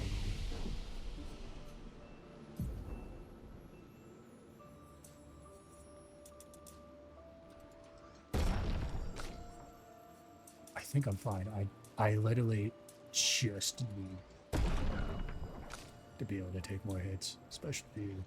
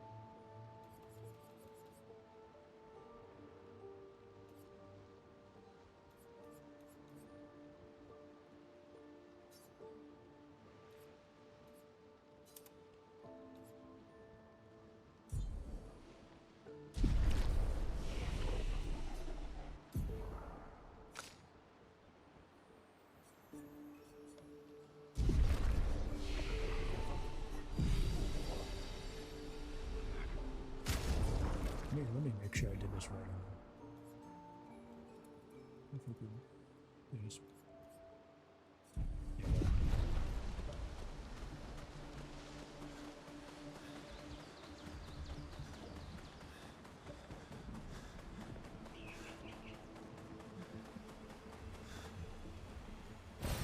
Great. I wish I could do okay.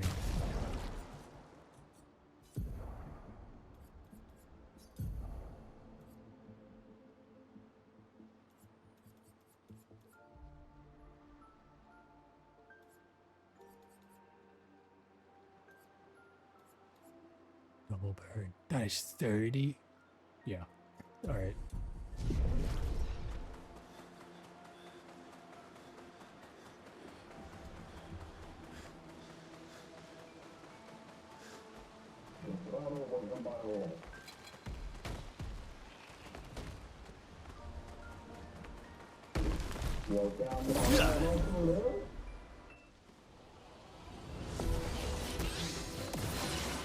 Spill some ink.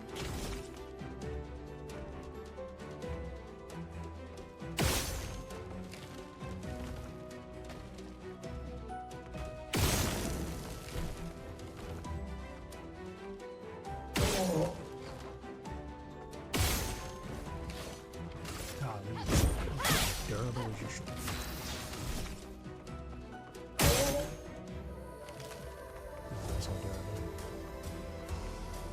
should have fucking went after him.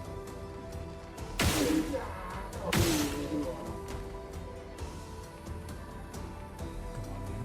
Sure. It's fine.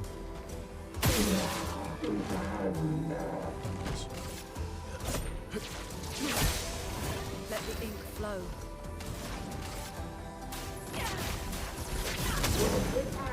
Watch out, my owl.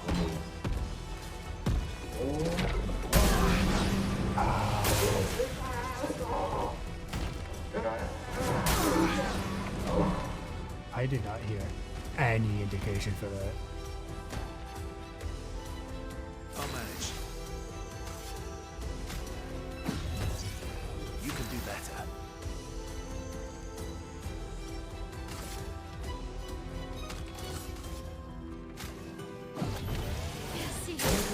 Not in the rest.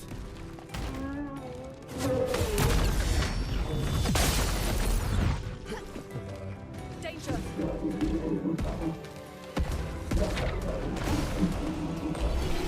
Just dodge it.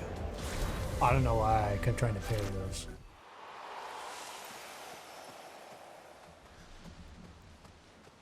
It's always an easy fix. Just dodge it.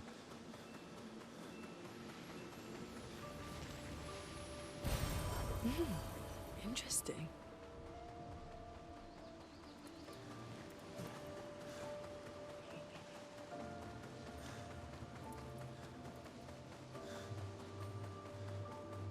You know, I'm not gonna lie. I'm so tired. I'm getting lost in what I was actually doing. So I'm not 100% sure.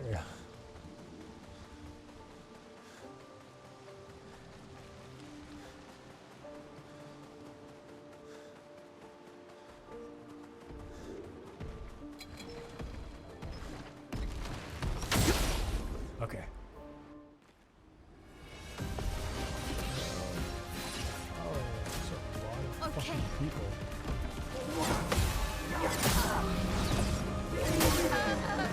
That's very fun.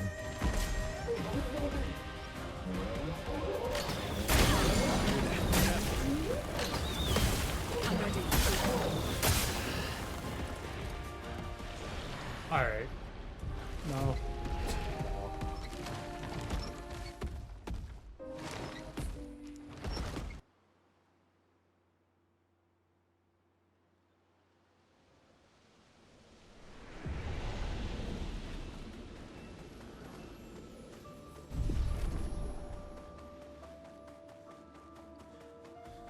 This time I'm gonna do this.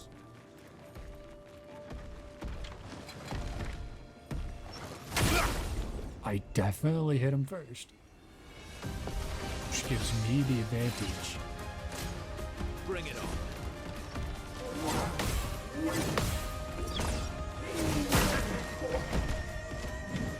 Nope, okay.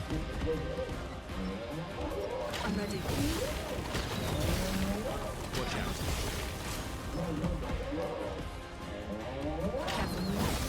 Get ready. Watch out.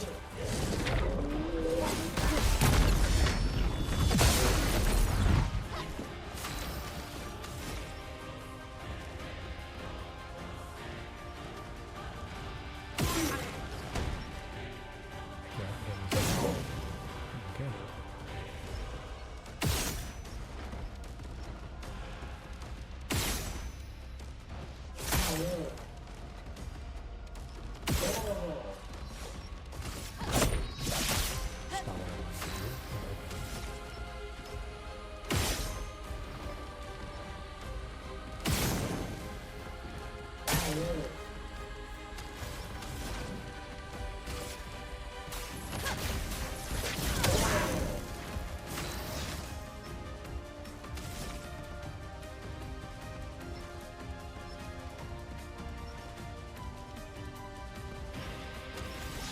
Can't do anything.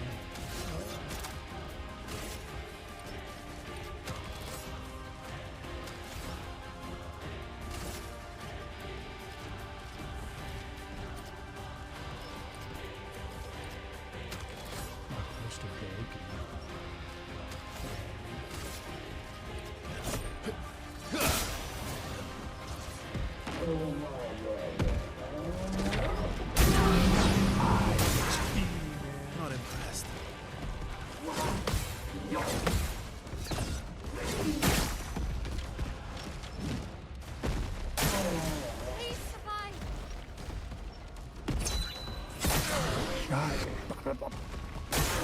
On me.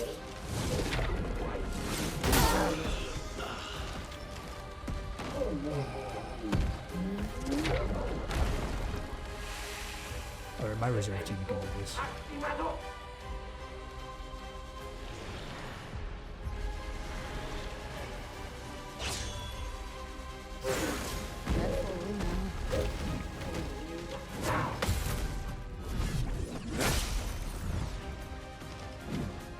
Your turn to dance.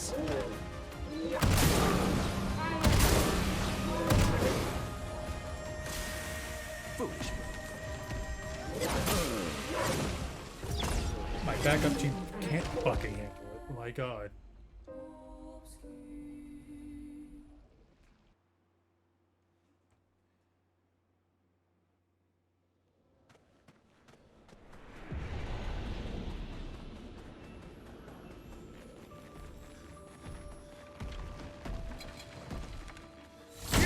Might turn on that fucking water equipment. I'm ready.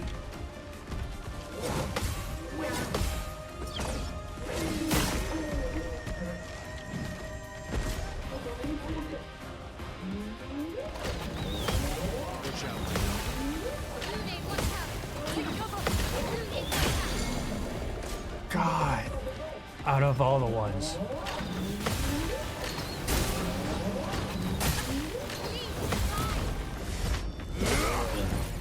On me.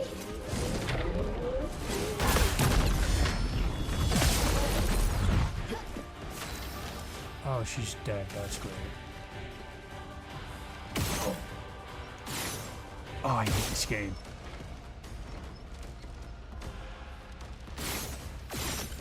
Can you hit? Oh my god.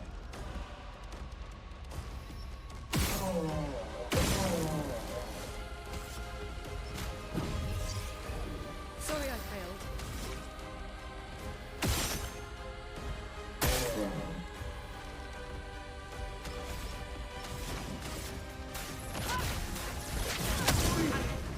Brace yourselves.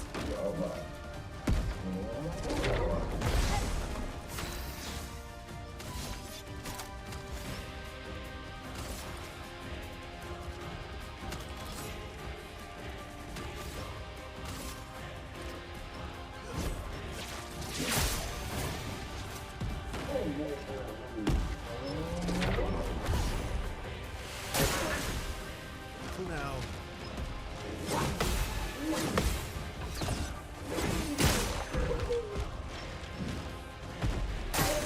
Watch out, my owl.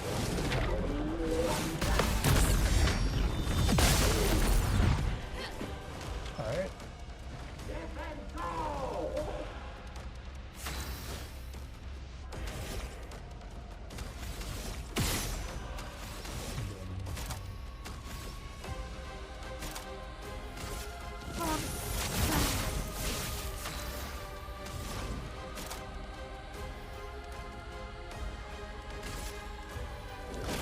We turn to your price.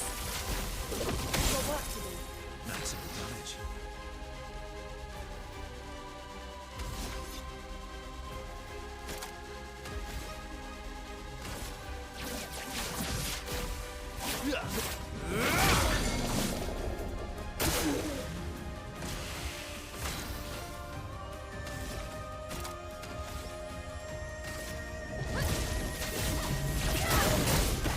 Let us stain them.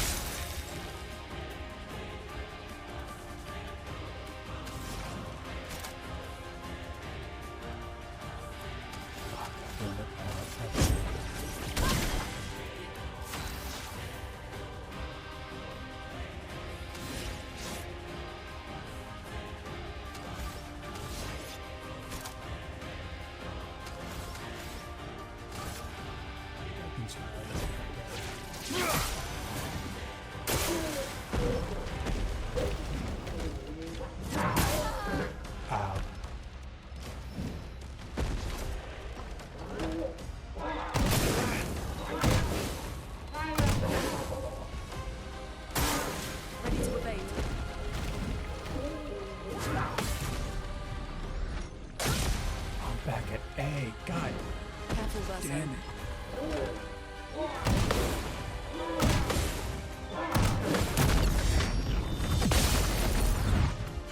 Let the ink flow. Keep going.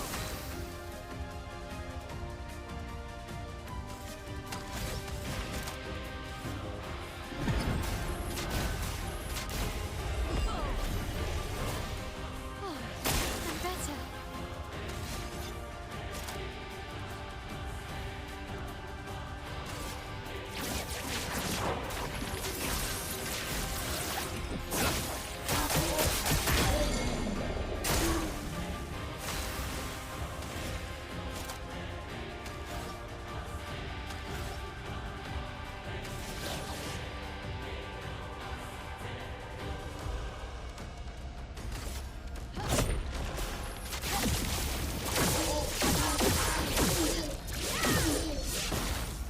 Oh, I'm supposed to hit him on this.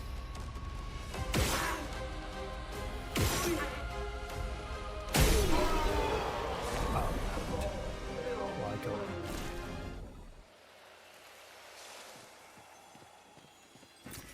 Wow, wow, wow. 2,000, oh my god. Just what I need. Good.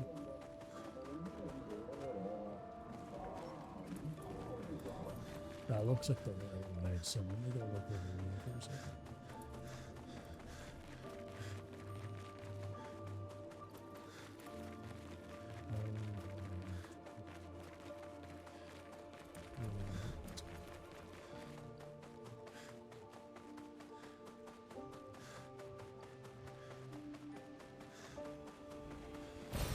What have we here? Nice.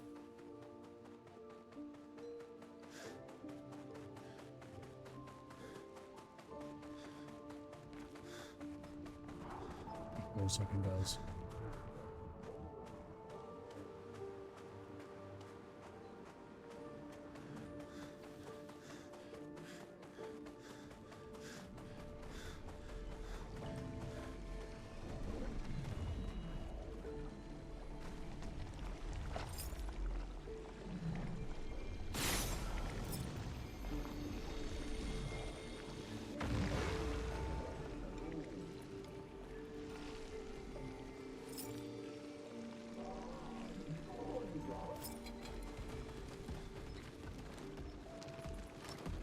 What the hell?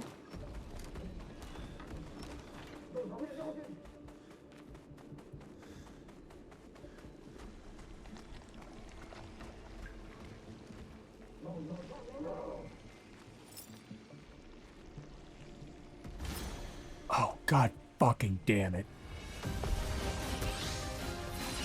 Alright, bitch. Let me kill you.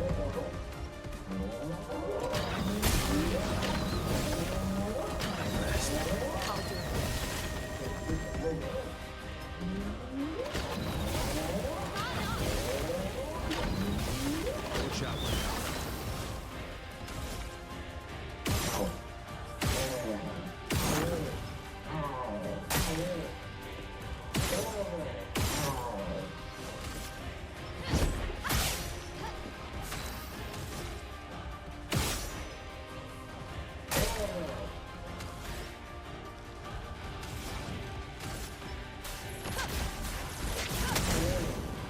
You're outmatched. Die.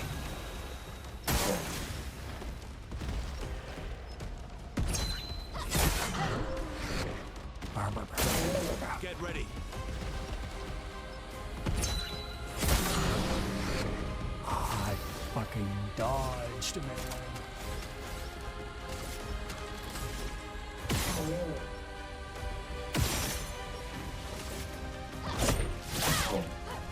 Let's dance. Let's push forward.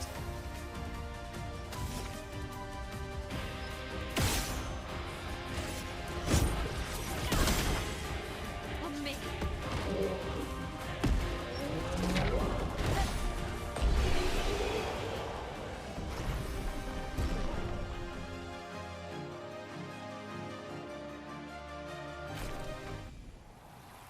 Anyway,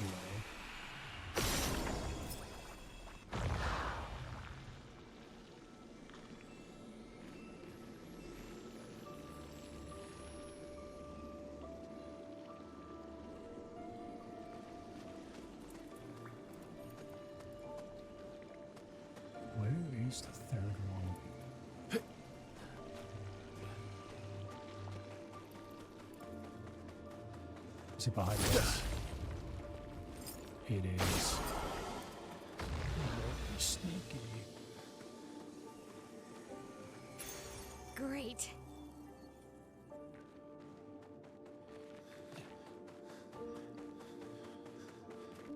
Why would I want that?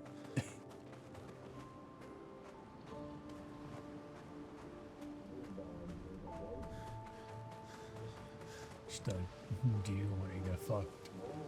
You don't, but you know, you'll be fine.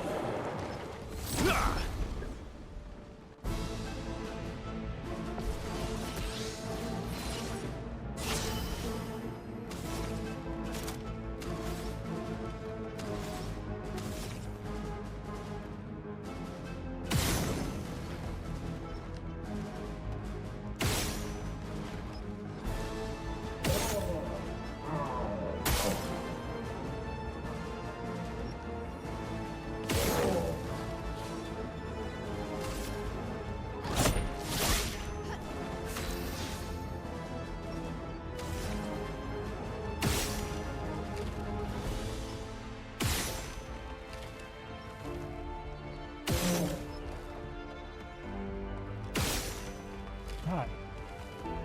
Shit's so hard. Okay.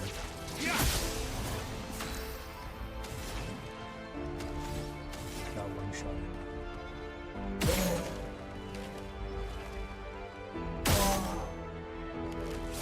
I took two. Sucks. Careful, man. Stuck out.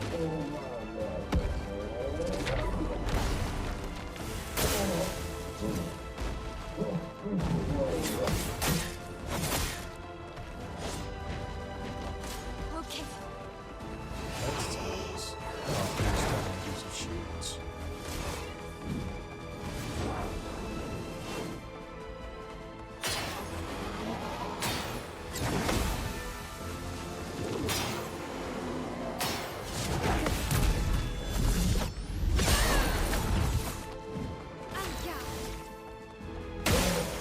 I'm taking those.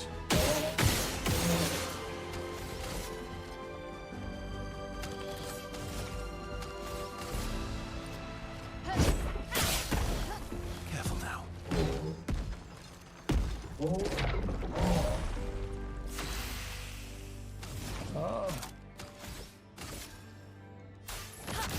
I mean,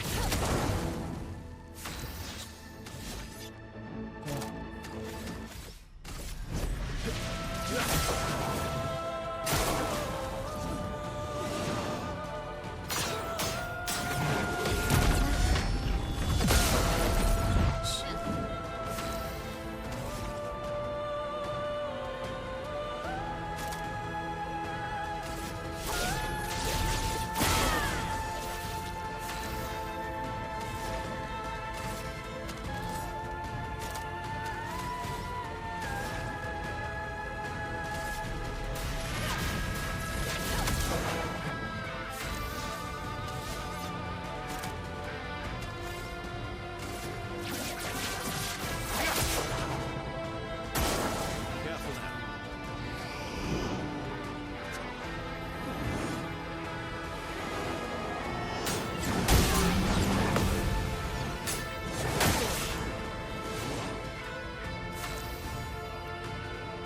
okay.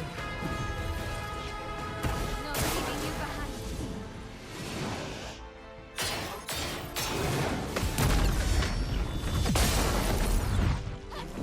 I'll manage.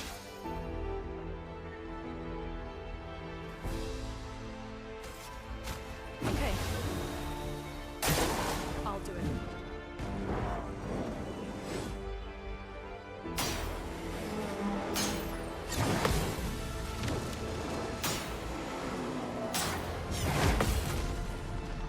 Goodbye. Ooh. I can't stop winning.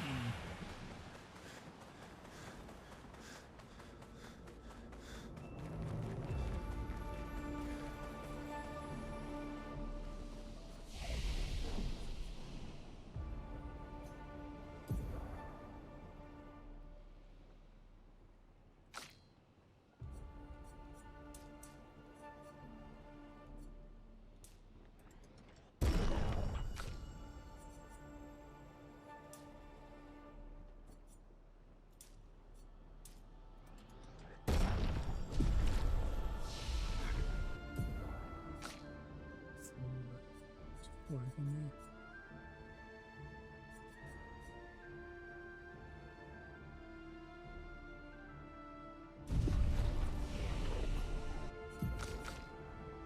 Odd 10.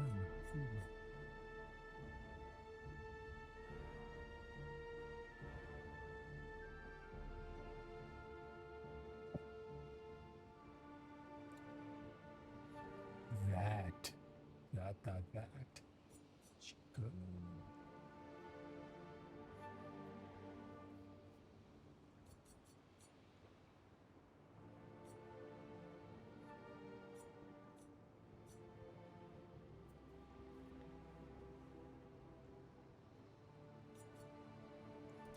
Think along with it.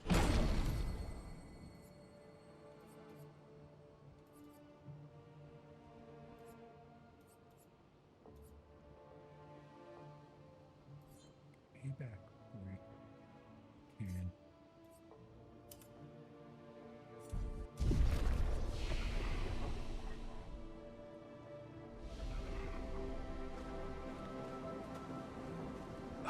I think I'll go a little more now. This stuff. Sure, it'll make me fight him again.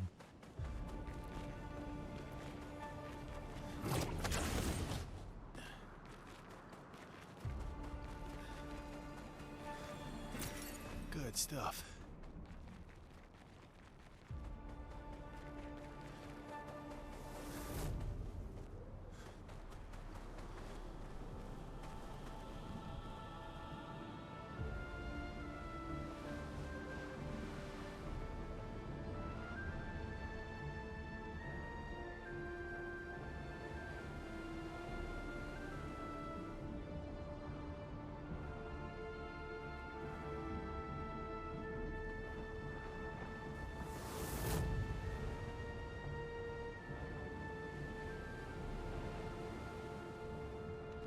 Alright.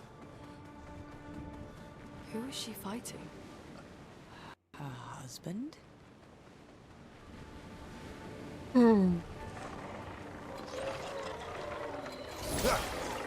That's embarrassing.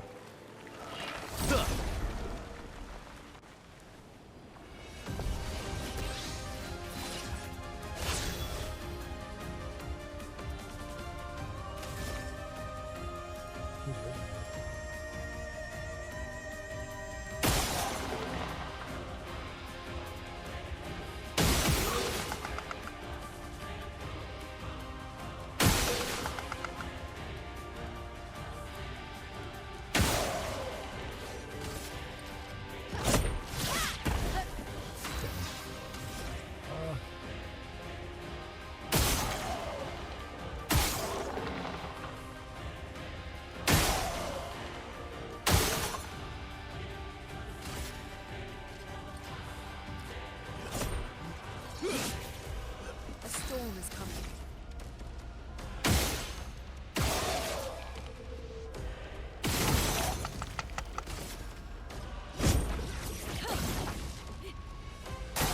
Now.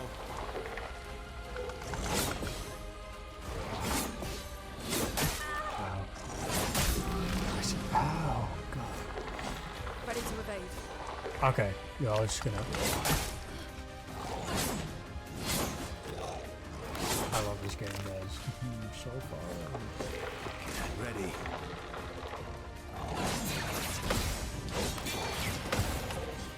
At least attack the other person? My God.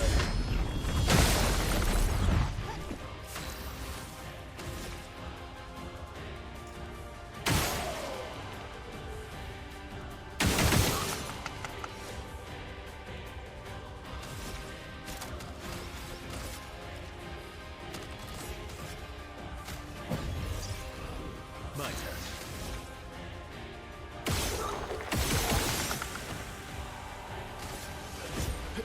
Yeah.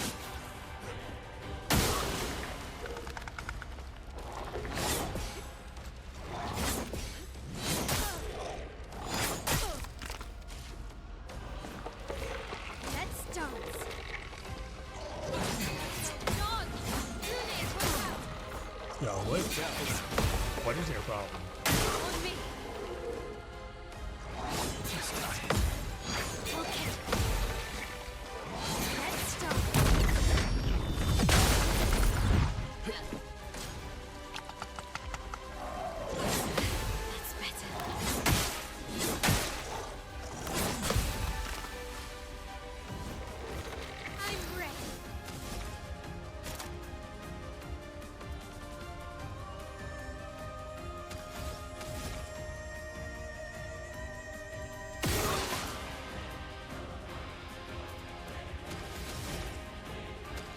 can't fucking use it against these people. Just fucking wait.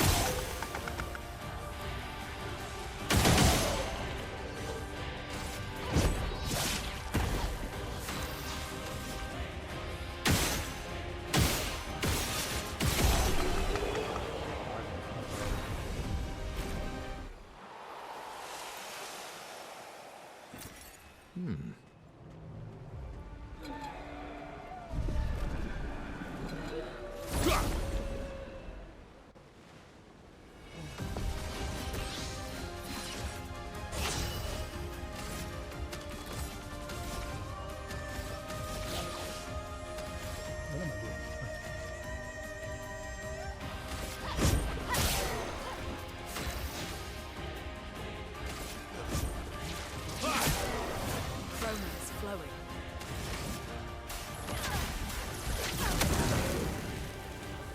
Let's dance. Push out, Lionel. That's better.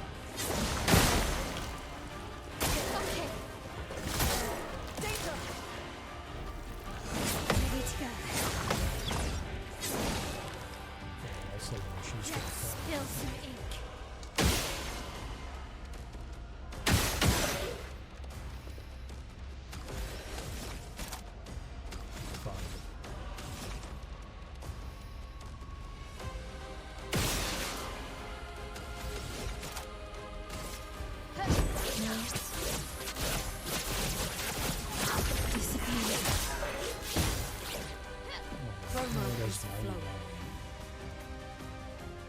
I wish some moves didn't cap at that, man.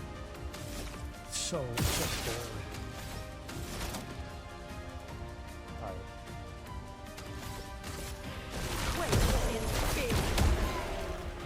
Maximum damage.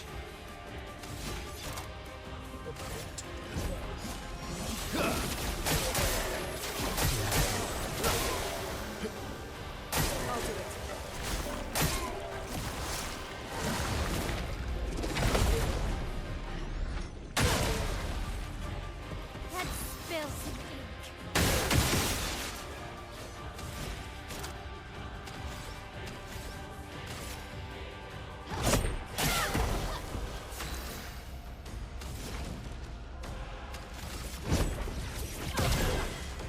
Let's cover path.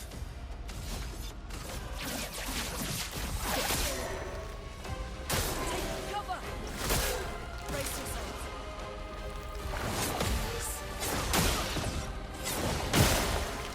Finesse and grace.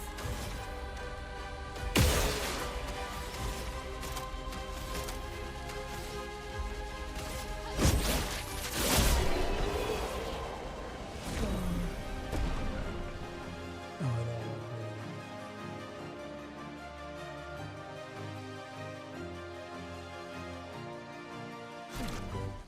I like those.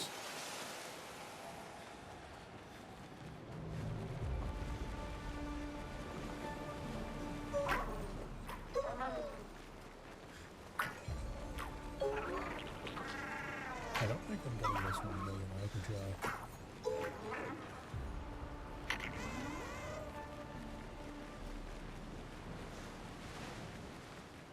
I'm gonna go over here. No, left to right.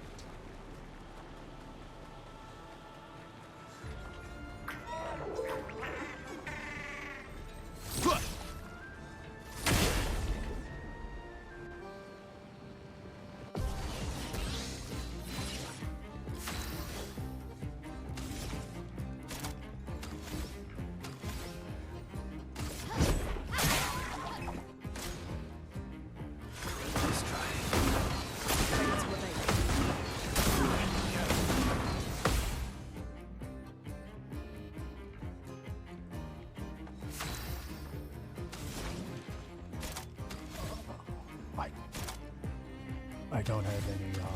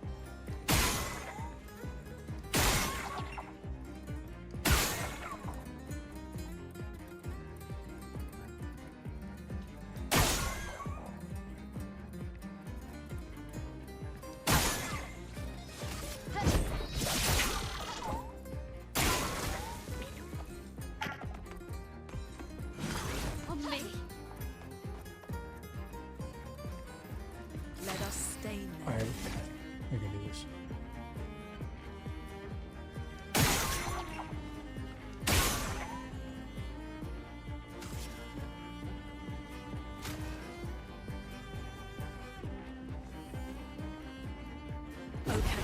Let's carve a path.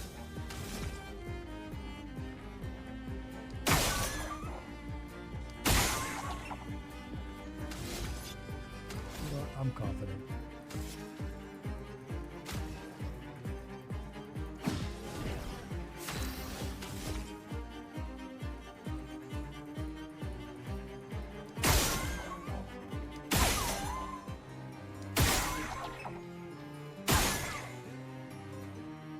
Not that one. Wait, 4-8.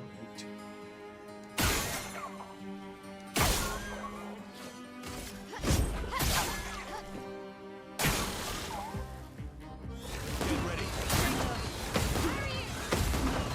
Incoming. Nice. Alright. Chroma's flowing.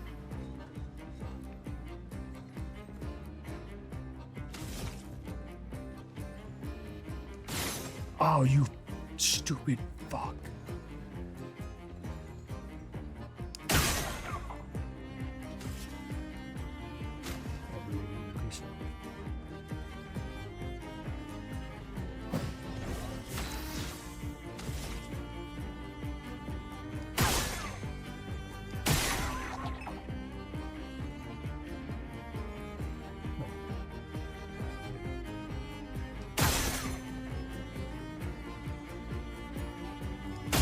Nice. Okay.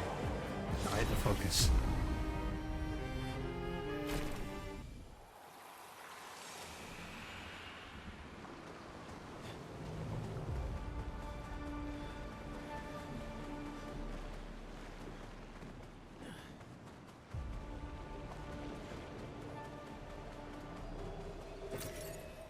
Wow. So that looks like the right way, maybe. So I can go this way. Actually, the lights lead over here, so this looks like definitely is. Let me go over here.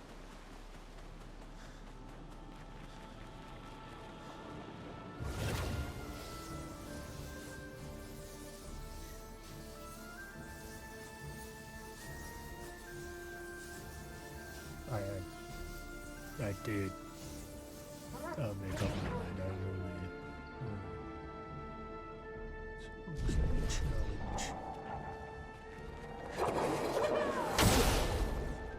After this, I will be going to sleep.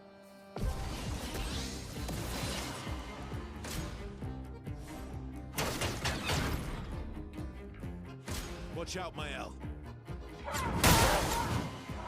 Alright. That's a one shot.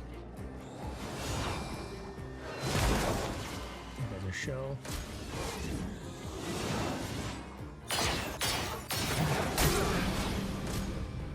Awesome. Just try it.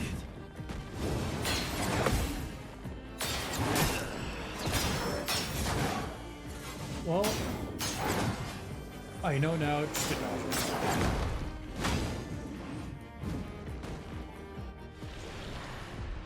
No. Just let me through, man. Oh, I will be changing a skill when I get down there so I don't have to go down the fucking... Oh, spawn right here.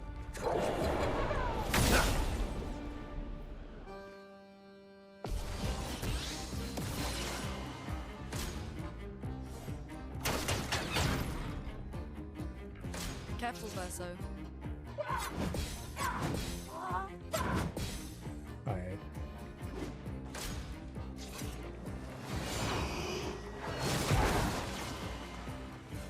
Ready to parry.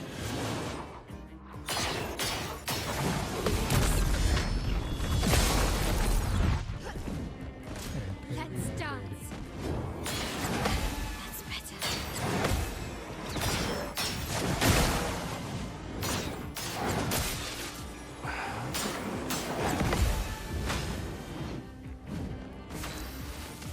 She did that. So.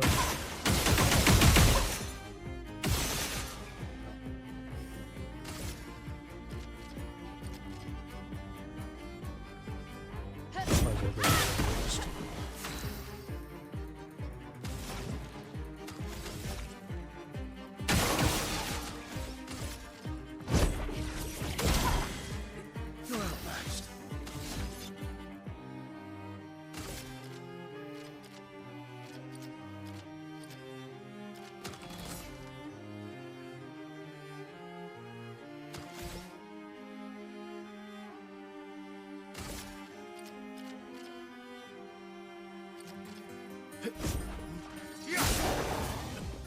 Careful now.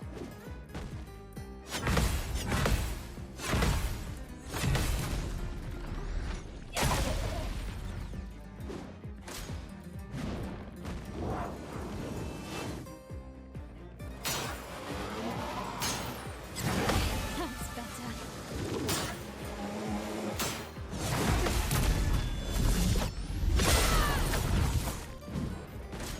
Nice.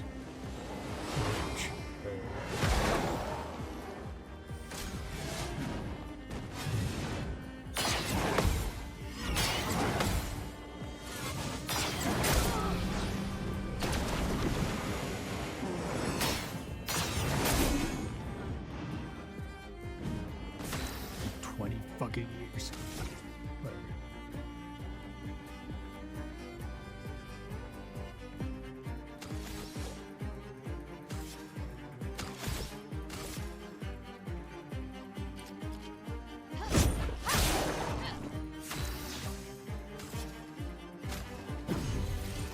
Sorry, I failed.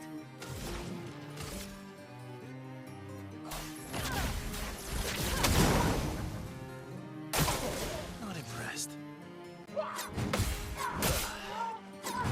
Should have. I don't know why I went for it. I shouldn't have went for it. I knew better. Guard up!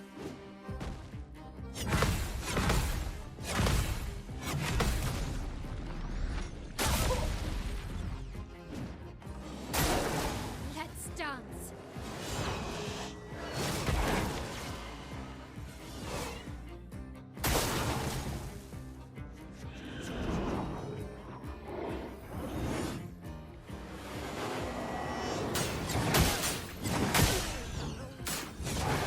That's better. Okay.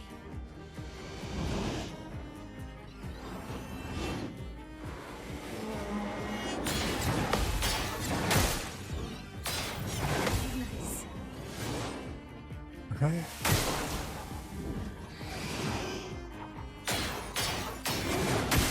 I.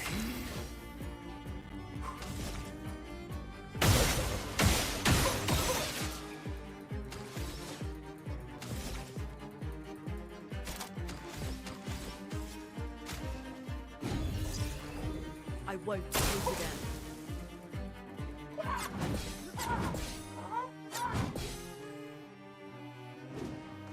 Ready to parry. Take cover!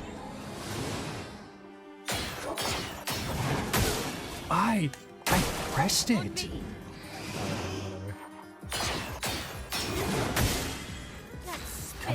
Can I not block or parry? Something going on so I can't do it.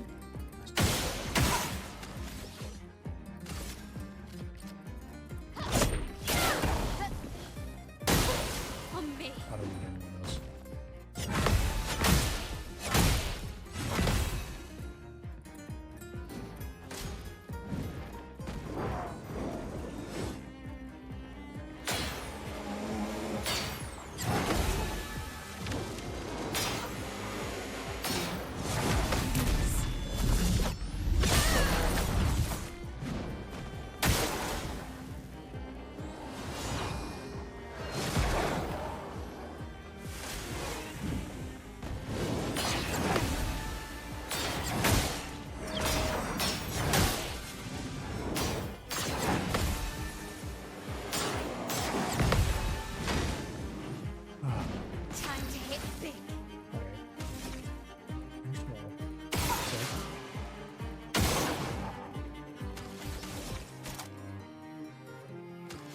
you.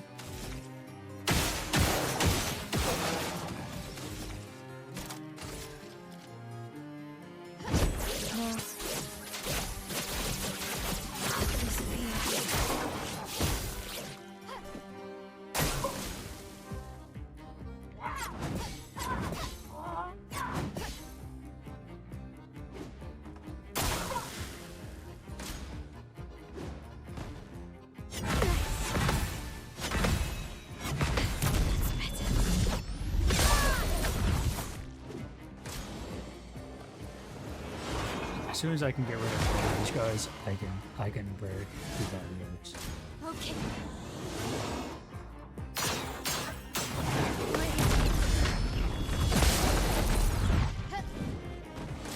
Let's dance.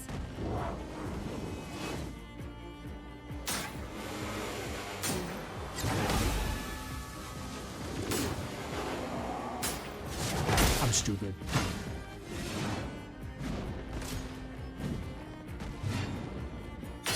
Ready to go. Nice.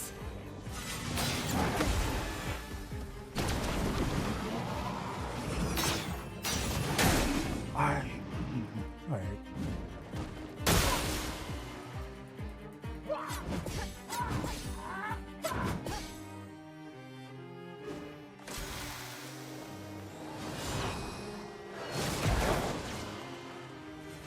Ready to parry.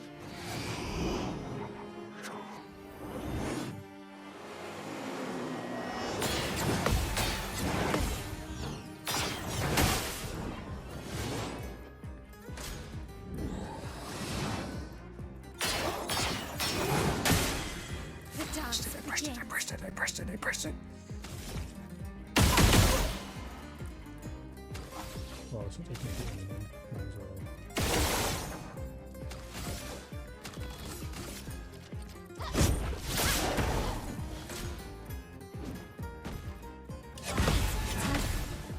Ready to go.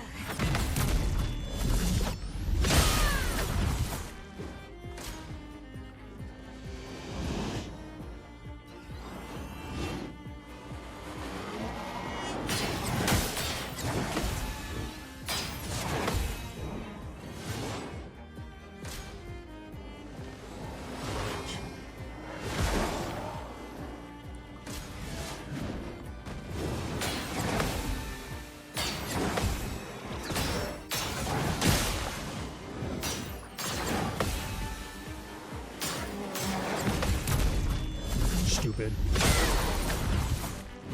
Time to hit big.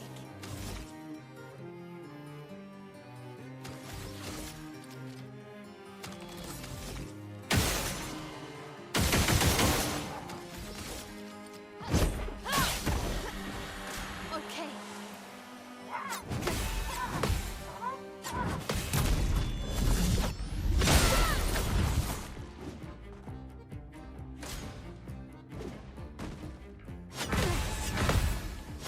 That's better. Damn. On me.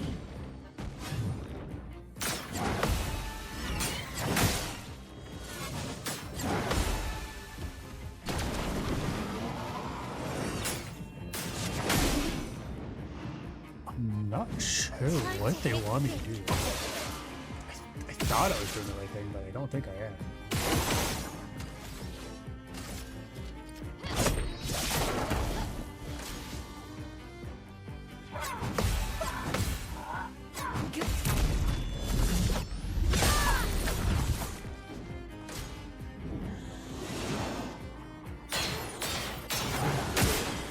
Alright, whatever.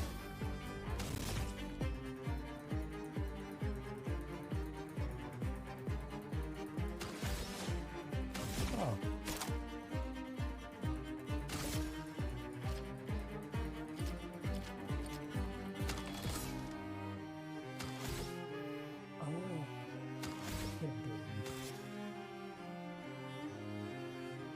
Right. Well, this is a little bit of a problem for me.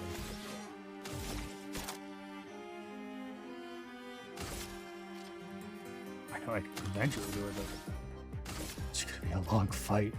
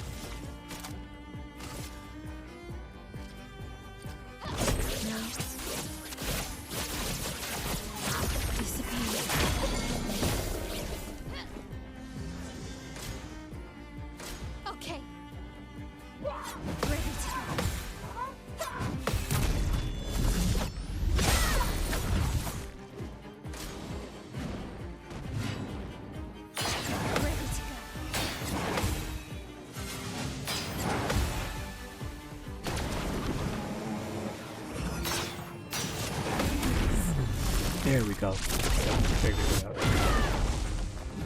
Time to hit big.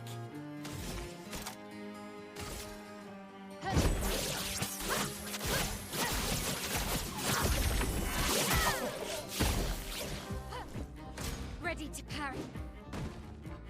Ready to. I can't be acting stupid like this. Ready to go.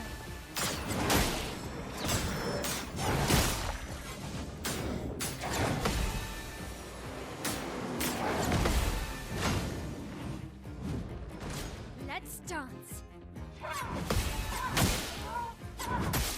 Oh my god. Okay. The danger zone went all the way back up.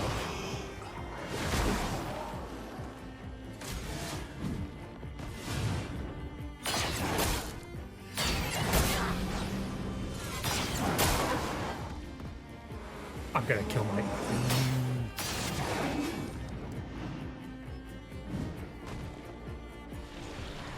Shouldn't have wasted my...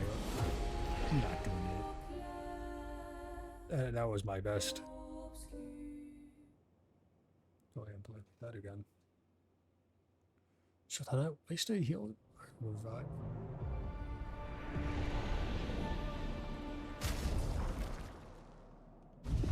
Okay, I got 2 more. I'm just gonna let the others die. And let me take out at least one of them.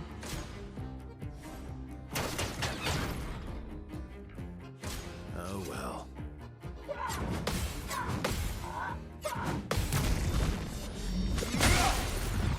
But I will try.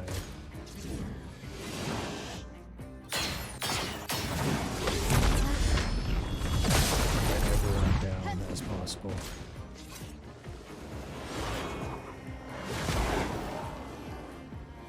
Take cover.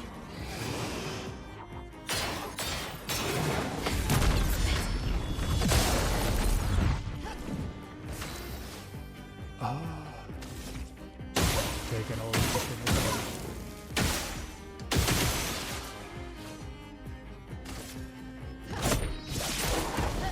A storm is coming.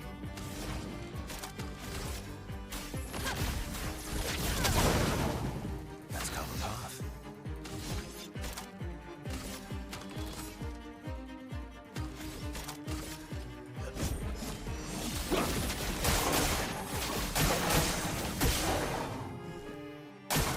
Bring it on.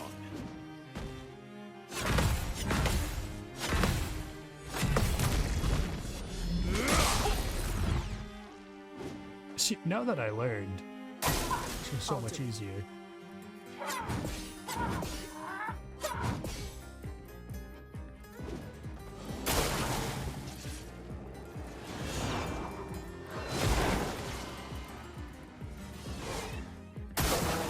Not impressed.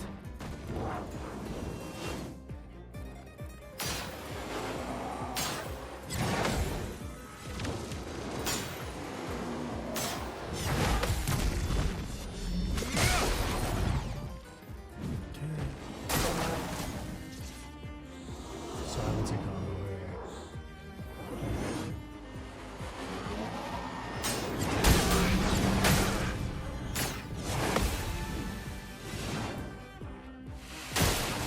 Coming.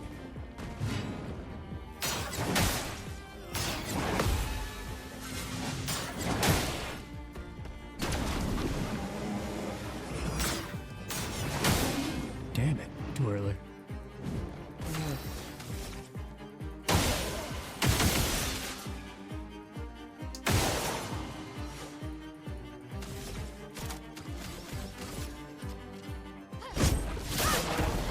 Ready to strike.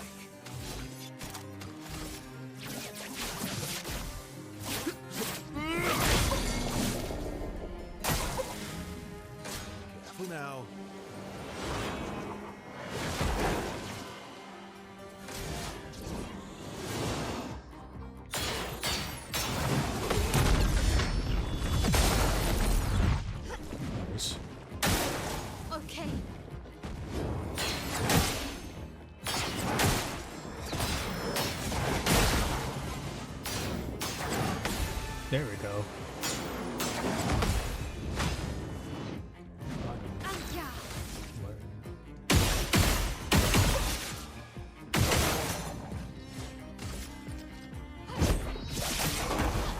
I think I'll improvise.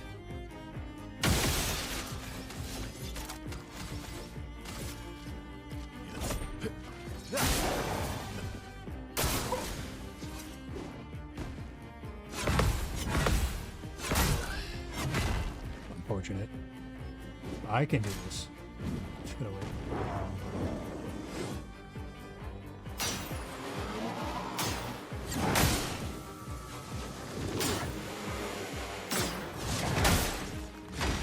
I can fucking... God.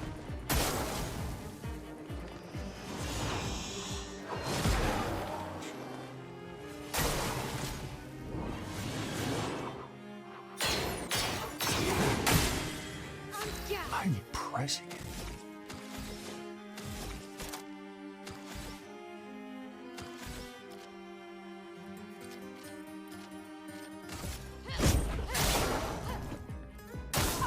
Okay.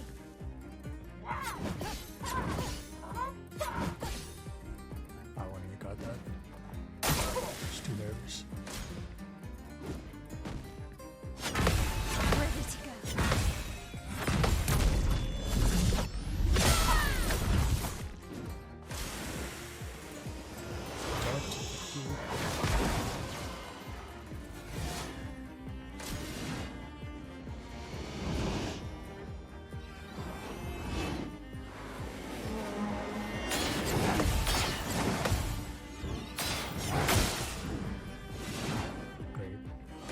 Let's dance.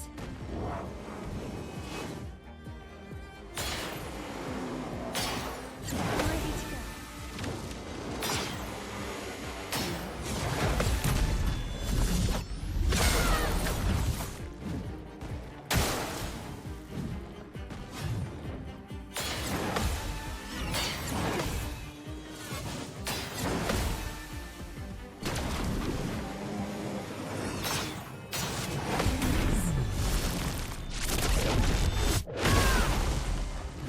The dance begins.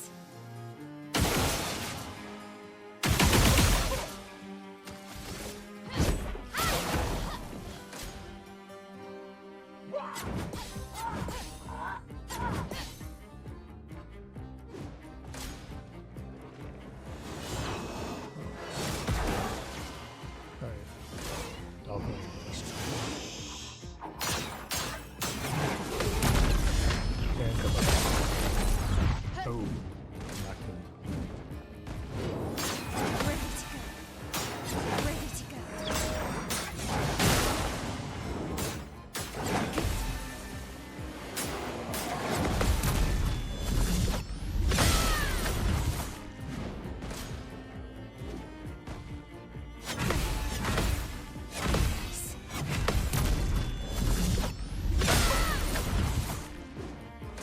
Let's dance. Are y'all done? Oh my god.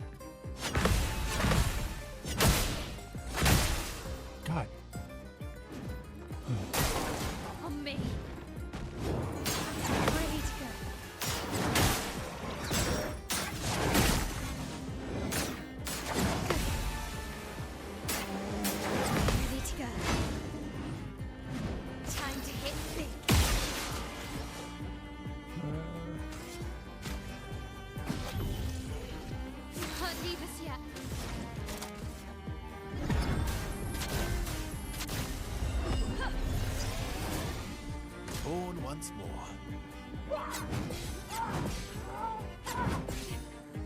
You don't want to test it. Watch out, my owl. Goodbye. Some hurt.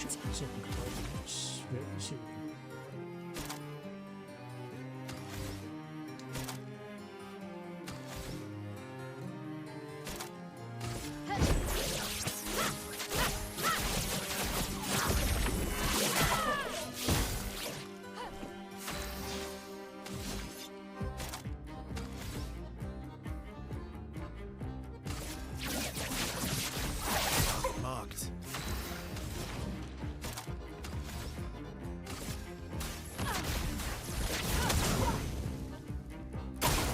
Lune, careful.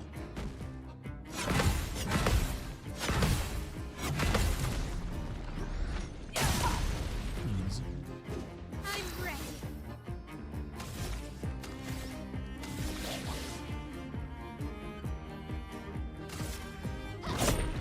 You can't escape.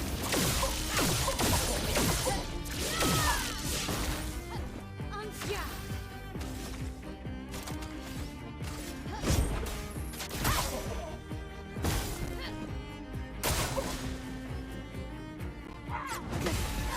Nice. Good. Nope, not dead yet.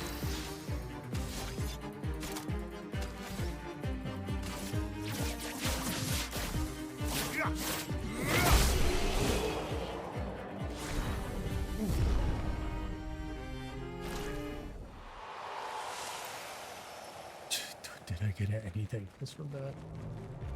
No. Dice okay. Alright.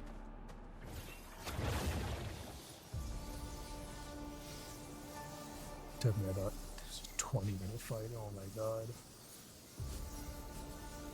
I don't remember it being this long. Oh my god.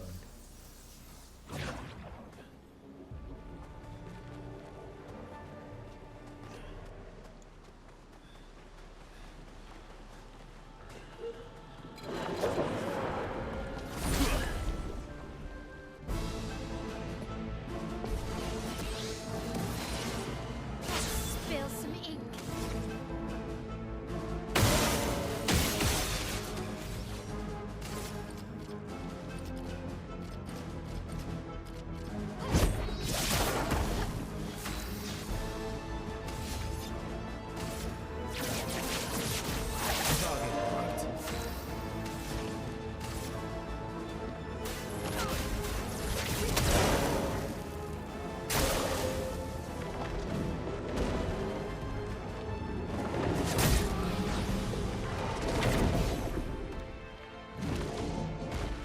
Testing the waters as well.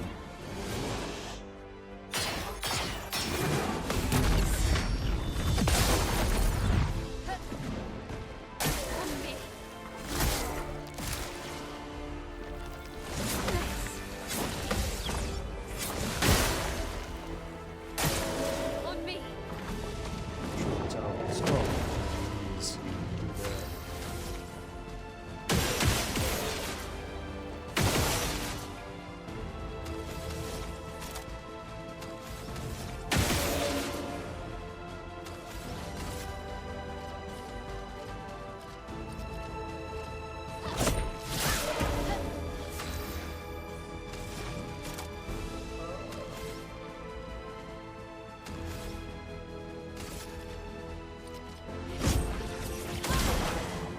Last ditch effort.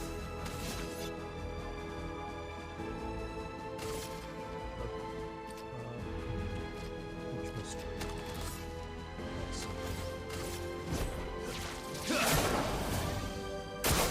Danger. that's fine.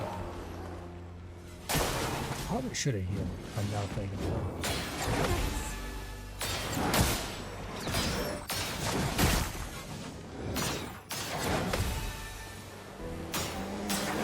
Ready to go. I'll do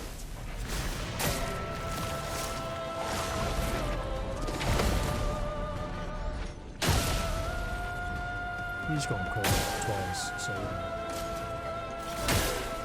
getting rid of all the ones like that. Ready to go. Ready to go.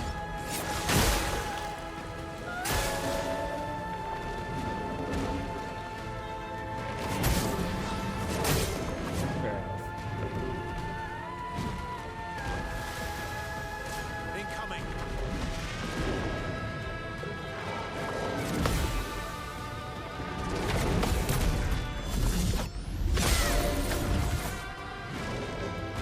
Spill some ink.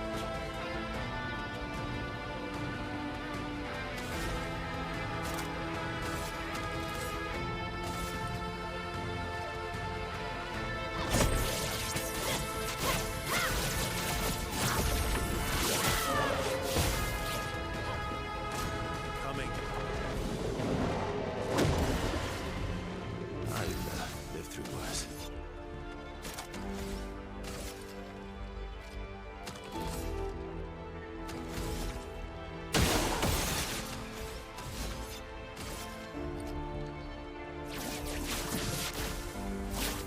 Break. We did break.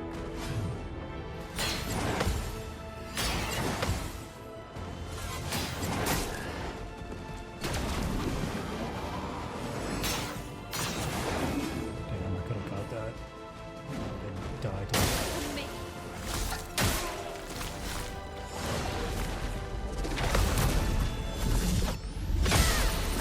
Oh, this is another one.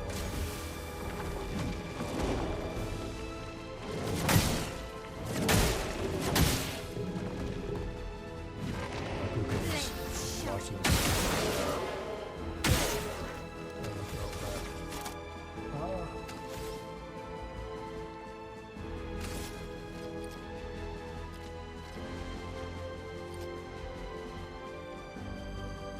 Please.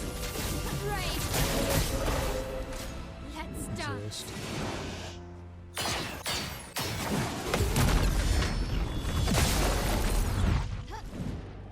Oh, please. Finish these.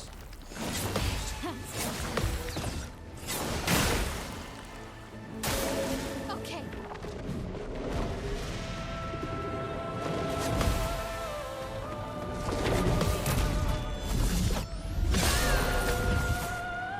Holy fuck, why is there so many turns without me?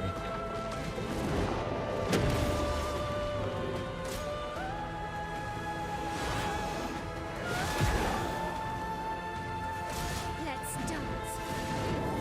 Ready to go.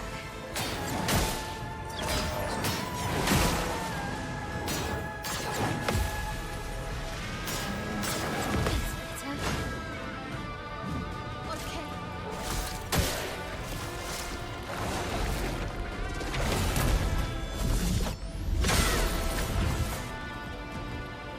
Okay.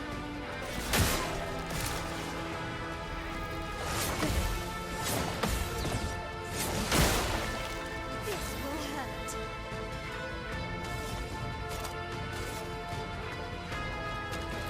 The costume is just crazy.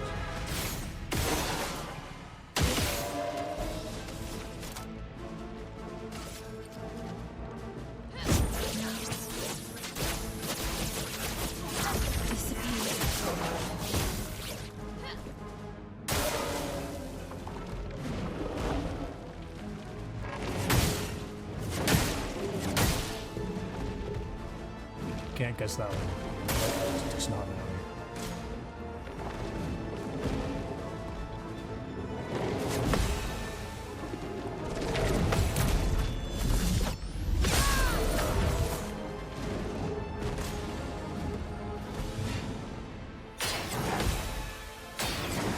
That's better.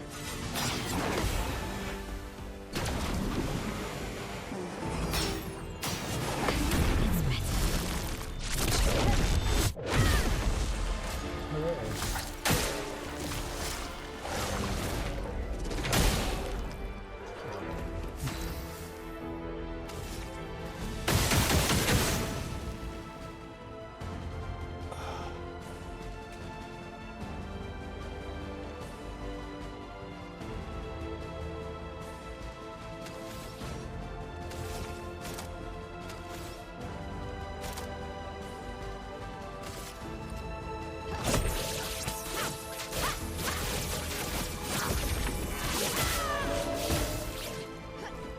take forever.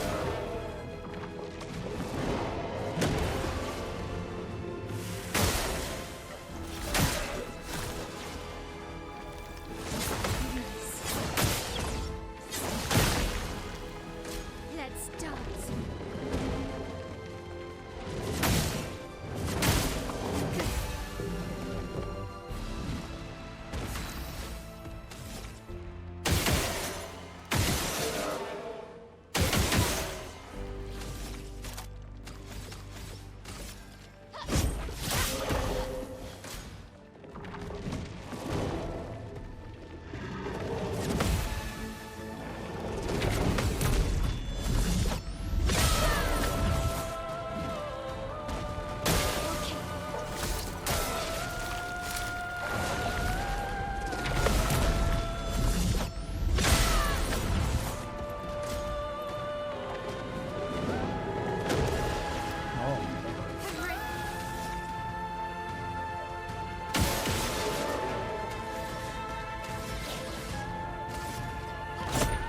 You can't escape.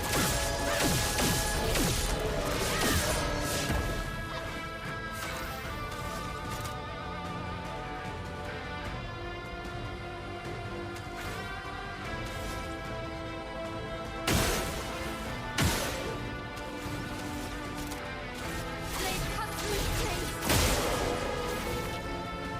Okay. Let's dance. That's better. Oh my god.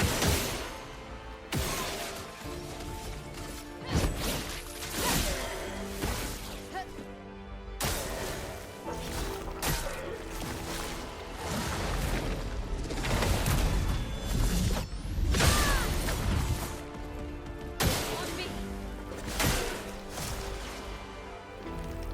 Grace. Finesse and grace.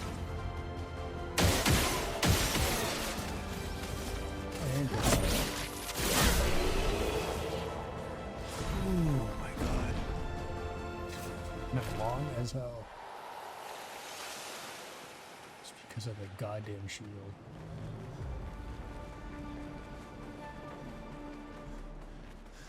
Something's up here, I can tell. Oh. Perfect.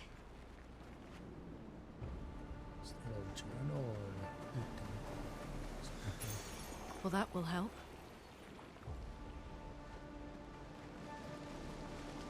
where am I going? Oh.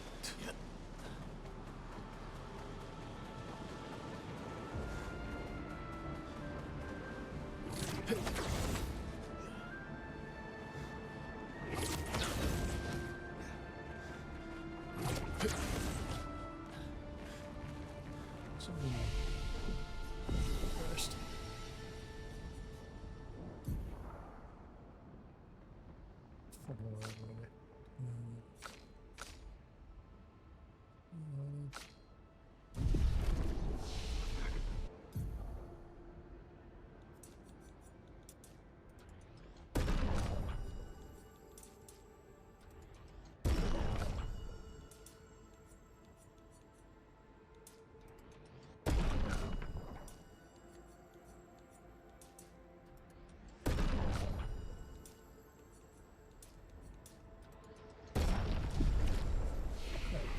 Resting.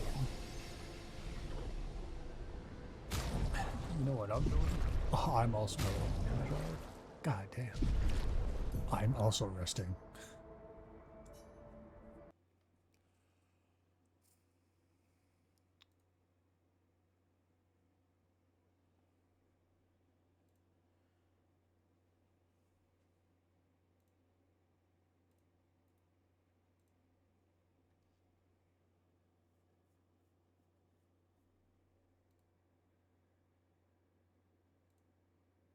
Unpin that. Now for this.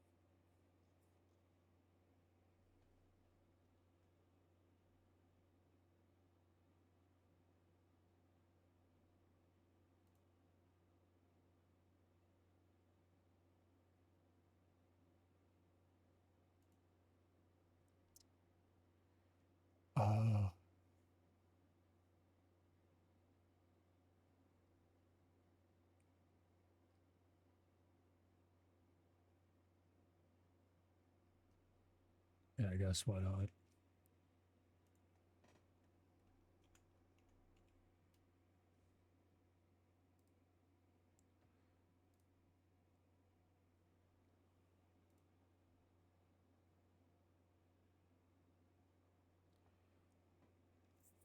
Alright.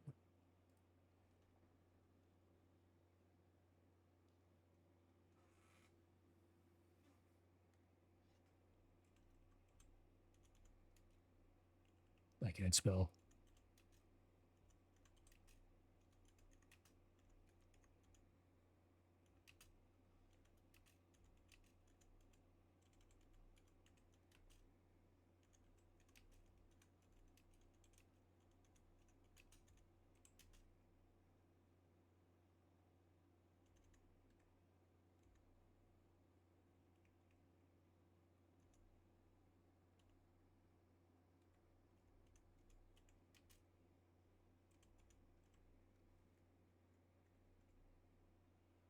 Slash pin.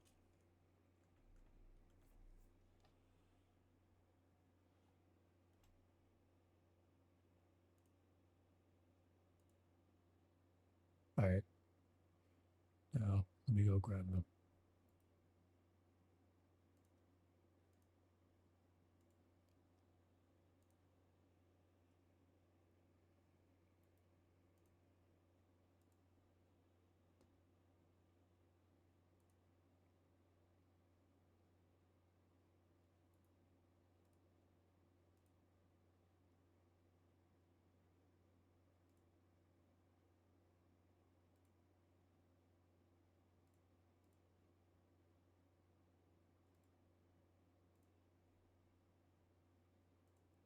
Copy.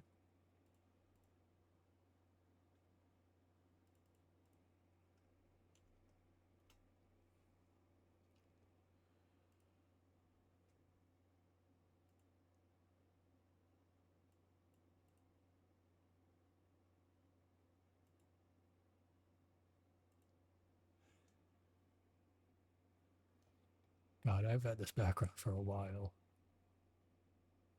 Anyway.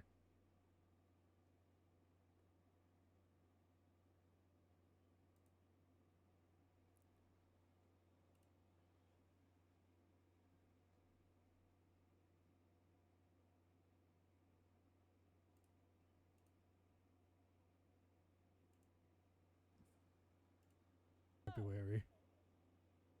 What about February? I said this is temporary. Yes.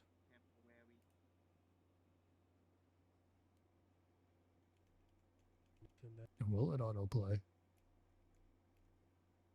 It will. Don't. I guess if you're watching this stream, don't mind this setup. This is temporary. What about February?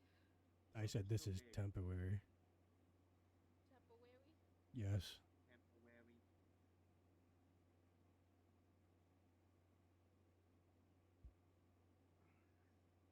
I gotta make sure my internet is still good while streaming. So let me test that real quick.